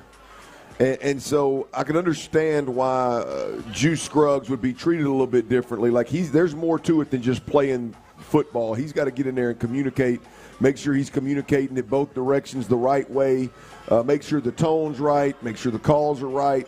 And so before the ball is ever snapped, Juice Scruggs has got a lot. He's got a lot on his plate, so he needs to get that run. If he gets it figured out and it's executed well and communicated well, then hell, let him rest the last game of the season, of the preseason. With Kenyon Green, I think it's just a matter of they've said, "Hey, look, we've seen enough bad. We need you to earn this." Absolutely. Absolutely, and he has. And look, he is so far he's passed every test. Yeah, look, I can't, without watching the film, I can't tell you, like, let's grade these guys or whatever. But I can tell you that just watching the game and watching, there's 2 things that stand out, one about each guy. We saw this last year, and it's clearly obvious now with Juice Scruggs. He is looking to maul folks. He is literally trying to hurt, and I love that in an interior offensive lineman. And you look at Kenyon Green. The change in the body is allowing us to now see some for a big fella, some really, really, really good athletic movements. I don't know who he was supposed to get to, what the leverage was. It's hard to see all that stuff in real time. But him getting to the second level of the defense and doing so with really good feet and a really good base and doing it quickly. Boy, that's just really good to see, given what we've watched in the past. I can't tell what it was, if it was a counter or what. Like you said, look at the tape. But there was a run right up the middle, right in between the gap that those two are in. Right. That they ran for about an 8 to 10 yard gain. That they just moved people, got the D lineman, and then got to the linebacker as well, and just took them physically and moved them out of the way. And to me, that's what they should look like. Now, I don't know if they're going to do that to Jeffrey Simmons, but for you to get to Jeffrey Simmons and to get to Buckner in week 1, you should dominate the 2s and the 3s of the Bears. And I think those 2 did that. So, I know I was a bit surprised how aggressive, as you would use, he was in terms of the guys he didn't play. But I'm glad he played those 2. And now I did find it weird, like, I wonder what went through the mind of let's play Scruggs and let's play Green and not play Kamari Lassiter.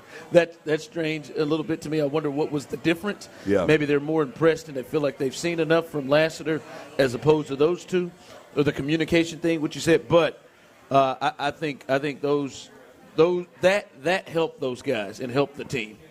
How was your fruity drink? It's a daiquiri. I'm still working on it. Oh, you got a daiquiri. Well, you killed all that whipped cream. That didn't take long. Well, I'd take it off. No, you didn't. It's right there.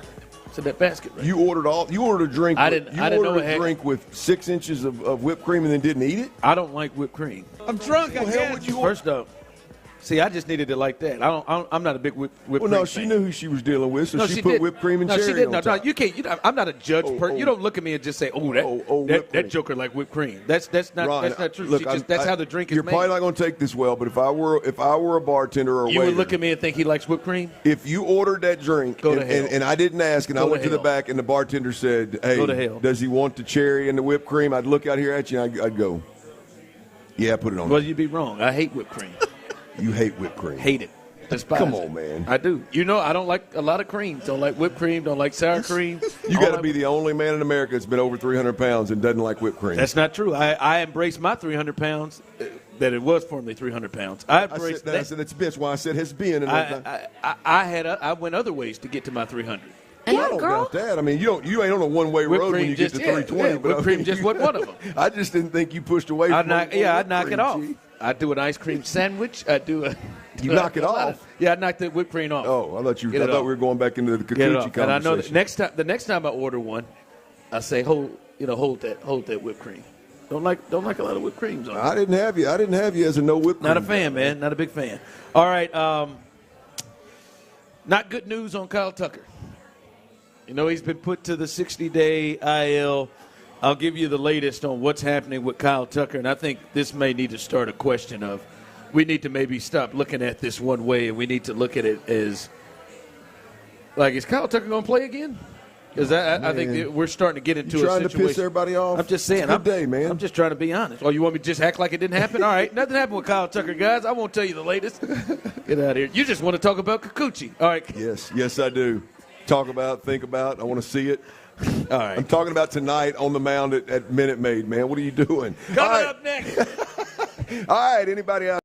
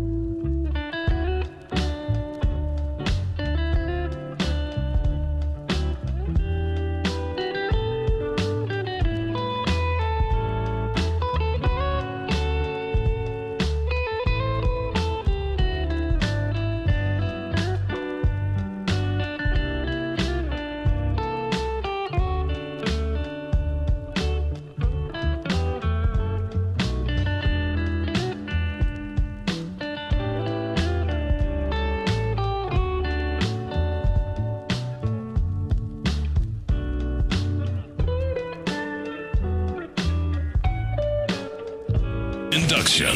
Live from Jersey Sports Grill, here's The Drive with Stoerner and Hughley.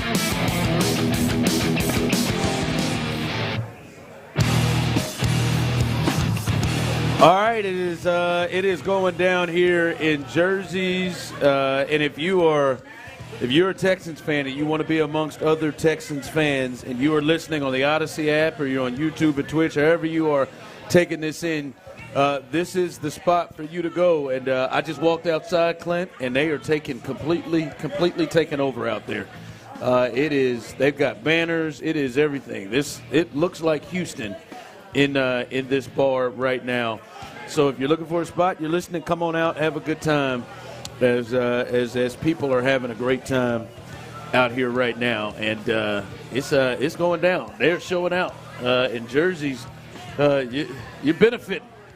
You're benefiting from these Texans fans coming out here and decide to take over this bad boy out here today. So come on out. It's been a good time. And this break, well, you got to go check out this outside. Yeah, boy. let's go check it out, man. Yeah. Look, I don't know what that heat's like out there. I know. Yesterday I had them black britches on, and it was a bad decision, boys. Couldn't wait to get them off. Oh, swamp ass from the get-go, man. The back of my knees was rubbing. I mean, it was a terrible decision. The sun was just screaming. I was like, man, I came up here to get me a little mid-80s weather. What's going on here? Nah, yeah. So yeah, hopefully it's a little bit cooler out there now. But and then it rained like hell, didn't it?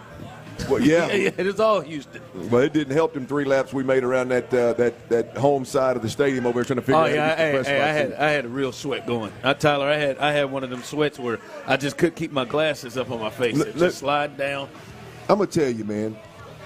They got to be Hall of Fame's got to be better, man. Oh God, you about to take out the Hall of Fame? They got to be better. Tyler, we walked around yesterday, and we were trying to find our way to the press box, right? And we're in the main little corridor there with everybody breaking bread, talking to all the Texans fans. And I ain't lying to you. I asked every bit of 10 to 12 people, how do we get to the press box? Come on now, look out. Sharp right there. That's a hell of a jersey. Not one person gave me a confident answer, Tyler. I think every one of them said, look, you go right around that corner right there, and there's some glass doors right there. And I think that's finally the last one. I said, Mel, does anybody know? Does anybody know? My favorite is they would just send you to other people. Look at that jersey. Arian Foster, who's that? Who's the Astros side of it? JV, huh? Verlander, there you go. Oh, wow. So you got okay. I like it. Serious. Well done. How'd that play? Come on. Yeah, my favorite is they were saying they would send you to other people. If you go all the way down there, there's going to be a guy right there be able to tell you a little bit more now. I mean, we got on the elevator, went up and down the elevator, and it stopped on every floor twice except for number 7, which we were looking for. I was about to get out and try to find some stairs. And Megan that was running the elevator had she had no clue why it would not stop on 7. She was panicking. Woo. Yeah, Megan was struggling. It was a rough get. We'll tell you about once we got there too. We'll tell you about that later. But it was a rough get, wasn't it? Yeah, it was. Clint, Brian McTaggart. Okay. MLB.com covers the Astros. He said Astros outfielder Kyle Tucker is, quote, not close to a minor league rehab assignment. Hell, not playing in the outfield at Minute Maid, not going on this road trip. He ain't close to getting to Corpus or to Sugar Land. He ain't even close is where they are. And Clint, I'm sorry, man. What was that? We're rolling. Tomorrow will be exactly 2 months. 2 months since he last played. He last played June 3rd. It is August 2nd. He has not played in 2 months, and it appears from Brian McTaggart he's not close. And I was watching him play catch, and Tyler, if you're wondering, and those of you who are scoring at home, it did not quite look like conviction catch. And by the way, can you guess who he was playing catch with? I don't know. Was it Corey Lee coming to town? No, it better not be. No, he had his own shoes too, Tyler. Who was he playing catch with? Who? I'm going to guess Jake Myers. The captain, Joe Espada. Oh, Joe was getting a close-up look. Yeah, he was playing catch with Joe. And, he was all right, but you could tell moving around. You could tell moving around, damn, man, that ain't a guy. That's not a guy that can run around the base like he is. He is fighting, but that's what I'm saying. Not even close to a minor league rehab start. And I think it's fair to start to at least pose at least the question of, it's hard to have the expectations right now to think like that they're going to get back the MVP level guy if they get him back. I mean, we're almost working on real serious questions of like, are they going to get him back? When is this thing going to get better? What's all of a sudden? I ain't never seen the likes of it. I say it a lot more confidently now after Tony Gwynn said the same thing a month ago. But I'm just saying, after we're sitting there 2 months, what is going to mysteriously happen to just make it better? Like I ain't got it. I think it's a serious question if he plays this year. Well, I think they just flat ass lied to us about the ball off the shin. No, I'm not. There ain't no way.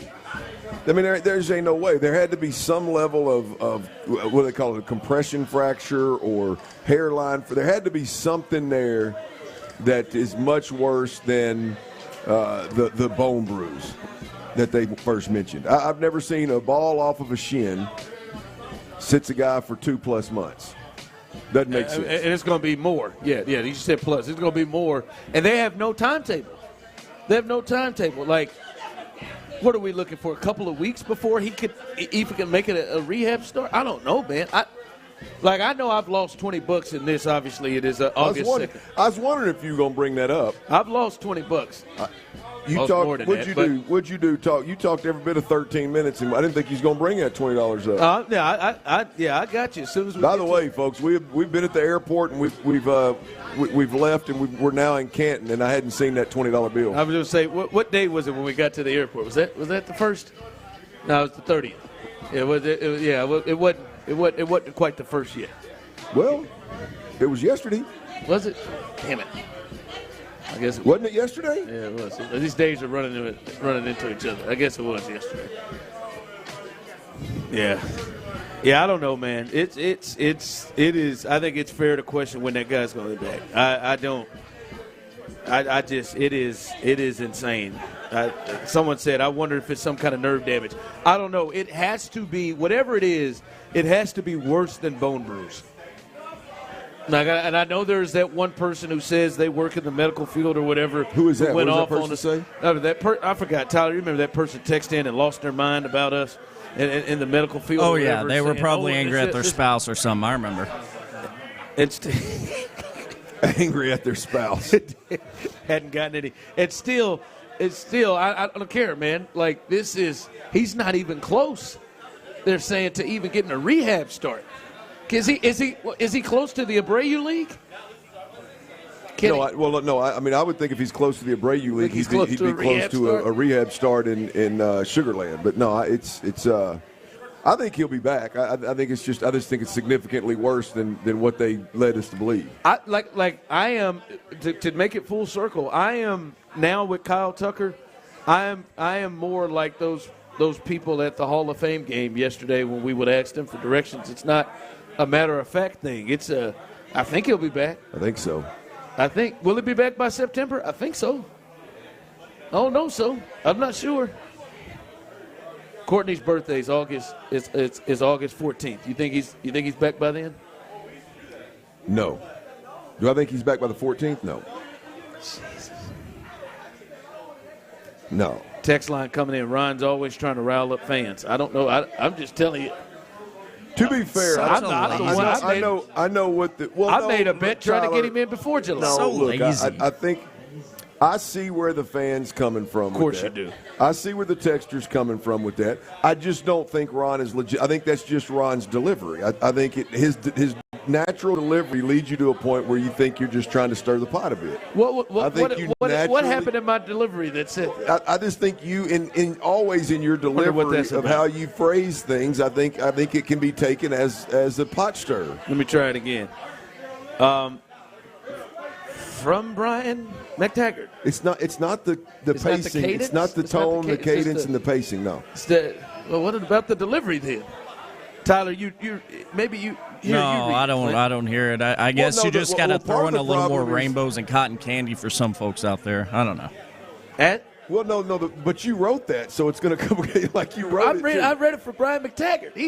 That's what he said. Well, now Brian McTaggart said Astros outfielder Kyle Tucker is not close to a minor league rehab start. You said, do we have to start entertaining that Tucker won't play again this season? At the very least, we should temper our expectation that he's going to be the MVP level Tucker he's going to be. So you got us believing that he's not going to play, and even if he does, he's not going to be what Tucker last time. I said see that you hear what he just did? He just read that word for word, Tyler. That's what it says. I said, do we need to start entertaining it? And you said, no, we got to just believe it like he's not going to play.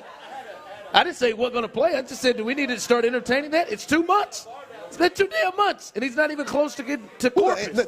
You're not wrong. The answer to your question is yes. We should entertain it. Well, good. But the conversation. So how would you phrase it then to make it less? Of all the phrasings or couching in the world, yours is he's not going to.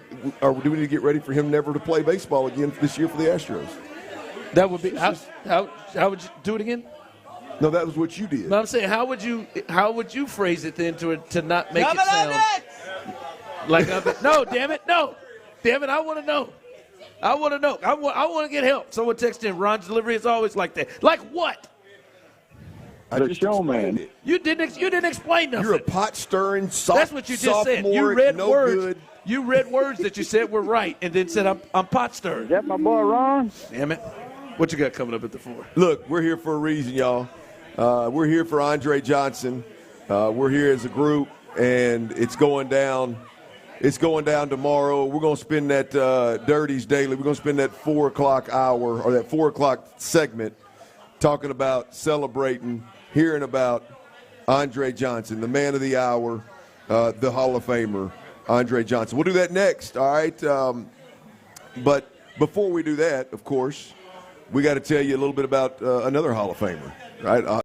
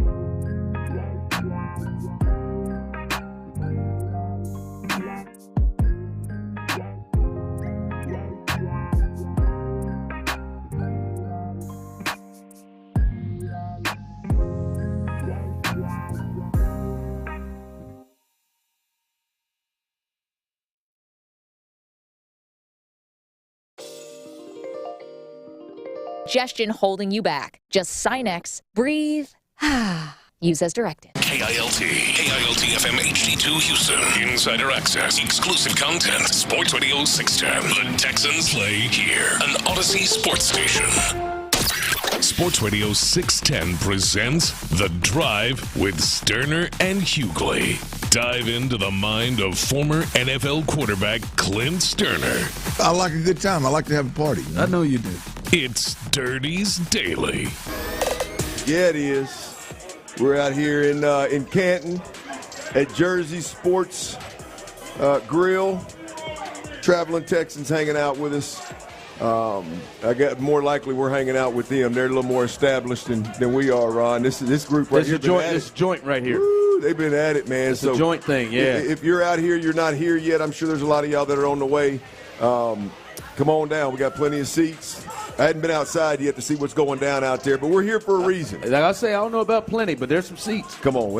We are here for a reason, and that is Andre Johnson, the first Texan to ever go into the Hall of Fame. Hopefully we'll have another down the stretch here in a couple of years, but actually, hopefully that other one comes back and plays a couple of games, and maybe we wait about 5 more years. And but nonetheless, it's about Andre Johnson today, and boy, we'd be remiss if we didn't spend a little bit of time highlighting the best to do it in Houston. There's a couple of big moments, but let's start with last night. We got to witness Andre's greatness over the years, but this is about Andre, and I think last night being introduced to the people that were in attendance and the viewing audience on TV as a Hall of Famer on induction weekend, I think it had to be an absolute highlight of Andre Johnson's weekend, obviously, to date, until he gets on that stage tomorrow. Here is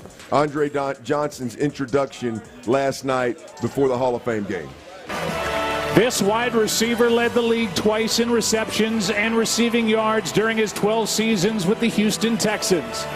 He notched more than 14,000 career receiving yards over 14 seasons. Andre Johnson.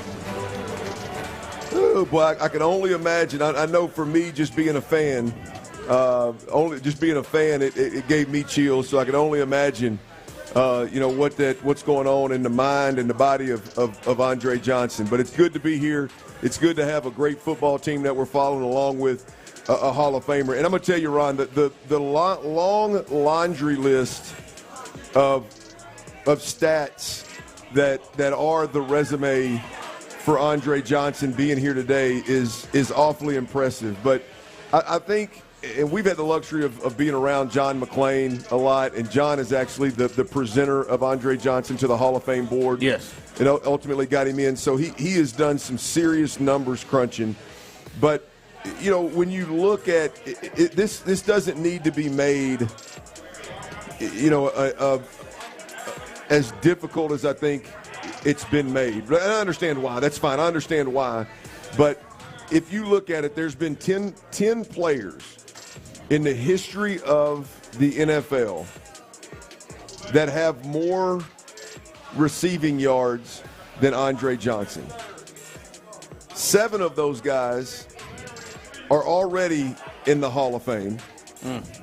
The other 3 are Larry Fitzgerald, on his way. First ballot. Steve Smith Jr. I think he's in, Ron. He's a top 10. Yeah. And Reggie Wayne. Those three guys, they're all getting in. Reggie's been a finalist here the last couple of. They're all getting in. They're going to get their jackets. So I think that alone speaks volumes of the company that Andre Johnson keeps. If you just say 14,185 career receiving yards, it's like, oh, that's a lot of yards. Played a long time, was the go-to receiver. 10 seasons where he led the Texans in receiving. Compiling stats are always interesting to me, but when you start looking at it at the company that this guy is keeping, all-time yardage, 7 of the top 10 are in the Hall of Fame. The other 3 are on their way. Yeah. Andre Johnson is number 11. By the way, from top to bottom, yards receiving, top 10, Jerry Rice, 22,000 plus, almost 23,000. Larry Fitzgerald, Terrell Owens, Randy Moss, Isaac Bruce, Tony Gonzalez, the only tight end in that group, Tim Brown, Steve Smith, Marvin Harrison, and Reggie Wayne. Those are the only guys that are, again, ahead of him in yardage. And here's another number. I think when you dig into these numbers, Ron, I think it's really good. Over a 14-year career, Andre Johnson was good for 5.5 catches a game and 73.5 yards per contest, and that's including those last couple of years where it was Tennessee and Indianapolis. I don't have the numbers when he was just in Houston, right? But those numbers in terms of yardage per game and catches per game, those numbers are better than Fitzgerald, Terrell Owens, Randy Moss, Isaac Bruce, Tony Gonzalez, Brown, Smith, and Wayne. There's literally only 2 guys in the history of the game that have averaged more catches and yards per game than Andre Johnson. Those 2 guys are Jerry Rice and Marvin Harrison.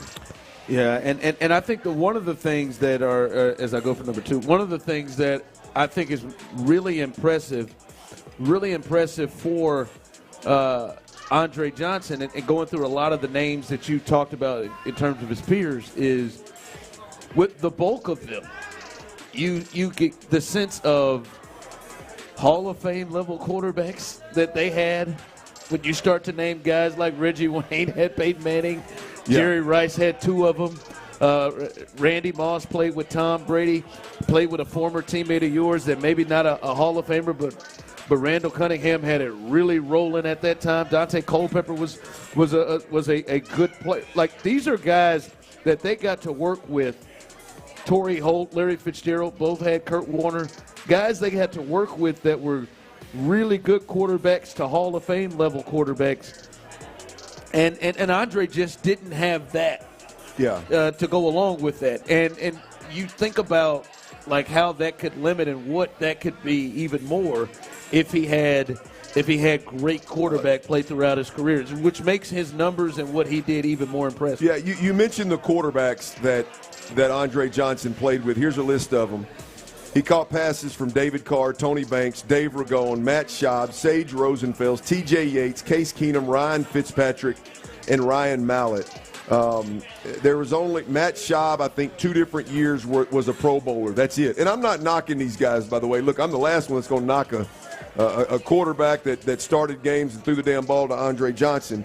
But I think that is part of the context to me. Again, where I'm going with all of this is you can look at a resume of just what he's done in his career, and you can get to a point of he's a Hall of Famer. But I think it's more obvious when you start making these kind of comparisons.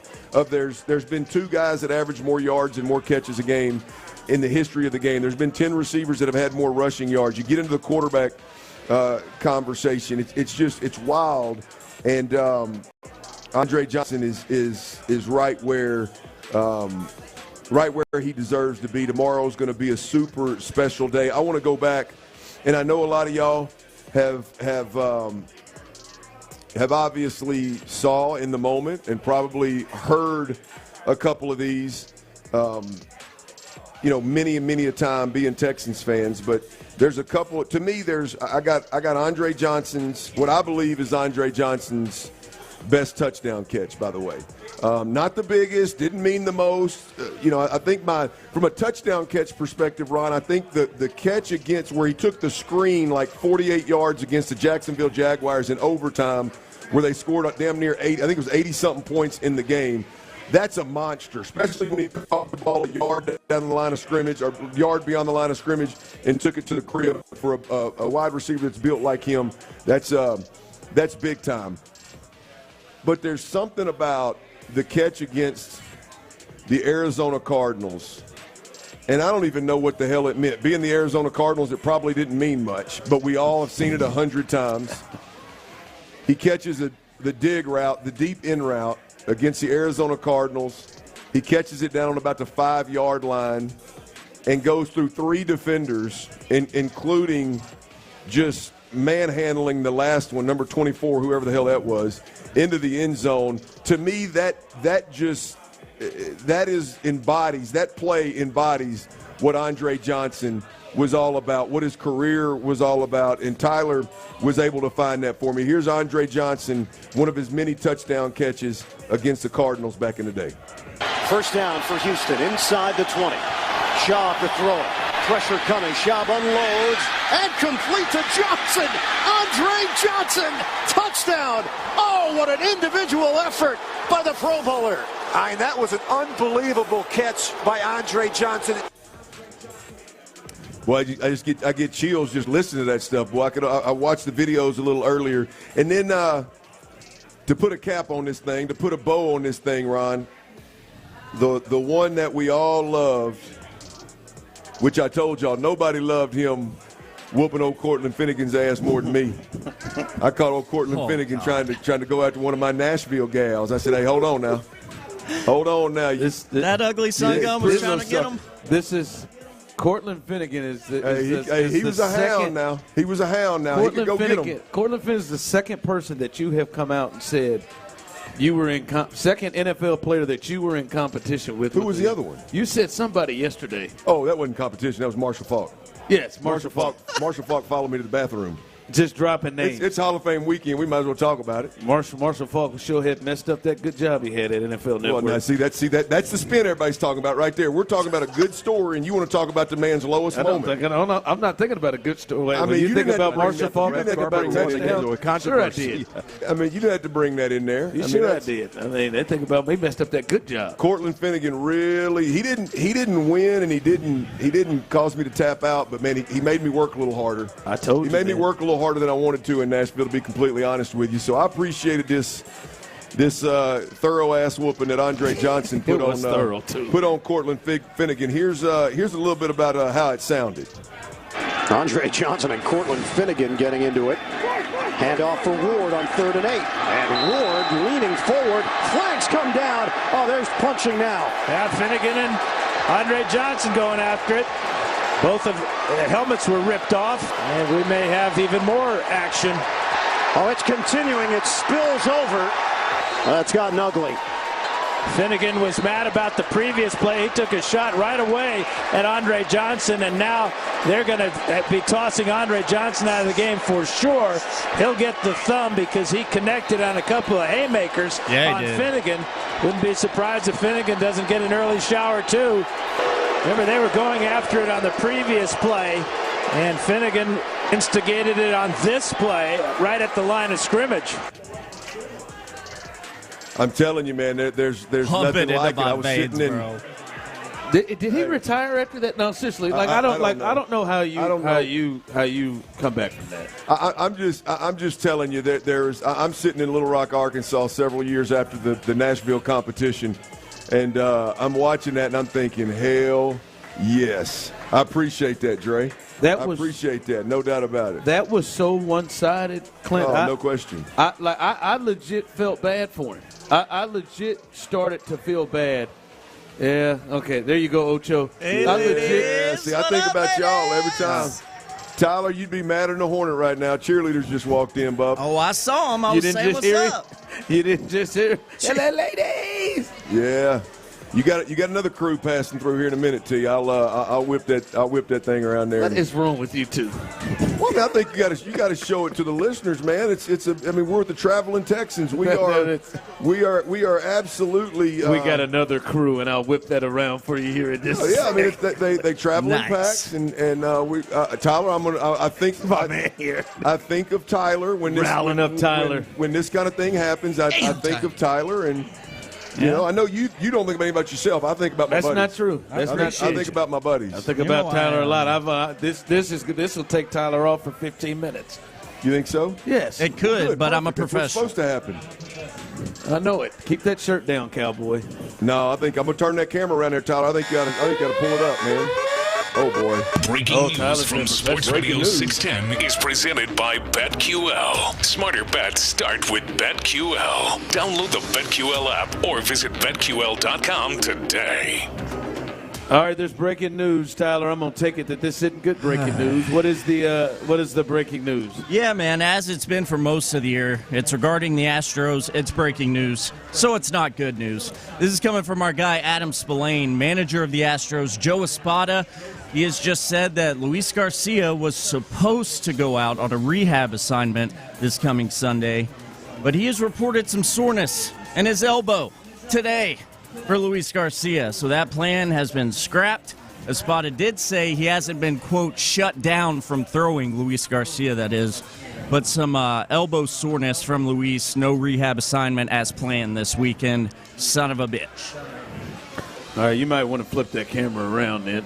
No, I'm kidding. I'm kidding.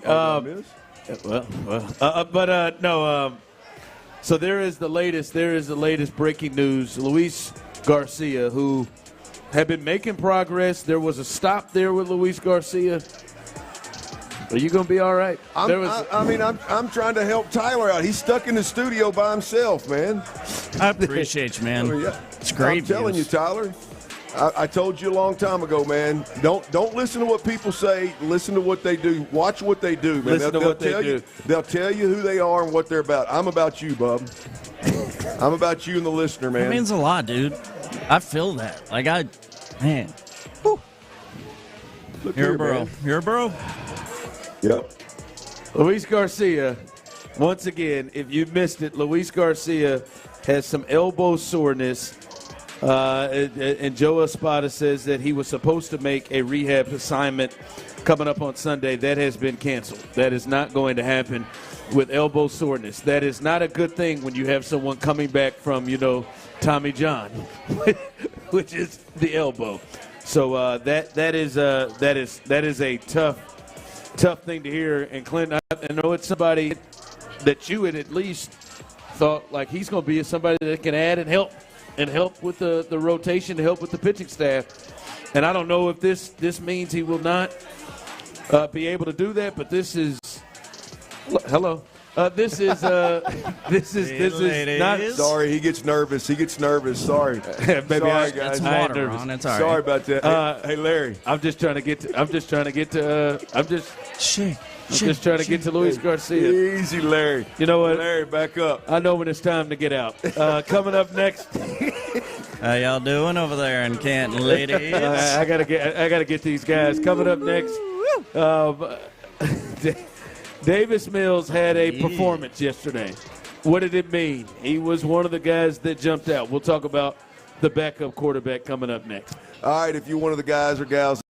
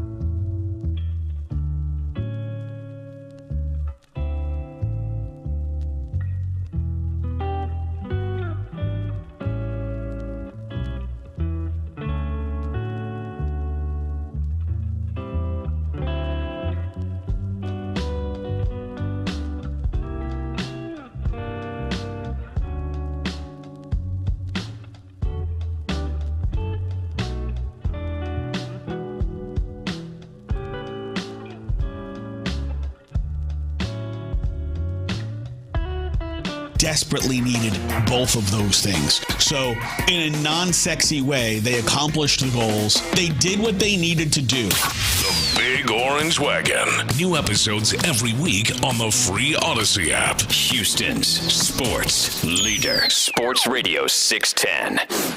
We're on the road to Canton, getting you set for Andre Johnson's Hall of Fame induction.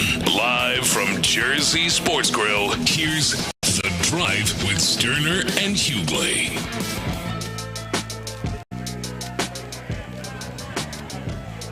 All right, welcome in. It is getting packed around here. The traveling Texans showed out for Andre Johnson and his big day tomorrow and his induction this weekend. The whole outside is packed. It's balloons. And did I see this?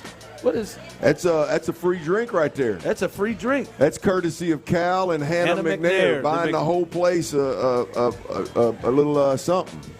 And I just want to say this, Cal and Hannah, I think this is a hell of a gesture. Shout out to Toro, who just walked in the building. Toro's in the house. Yeah, he is. He got inside, got him some air conditioning. I know that outside hot, and that suit is a problem. But Toro's in here talking to the fan base, so you know it's a party. But shout out to Cal and Hannah. This is honest to God a really an amazing offer for them to do, and you know they've been giving back to this fan base here the last several years with what they're putting on the field, the amenities and everything, and now. They said, you come out, we'll add to this, and they're getting everybody a drink in the building here at Jersey's. And I would also like to say that, damn it, this does not count as us being invited to that party. That is very – is that party already happened? No, it damn sure better not have. Now, Cal and Hannah, you walked past me yesterday in the press box when I was half passed out on the couch. And you spoke to me, and we lapped it up, and I had forgot. That's progress. Now, I'm just saying, I need my ticket.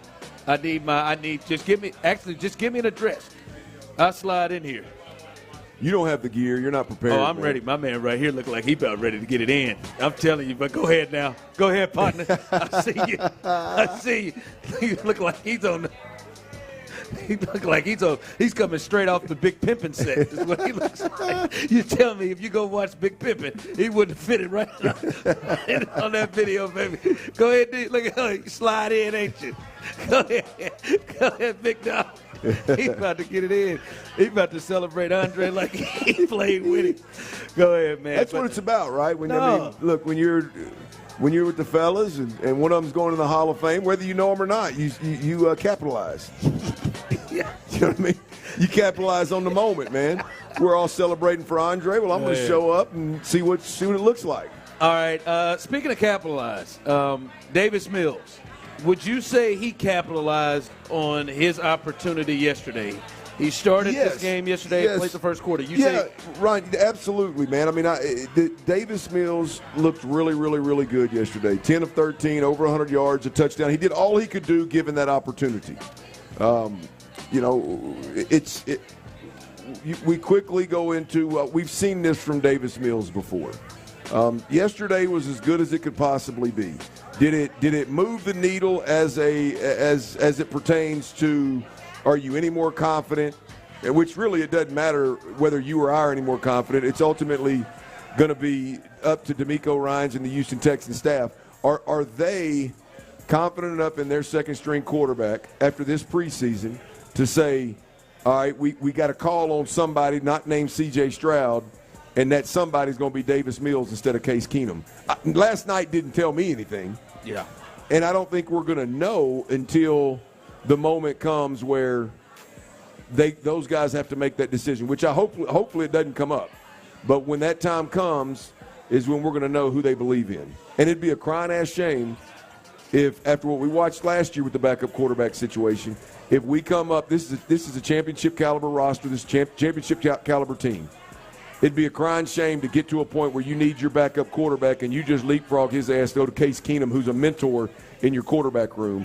That can't be the path forward for the Texans. Because that backup quarterback, he's not important until he is, and then it's too late to find one. And we're seeing from the league, everybody is usually having to run into it for a game or two, right? And frankly, it almost cost the Texans not making the playoffs last year. And we talked about it. They did not get good quarterback play in that game. They didn't have no business winning that game against the Titans. No, but they found a way to pull it off, but it wasn't great quarterback play. And if they lost that game, they don't make the playoffs. But you know what? Again, fast forward to this year, you don't have that luxury. No. You know what I mean?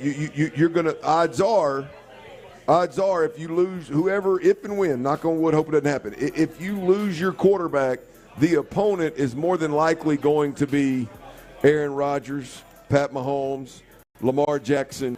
I mean, the opponent is not going to be Jared Goff. It's going to be the top quarterbacks in this league, and so you just don't. I don't know that you have the luxury this year with the Texans to roll Case Keenum out there. You're right. You faced Joe Flacco and Will Levis in the two games you missed. Ooh, yeah, it could be different. Listen, here's my thing with Davis last night. He was fine. Yeah. He was fine, and to me, like I'm not trying to hate on Davis, and I know for some people it will come off as that. Like, for me, what Davis did yesterday, I've watched Davis Mills do 100 times. When there is no defense that's trying to do anything, they are just playing vanilla because they don't want to show you nothing because they play you week 2. They don't want to show you a blitz. They don't want to show you anything. They just played base defense, and all he did was hit the first read, it appeared. Yeah. A lot of check downs, not a lot downfield. And I know he can do that. And he may be able to hold you down with a good defense in the running game and hold you down and cause you not to lose for a couple of games. But we know when we see Davis Mills struggle.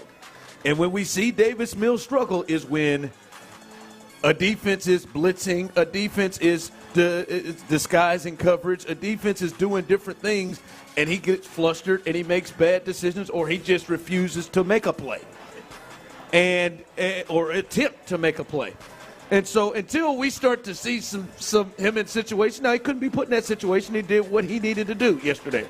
But until we see him be, placed in those situations and Davis look different consistently, it was like fine performance. Yeah. Nice. Thumbs up. I watched you do this several preseason games. He did it last year against the Patriots, the first preseason game. Yeah. He'll do it. They got up in there when he had to get out on the field and start playing teams, and they start doing stuff that was different than just, hey, we're going to sit back and just play base defense. That's the Davis Mills you got to see. And the reality of it is the game is not slowed down for Davis Mills. It's difficult for the game to slow down. He didn't play a ton of football in college. When he got to the league, it was the most dysfunctional.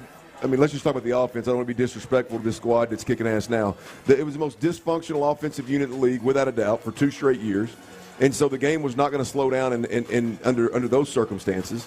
And here he is, sitting behind C.J. Stroud and watching him last year and getting leapfrogged. And now here we are at another training camp. So the game has just never slowed down for him. It slows down in the preseason because you get basic coverages, you get basic fronts, you don't get pressure. The pocket, you have 4 or 5 yards of cushion to work, step in, finish every throw. That's just not life in the NFL in the regular season. And when it has been for Davis Mills, he struggled to make the to me. And again, with Davis Mills, there's 2 or 3, maybe 4 plays in every single game where if your quarterback makes those plays, you can go win a bunch of football games. If your quarterback struggles in making those plays and struggles in those moments, you're going to lose a whole hell of a lot of football games. And Davis Mills has really struggled with those 2, 3, or 4 plays in a game that are game changers.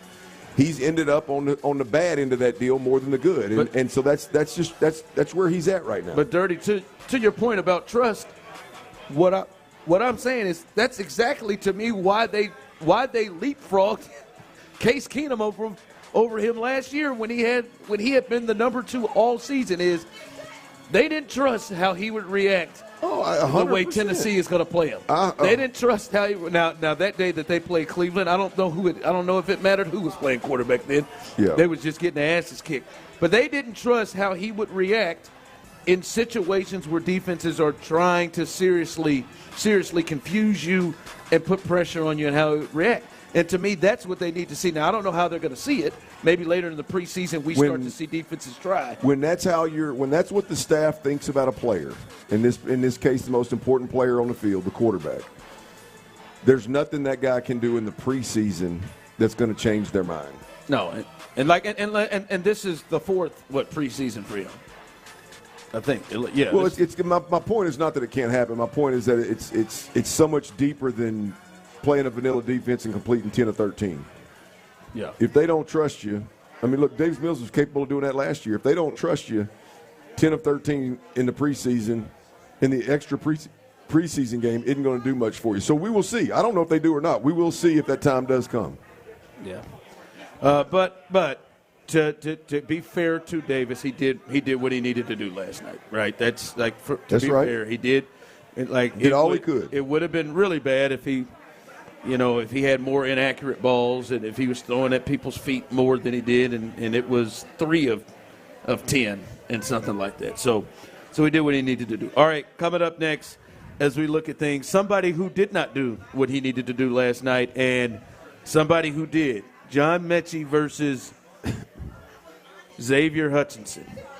There is a leader in the clubhouse right now, and John Mechie needs to get it going. All right, we'll discuss that coming up next. But before we get there, guys out there,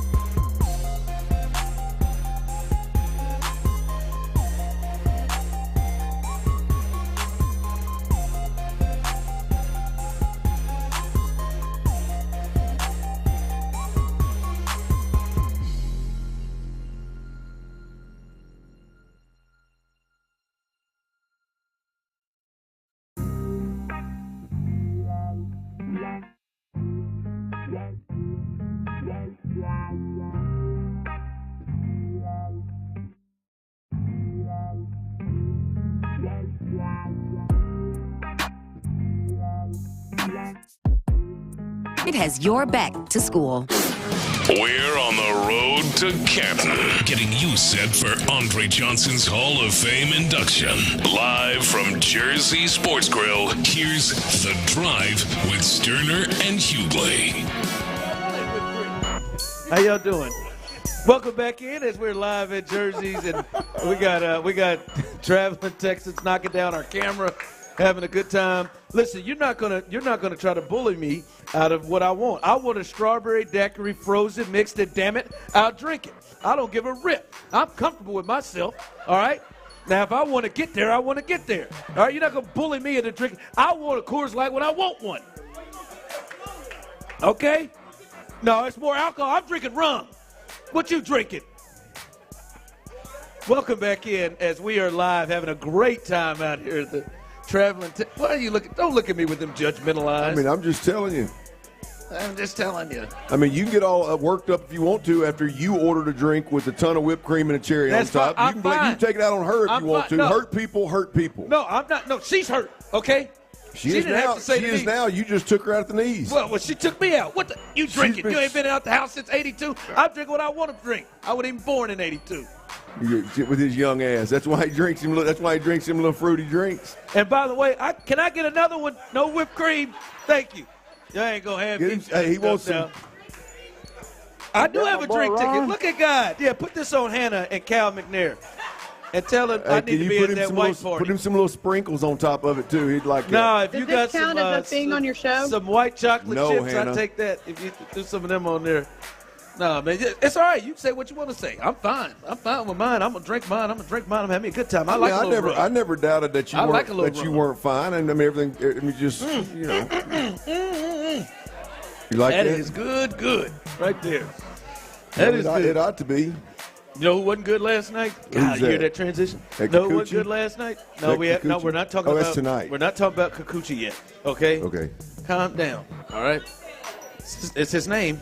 You say Kikuchi. It's his whole name. I say Kikuchi. That's what his name is. You say Kikuchi. I say Kikuchi. Yeah. Okay, stop, Tyler. Stop. All right, I'm not even going to get he started. says Kikuchi. Stop. Can we talk about something where you were right?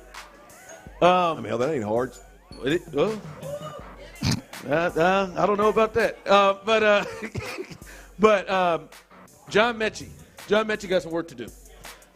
Clearly, to me, if you watch the game and you look and say, all right, who's the person for the Texans that jumped off the screen? And to me, it's Xavier Hutchinson. And he is somebody that quiet is kept. I think before the game, I would have thought, I don't know if he's going to make this team. He hadn't shown a lot, hadn't done a lot.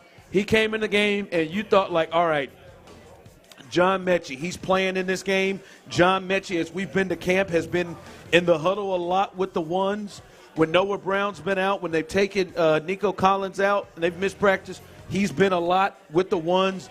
And they was kind of on the wall, like, all right, he's got this spot. Yesterday, it was Xavier Hutchinson, and it wasn't close. And I said this last night, and I'll say it again now. If it is about production and what the players have done, and it's between John Mechie and Xavier Hutchinson, if they don't go with Xavier Hutchinson, this is not about football, or at least on the field. This is about, hey, we moved up in the draft in the second round, or we want to give this kid as much of a break because of what happened in year one with the health concerns. Because right now, Xavier Hutchinson, as you've said, can do more, and he has shown more. So, I mean, John Mechie should clearly be behind Xavier Hutchinson. Right now, there's a lot of football left to be played. There is. And if we don't think that a second-round draft pick is going to get the benefit of the doubt over several other players, we're crazy. That's going to factor in. I'm not saying it's going to win the deal, but that's going to factor in, especially when you're talking about depth players. But right now, you can couch John Mechie squarely in the 9 hole if you're listing the receivers for this football team right now. And I think that was on full display last night. And it's the opportunity didn't present itself for him to go out there and make the plays that Xavier Hutchinson did. But I think there's a statement made there. When Xavier Hutchinson is clearly a quarterback that whether it's Davis Mills or Case Keenum, when they get in the game, they feel really comfortable going his direction. They believe he's going to get open, and when they throw it his direction, even if a DB's on his back, he's going to come down, he's going to make that catch. He's going to make the tough catches. He's going to be where he's supposed to be. There's good chemistry. And to me, that's the statement. Not the 5 catches in the 50-some-odd, 60 yards. Yeah. The statement is they were looking we for sat right there in a game-like situation. As game-like as we're going to find until they start the season. And them quarterbacks told us who they're comfortable throwing the football to. And who they're looking for. You're getting vanilla looks. You're getting mirrored defenses. You're getting 2. You're getting quarters. It's the same look both sides. They weren't giving you a bunch of different looks, and they're going to 19, right? So the quarterbacks are speaking to us. When you look at, he started on he was one of the deep returners next to Sims, which I don't think he's going to return kicks, but clearly he's an emergency returner. right? When you look at them handing the ball to him on the speed sweep, they could have handed it to anybody they wanted to. They handed it to 19. They did it all year last year. I think all of those things are statements to how they feel about Xavier Hutchinson. And I think he is a guy that yesterday was very indicative of how they feel. I think he's the 5th, 6th receiver on this team. I think he's a player that this organization feels very, very, very comfortable if he indeed has to get in the game. They feel very comfortable with him being the dude. So that you can't say that about many guys outside of that top 4 right now. No, I listen. Yeah, I'll be honest with you. I didn't think that's Larry Stafford. For those of you who are trying to hear, he's trying to yell himself onto the set. I didn't think that just based off what and how they were. Thank you so much. Got another one. I didn't think based on how they were playing him and how he was running in practice. I didn't think that John Mechie had problems making this team. After that performance, it's not just how good Xavier Hutchinson was. I mean, as you said it at what'd you say at one point? You can't drop that third down slant. Well, he can't afford to do that where he's at. But I'm telling you, that's why I said this when we had this in crosstalk the other day. Man, 5, 6, 8, 10, whatever catches in training camp, that ain't gonna get it. Look at the statements that the coaches are making or the statements that the coaches are not making. Right? When they're putting you in special team situations, when they're handing you the jet sweep, they clearly trust you. They're not doing that with John Mechie. It's not what he is or isn't doing or what he can do. It's simply that they trust Xavier Hutchinson in a much bigger way. For what it's worth, we're talking about 5 or 6 deep on a depth chart here. But for what it's worth, that's the reality of the situation. No. Well, yeah, he's got some work to do, man. Hey, he's got some work to do. What? Never mind. Oh man, you can't, man. You know what? If you're gonna get us in trouble, please keep with that. Never mind. All right, but now I mean I'm really intrigued when we get off. The king of call-outs. I know he just tried to yell his way onto the set. He just said Noah Brown doesn't have no business on this team. Well, that's silly. I mean, the king of call-outs. He done lost his damn I'm not mind. going to say that about Noah Brown. What's he got in that cup? That straight hen? Nah, that's a little watery for that. He probably been on that yak. Look at him. Pick up your big man towel now. Go ahead. He's been on that yak. Yeah, let me take that big straw. I like that big straw. Yeah. But no, yeah, Noah Brown don't have no problem with it. Yeah, let me make, I got another observation, you see. Oh boy. Not only, I was waiting to see what you did with that last quarter of that drink right there. Not only did you order a drink with whipped cream and a cherry on top of it. I did not, but I would like to also say I did not know that whipped cream and cherry was coming on it, and I brushed it off. Not a big fan. Not only did you order it, you just left a quarter of it in the bottom of that cup. You didn't even finish it. It was ice. It was ice. Good. I tried to. I tried multiple times. If you're gonna order that, if you're gonna order them drinks, you gotta. Don't you do that? Don't. He's a bad tipper. He's a bad tipper. Don't come over here defending him. Hold on. Don't just make up lies. I ain't no bad tipper. Good God, man. Don't come over here taking bullets for this guy. What a hater. Don't take bullets for this guy. My God, man, she just came over here and just told the truth. And you got yourself in a corner, and all you can just lash out and say lies. Sir, do you want the big straw? You could have said, well, ma'am, I'm not done with that. There's still 4 or 5 drinks in it. It was ice. Where are you? I mean, look. Why don't you sip on your own eyes? Why don't you sip on your damn water? I am. And finally finish this salad. Good and hydrated. Sit up here. You had this salad for 3 hours. Get away from me, man, with this. I'm telling you, but what? That's all right. They're gonna roll with Houston T-Roll, but you wrong. You wrong in this. Hey, talk let about me get a strawberry how can you tell people I'm a bad tipper? I can leave half the cup in there. Talk about I'm a bad tipper. I'm a bad tipper. Someone texted and said. Yeah, someone texted and said the same thing. I think Xavier Hutchinson should be above Noah Brown. I mean, y'all are crazy. I was impressed by what he did last night. But we got. Oh, you think so? My man's shaking his head. Come on, man. Okay, he got his arms. On, he got his arm crossed. I can't go with you on that.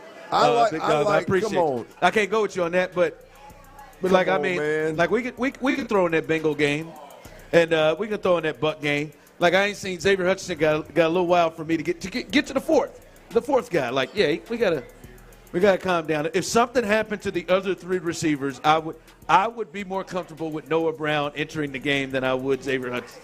Right? I like to continue to see growth from Xavier Hutchinson. I'm not saying Xavier Hutchinson couldn't overtake Noah Brown if he continues to grow, but not today. Not on this year. I'm not doing it. Of 2024. I'm not doing it. Oh, you're not even going to entertain it? I'm not having a conversation about Xavier Hutchinson being in the top 4. Not doing it.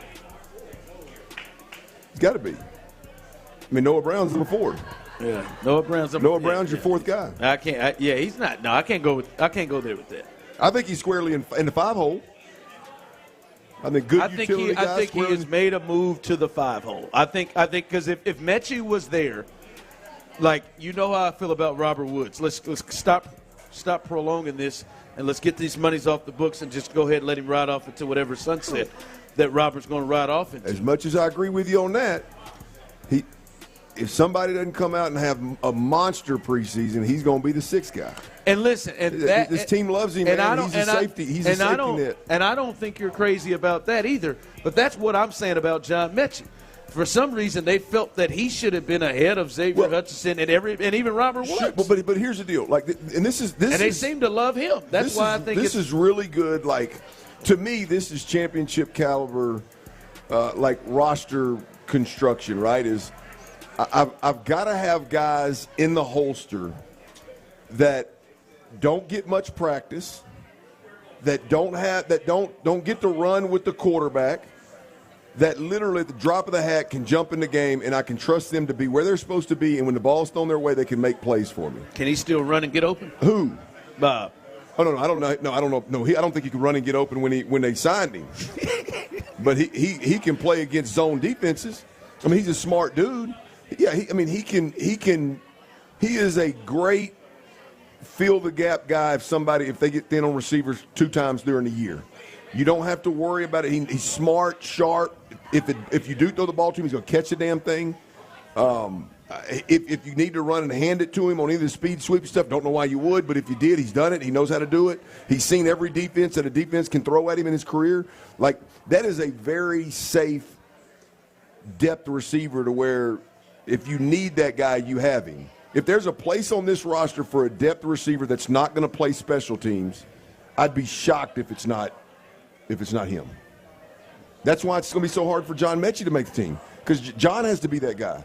John has to be the receiver that's just they just believe in wholeheartedly and can do all these different things, and he's just not that guy. And so far, they have been putting him in that spot like he is. But yesterday, to me, you can't ignore it now. Like you can't just say, "Oh, he's been having a good practice." You can't ignore it now. Yeah, that's why I think there's been a shift. I'm with you. I agree. There's something about Robert Woods that they really love and are willing to pay. I don't get it. I'm just waiting for cooler heads to prevail. All right, coming up. Stole that one from you. Huh? Stole that one from you, didn't I? I jumped early. Coming up next, it is Andre Johnson's weekend, as he has spoken a little bit to the media, and we'll talk about him as he is the reason why. Get out there and see what's going on, young fella. Yeah, he's the reason. They screaming like that, get out there and check it out. I'm about to get out there, too. I'm about to get out there with my daiquiri. But no, coming up, Andre Johnson, he's the reason why the Texans are here this weekend and why we're here this weekend. We'll kick things with him. And then also tough news for the Astros pitching. Luis Garcia, we'll give you the latest with him. And, yes, tonight is a huge, huge night for Kikuchi. We'll discuss all of that coming up next right here live on The Drive. Kikuchi? I'm not saying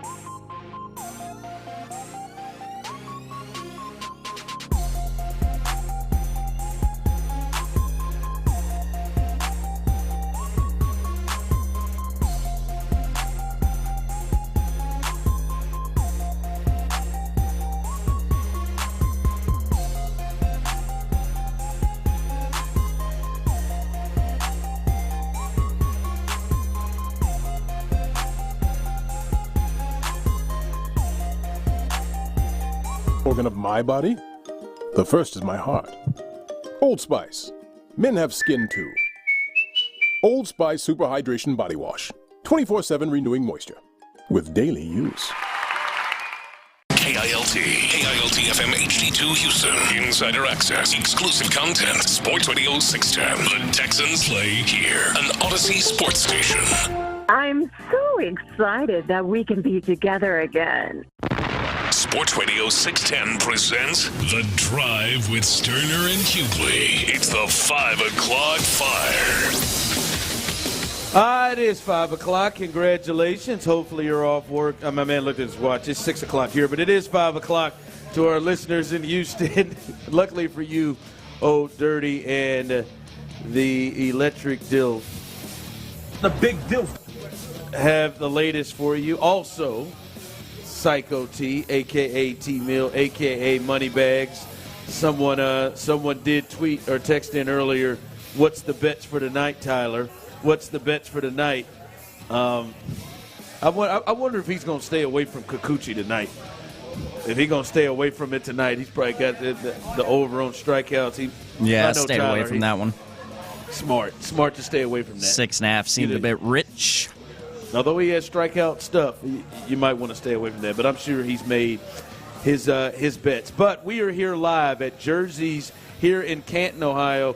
And I'm telling you, inside, outside of the bar, it is a Texans takeover. Traveling Texans exactly did that. They traveled, and they have just blown this place up. And it is clearly a Texans bar right now. The cheerleaders are out here. We had former Texans legend Vontez Leach and Travis Johnson was out here. And who else? Dante Robinson was out here. As I said, cheerleaders. Toro has been out here. Cal and Hannah McNair have paid for everybody's first drink here. So it is a real takeover here at Jersey. So if you are listening, and you are listening on the Odyssey app or whatever, come on down. There's still space and room. Now, if you're trying to get on in here outside, I don't know if there's any space out there, but there is space and room for you to enjoy yourself out here. But we are here to celebrate Andre Johnson. Andre Johnson is going into the Hall of Fame, the first player ever in the history of the franchise, and well deserved to go into the Hall of Fame. And this whole weekend is why, because of him, is why we are here and why everyone is celebrating. And he is not only a great player, must you heard, if you missed it earlier, Travis Johnson joined us around 3:15, talked about him as a teammate. He also spoke today, to those as they interviewed all the Hall of Famers. This is what he had to say as he's getting inducted tomorrow.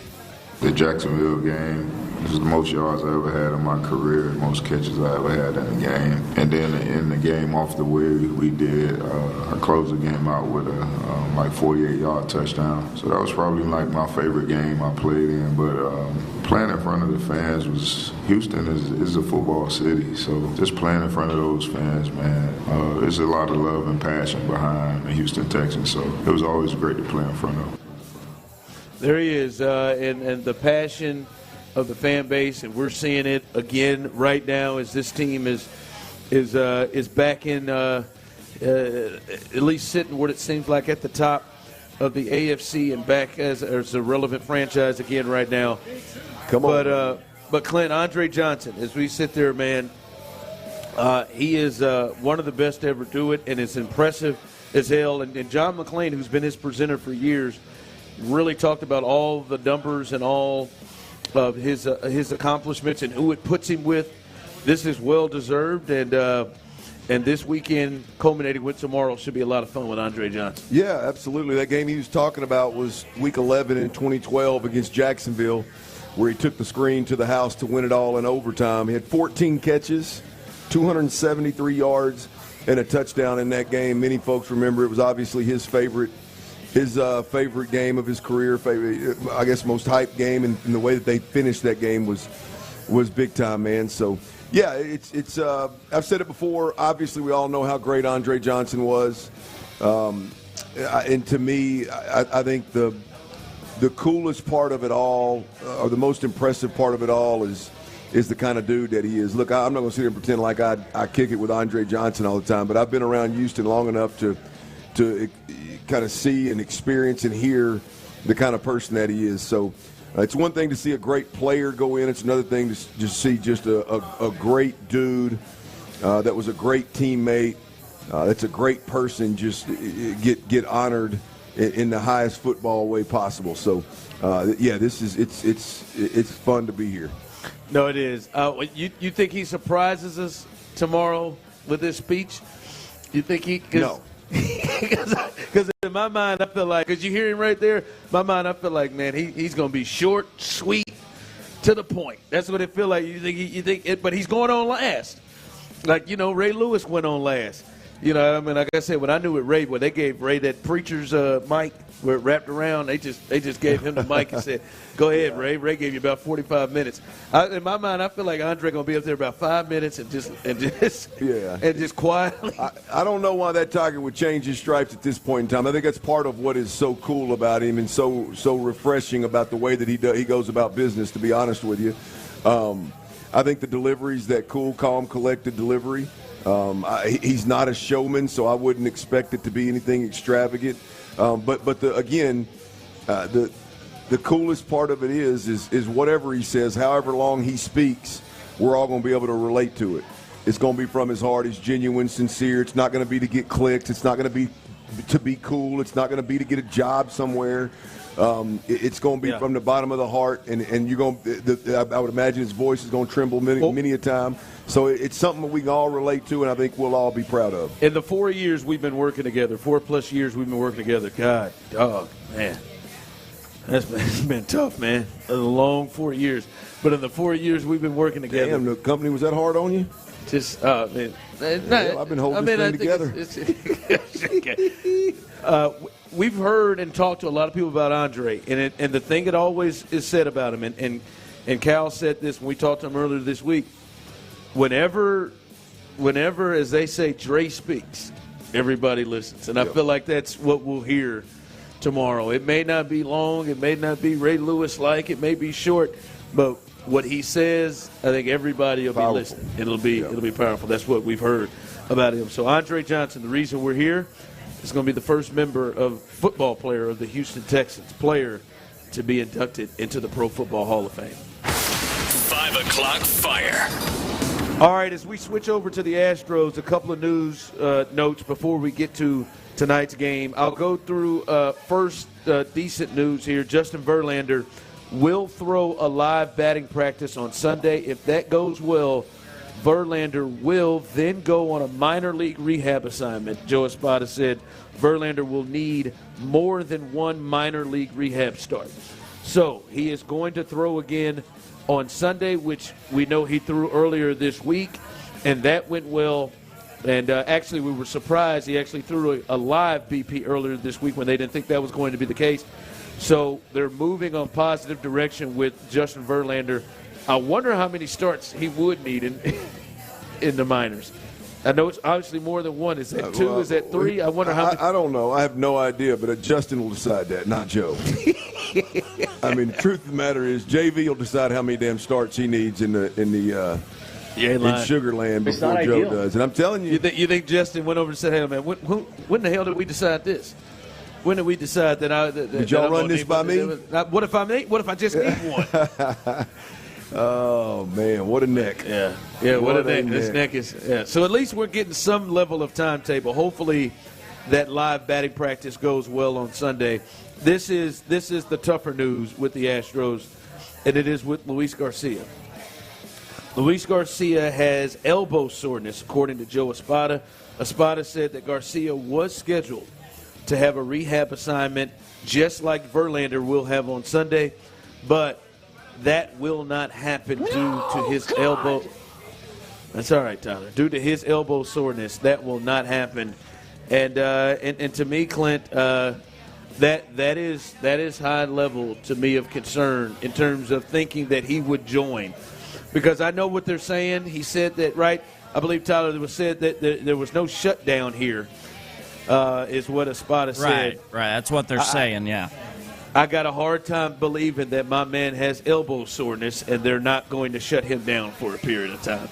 A man coming off of Tommy John surgery has elbow soreness, and remember, didn't they stopped him from throwing for a period of time not too long ago because he had some issues. Hey. I got a hard time believing they're not going to at least stop him from throwing for a while. Thank the good Lord for that new Kikuchi in Houston. Well, you ain't lying. Telling you, that's tonight, baby. It's going to be the savior, man. And maybe I don't know. Maybe they knew something we didn't know, that they needed to be even more desperate than maybe some of us thought they would because of Garcia. Hey, let Kikuchi be right. All right, can we and then let Verlander get healthy? Let's talk about. This is going to be money, baby. We're going to get to Kikuchi here in just a second. I We'll didn't talk know. about Garcia here. Oh, okay. Well, we'll see, because I feel like there are clearly plans. Hell, he said it. Once we get Garcia and we get Verlander back, we'll really be strong in our pitching staff. And you said it, Clint. You said they need more than one person in that rotation. And I don't know. We'll see what happens with Luis Garcia, but I can't imagine that he's not shut down for a certain amount of time. I just can't imagine that. So that's the latest there. Good news with Verlander. He will throw Sunday. Could be in line to then make rehab starts. And again, they said he's going to need more than one. And then tough news with Luis Garcia, elbow soreness, and his next bullpen session will be skipped. 5 o'clock fire. All right, tonight the Astros kick off a weekend series against the Rays. The lineup tonight: Altuve, Bregman, Alvarez is in left field with Diaz as the DH. Pena is at short. Singleton is at first, and then Jake Myers is in center with Caratini catching tonight. And the guy who hit the game winner, the game-winning home run to avoid that sweep against the Pirates, Mauricio Dubon, is going to be in right field that ninth. And they are the lineup for Yusei Kikuchi in his first start tonight. Man, I'm going to say that. We're going to say that, and you're going to not giggle. I promise. I promise. Right? You could just straight face. You'll be all right. You'll say that. But they need a big start for him. All right, we've had a lot of fun with the name. Everybody has. Every single person on this station. I need to have some more. No one has had more fun with it than Clint. I know, and I need to pitch well tonight so that we can. Yes. Well, let's be frank. It doesn't matter if he pitches well or not. You still will find a way to have. Well, there's only so much you can do with bad Kikuchi. You know what I mean? There's only you're doing it right now. I'm just saying. So if he's bad, if he's bad, at some point you got to shut it off. You got to do away with it. But if it's good, then you just keep bringing it back to the table different ways. Yeah, I know it. I mean, it's a big night. But again, Dana Brown, I wonder. Dana Brown better be. He may be in the dugout for this one tonight. Dana Brown, this is big because Dana Brown, you made this move. And I'm telling you, I do not think overall from Astros fans this move was made with excitement. I think most people thought you gave up too much. Most people thought that this wasn't the move to make. Hell, there are some people, I think you said this a little bit, I don't think you agree with it, but some people said, hell, maybe you should have just stayed with what you had. You know, if you're going to do that. I mean, that's why the Kikuchi move doesn't really get me too worked up here. I mean, at the end of the day, now with this Luis Garcia mess, with him having a setback, that would make me awfully nervous if they wouldn't have made a move. If they didn't get Kikuchi. But again, if I would have been privy to the information about all the different injuries and the potential of these guys coming back and all that jive, then I would have been able to obviously lean into this. But assuming those reports on all those injuries are somewhat positive, I wouldn't feel bad. I wouldn't be concerned about rolling the dice with all these injuries, but nonetheless, here we sit with Luis Garcia having a setback and having to depend on a new guy. And to your point, I mean, Dana Brown and the Astros, they cut bait with Jose Abreu, one of Bagwell's guys. They cut bait with Rafael Montero, one of Bagwell's, or one of the GM-less Astros guys, and now it's all about Dana Brown keeping this World Series window open. So yeah, hell yeah, this move here needs to work out for Dana Brown. And for me tonight, listen, he has struggled, and I'll say it again. His last 3 starts, he has thrown 14 in the third innings, and he has given up 16 earned runs in that time period. His ERA is over 8 in his last 8 starts. Well, this is not good. He has struggled, and I'm not trying to do that with any tone, Clint. I'm just giving the actual facts of the situation. That's a good job, man. And to me, the expectations. One, you cannot blow up tonight. Nope. This cannot be like 2 starts ago. I believe he went 3 or 4 innings and gave up 7 earned.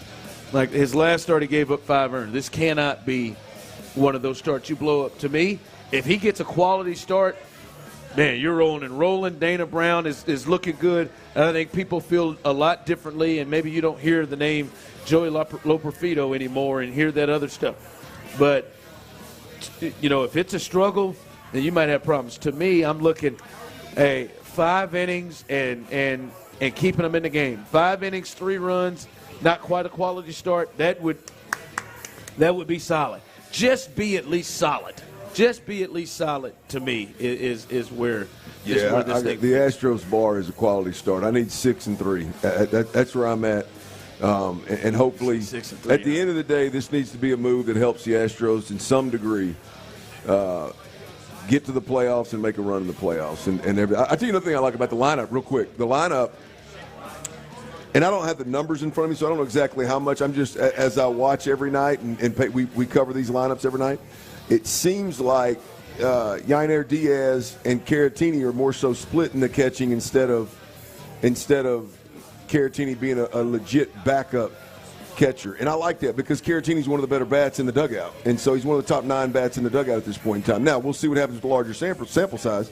But right now, I think him in this lineup catching at Diaz at DH accomplishes 2 things. Get your best lineup out there, as well as it takes some of the stress off of Yainer Diaz's legs in terms of getting the second half of the season and him catching as many games as he's caught. So I like that little move right there by JoJo.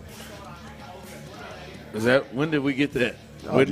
Tyler, have you heard that I got offset. Yeah, that ain't going to work. No. I hadn't heard JoJo. It's Captain Joe. That's clearly I don't like that one either. Tyler, my man said JoJo.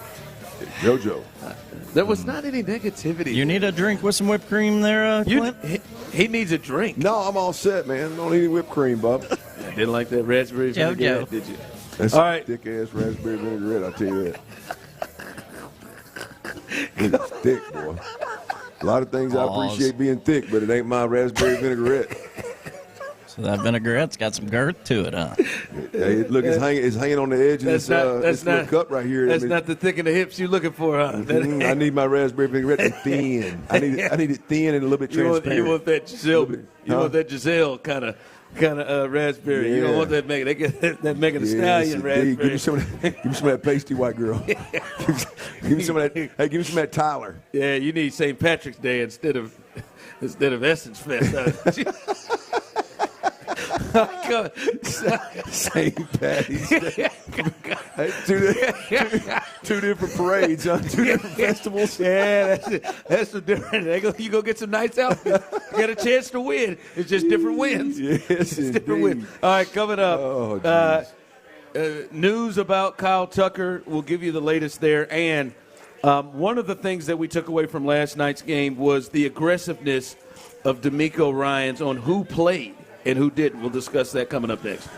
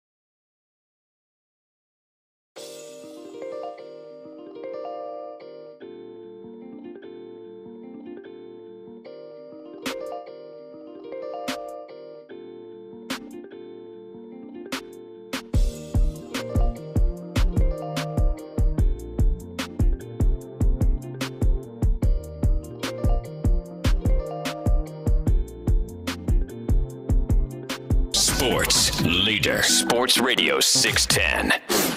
We're on the road to Canton, getting you set for Andre Johnson's Hall of Fame induction.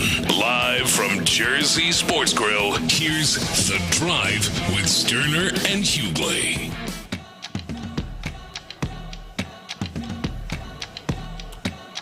All right, this has truly been this has been one of the most fun times we've had doing shows here in our 4-year period. Everybody down here traveling. I mean, this is as big, if not, I'll be honest with you, this is bigger than some of our football Fridays in terms of crowd that's been here. Which make sure you come on out with us. All right, make sure you come on out. Football Fridays during the season. We're out everywhere, all over the city. We'll be able to allow you to be able to see exactly where we're going to be every week leading up to it. It'll be somewhere for you to see on the website or social. So come hang out with us because this atmosphere right now has been crazy.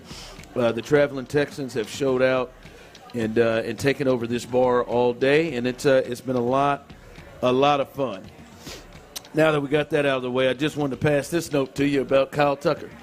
According to Brian McTaggart, Kyle Tucker, Astros outfielder Kyle Tucker, is not close, he said, to a minor league rehab assignment. Not close. I just saw the air roll out of my man's face. He just exhaled, right there. Yeah, listen. Tomorrow will be 2 months, 2 full months. Nobody in their right mind when he fouled that ball off his shin thought my man going to be gone for about 2-3 months. But it looks like that's where it's shaping up. And when you hear them say he's not anywhere close to making a rehab assignment, that's now now the timetable you can't even guess for. Like there is no way that I didn't think he'd be back by now. No way. And it's something they got to monitor because it seems like they have any idea on what it is. And it's concerning to me, Clint, because they're not really saying exactly, but you can clearly see what they have said is it's not healing with the progress they thought it would. Clearly, for some reason, this thing is just not getting better. Like at least better to the space that they would want it to be getting better. And that is concerning. 2 months down, how much longer will it take? Is this just a deal of rest? Like it is really interesting to see what's over. We're getting to a spot where we need to have a conversation and a real conversation about, man, is this team going to be capable of making the run that we all think they can without this bat being in the middle of it? Yeah. I know they put up runs without him. Hell, they were one of the highest scoring offenses, if not the highest scoring offense in baseball, I think, in the month of June and part of July. But anyway, the Tucker and Justin Verlander being back are a huge part, obviously, of making that run. So I've never seen anything like this with Tucker. And if the reality of it is they either lied through their teeth to us, and Tucker's just easing through this rehab, or Kyle Tucker himself has to be concerned big time. If you're Kyle Tucker and you're still limping around that damn leg 2 months into this thing, you got to be concerned about it, right? You're hurt. This is a contract. No, year yeah, for you him. got to be concerned. Like, man, how come I can't run right now?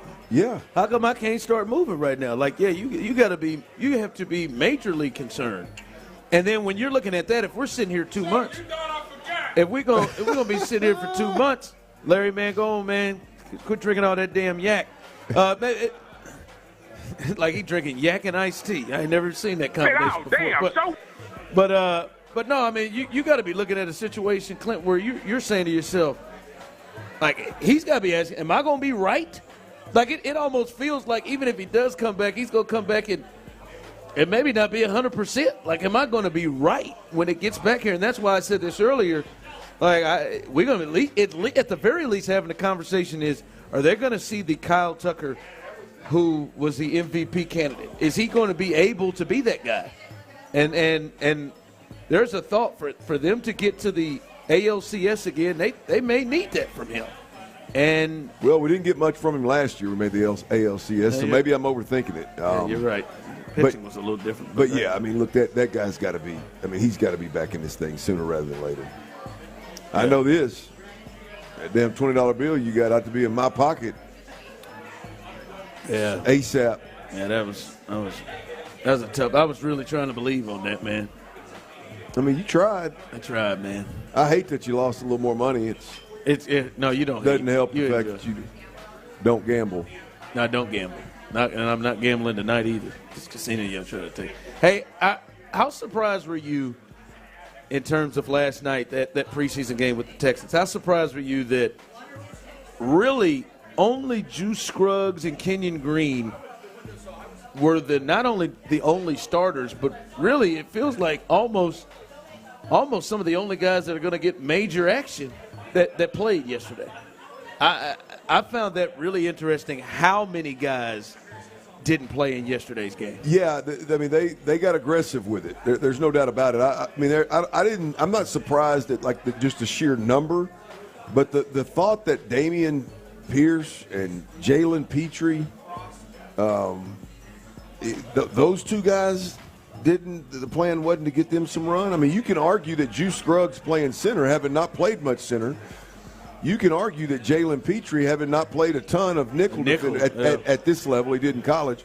You can argue that it's one and the same. That is interesting. What came behind? What went into each decision? Like Juice Scruggs and Kenyon Green have to play, and I agree that they should have, but like Kamari Lassiter doesn't, or as you said, Petrie doesn't, or even those frontline guys. Like line, yeah, Tim they D line, Settle yeah. Settle didn't play. Settle, Mario Edwards, Foley didn't play. at least with them, those guys are veterans, and they're playing positions they played for long periods of time. But that other part, like that was. I'm not the true veterans that have played a lot of football at said position. That doesn't shock me, given that it's the 4th preseason game. It's the names the handful of names that we didn't see that really surprised me. Yeah, what'd you say? Eight defensive backs didn't play in the game? From what I saw, 8 defensive backs didn't play. You had 4 corners, 2 nickel defenders. I mean, Des King didn't play. Des King, Robert Woods, they didn't. Yeah, those were. So I thought we'd see some of those guys just for the sake of numbers to get through 4 quarters of football. I thought we would see some of those guys early on. So the fact that we didn't, it was a good thing. I think that the game was called, with 3 minutes to go in the third quarter, or whatever it was. Yeah. But I will say, even though I was surprised with that, I really, really loved what I saw, and I use the word love. I really love what I saw from Juice Scruggs and Kenyon Green. I think for me, if they were going to play, and I felt this way about Lassiter and Petrie, but if they were going to play, and for what this and this is graded upon trying to get to an AFC championship and a Super Bowl, Kenyon Green and Juice Scruggs should dominate their matchups against the 2s and the 3s of the Chicago Bears. That would be my expectation. And to me, I saw them kicking some ass, and that was good to see. As I said, it looked like either a trap play or something, in which they ran right up the gut, and they moved people. It was coming right towards us. I could see it. They moved people, and they got an ass, and that's what they needed to do against them. Now, maybe they don't do that against Jeffrey Simmons, and maybe against Buckner it's a little bit, but they should. Like I would have concern if they wasn't out there dominating the 2s and the 3s of the Bears, and they did that. So that was good to see them to play, and them to play the way they did. I think in terms of the offensive line, I think the most impressive part of the night was how clean the pocket was for Davis Mills. I know it got a little bit hairy when Case got in there a couple of times, but. Boy, the how clean the pocket was. Davis, with the exception of the one which was either somebody lost immediately or was a blown protection, when Davis sidestepped that defensive end and made a nice throw down the field to Skoranek. Other than that, I mean, that pocket was clean, man. I'm talking 3-4 yards of separation at all times, room to move. And the big difference, I'm telling you, as a shorter quarterback, man, when a 6'5", 6'6" gets right in your face, you just simply can't see over it. When that guy's 4 yards from you, you can see over the top of his head. Obviously, you can see around him. You can do some things. That pocket was cleaner than all get out last night. And in that game, that's all you could ask for. Yeah. Good performance from those guys. And now they can build on that in Pittsburgh. That's right. Now they'll be playing with the rest of the line, we would think. All right, coming up. We'll take a peek from Andre Johnson's own words on him beating the hell out of Cortland Finnegan. I ain't heard this yet, Ron. We'll hear from his own words. And if you missed it, Travis Johnson was in here earlier, and he said he believes it is still on site with Cortland Finnegan for Andre Johnson. And then he also gave us the nugget that it is on site for him, too, if he ever sees Cortland Finnegan. So, Cortland, just I don't know if you're a listener. If you are, thank you for joining us. But you might want to watch that out. As Travis Johnson, he Mark Houston off your list, cuz. Yeah, because Trap takes doo-doos and puts his foot in bathtubs to get enough space. So I mean that's it takes pictures. It takes pictures. That's a crazy, and then shows dudes real fast. Leach, man, you ain't take no picture of that. But that's coming up next, as well as maybe we hear from Larry and Stafford. He's chomping at the bit. He got on good enough shoes, so I'll let him on. That's coming up next as we continue live on the road here at Jersey's On the Drive. But before we get there, guys, out there,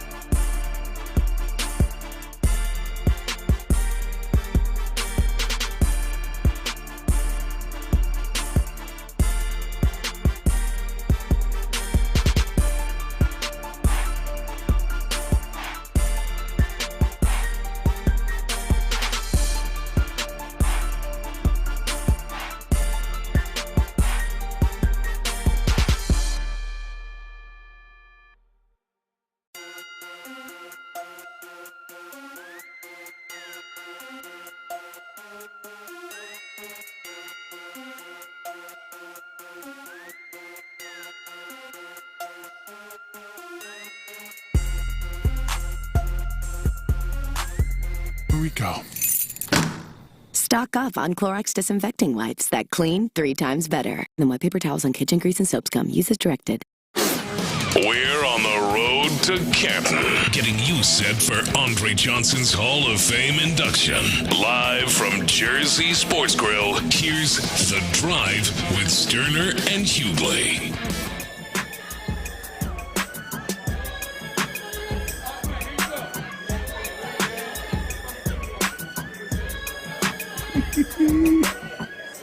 All right, welcome back into The Drive as we are here live at Jersey's.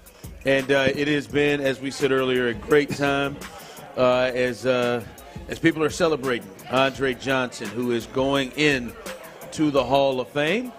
Going in tomorrow, Andre Johnson, who will be the first Texans player to go into the Hall of Fame. And there are a lot of moments and a lot of memories. And if you missed in the 4 o'clock hour, Clint went through several of them. Some of his great plays, some of his great touchdowns, some of his great moments. But Tyler, I know you've watched his whole career. Clint, you have. Many people here. If you think is the Cortland Finnegan fight, is that the number one thing that Andre Johnson is known for? Hall of Famer? The individual moment? Yeah. Gotta be, yeah. I mean, the only thing that would trump that would be like had there been a Super Bowl, catch or something like that. I would think, or like the Jacksonville game he talked about, which was not. But yeah, the number one thing, boy, you think about Andre Johnson. That time he beat the hell out of that. Like I don't think some people don't even know who he is. That time he beat the hell out of that dude.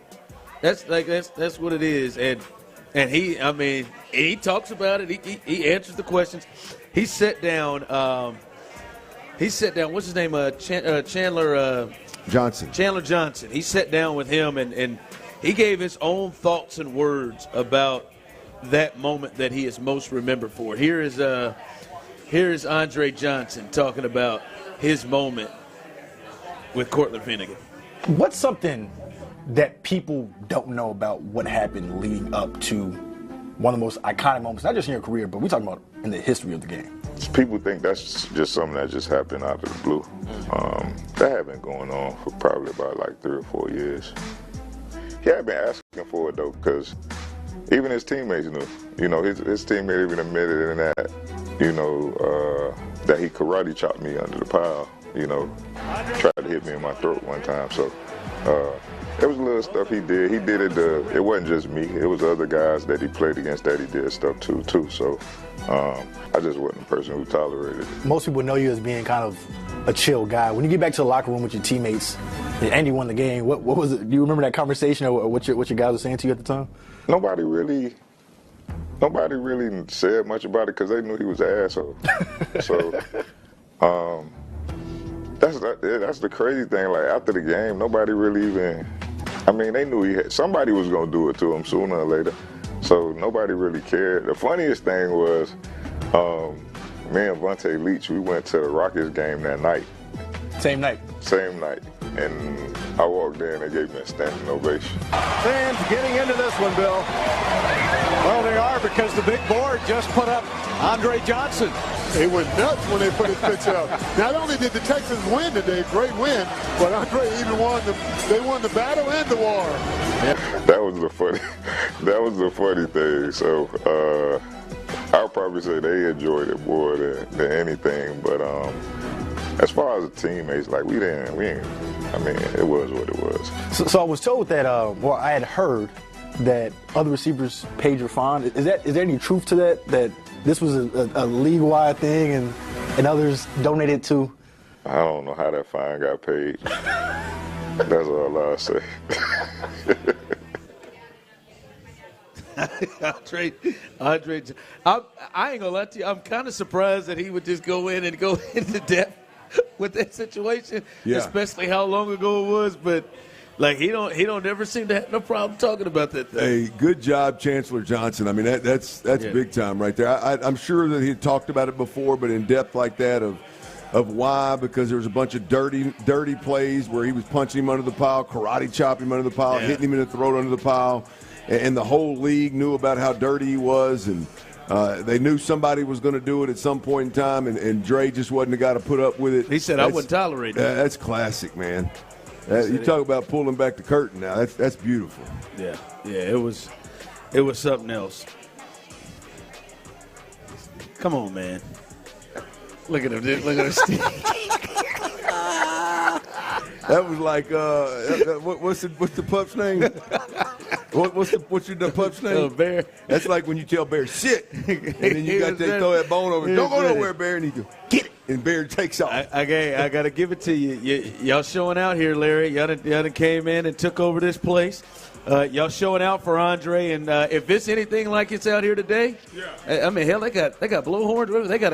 If it's anything like it's out here today, this is going to be a crazy weekend tomorrow as he goes into the hall. Larry and Stafford here joins us. Man, what's this weekend been like so far as Andre goes in the hall?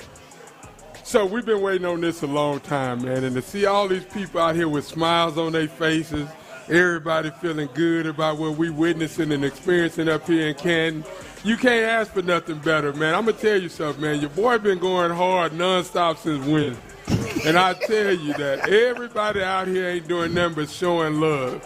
And the thing about it, man, is that Texans fans have been wanting this for a long time because we saw the kind of work Dre did throughout the time he was a Houston Texans.